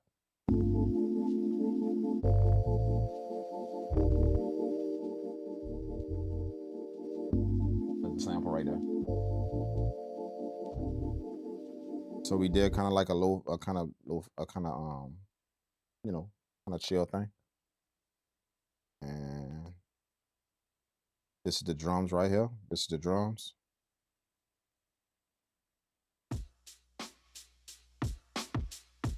That's the drums. See, obviously, that's how the drums sound. See, that's how the drums sound on the loop. Now remember, that's how the drums sound on the loop. Okay, that's the drums. Y'all hear that? Okay, now this the drums.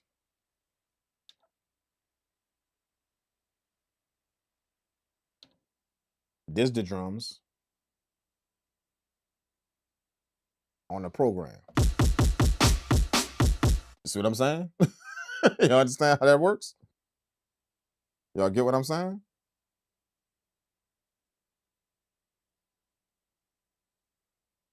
You get what I'm saying? That's the drums once we sampled it. Again, this is the regular drum loop. This is the regular drum loop.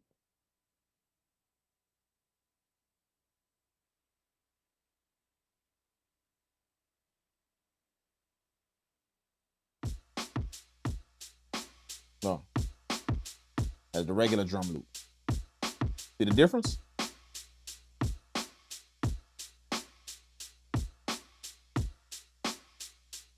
See what I'm saying? I just want y'all to hear the original shit we started out with. Sample and the original drums we started out with. All right? Now check this out. Check this out. Rock with me on this.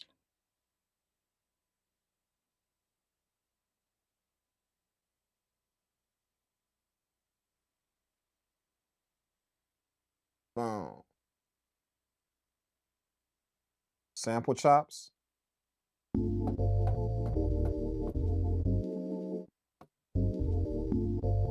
That's our sample chops. This our drums.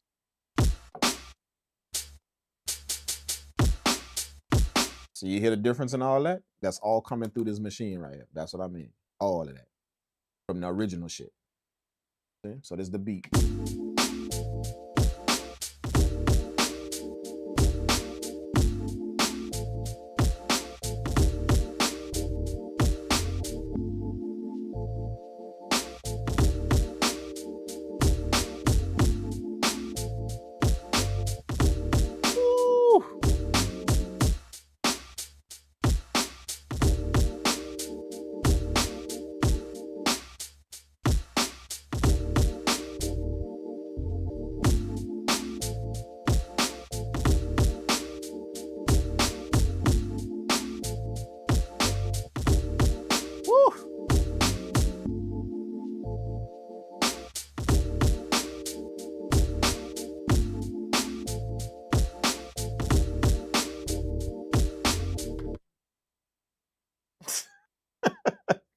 Quality talk.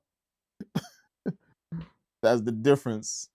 That's the difference in what this type of shit do.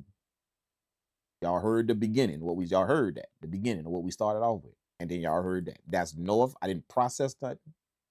That's no mixing. That's no nothing. You literally heard the amp. You heard the increase. Again, the trick is not only how you do everything, but how you get the sound into the machine. Clip the converters. Clip it.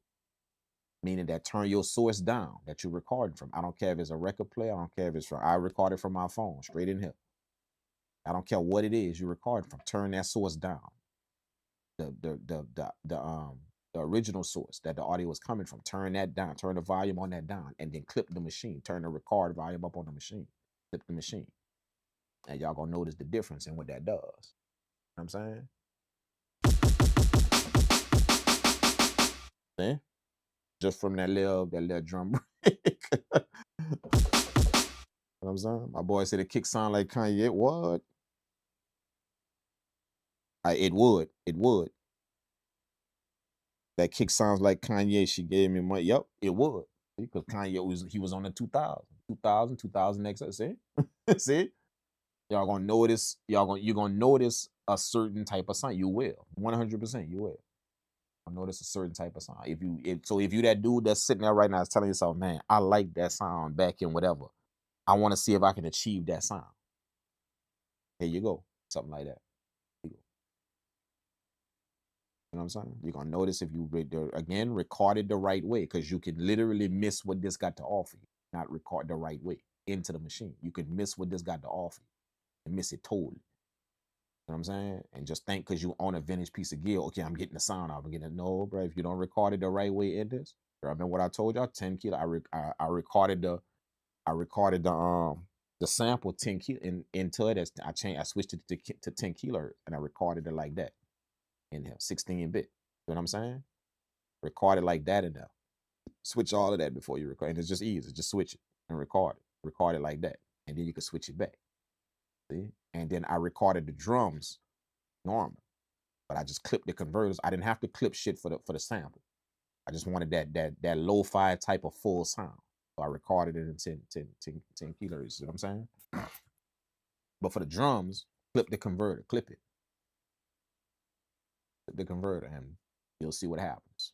You know what I'm saying? Simple. You're gonna notice that sound everybody was getting back then. You're gonna know it just happened. You're gonna notice it. And use some pretty decent drums. You know what I'm saying? Use some pretty decent drums from somewhere like a record or something. Or, you know, the drums that I use, that's samples that I got. Like I told you, I got a phone that I got 5 phones, 5 cell phones. One of them cell phones is dedicated to music. That's all. That's all that happens on that phone. There's nothing else on that phone. Just music production. I'm the type of dude that not only do I have a computers dedicated to music production, but I got a cell phone that's dedicated to that. So the reason why I do that is because, you know, when I'm on the go, I'll be downloading samples I'll be listening to different samples and I'll download and it is all on that phone, all of it. And that phone is just for music production. That's it. There's no apps on there, no nothing. You know what I'm saying? That's it. So all I did was just hook up that phone for this through the cord, through the input. I had this cord already in the studio. Okay? And I just hooked it up to the input. I put it on the input of this and just use that as the recording source. So them samples that we record, that's just samples I got on my phone that I listen to and like, yeah, I want to do something with that later on. That's probably something I had like for you know, maybe 2-3 months on that phone. We just pick something. You know what I'm saying? So being that it came, now listen what happened if you're taking what I just said. We recorded the drum break from here and the sample from here. All right. We recorded it from there. And then that's how it came out. See? See?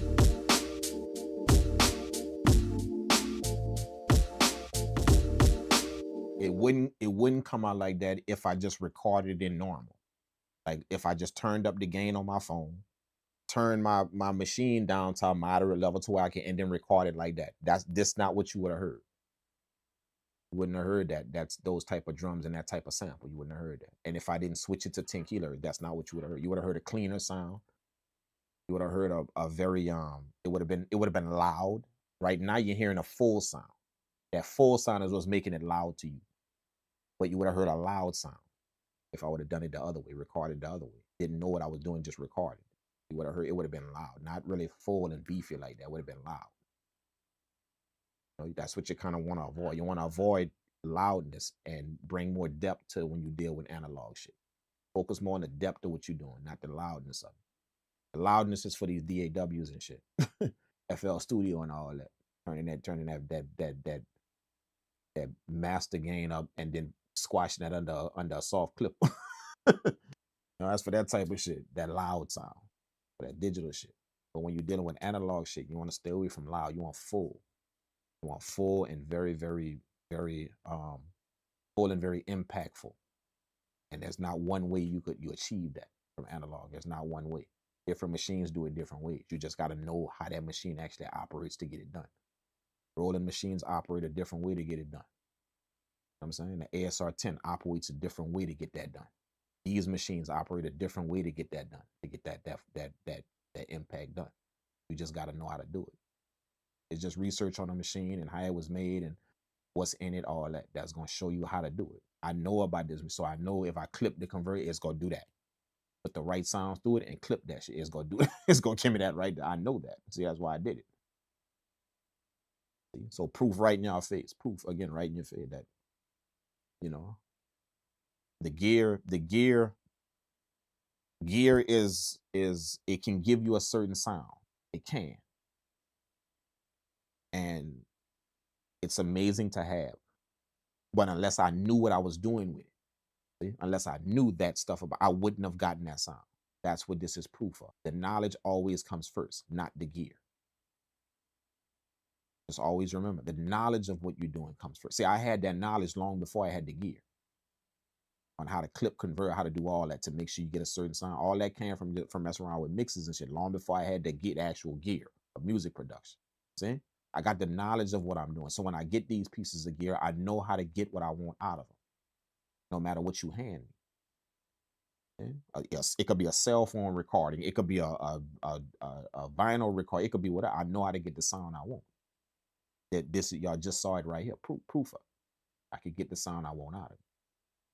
You know what I'm saying? But then that's why I always tell y'all that the knowledge, the information of what you're doing comes first, not the gear.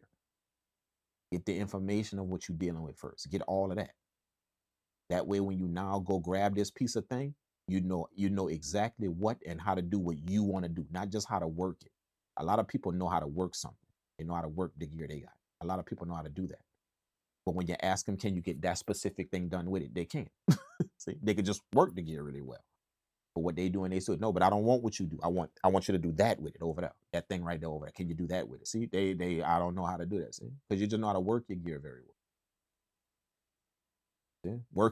Knowing how to work your gear doesn't mean you can get that specific task done. It means you can work with it how you work with it, how you know it, and what you know about it, and what you work with a lot, and what you could be missing 35 things. So when I ask you now, okay, I just saw you work with it, and that's amazing that you can do it, but can you get that done? That thing I want right there, can you get that done?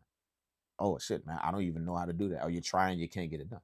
So if I asked you, I see how you work with your gear, and that's amazing that you can do all of that. But here's what I want. I want this sound right here. Can you do that with the piece of gear? Can you do it? See? Can you do it? How you gonna do it if you don't know to clip this and to record in like this way? How you gonna do it? See? That's what I mean. That's the knowledge first, not the gear. The gear is just the tool you're gonna use to get it done. But that information come first and foremost. You're gonna have to know that, and or else you're not gonna give me that sound. It's not gonna sound like that if you don't at least get it recorded in like that. It ain't gonna sound like that. You could turn up the volume and try and do all that. It just ain't gonna sound like that. You know what I'm saying? So just proof again, that information comes before what you're doing, not just the gear you buy. Know what you're dealing with. No.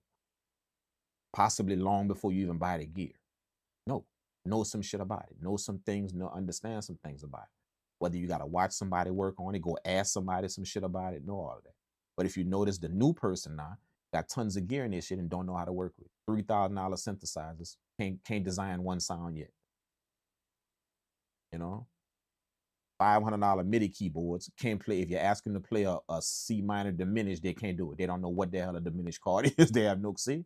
They got all this expensive shit, but the knowledge is lacking. Literally. The knowledge about what they got is lacking. That's 99, I'd say 95% of music makers out. That's here now. The information is just not that important no more. It's just the fact that I got this shit and it look a certain way in my studio. It's the same thing I told y'all. Like y'all remember, this was another thing that we proved. Y'all notice we like to prove things on this stream, right? It's another thing that we prove, and we use ourselves to prove it, not just what we think or believe. We use ourselves to prove it. So this was when I first pulled up in that new studio. Y'all remember that? If y'all was here for that, when I first pulled up in that new studio I was in, that the one I'm in now, all done. They had literally about 35, 40 comments in the live stream. Man, that studio look amazing. You studio, man, congratulations on the new studio. It look amazing, look amazing, look amazing. Congratulations on the new studio. Man, your studio look amazing. It's nice, man, your studio look crazy, look cool, man. Oh, man, look cool. See? And I let y'all say all of that in the chat. All of that. And then at the ending of the stream, that's when the big reveal came. I asked all of y'all, you see all them people, and I literally went back in the chat and we all them people that said that. Not one person address how much address or ask me how the studio sound. Not one. That new studio, how it sounds, right? How it sounding now. See? That's what you in right now. See, that's the stuff we like to prove on the stream, right? The things that you can't see that's going on, and we use ourselves to do it. The shit we doing and we don't know we doing. You notice that's what happens on this stream. See? 35, 40 people. The only thing everybody was concerned about is how it looked. Nobody asked me how it sounded in there. Not one. How it sounded in there. Not one. See? So quite possibly that's what we doing out here when we go purchase shit. We ain't worried about how it sound. Worried about how it's gonna look whenever we make a video with it. Or we show everybody we got it. Or when people come to the studio. We're not worried about it, dude. We're not even trying to get the knowledge on to make it sound good. We're not even trying to go research and understand how to work this piece of gear to get it to sound like a certain thing. We're not even trying to do that. We just go buy it and now it's in the studio. Now anybody that see it, oh, this is what I got. See? Just concerned with the look of it. Not really how the knowledge of it or how to operate. See what I'm saying? So that's what you in. And it's proof because all of us on that stream did it. That's how you know it's proof. All of us did. I didn't script that. I didn't script that and make y'all do that. That was just what everybody noticed for. Oh, it look good. Look, not one person asked me how it sounded. Not one. All them people that was on the stream. Not one person asked me how it sounded. Drink, how it sounding now? You know, how the acoustics in there. I see you got the panels up in there. Did you do anything with the sound treatment with the acoustic to make it sound a certain way? See, nobody was concerned about that. Just how it looked. You know what I'm saying?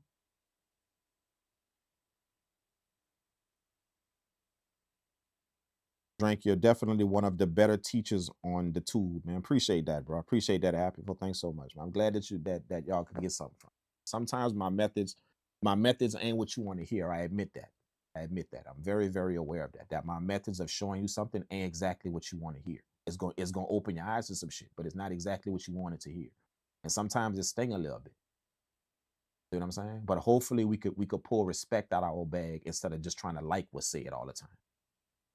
We could just see somebody could take that offensive that I made that point at the end of that. None of y'all asked me how my shit sounded. Everybody asked. Everybody was worried about how it looked. Somebody could take that offensive that I did that at the end of the stream. But if you think about it, the respectful thing to do would be able to say, well, even though that kind of because I was one of them people that was concerned about the way it looked, and I didn't even say shit about the sound, asking nothing about the sound, nothing. Even though I was one of them people, the best thing to do would, instead of not liking what was done just now, the best thing to do would be able to learn from it.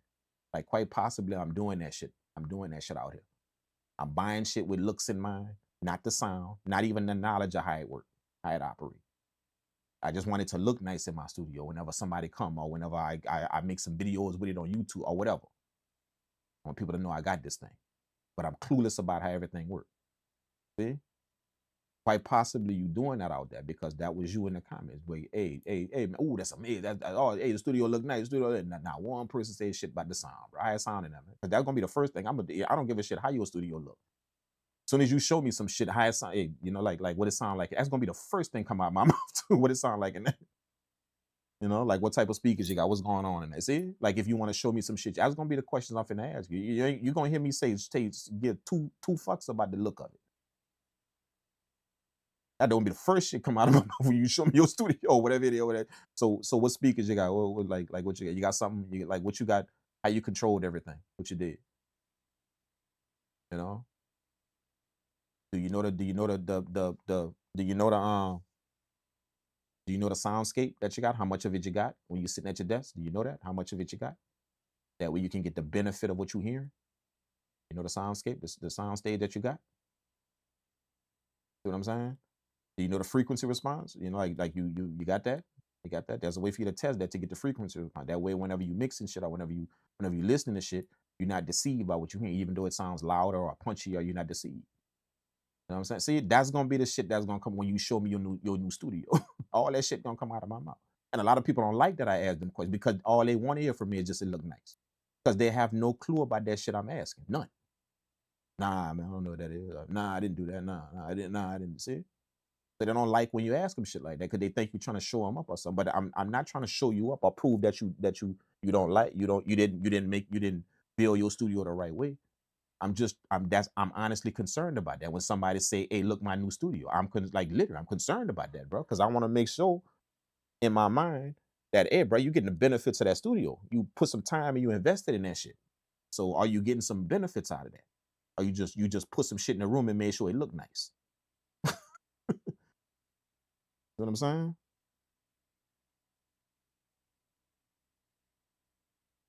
Are you MIDI controlling the 3000xl from the MPC X? Yeah, yeah.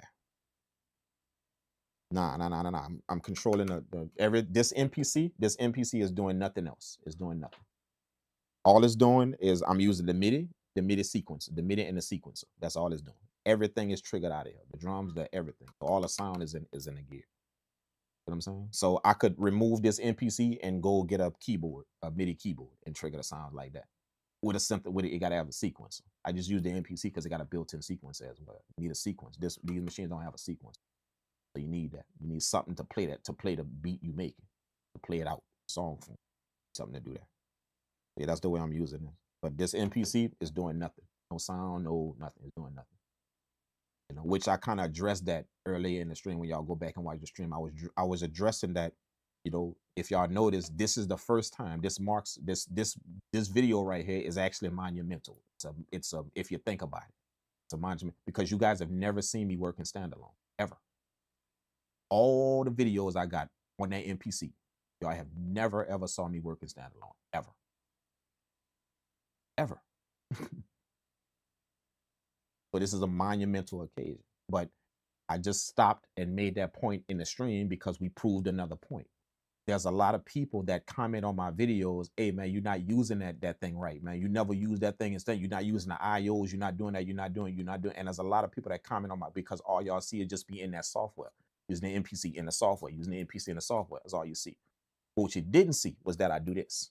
This is what I call standalone. Not throwing this machine in standalone. I don't call that standalone. That's what people couldn't understand. That's why I didn't buy this machine for standalone.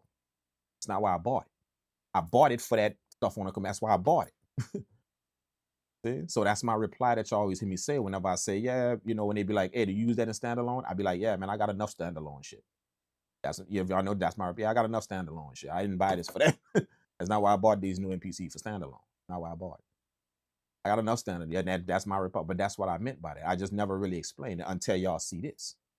This is what I call standalone. If I'm gonna use a device in standalone, 1000% it's gonna be hooked up to some shit like this. You better believe it. That's that, not just me putting this MPC X in standalone and using it. Fuck no, I'm not doing it. No. Hell no, I'm not doing it. And I'm not saying it's a bad sound that come out of it. It just ain't the sound I want. It ain't gonna be that, which y'all just heard. You can guarantee that. And y'all all know that. All of y'all that got MPCs out there, put your shit in standalone and see if you get that sound right up. See? I don't want to work in standalone if I can't hear that. I don't want to put this. I'd rather work on it on the computer if I can. If I put this thing in standalone, you better believe it's gonna be going through one of these things. If I work with anything in standalone. Whether I'm using it just to run my sounds through it, not even using the workflow of whatever it is. I'm using it just to run my sounds through it. Or that's how I work in standalone. See? So that's why you guys never saw me in standalone in this machine ever, in any video, in nothing. The reason why is because that's not what I bought it for. If I'm in standalone, it's gonna be in these. Not in this machine. No. Hell no. Because if you think about it, when you put this thing in standalone, you still digital. This is a digital piece of gear. It's a DAW in a box. That's what this machine is. It's a DAW in this box right here. It's a DAW in there. It's still a computer-based software. It is. And the audio interface is in here instead of on your desk. And the software is on this screen instead of on your computer screen. See? Now here's the debate. Are the IOs on the back of this MPC?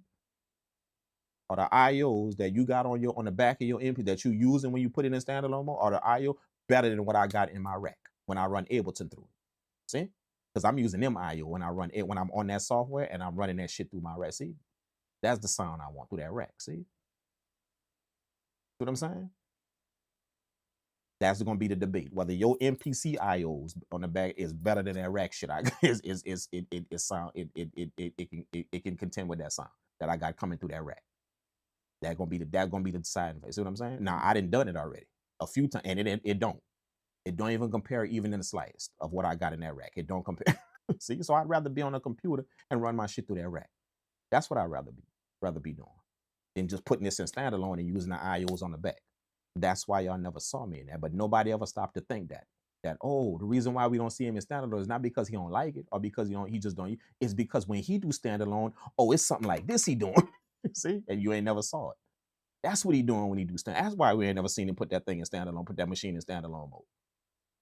See, that's what nobody ever figured out. Never crossed their mind that this is the type of shit I do, and it's just because I don't show that shit on my YouTube channel. All that shit I'm doing. I don't show it. You never see. See, this is your first time seeing it. I know how to work with this machine. Literally flew through the workflow, all that. Explained it to you guys, what I'm doing, how I'm doing it, what to do. All that shit I explained in this video. So that lets you know I gotta be good with these machines. See, I gotta own them. See, to do that.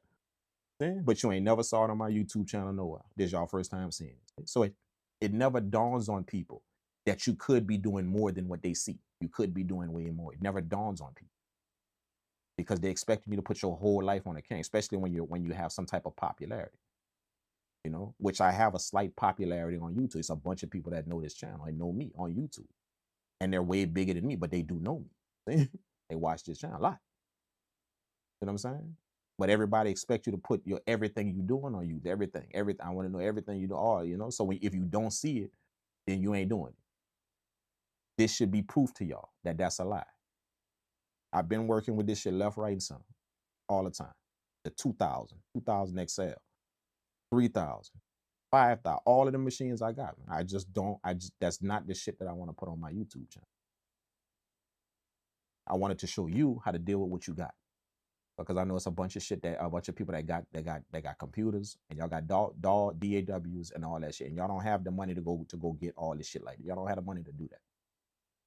But my channel was dedicated to showing y'all what y'all could actually do. Even if you go buy a machine like this and you want a computer, it still handle business. That's what my shit was designed to show y'all. But don't ever get it twisted. Don't ever get it twisted, dude. This is where I come from, and this is what I do. That's how I know it so well. Don't ever get that twisted. And it's a bunch of people that literally left a whole bunch of kind of my shit talking about how I'm not using the MPC the way it's supposed to be used, and all you doing is dragging and dropping sounds. I know that's all I'm doing, but you ain't seeing you ain't seeing what else I do. You ain't seeing it. Now you see it, and you're seeing my knowledge of it. For the first time ever on a YouTube channel, you're seeing what I could do. You're seeing. But don't ever get that twisted, bro. Ever. Ever. Just because you see me pulling up a software all the time. Don't ever get that twisted. Hopefully this video will show y'all that. Ever. See what I'm saying?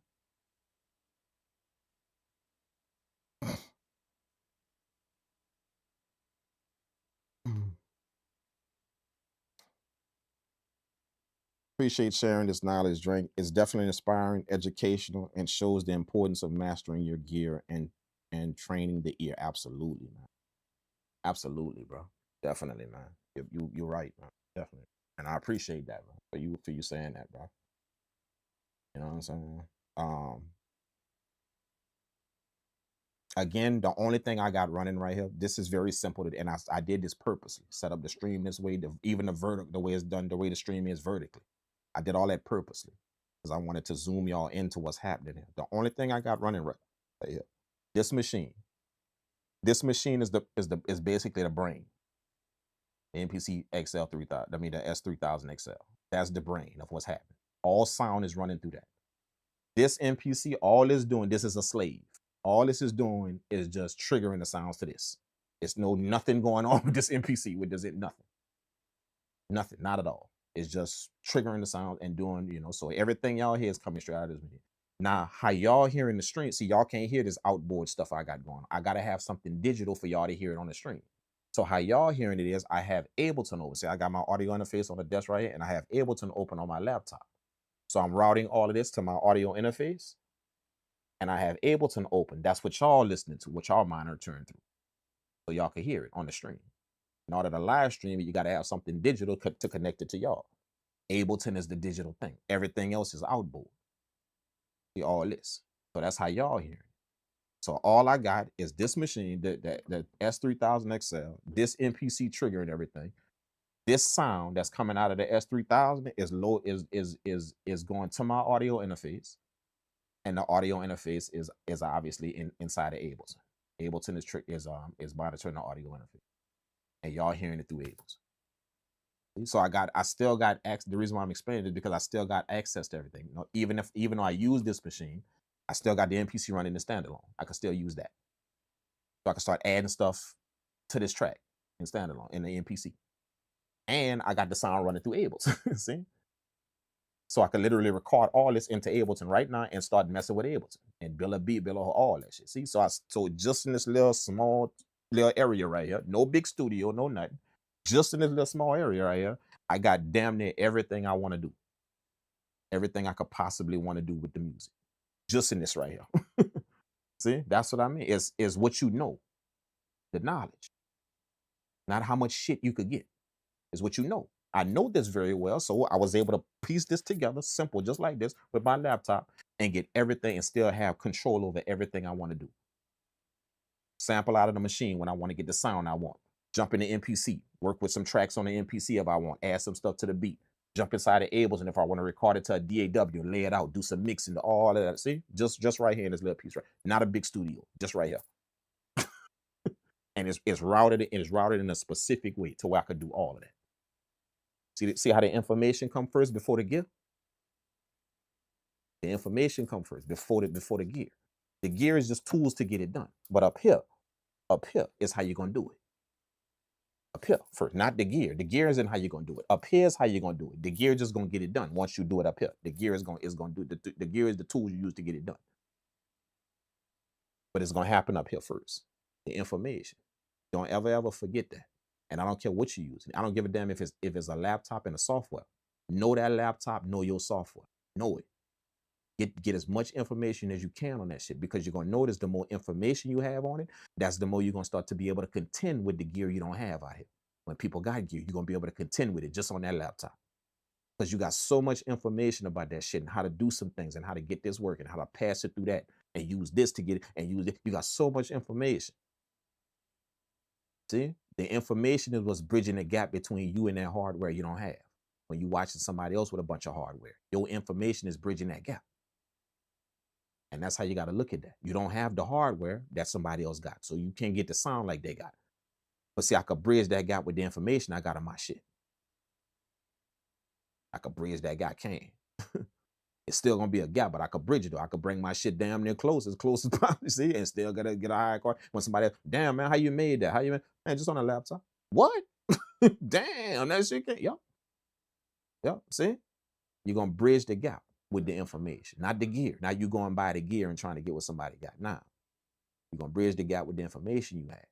So always remember that, man. Just remember that to get the information on what you got, get the knowledge on it. And I don't care what it is, whether it's something expensive, whether it's something, you know, a interface and a DAW, just make sure you have the information on it. Link up with somebody that got more information. Don't think that what you're sitting with is the information. Stop thinking that. When you literally see somebody that could do it a little bit better than you, or could go a little bit further than you, than what you doing, what you got, man, go link, bro. Yeah, get that person some kind of way and get some more information from them, however you can.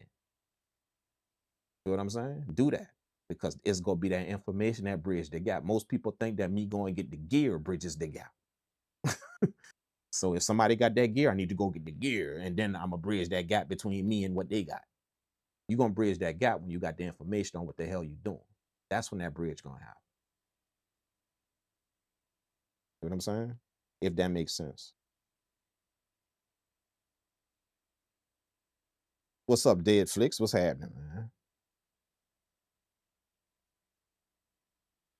Architecture, what's going on? What's happening? Appreciate the silent setup. Thanks, man. Yeah, just very simple. Very simple what's happening right here. Very, very simple, man. You know what I'm saying? Everything is able to be done from this machine right here. You know? It's a lot of stuff that I do, you know, it's a lot of stuff that I do, like this, for instance. I could just pop up with some shit and show y'all how to use it, and you're gonna be wondering how the hell is he? I ain't never seen him do that. I ain't never seen him even use that shit. How does he know that? Well, the reason why is because you ain't never seen me do it. It don't mean I wasn't doing it. You just ain't never seen me do it. And there's a reason why. I could literally set up something like this for every single piece of gear I got in my studio and show y'all like how you and which a video like this and show y'all that I'm using this and show y'all, look, okay, I'm using this. I got it hooked up this way and I'm using it like this now. Okay, now I got these 2-3 pieces of gear. I'm using it this way. I could do that. Keep doing that. But see, I saved that for people in their channels. Y'all go watch people on their channels when you come here, you're gonna get how to use what you got. You're gonna get that from this channel. How to use what you got and stop thinking you need to go chase shit out there to get something you want. I'm gonna show you how to respect what you got and just build up a very, very solid foundation worth of information with what you got. Show you how to do that. You know what I'm saying? Because I know for a fact that you're gonna click off this video and you're gonna watch 30 more with somebody telling you that you inferior because you ain't got this shit right here. This shit I got master, you ain't got it. So you inferior. That sound you got. Nah. So you ain't gonna watch it. See? Hopefully, if y'all keep watching some shit like this, that boy going ham with just that shit he got, he going ham. He could go ham with all that other shit he got, but he keep doing shit with small things. He keep just coming out with a brilliant sound just on that laptop. And he come out with an amazing sound just with these plugins. And he come out with an amazing sound, just hooked up that MPC to the computer. He come out with amazing. Hopefully, if y'all keep seeing that, it's going to inspire you for when you hear that for other people, you could literally look at them in the face and start laughing. When they try and make you seem like you inferior because you ain't got no shit in your studio, you inferior. You can look at him and start laughing, dude, because shit like this inspired you so much. Yeah, don't even dispute him. Just start laughing. You know? No, I'm different than you in what I'm doing. But don't ever get it twisted. I'm not inferior. You're gonna be able to say that. Even if you don't have shit like this, you don't have it. I'm not inferior. I'm just different in what I'm doing and what you're doing. Don't ever get it twisted. I'm not inferior at all. Because I watch people and I know what they could do with small shit. I know what they could do. I watched that crazy ass dude called a Drink Kang on a stream and he go crazy with some shit. Just that little shit. You boy pull up a laptop and go sick. You wouldn't even recognize if that's on a computer or if that came off of analog shit. The way he can mix them sounds, you wouldn't even recognize that if he played both them beats. See? Hopefully y'all could start picking that up. The way I deal with them plugins, how I deal with them. Shit I know about them digital plugins on that computer. Hopefully that starts to spark y'all that, okay, he is information. That's his biggest weapon. Information. That dude just know some shit by when he pull up a plugin, he know that shit. When he pull up a certain compressor, he know what that shit finna do to his music. When he pull up and how you EQ and how he know what that shit finna do to his stuff, he know. That's his weapon. Not him buying a whole bunch of shit. I could, obviously I do, all this shit in my studio, but that ain't his weapon. Don't ever get it twisted. He ain't like them dude. That ain't his weapon. His weapon is knowing shit. He knows some shit he do. Hopefully y'all could get that. And that ain't to make me seem like a some kind of big deal or something. It's just because I want you to be inspired that if you go learn more about what you're doing, just learn more and link up with the people that know some shit, then I can guarantee you're gonna start to respect that small stuff you have in your studio. Not trying to get away from it, going to chase some bigger shit. You're going to start to respect it because you know what you could do with it now. You know, beyond the shadow of a doubt. There's nothing in your mind that leads you to believe otherwise. Nothing. And I don't give a shit what somebody's showing you on some 500 series gear or some rack gear. There's nothing in your mind that you believe that you're inferior to that shit. Now, I'm just different than that shit. See, different don't mean inferior. I'm just different with the sound I crank out. But it's definitely a powerful sound, definitely an amazing sound. You're going to be able to say that, and you're going to have factual proof of somebody that you watch do that shit. You're going to have fact that you could do it too. You're going to have factual proof of it just because of the information. That's his weapon. Not what other piece of gear I can go get. Information is my weapon, and it's been like that. That's how I put myself in this position to make music for a living. I made sure I knew what I was doing. And if I didn't know, I made sure I went and get with the people to know more about it. Explain it to me. Yeah, I read the manual and I did that, but I need somebody to kind of explain it to me in kind of layman's terms, just like one-on-one kind of layman's terms. So I got a few questions. What does this do? And how does this do? And what if I want to do this, then this, and this? How would I do that? See, I need somebody to explain. See, so I went and link up with people that got way more information to me and had them explain shit to me. Even if I read the manual and I know how to do it reasonably well. Still want you to explain because I see you deal with it a certain way. Explain to me how you do it. See, I wanted all the information I could get. I wanted it all. Not all the gear I could get. That's how I've been with this music thing. And that's how I put myself in the position I'm in. Not going to pack my studios with shit. Nope. Hell. As such, I popped up on YouTube, some unknown dude that y'all never saw before. And look at how many thousands and thousands and thousands of views them MPC videos got. Look at all them comments under the video. That boy know what he doing. That boy know what he talking about. Boy know, damn, the information you get. Damn, the way you explain that, the information. See, that's all you see under them videos. That's all you see. The way you explain that, the information you get. Damn, man, like, bro, I watched 3 videos. I couldn't get that, but you explained it on to a T. Man, I didn't even know you could do that. The information you get, is it, see? Not how much gear I could go get. Even though I obviously can. See what I'm saying? Y'all seeing me with gear in my studio. Y'all seeing that. Even the studios, new studios, not just gear, but just new studios, period. Saying? I always want you to put more importance on the information. Always. And let the gear be the thing. Let the gear be the thing that, you know, let the gear be the thing. Let the information be, I mean, let the gear be the bow and arrow. Let the gear be the bow and arrow. But see, without a person to put the power behind that and stretch that bow and put that power behind it, and then let that shit go, aim it, and see, that's the information. Let you be that. Let the gear just be the bow and arrow. See, that could get you, it could hit that target, whatever you want to do when you get that gear. It could do that. It could get you to that goal, whatever sound you're trying to achieve, it could do that. But that's all it is, just the bow and arrow. The information is you behind that shit, pulling that shit and getting that shit strengthened.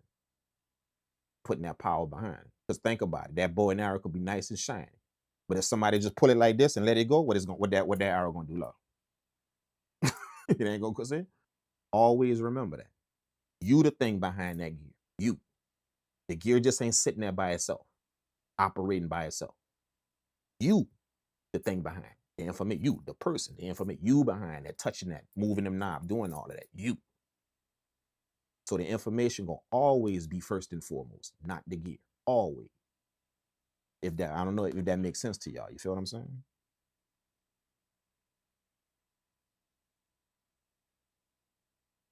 Nada just can't. I like the way you put that. You dig? Got it.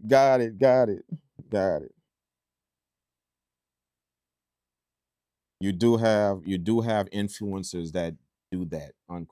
Yeah. They're gonna make you feel kind of inferior, and they will. You know, and I don't believe that's right. You know? I don't believe that's right.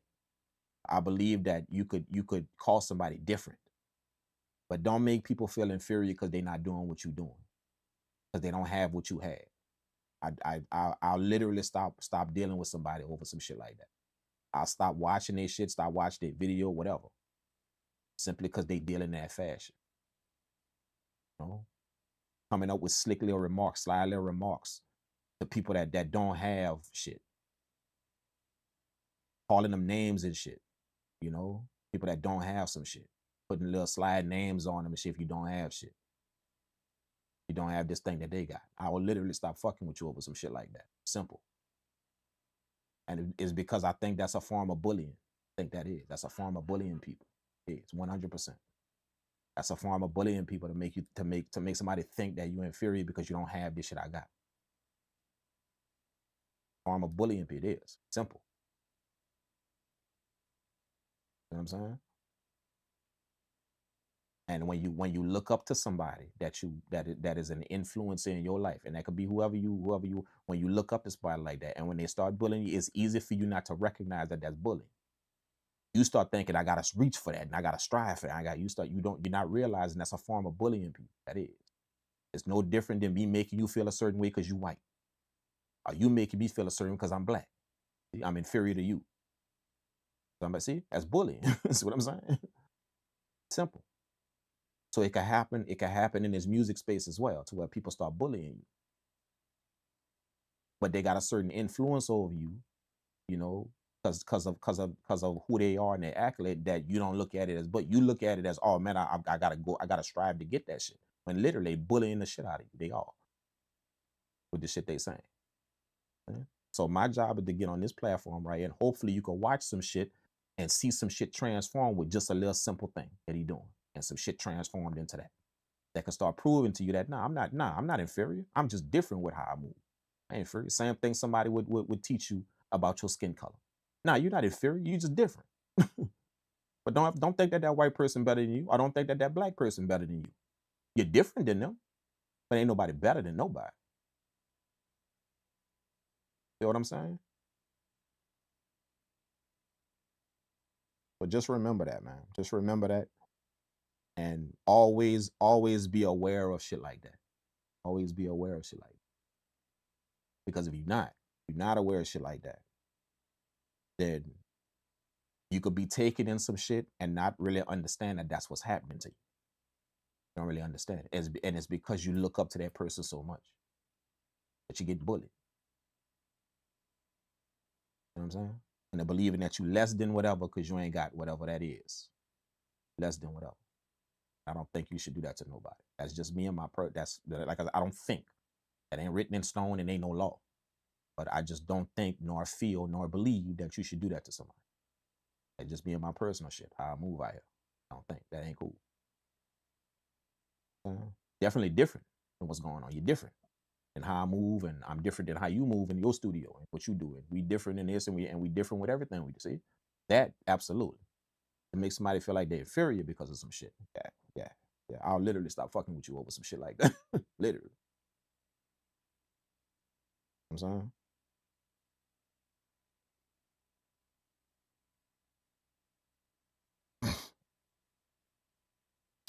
Excuse the language. My bad. Just y'all see, y'all can tell when I get passionate. That type of shit come out. You know, when I get passionate about something I'm saying. You know what I'm saying? So that's how you know, but excuse the language, you know what I'm saying? Yes, sir. Let me get off here, man. Get ready. Gotta do my job. Yeah, we about to get a run in. Got my shorts. You know what I'm saying? Got my 100 greens. Brand new. We got the 100 greens, and look. I got the the compression leggings. You know what I'm saying? We about to put that on with the shorts, man, and go get a nice little run in, Get that cardio working, man. You know what I'm saying? I done sat here for all night making beats. That's not good on the posture I got and all of that right now. All crunched up in this chair. So we finna go stretch. Get them legs working, get that juice flowing, man. That's part of music production, y'all. Remember that. Always, all of y'all music producers out there that's sitting down in that chair, making them beats and doing all of that, don't fall victim to that chair, bro. Don't. That chair will literally mess you the hell up. That chair you sitting in. Don't fall victim to that chair. Y'all hear me say that a lot. 4, 5, 6, 7 years sitting in that chair. Don't fall victim to that chair, dude. That chair will mess you up bad to where you can't squat no more. Your joints tense. You can't move around, limited movement, all that shit, man. It just that chair messed you up bad, bro. So make your health part of your music production. No different than going buy a gear. You went by that synthesizer, go buy that treadmill. See, go buy that as a piece of gear. Go buy that. You know what I'm saying? That synthesizer gonna help your music. That treadmill gonna help you to make them, to help to be here to make that music. Go buy a tread. See, that's another piece of gear for your music. Think about it in that fashion. You went by them aux cords. Go buy that jump rope too. Go buy a jump rope. See, do shit like that. Make that part of your music production. Make that part of what you do. Your help. You know what I'm saying? Because the shit you do in the studio will mess you up bad. You're inside. No sun. You're in a chair, sitting down. You're all of that shit will measure as it continues. I've seen people in them positions. I've seen people, engineers for 20, 30 years. Now when you look at them walk, they literally stiff as they can. You know, ask them to bend down and pick up something, man. They bend down, they're not coming back up. But that chair messed them up for years, man. So if you in this and you doing it, you're doing it. Like every day, you doing it all the time. Just remember that chair is your worst enemy, though. Worst enemy.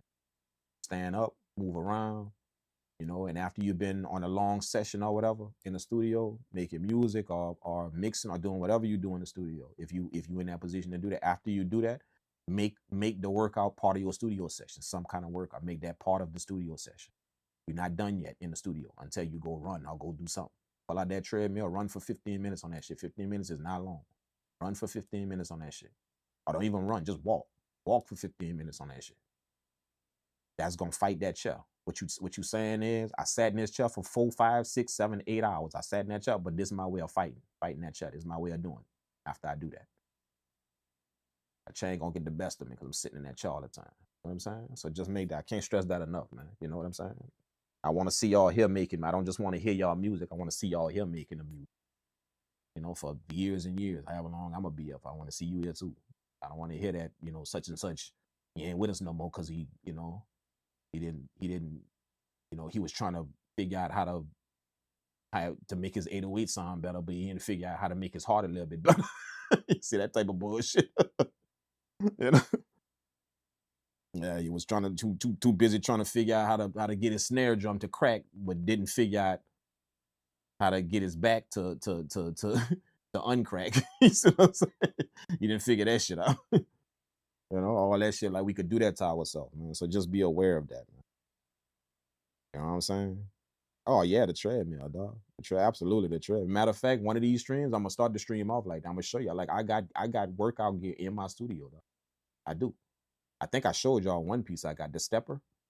They all like foldable pieces, you know, and I could, you know, like we got a hallway that leads to the main studio, and they got a storage area in the hallway that leads to the front studio, the main studio A. Yeah. So I just put stuff in the storage room. So that's where, you know, but all that stuff I could pull out at any time because it's manageable pieces. Like the treadmill, I could just pull out and roll. I got a treadmill in there. I got uh, what they call it, a sit down wheel cycle, where you could sit down and cycle like you on a bike. You could sit down and do it. I got that for circulation in your legs. I got that. I got a stepper where you step on it like you're climbing steps. I got that now. All that. That's in the studio though, not at home. I got workout shit at home. You know, like a weight bench shit like that. But I made sure I put a few pieces in the studio with me. You know what I'm saying? There's a reason why I did. I've always been that way. You better believe I'm gonna have not just music gear in the studio. Oh, it's gonna be some type of workout shit in the studio as well. It will be. You know what I'm saying? And to be honest with you, I didn't actually put people on now in the studio on the treadmill. I didn't put people that come in the studio and be kicking it with me and chill. You know, hey bro, you sat down for 3 hours in the studio making me, man. Look, see that treadmill right there? Get 10 minutes in on now. I didn't put people on that treadmill when they come to the studio. Literally. Pull that treadmill out. See it right there. You can see it right there. Right down in the cloud, in the room in the cloud, in the hallway. Go in that storage room, grab that treadmill, pull that out. Yeah, get 10 minutes on that. Turn it on. Plug it up, turn it on. Get 10 minutes on that. You know what I'm saying? And it's just all for the fact that that ain't to clown people or to, you know, force them to do something. It's just that, you know, I want to see everybody here. I don't just want to be hearing your music, but you not here. Nah, I'd rather you be here showing playing the beats for me. You know what I'm saying? And that shit can happen to us at any time. Gone. At any time. You know what I'm saying? So just make sure you take care of your body, man. Not just your beats. Take care of your body, man. Take care of yourself. Take care of your health. All of that. Very important, man.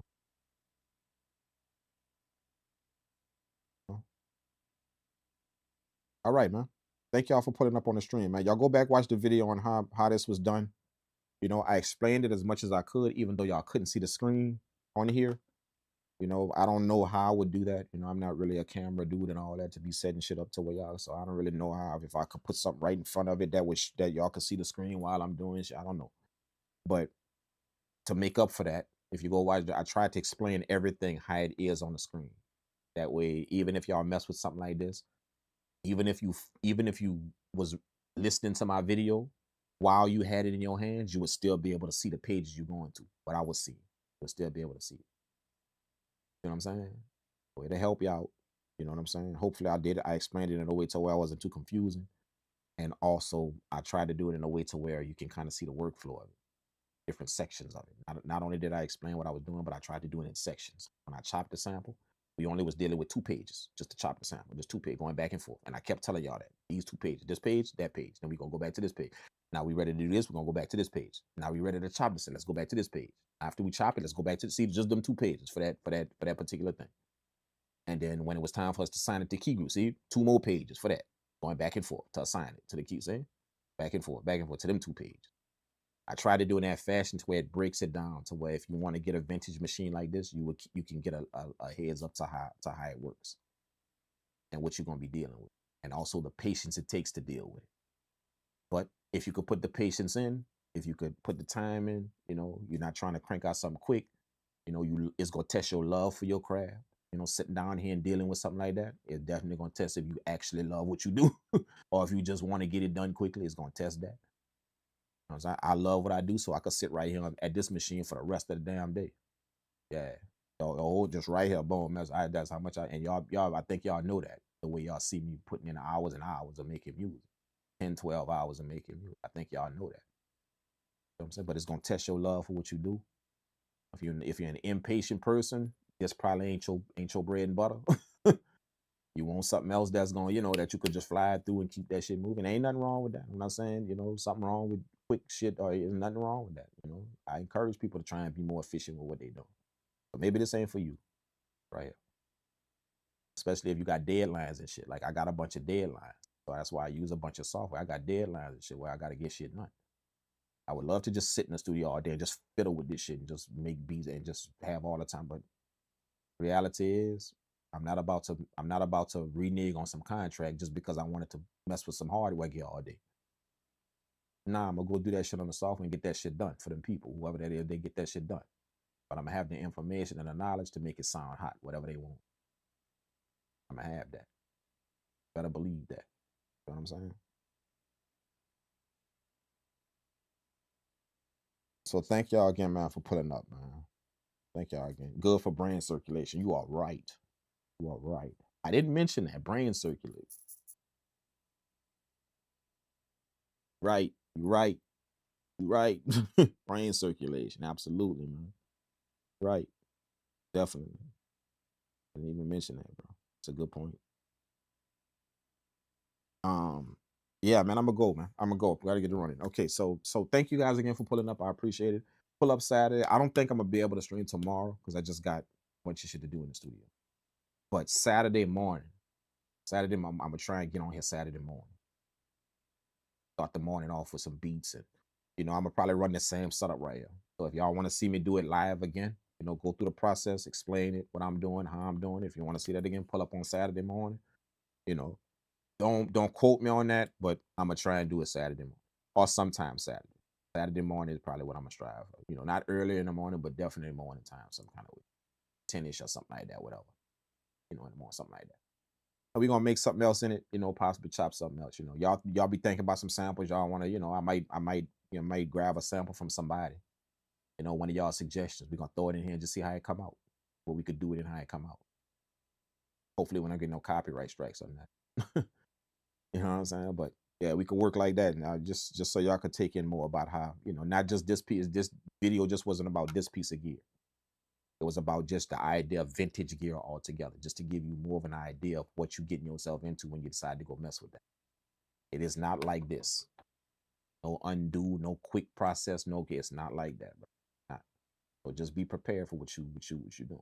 But if you love what you do and you in it, you'll be cool with it. You'll get it. Cool.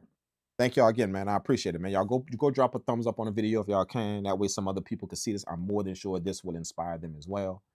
If y'all cool with the vertical thing like this, I'm gonna do that again. That way y'all could be kind of close to what I'm doing like y'all are now. Y'all close to the machine, close to the MPC. If I do it like I do my normal stream, y'all ain't gonna really, the machine gonna be far with all that. You know what I'm saying? So I'm gonna do it like this again, on Saturday. That way y'all could be kind of close up on what's going on. You know what I'm saying? So get some samples in y'all head, what y'all want to sample, how y'all want to do it, and we're gonna see what we do on Saturday, man. Y'all pull up for that Saturday morning sometime. Oh, Thank y'all, man. I love you guys, man. Thank y'all so much, bro, for pulling up. Thank y'all so much for encouraging me. You know, I appreciate y'all not bullying me, you know, and telling me hurry up or you talk too much or whatever. I appreciate that, man. Like I just want to tell y'all that I appreciate that. Just letting me do my thing. Thank y'all, man. I appreciate that. Like that's 100. Appreciate y'all just letting me do what I do. And if you could get something from it, then get something from it. If you can't, then go watch something else. You know, nobody gonna fault. Nobody gonna hold you on that. You know what I'm saying? So I appreciate y'all just pulling up and letting me do what I do. Rush, man. Just the encouragement y'all bring and just hanging with me, even in the chat, just saying something in the chat, and just kind of hanging with me, just letting me know y'all there. I appreciate that, man. I don't think enough people tell y'all that when y'all pull up on these streams or something. You know what I'm saying? So thank y'all for the conversation. You know, it's always nice when you got people doing something with you. You know, like you could do stuff by yourself. And sometimes I do that where I just get on a live stream and I don't even say shit. I just be making beats. Sometimes that happens, but I like it when we all pull up, you know, and everybody, you know, y'all let me know y'all here, y'all in the chat, you know, you say what's up, whatever. I like that, man. It's encouraging to me, and it's encouraging to everybody else. Versus being on watching somebody for 5-6 hours and you ain't say shit to them. No home training when you're able to do that, like for real. Yeah, I don't care if it's on the internet or not. You know what I'm saying? When you're able to do that, literally peep somebody for 3 hours and you ain't say shit to them, nothing. Not a damn thing. You didn't watch them all that time. Yeah, don't train yourself to do that. Don't train yourself to be that guy. Don't do that. Yeah. Even if it's just a what's up, even if it's just a hey, anything, a comment or whatever. Train yourself to be the person. If I'm gonna pull up and check out somebody that long, I'm gonna actually tell them something. Give them some type of motivation, some type of encouragement. You know what I'm saying? Just train yourself to be that person, not the guy that could literally sit there, watch somebody for 3 hours and don't say shit to them. Don't train yourself to be that guy. No. You know what I'm saying? So thank y'all so much for the people that actually realize that, understand that, and y'all take that shit into consideration when y'all see somebody doing something like that for this amount of time. Y'all don't leave them hanging like that. Y'all say something or, something. I do something. I appreciate that, man. Just wanted to tell y'all that from me to you. I appreciate that. All right. Thank you guys, man. You know, appreciate you, bro. Appreciate that, Elijah. Thanks, man. Thanks, Elijah Woods. Thank you, man. Let us say facts. That's like being somebody's house and not speak. Hey, for real, you get that, huh? Temp let us look what he say. Look what Temp let us say. Temp let us say facts. That's like being in somebody's house and not speaking. Now I'm serious. That's how I look at that. I'm serious. I look at that. Like if I pull up on anything you're doing, and I think some of y'all know me for that. Like when I pull up somewhere, like I didn't pull it up on live streams where I see y'all. You know what I'm saying? Like I see some of the names on here, and y'all will see me tell a person something. That's how I look at it. I'm pulling up in your house, bro. Like that house you got, that's your platform, that's whatever. I'm gonna say something. I'm not the dude to just come stand up in your house and don't say shit. But yet my eyes watching everything you do, and I ain't saying shit. I don't ever want to be that type of dude. You know what I'm saying? So that's why I always, that's why I encourage people. You say what's up, you say hi, and even if that's the only thing you say, just make sure you do that. You know what I'm saying? When y'all go pull up anywhere on anybody's stuff out there, just make sure you say hey and say what's up, and that's it. Even if they don't catch your message or miss it, at least you spoke. At least it says you pulled up somebody's house and you spoke. You know what I'm saying? Appreciate that, man. Architect say you shared some real sauce on this stream. Appreciate you taking the time and have a good one. Thank you, man. Thank you, man. Appreciate that, man. Appreciate you, bro. Thanks so much for that. Dropping that in there, man. Appreciate you. Thanks. Yeah. Hope y'all got something from it, man. Like I said, I don't have to do this. I don't. And I for damn sure don't have to do it this long. Damn sure don't have to. I actually got a life, got some shit to do. I do. Like 100%, like quite a bit of shit during the day. Running a whole company and still got studio work to do. Owner and operator, which means I don't just get to, I'm not there yet to where I just get to sit on my ass and watch everybody. Where I still got to do some shit in this. I own it. I still got to operate. I can't wait till the time where I could just own this shit. And I ain't doing nothing no more. Because people in there capable of doing what I could do. They're capable of doing it. But as of right now, as many talented people as I got in the studio, some of them just not capable of doing what I could do. Not yet. When it comes down to a certain sound or achieving something for clients out there. But Hopefully it'll get to a point in time to where I could own it. I'm no longer operate. I'm just owner. That's it. You know, that'll be nice. But for right now, I still got shit to do, man. So I don't have to do this, but I do it simply out of the love for what I do. I do it out of the love for you guys. Notice I tell y'all that on every stream. That's not bullshit. I ain't got to know you to love you. I don't have to. I don't have to at all. Not one of the qualifications for me to show love, that I gotta know you. No, nah. So it's out of love for what I do. It's out of the love for you guys, and also the love of you guys benefiting from information. I love that. If you haven't noticed, I love when somebody take a step forward with something they got, something they did. That literally sends me to over the moon. When somebody go do something with what they learned, what they got something from, and they went make a move and did this and did that. So, and that's the type of person I am. I like to see somebody win like that. So thank you guys, man. I appreciate it. Wild mental say, and that love really shines through. Damn, man. See what I'm saying? See what I'm saying? I appreciate that. Thank you, man. Thank you, man. That's heavy right there. I appreciate that, man. Thank you, man. I'm glad that you picked that up, man.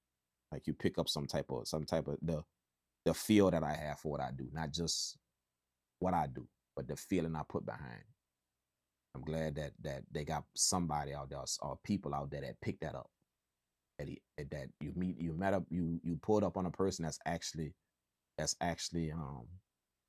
I'm actually ecstatic about what I do for a living. Audio, not just music. Audio is music, so it's part of what I do. Just audio and how it works, the intricacies of it, what you can do with it. If you just dove deep into it and understood it, how it operates. See what I'm saying? I'm ecstatic about knowing that, and I'm more ecstatic about the shit I don't know yet. I still go pull up on people myself. And just like I tell y'all, get the information. You know, if you want to lock in with me and get more game, I have ways for y'all to do that. That's always in my video description. I got ways for y'all to do that if y'all ever want to do that. See what I'm saying? To lock in with me and get more information, even on what you got in your studio and how it's working. You don't. See what I'm saying? Y'all, they got ways for y'all to do that. Absolutely. And so I even do that with other people I know, with people that run studios, and I constantly go get game from them. I'll go sit with them at the studio. I'll go, you know what I'm saying? Not interrupt them because they got a business to run themselves, but I'll purposely go kick it and just go chill. And I'm always looking for information to take away, you know, possibly bring to my studio, or possibly, you know, get something going, like whatever that is. I'm always looking to do that. You know what I'm saying? That's how I feel we all should be. Everybody, like everybody. You should be looking at somebody else, not to copy them. You should be looking at them to extend them, to extend it. I'm looking at what you do so I could take it to the next level. I could figure that thing you ain't figured out yet, but I got to look at you to do it. I'm not looking at you to do what you do. I'm looking at you to learn how you do it and possibly take it to the next step of what you didn't figure out yet. That's how you want to learn from somebody. I'm not doing it to become you, and I'm not doing it to copy you. That's not why I'm watching, or why I'm taking the game from you, or why I'm even coming and knock in with you. No, come and get the game from you. I'm coming to get it because I want to know what you're doing really, really well, because I want to be able to see that thing that you ain't saw yet. I could see, and I could go do it. That way I could further it. I could further the culture. I could further what's happening. But in order for me to see, I got to first see what you do. I got to first understand how you get on and what you're doing. See, that's why you go lock in with people. That's why I do it. I go lock in with people, not just to understand some shit, but I go lock in with them to try and figure out that thing you ain't got yet. You ain't figured it out yet. See? Now I'm gonna bring that to it, and then I'm gonna show you. This is what I figured out about it. Look at that. Oh damn, I didn't even see that. See how we both moved forward just now? Both of it just took a step forward. We just advanced the culture. We just pushed it forward. Yeah. So you watch people not with the purpose of copying them, or with the purpose of imitating them, or the purpose of even becoming them. You watch them with the purpose of seeing what they can't see yet. Just because that person knowledgeable about something don't mean they all seeing. They could see every dog. They're gonna have some ways you look at it from your viewpoint. They don't have your eyes. They don't have your mind. So you're gonna see some shit in it they can't see. You're gonna see it. if you take it in well enough and understand what they're doing well enough, you're gonna see some shit in it that they just ain't saw yet. And it's just because you're looking at it through a different set of eyes. See? Now it's your turn to further it. It's your turn to take that step forward. And after you further it, you show them. Show them what you know. Don't just further it and then take off running. Go show them. Yeah, you see that thing that you do? Yeah, man, I learned how to do it too, man. That's a man. I learned from you. But check this out. Check out what else you can do. See? Look, this is what I learned. This is what you see? Y'all both just push the culture forward by pushing each other forward. Pushing the culture forward is another form of saying we pushing each other forward. That's all that is. We just call it pushing the culture forward. Nah, pushing the culture forward is another way of saying I want to push you forward and you want to push me forward. That's another way of saying that. Yeah, so never forget that. That's our job when we get out here with this music thing. We're gonna push each other forward. That's what we're gonna do. You know what I'm saying sometimes a push forward is it's exactly what it is. Remember, a push. Sometimes it's a push. So it might not be something you want to hear. It might not be something you want to hear. Yeah? Push the culture forward. To push the culture or push something forward means that it's gonna be some type of resistance. It's gonna be that. Push it forward. Yeah? When I gotta push something, that means it's something that's either heavy or it's something that's pushing back at me. If I gotta push something, if it wasn't like that, then I don't have to push it. See, I could guide it. I could just guide it. I don't have to push it. I could guide it. But see, a car heavy, ain't it? So when you gotta push your car somewhere, see, you gotta push because it's heavy. There's some type of resistance. You gotta push it. You can't just guide it somewhere. No, you're gonna have to push it. See? So always remember, that's why we say push the culture forward. It's gonna be some type of resistance. You might, what I mean by that is when somebody trying to push the culture forward, it might be something that you didn't particularly want to hear that rubs you the wrong way. But it was very factual, very truthful, and they did it with the intent of bettering everything, not to down you. They did it with the intent of bettering us, bettering what we do, not to down you.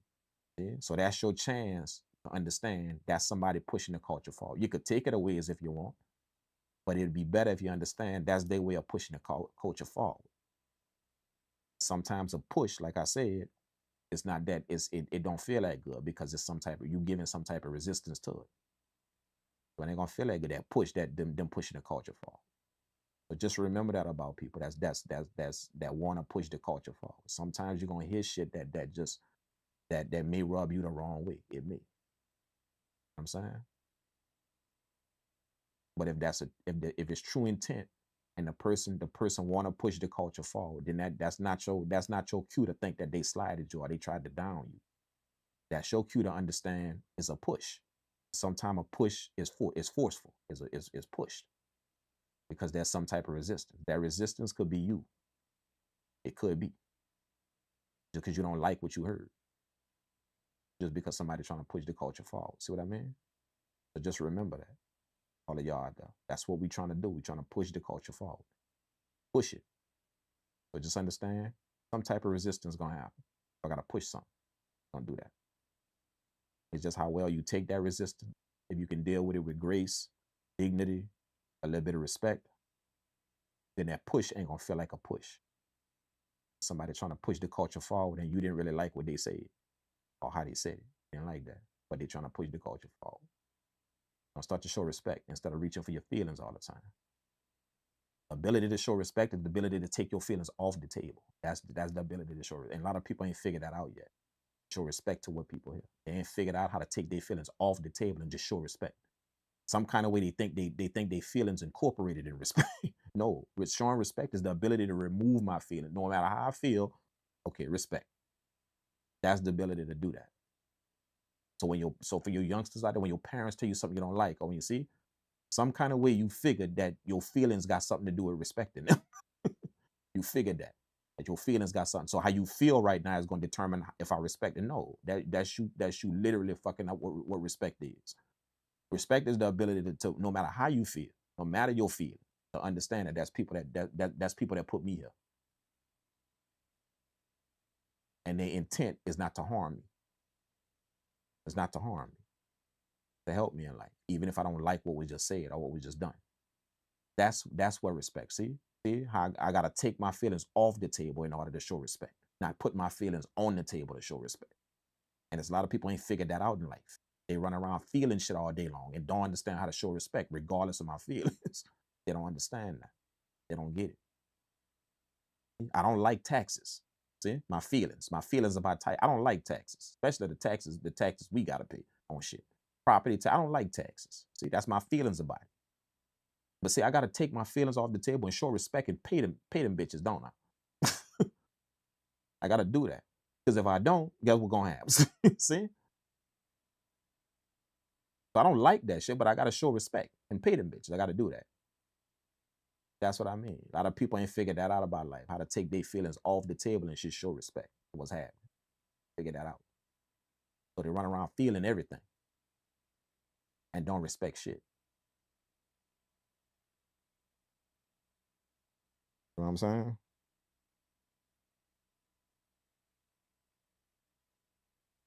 You watch them with the purpose of seeing what they can't see yet, pushing the culture forward. Another form of saying we pushing each other forward. Drink Kang 2025. Appreciate that, man. Yeah, that's how you do that, man. We just put culture in. We just put culture in the place of that. We just put culture in the place of that. When we say we pushing the culture forward, but really what we saying is we want to push each other forward. And the best way to put everybody in it is to say culture. See? Because culture could be me, I'm black, but you white. But I still want to push you forward because you love hip hop like me. See? We pushing the culture forward, not each other. That's why we say pushing the culture forward.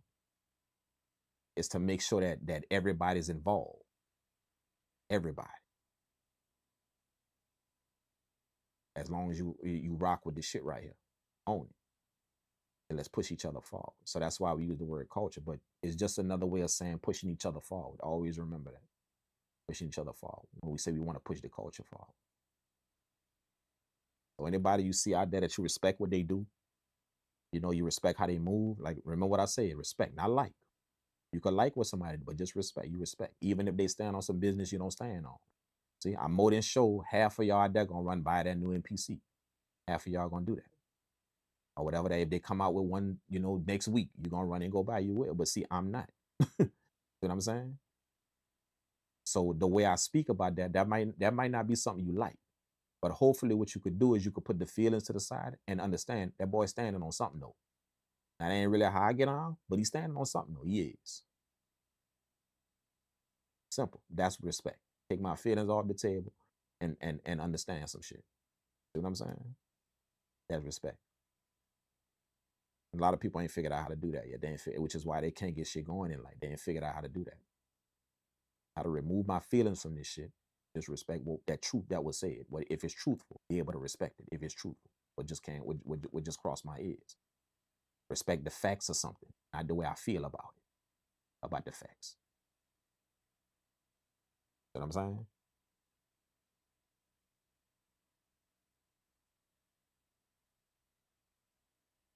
Since I got my MPC X month ago, your content inspired me to snap out of the gas and learn what I have. I love to see people like you showing the true potential of the gear I invested in. There you go, man. That's the way you want to look at it, bro. That's a really, really good outlook, man. Like really, really good outlook. See what I'm saying? And if you continue with that MPC X you got, if you continue with that, that's only the beginning. With that attitude right there, if you continue, that's only the beginning. That's it. Like one of that MPC X just the beginning. You're gonna build up a respect for some shit that's, and it's gonna be like you said in your comment, it's gonna be the minor things that's gonna command the most respect from you. See? It's gonna be the smallest thing somebody got that command the most respect. A lot of people don't really realize that about me, that's how I am. They don't really realize it. I'm not tripping on no big shit you got, neither no expensive shit you got. But when you could show me you could get it done with just that, oh bro, you got my utmost respect, dog. But if you think you about to wow me with some amazing shit you got, and I got there and Yeah, you just like everybody else to me, dog. You just like everybody that's trying to do that. Trying to run out here and get the most expensive thing, the best thing to do something. But if you want my respect, you want my me personally, my respect, you want my respect. Oh, just to pull out and get it done with just that. You was able to do it with just that, that, and that. Yeah, I'm looking at you like you Jesus. I'm like, holy shit. Damn. You pull up that computer and got that done right there. Just that computer allowed, you got it done with that. That's it. Just that computer. That's it. You did that with that. Ah, dude. Yeah, come holler at me. Let's make some music. You see what I'm saying? That's me. When somebody could pull up with little or nothing and get it done. You know what I'm saying? That's me. I respect that highly. like you have no idea how much I respect that. Yeah, but the gear chaser that's feeling this shit with all type, yeah, miss me with that, man. You know, miss me with that. That miss me with that. You know what I'm saying? It's cool. Like I say, it's cool. It's nice to have and all of that, but you know, information will always be at the forefront of anything you do, not what you buy or what you go get. That will always be the determining factor, not what you went by. It will be what you know about what you went by. That will be the determining factor. Always. It never will be what you went by. It will be what you know about what you went by, or what you know about what you didn't buy. See, I didn't go get that because I know this shit about it. See, that's gonna be the determining factor of how you move out here. It's the information you have on shit. I purposely didn't go mess with that because of the information I got on. I purposely went and go mess with that because of the information I said. That's gonna be the determining factor. Not what you buy. It's gonna be what you know about what you buy, or what you know about what you didn't buy.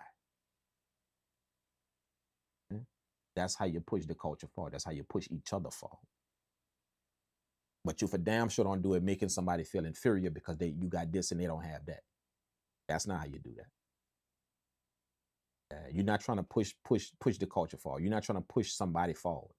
You're trying to hold them back. That's what you're trying to do. Trying to hold them back. You think you're pushing them forward by trying to get them on this thing right here that you're doing. Get this thing on to get there and get this thing that you think you're pushing them forward. That's what you think you're doing, but you're not. You're holding them back. And the reason why you're holding them back, is because I hear you saying that they should get this and get that, but I don't hear you saying what you're doing, what you're already doing. I don't hear you saying that. I don't hear you even concerned about that. What you're already doing. Fill me in on that. What you're already doing. Yeah, forget this stuff I'm trying to push on you. Yeah, what you already doing. Fill me in on that. See, that's somebody that want to push you forward. I don't hear that. How you moving now? What you moving? How you rolling right now? Oh, you got that and you got this? Well, look, this how you do that. Now you ain't got this stuff I got, but you got that and that. You got that computer and you got all right, look, this how you get that ride. See? That's somebody that want to push you forward.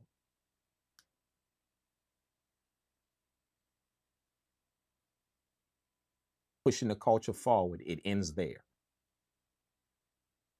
Pushing each other forward, it ends right there. There's nothing attached to that says, I'm going to push you forward only if you got these 500 series amps. I'm going to push you forward only if you got this shit right here. See? It ends there when you say push the culture forward, period. It ends there. It stops. That's the ending of that statement. There's nothing attached to that only if you got this, then y'all can push you forward. Y'all feel what I'm saying? Only if you got then I can push you forward. No, bro. No. Got this shit twisted, dog. You got it all twisted. All twisted. I don't care who y'all and how famous y'all. You got this shit all twisted, bro. Literally, all twisted. Push the culture forward. It's the same thing. It's the same thing like the command we got to love our neighbor. That's the commandment. That eye for an eye and all that shit, that was them old commandments. See? When Big Man died, he left one. Love your neighbor. See? He didn't say love your neighbor if they got this or if they. He said love your neighbor, period. It ends there. It ends. Period. If they doing it or if they doing that, then nope. They love your neighbor, period. It stops there. So your job is to love him and you let him judge him. That's your job. It's just my job to love 'em. Like, even if they slighted me, even I still gotta that's my job to love 'em. Even if they did whatever. It ain't my job to label them, judge them, or do nothing. That's his job. He just told me to love them, period. And it stops there. See, it didn't tell love them if they do this for me. Or love them if they treat me like this. Love them if they see it don't have it. And we sometimes we put that continuation on shit, not knowing we doing it. No, simple. That's it. That's what it said. Love them, period. And then any judgments I got or anything I believe about him, I leave that up to him. That's his job. I don't want to ever take his job out of his hands. Ever. Ever. I don't ever want to be accused of that. But it's just my job to love him. That's what he told me to do. That's it. Yeah? So when we say push the culture forward, when we say that we want to push the culture forward, it don't have nothing attached to that at the end of it. Push the culture forward if you got this type of gear. Push the culture forward if you moving like that. Push each other forward if you only got that. That's not how that goes, bro. Push the culture forward is saying we pushing each other forward. That's what you're saying. And it stops there. That is the ending of that statement. So if you got a laptop, we still gonna push you forward. If you got $50,000 worth of gear in your studio, we still gonna push you forward. If you got free software, we still gonna push you forward. See? Because it said push the culture forward. That's what that is. Not some continuation on the end of that. Push the culture forward only if you got, only if you got some rack gear. Then we could push the culture. See? That type of bullshit right there, man. Get off that. Get off that. And anybody that you can recognize that's doing that, whether they're doing it sneakily, whether they're doing it very sneakily, or whether they're doing it outright. Whether they're doing them type of thing. It's your job to be able to stand up regardless of how famous they are, or who or how many people follow them. It's your job to make sure that you put the other side there. The other side that nah, that ain't how that go. You make sure you display that, regardless of what they're trying to bully people to do. You make sure you keep in mind. Nah, it said push the culture forward. It didn't say push the culture forward as long as you got this. No. So whatever you got, we need to push you forward. Whatever the hell you got. Yeah, if you got Audacity right now, and that's all you can afford right now, just a free Audacity to make your beats and do the shit you got to do, then we need to push you forward, period. That's it. Done. End the discussion. See? Not, oh, man, that's cheap, bro. You need to get, no, none of that shit. None of it. None. You know what I'm saying? That's because there's a lack of some knowledge with some influencers. That's just not, I'm not gonna say influence. I wouldn't say influence. I just say with people, like just people in general. A lot of people talk a lot of stuff that they don't know about. They just don't know about it. They saw it, heard it, and then they start talking about it and don't really know the details of it. A lot of people do that. And it's because, they want to hurry up and get behind the camera and be the first one to talk about it, or be the, give a reaction to or their thoughts on or something, So a lot of people do that. When they come down to showing stuff, they do that. So the best thing I can advise is just, it ain't your job to judge them people, to whoever that is. It's just your job to be able to understand it. That's what just happened. Yeah, that person probably didn't know too much about that. And that's his bad for that. Not to call him stupid or you don't know what you're talking about. That ain't my job to say all that. That ain't my job. That ain't it. That's his job. He gonna take care of all of that. The big man gonna take care of all of that. It's just my job just to understand, yeah, that people do that. People do that kind of stuff. They do that. And that's it. Yeah, sometimes people talk about stuff that they don't really know nothing about. They do that. And that's it. It ain't my job to judge them after that. That they don't know, oh, you an idiot, or you don't see, that's me now doing his job now. When I put some type of judgment at the end of that. No, it's just my job to understand what happened. That's it. See? To have that compassion and understanding for what happened. Yep. People do that type of stuff like that, what they do. And that's it. Soon as I say something like, yeah, you're an idiot for that. See, I just judgment. See, I just did. See, bro, you stupid for that. See, judgment. I just did that. That ain't my job to do that, man. Somebody else's job to do all that shit. I mean, it's just my job to understand that shit happens just like that. Yep, that's what happens, just like that. People do that type of shit. That's it.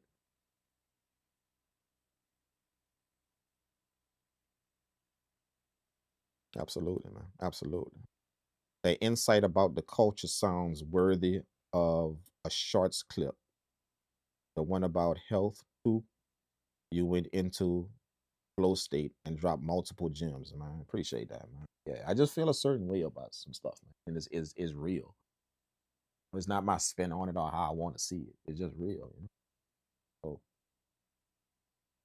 hopefully it can help, bro. You know what I'm saying? That's the whole purpose of it. It can help, man. Absolutely, man. And by all means, man, y'all share the information, bro. Share the information with anybody you can, man. Like when you hear something on you, share it with anybody you can. Because you never know what they're gonna do for somebody else, you know. Especially if you didn't really know it. Somebody enlightened you with it. Man, go enlighten somebody else with that. Don't ever think that the stuff y'all hear from me is the shit that I'm coming up with. The reason why I could talk it this fluent and talk it this well, and it comes like second nature to me, is because I learned it from some people. So don't ever look at me like, oh man, yeah, he went hard. He did not, man. I'm just repeating the stuff that helped me, that people wiser than me told and showed me. I'm repeating it to you. You know what I'm saying? It's a lot of stuff that I do figure out on my own and able to share with people on my own. You know what I'm saying? But I'd rather share with you some shit that's proven and tested, not just some shit I feel or I believe. No, some shit that's actually proven and tested by multiple people, and it trickled down to me, and it worked for me too.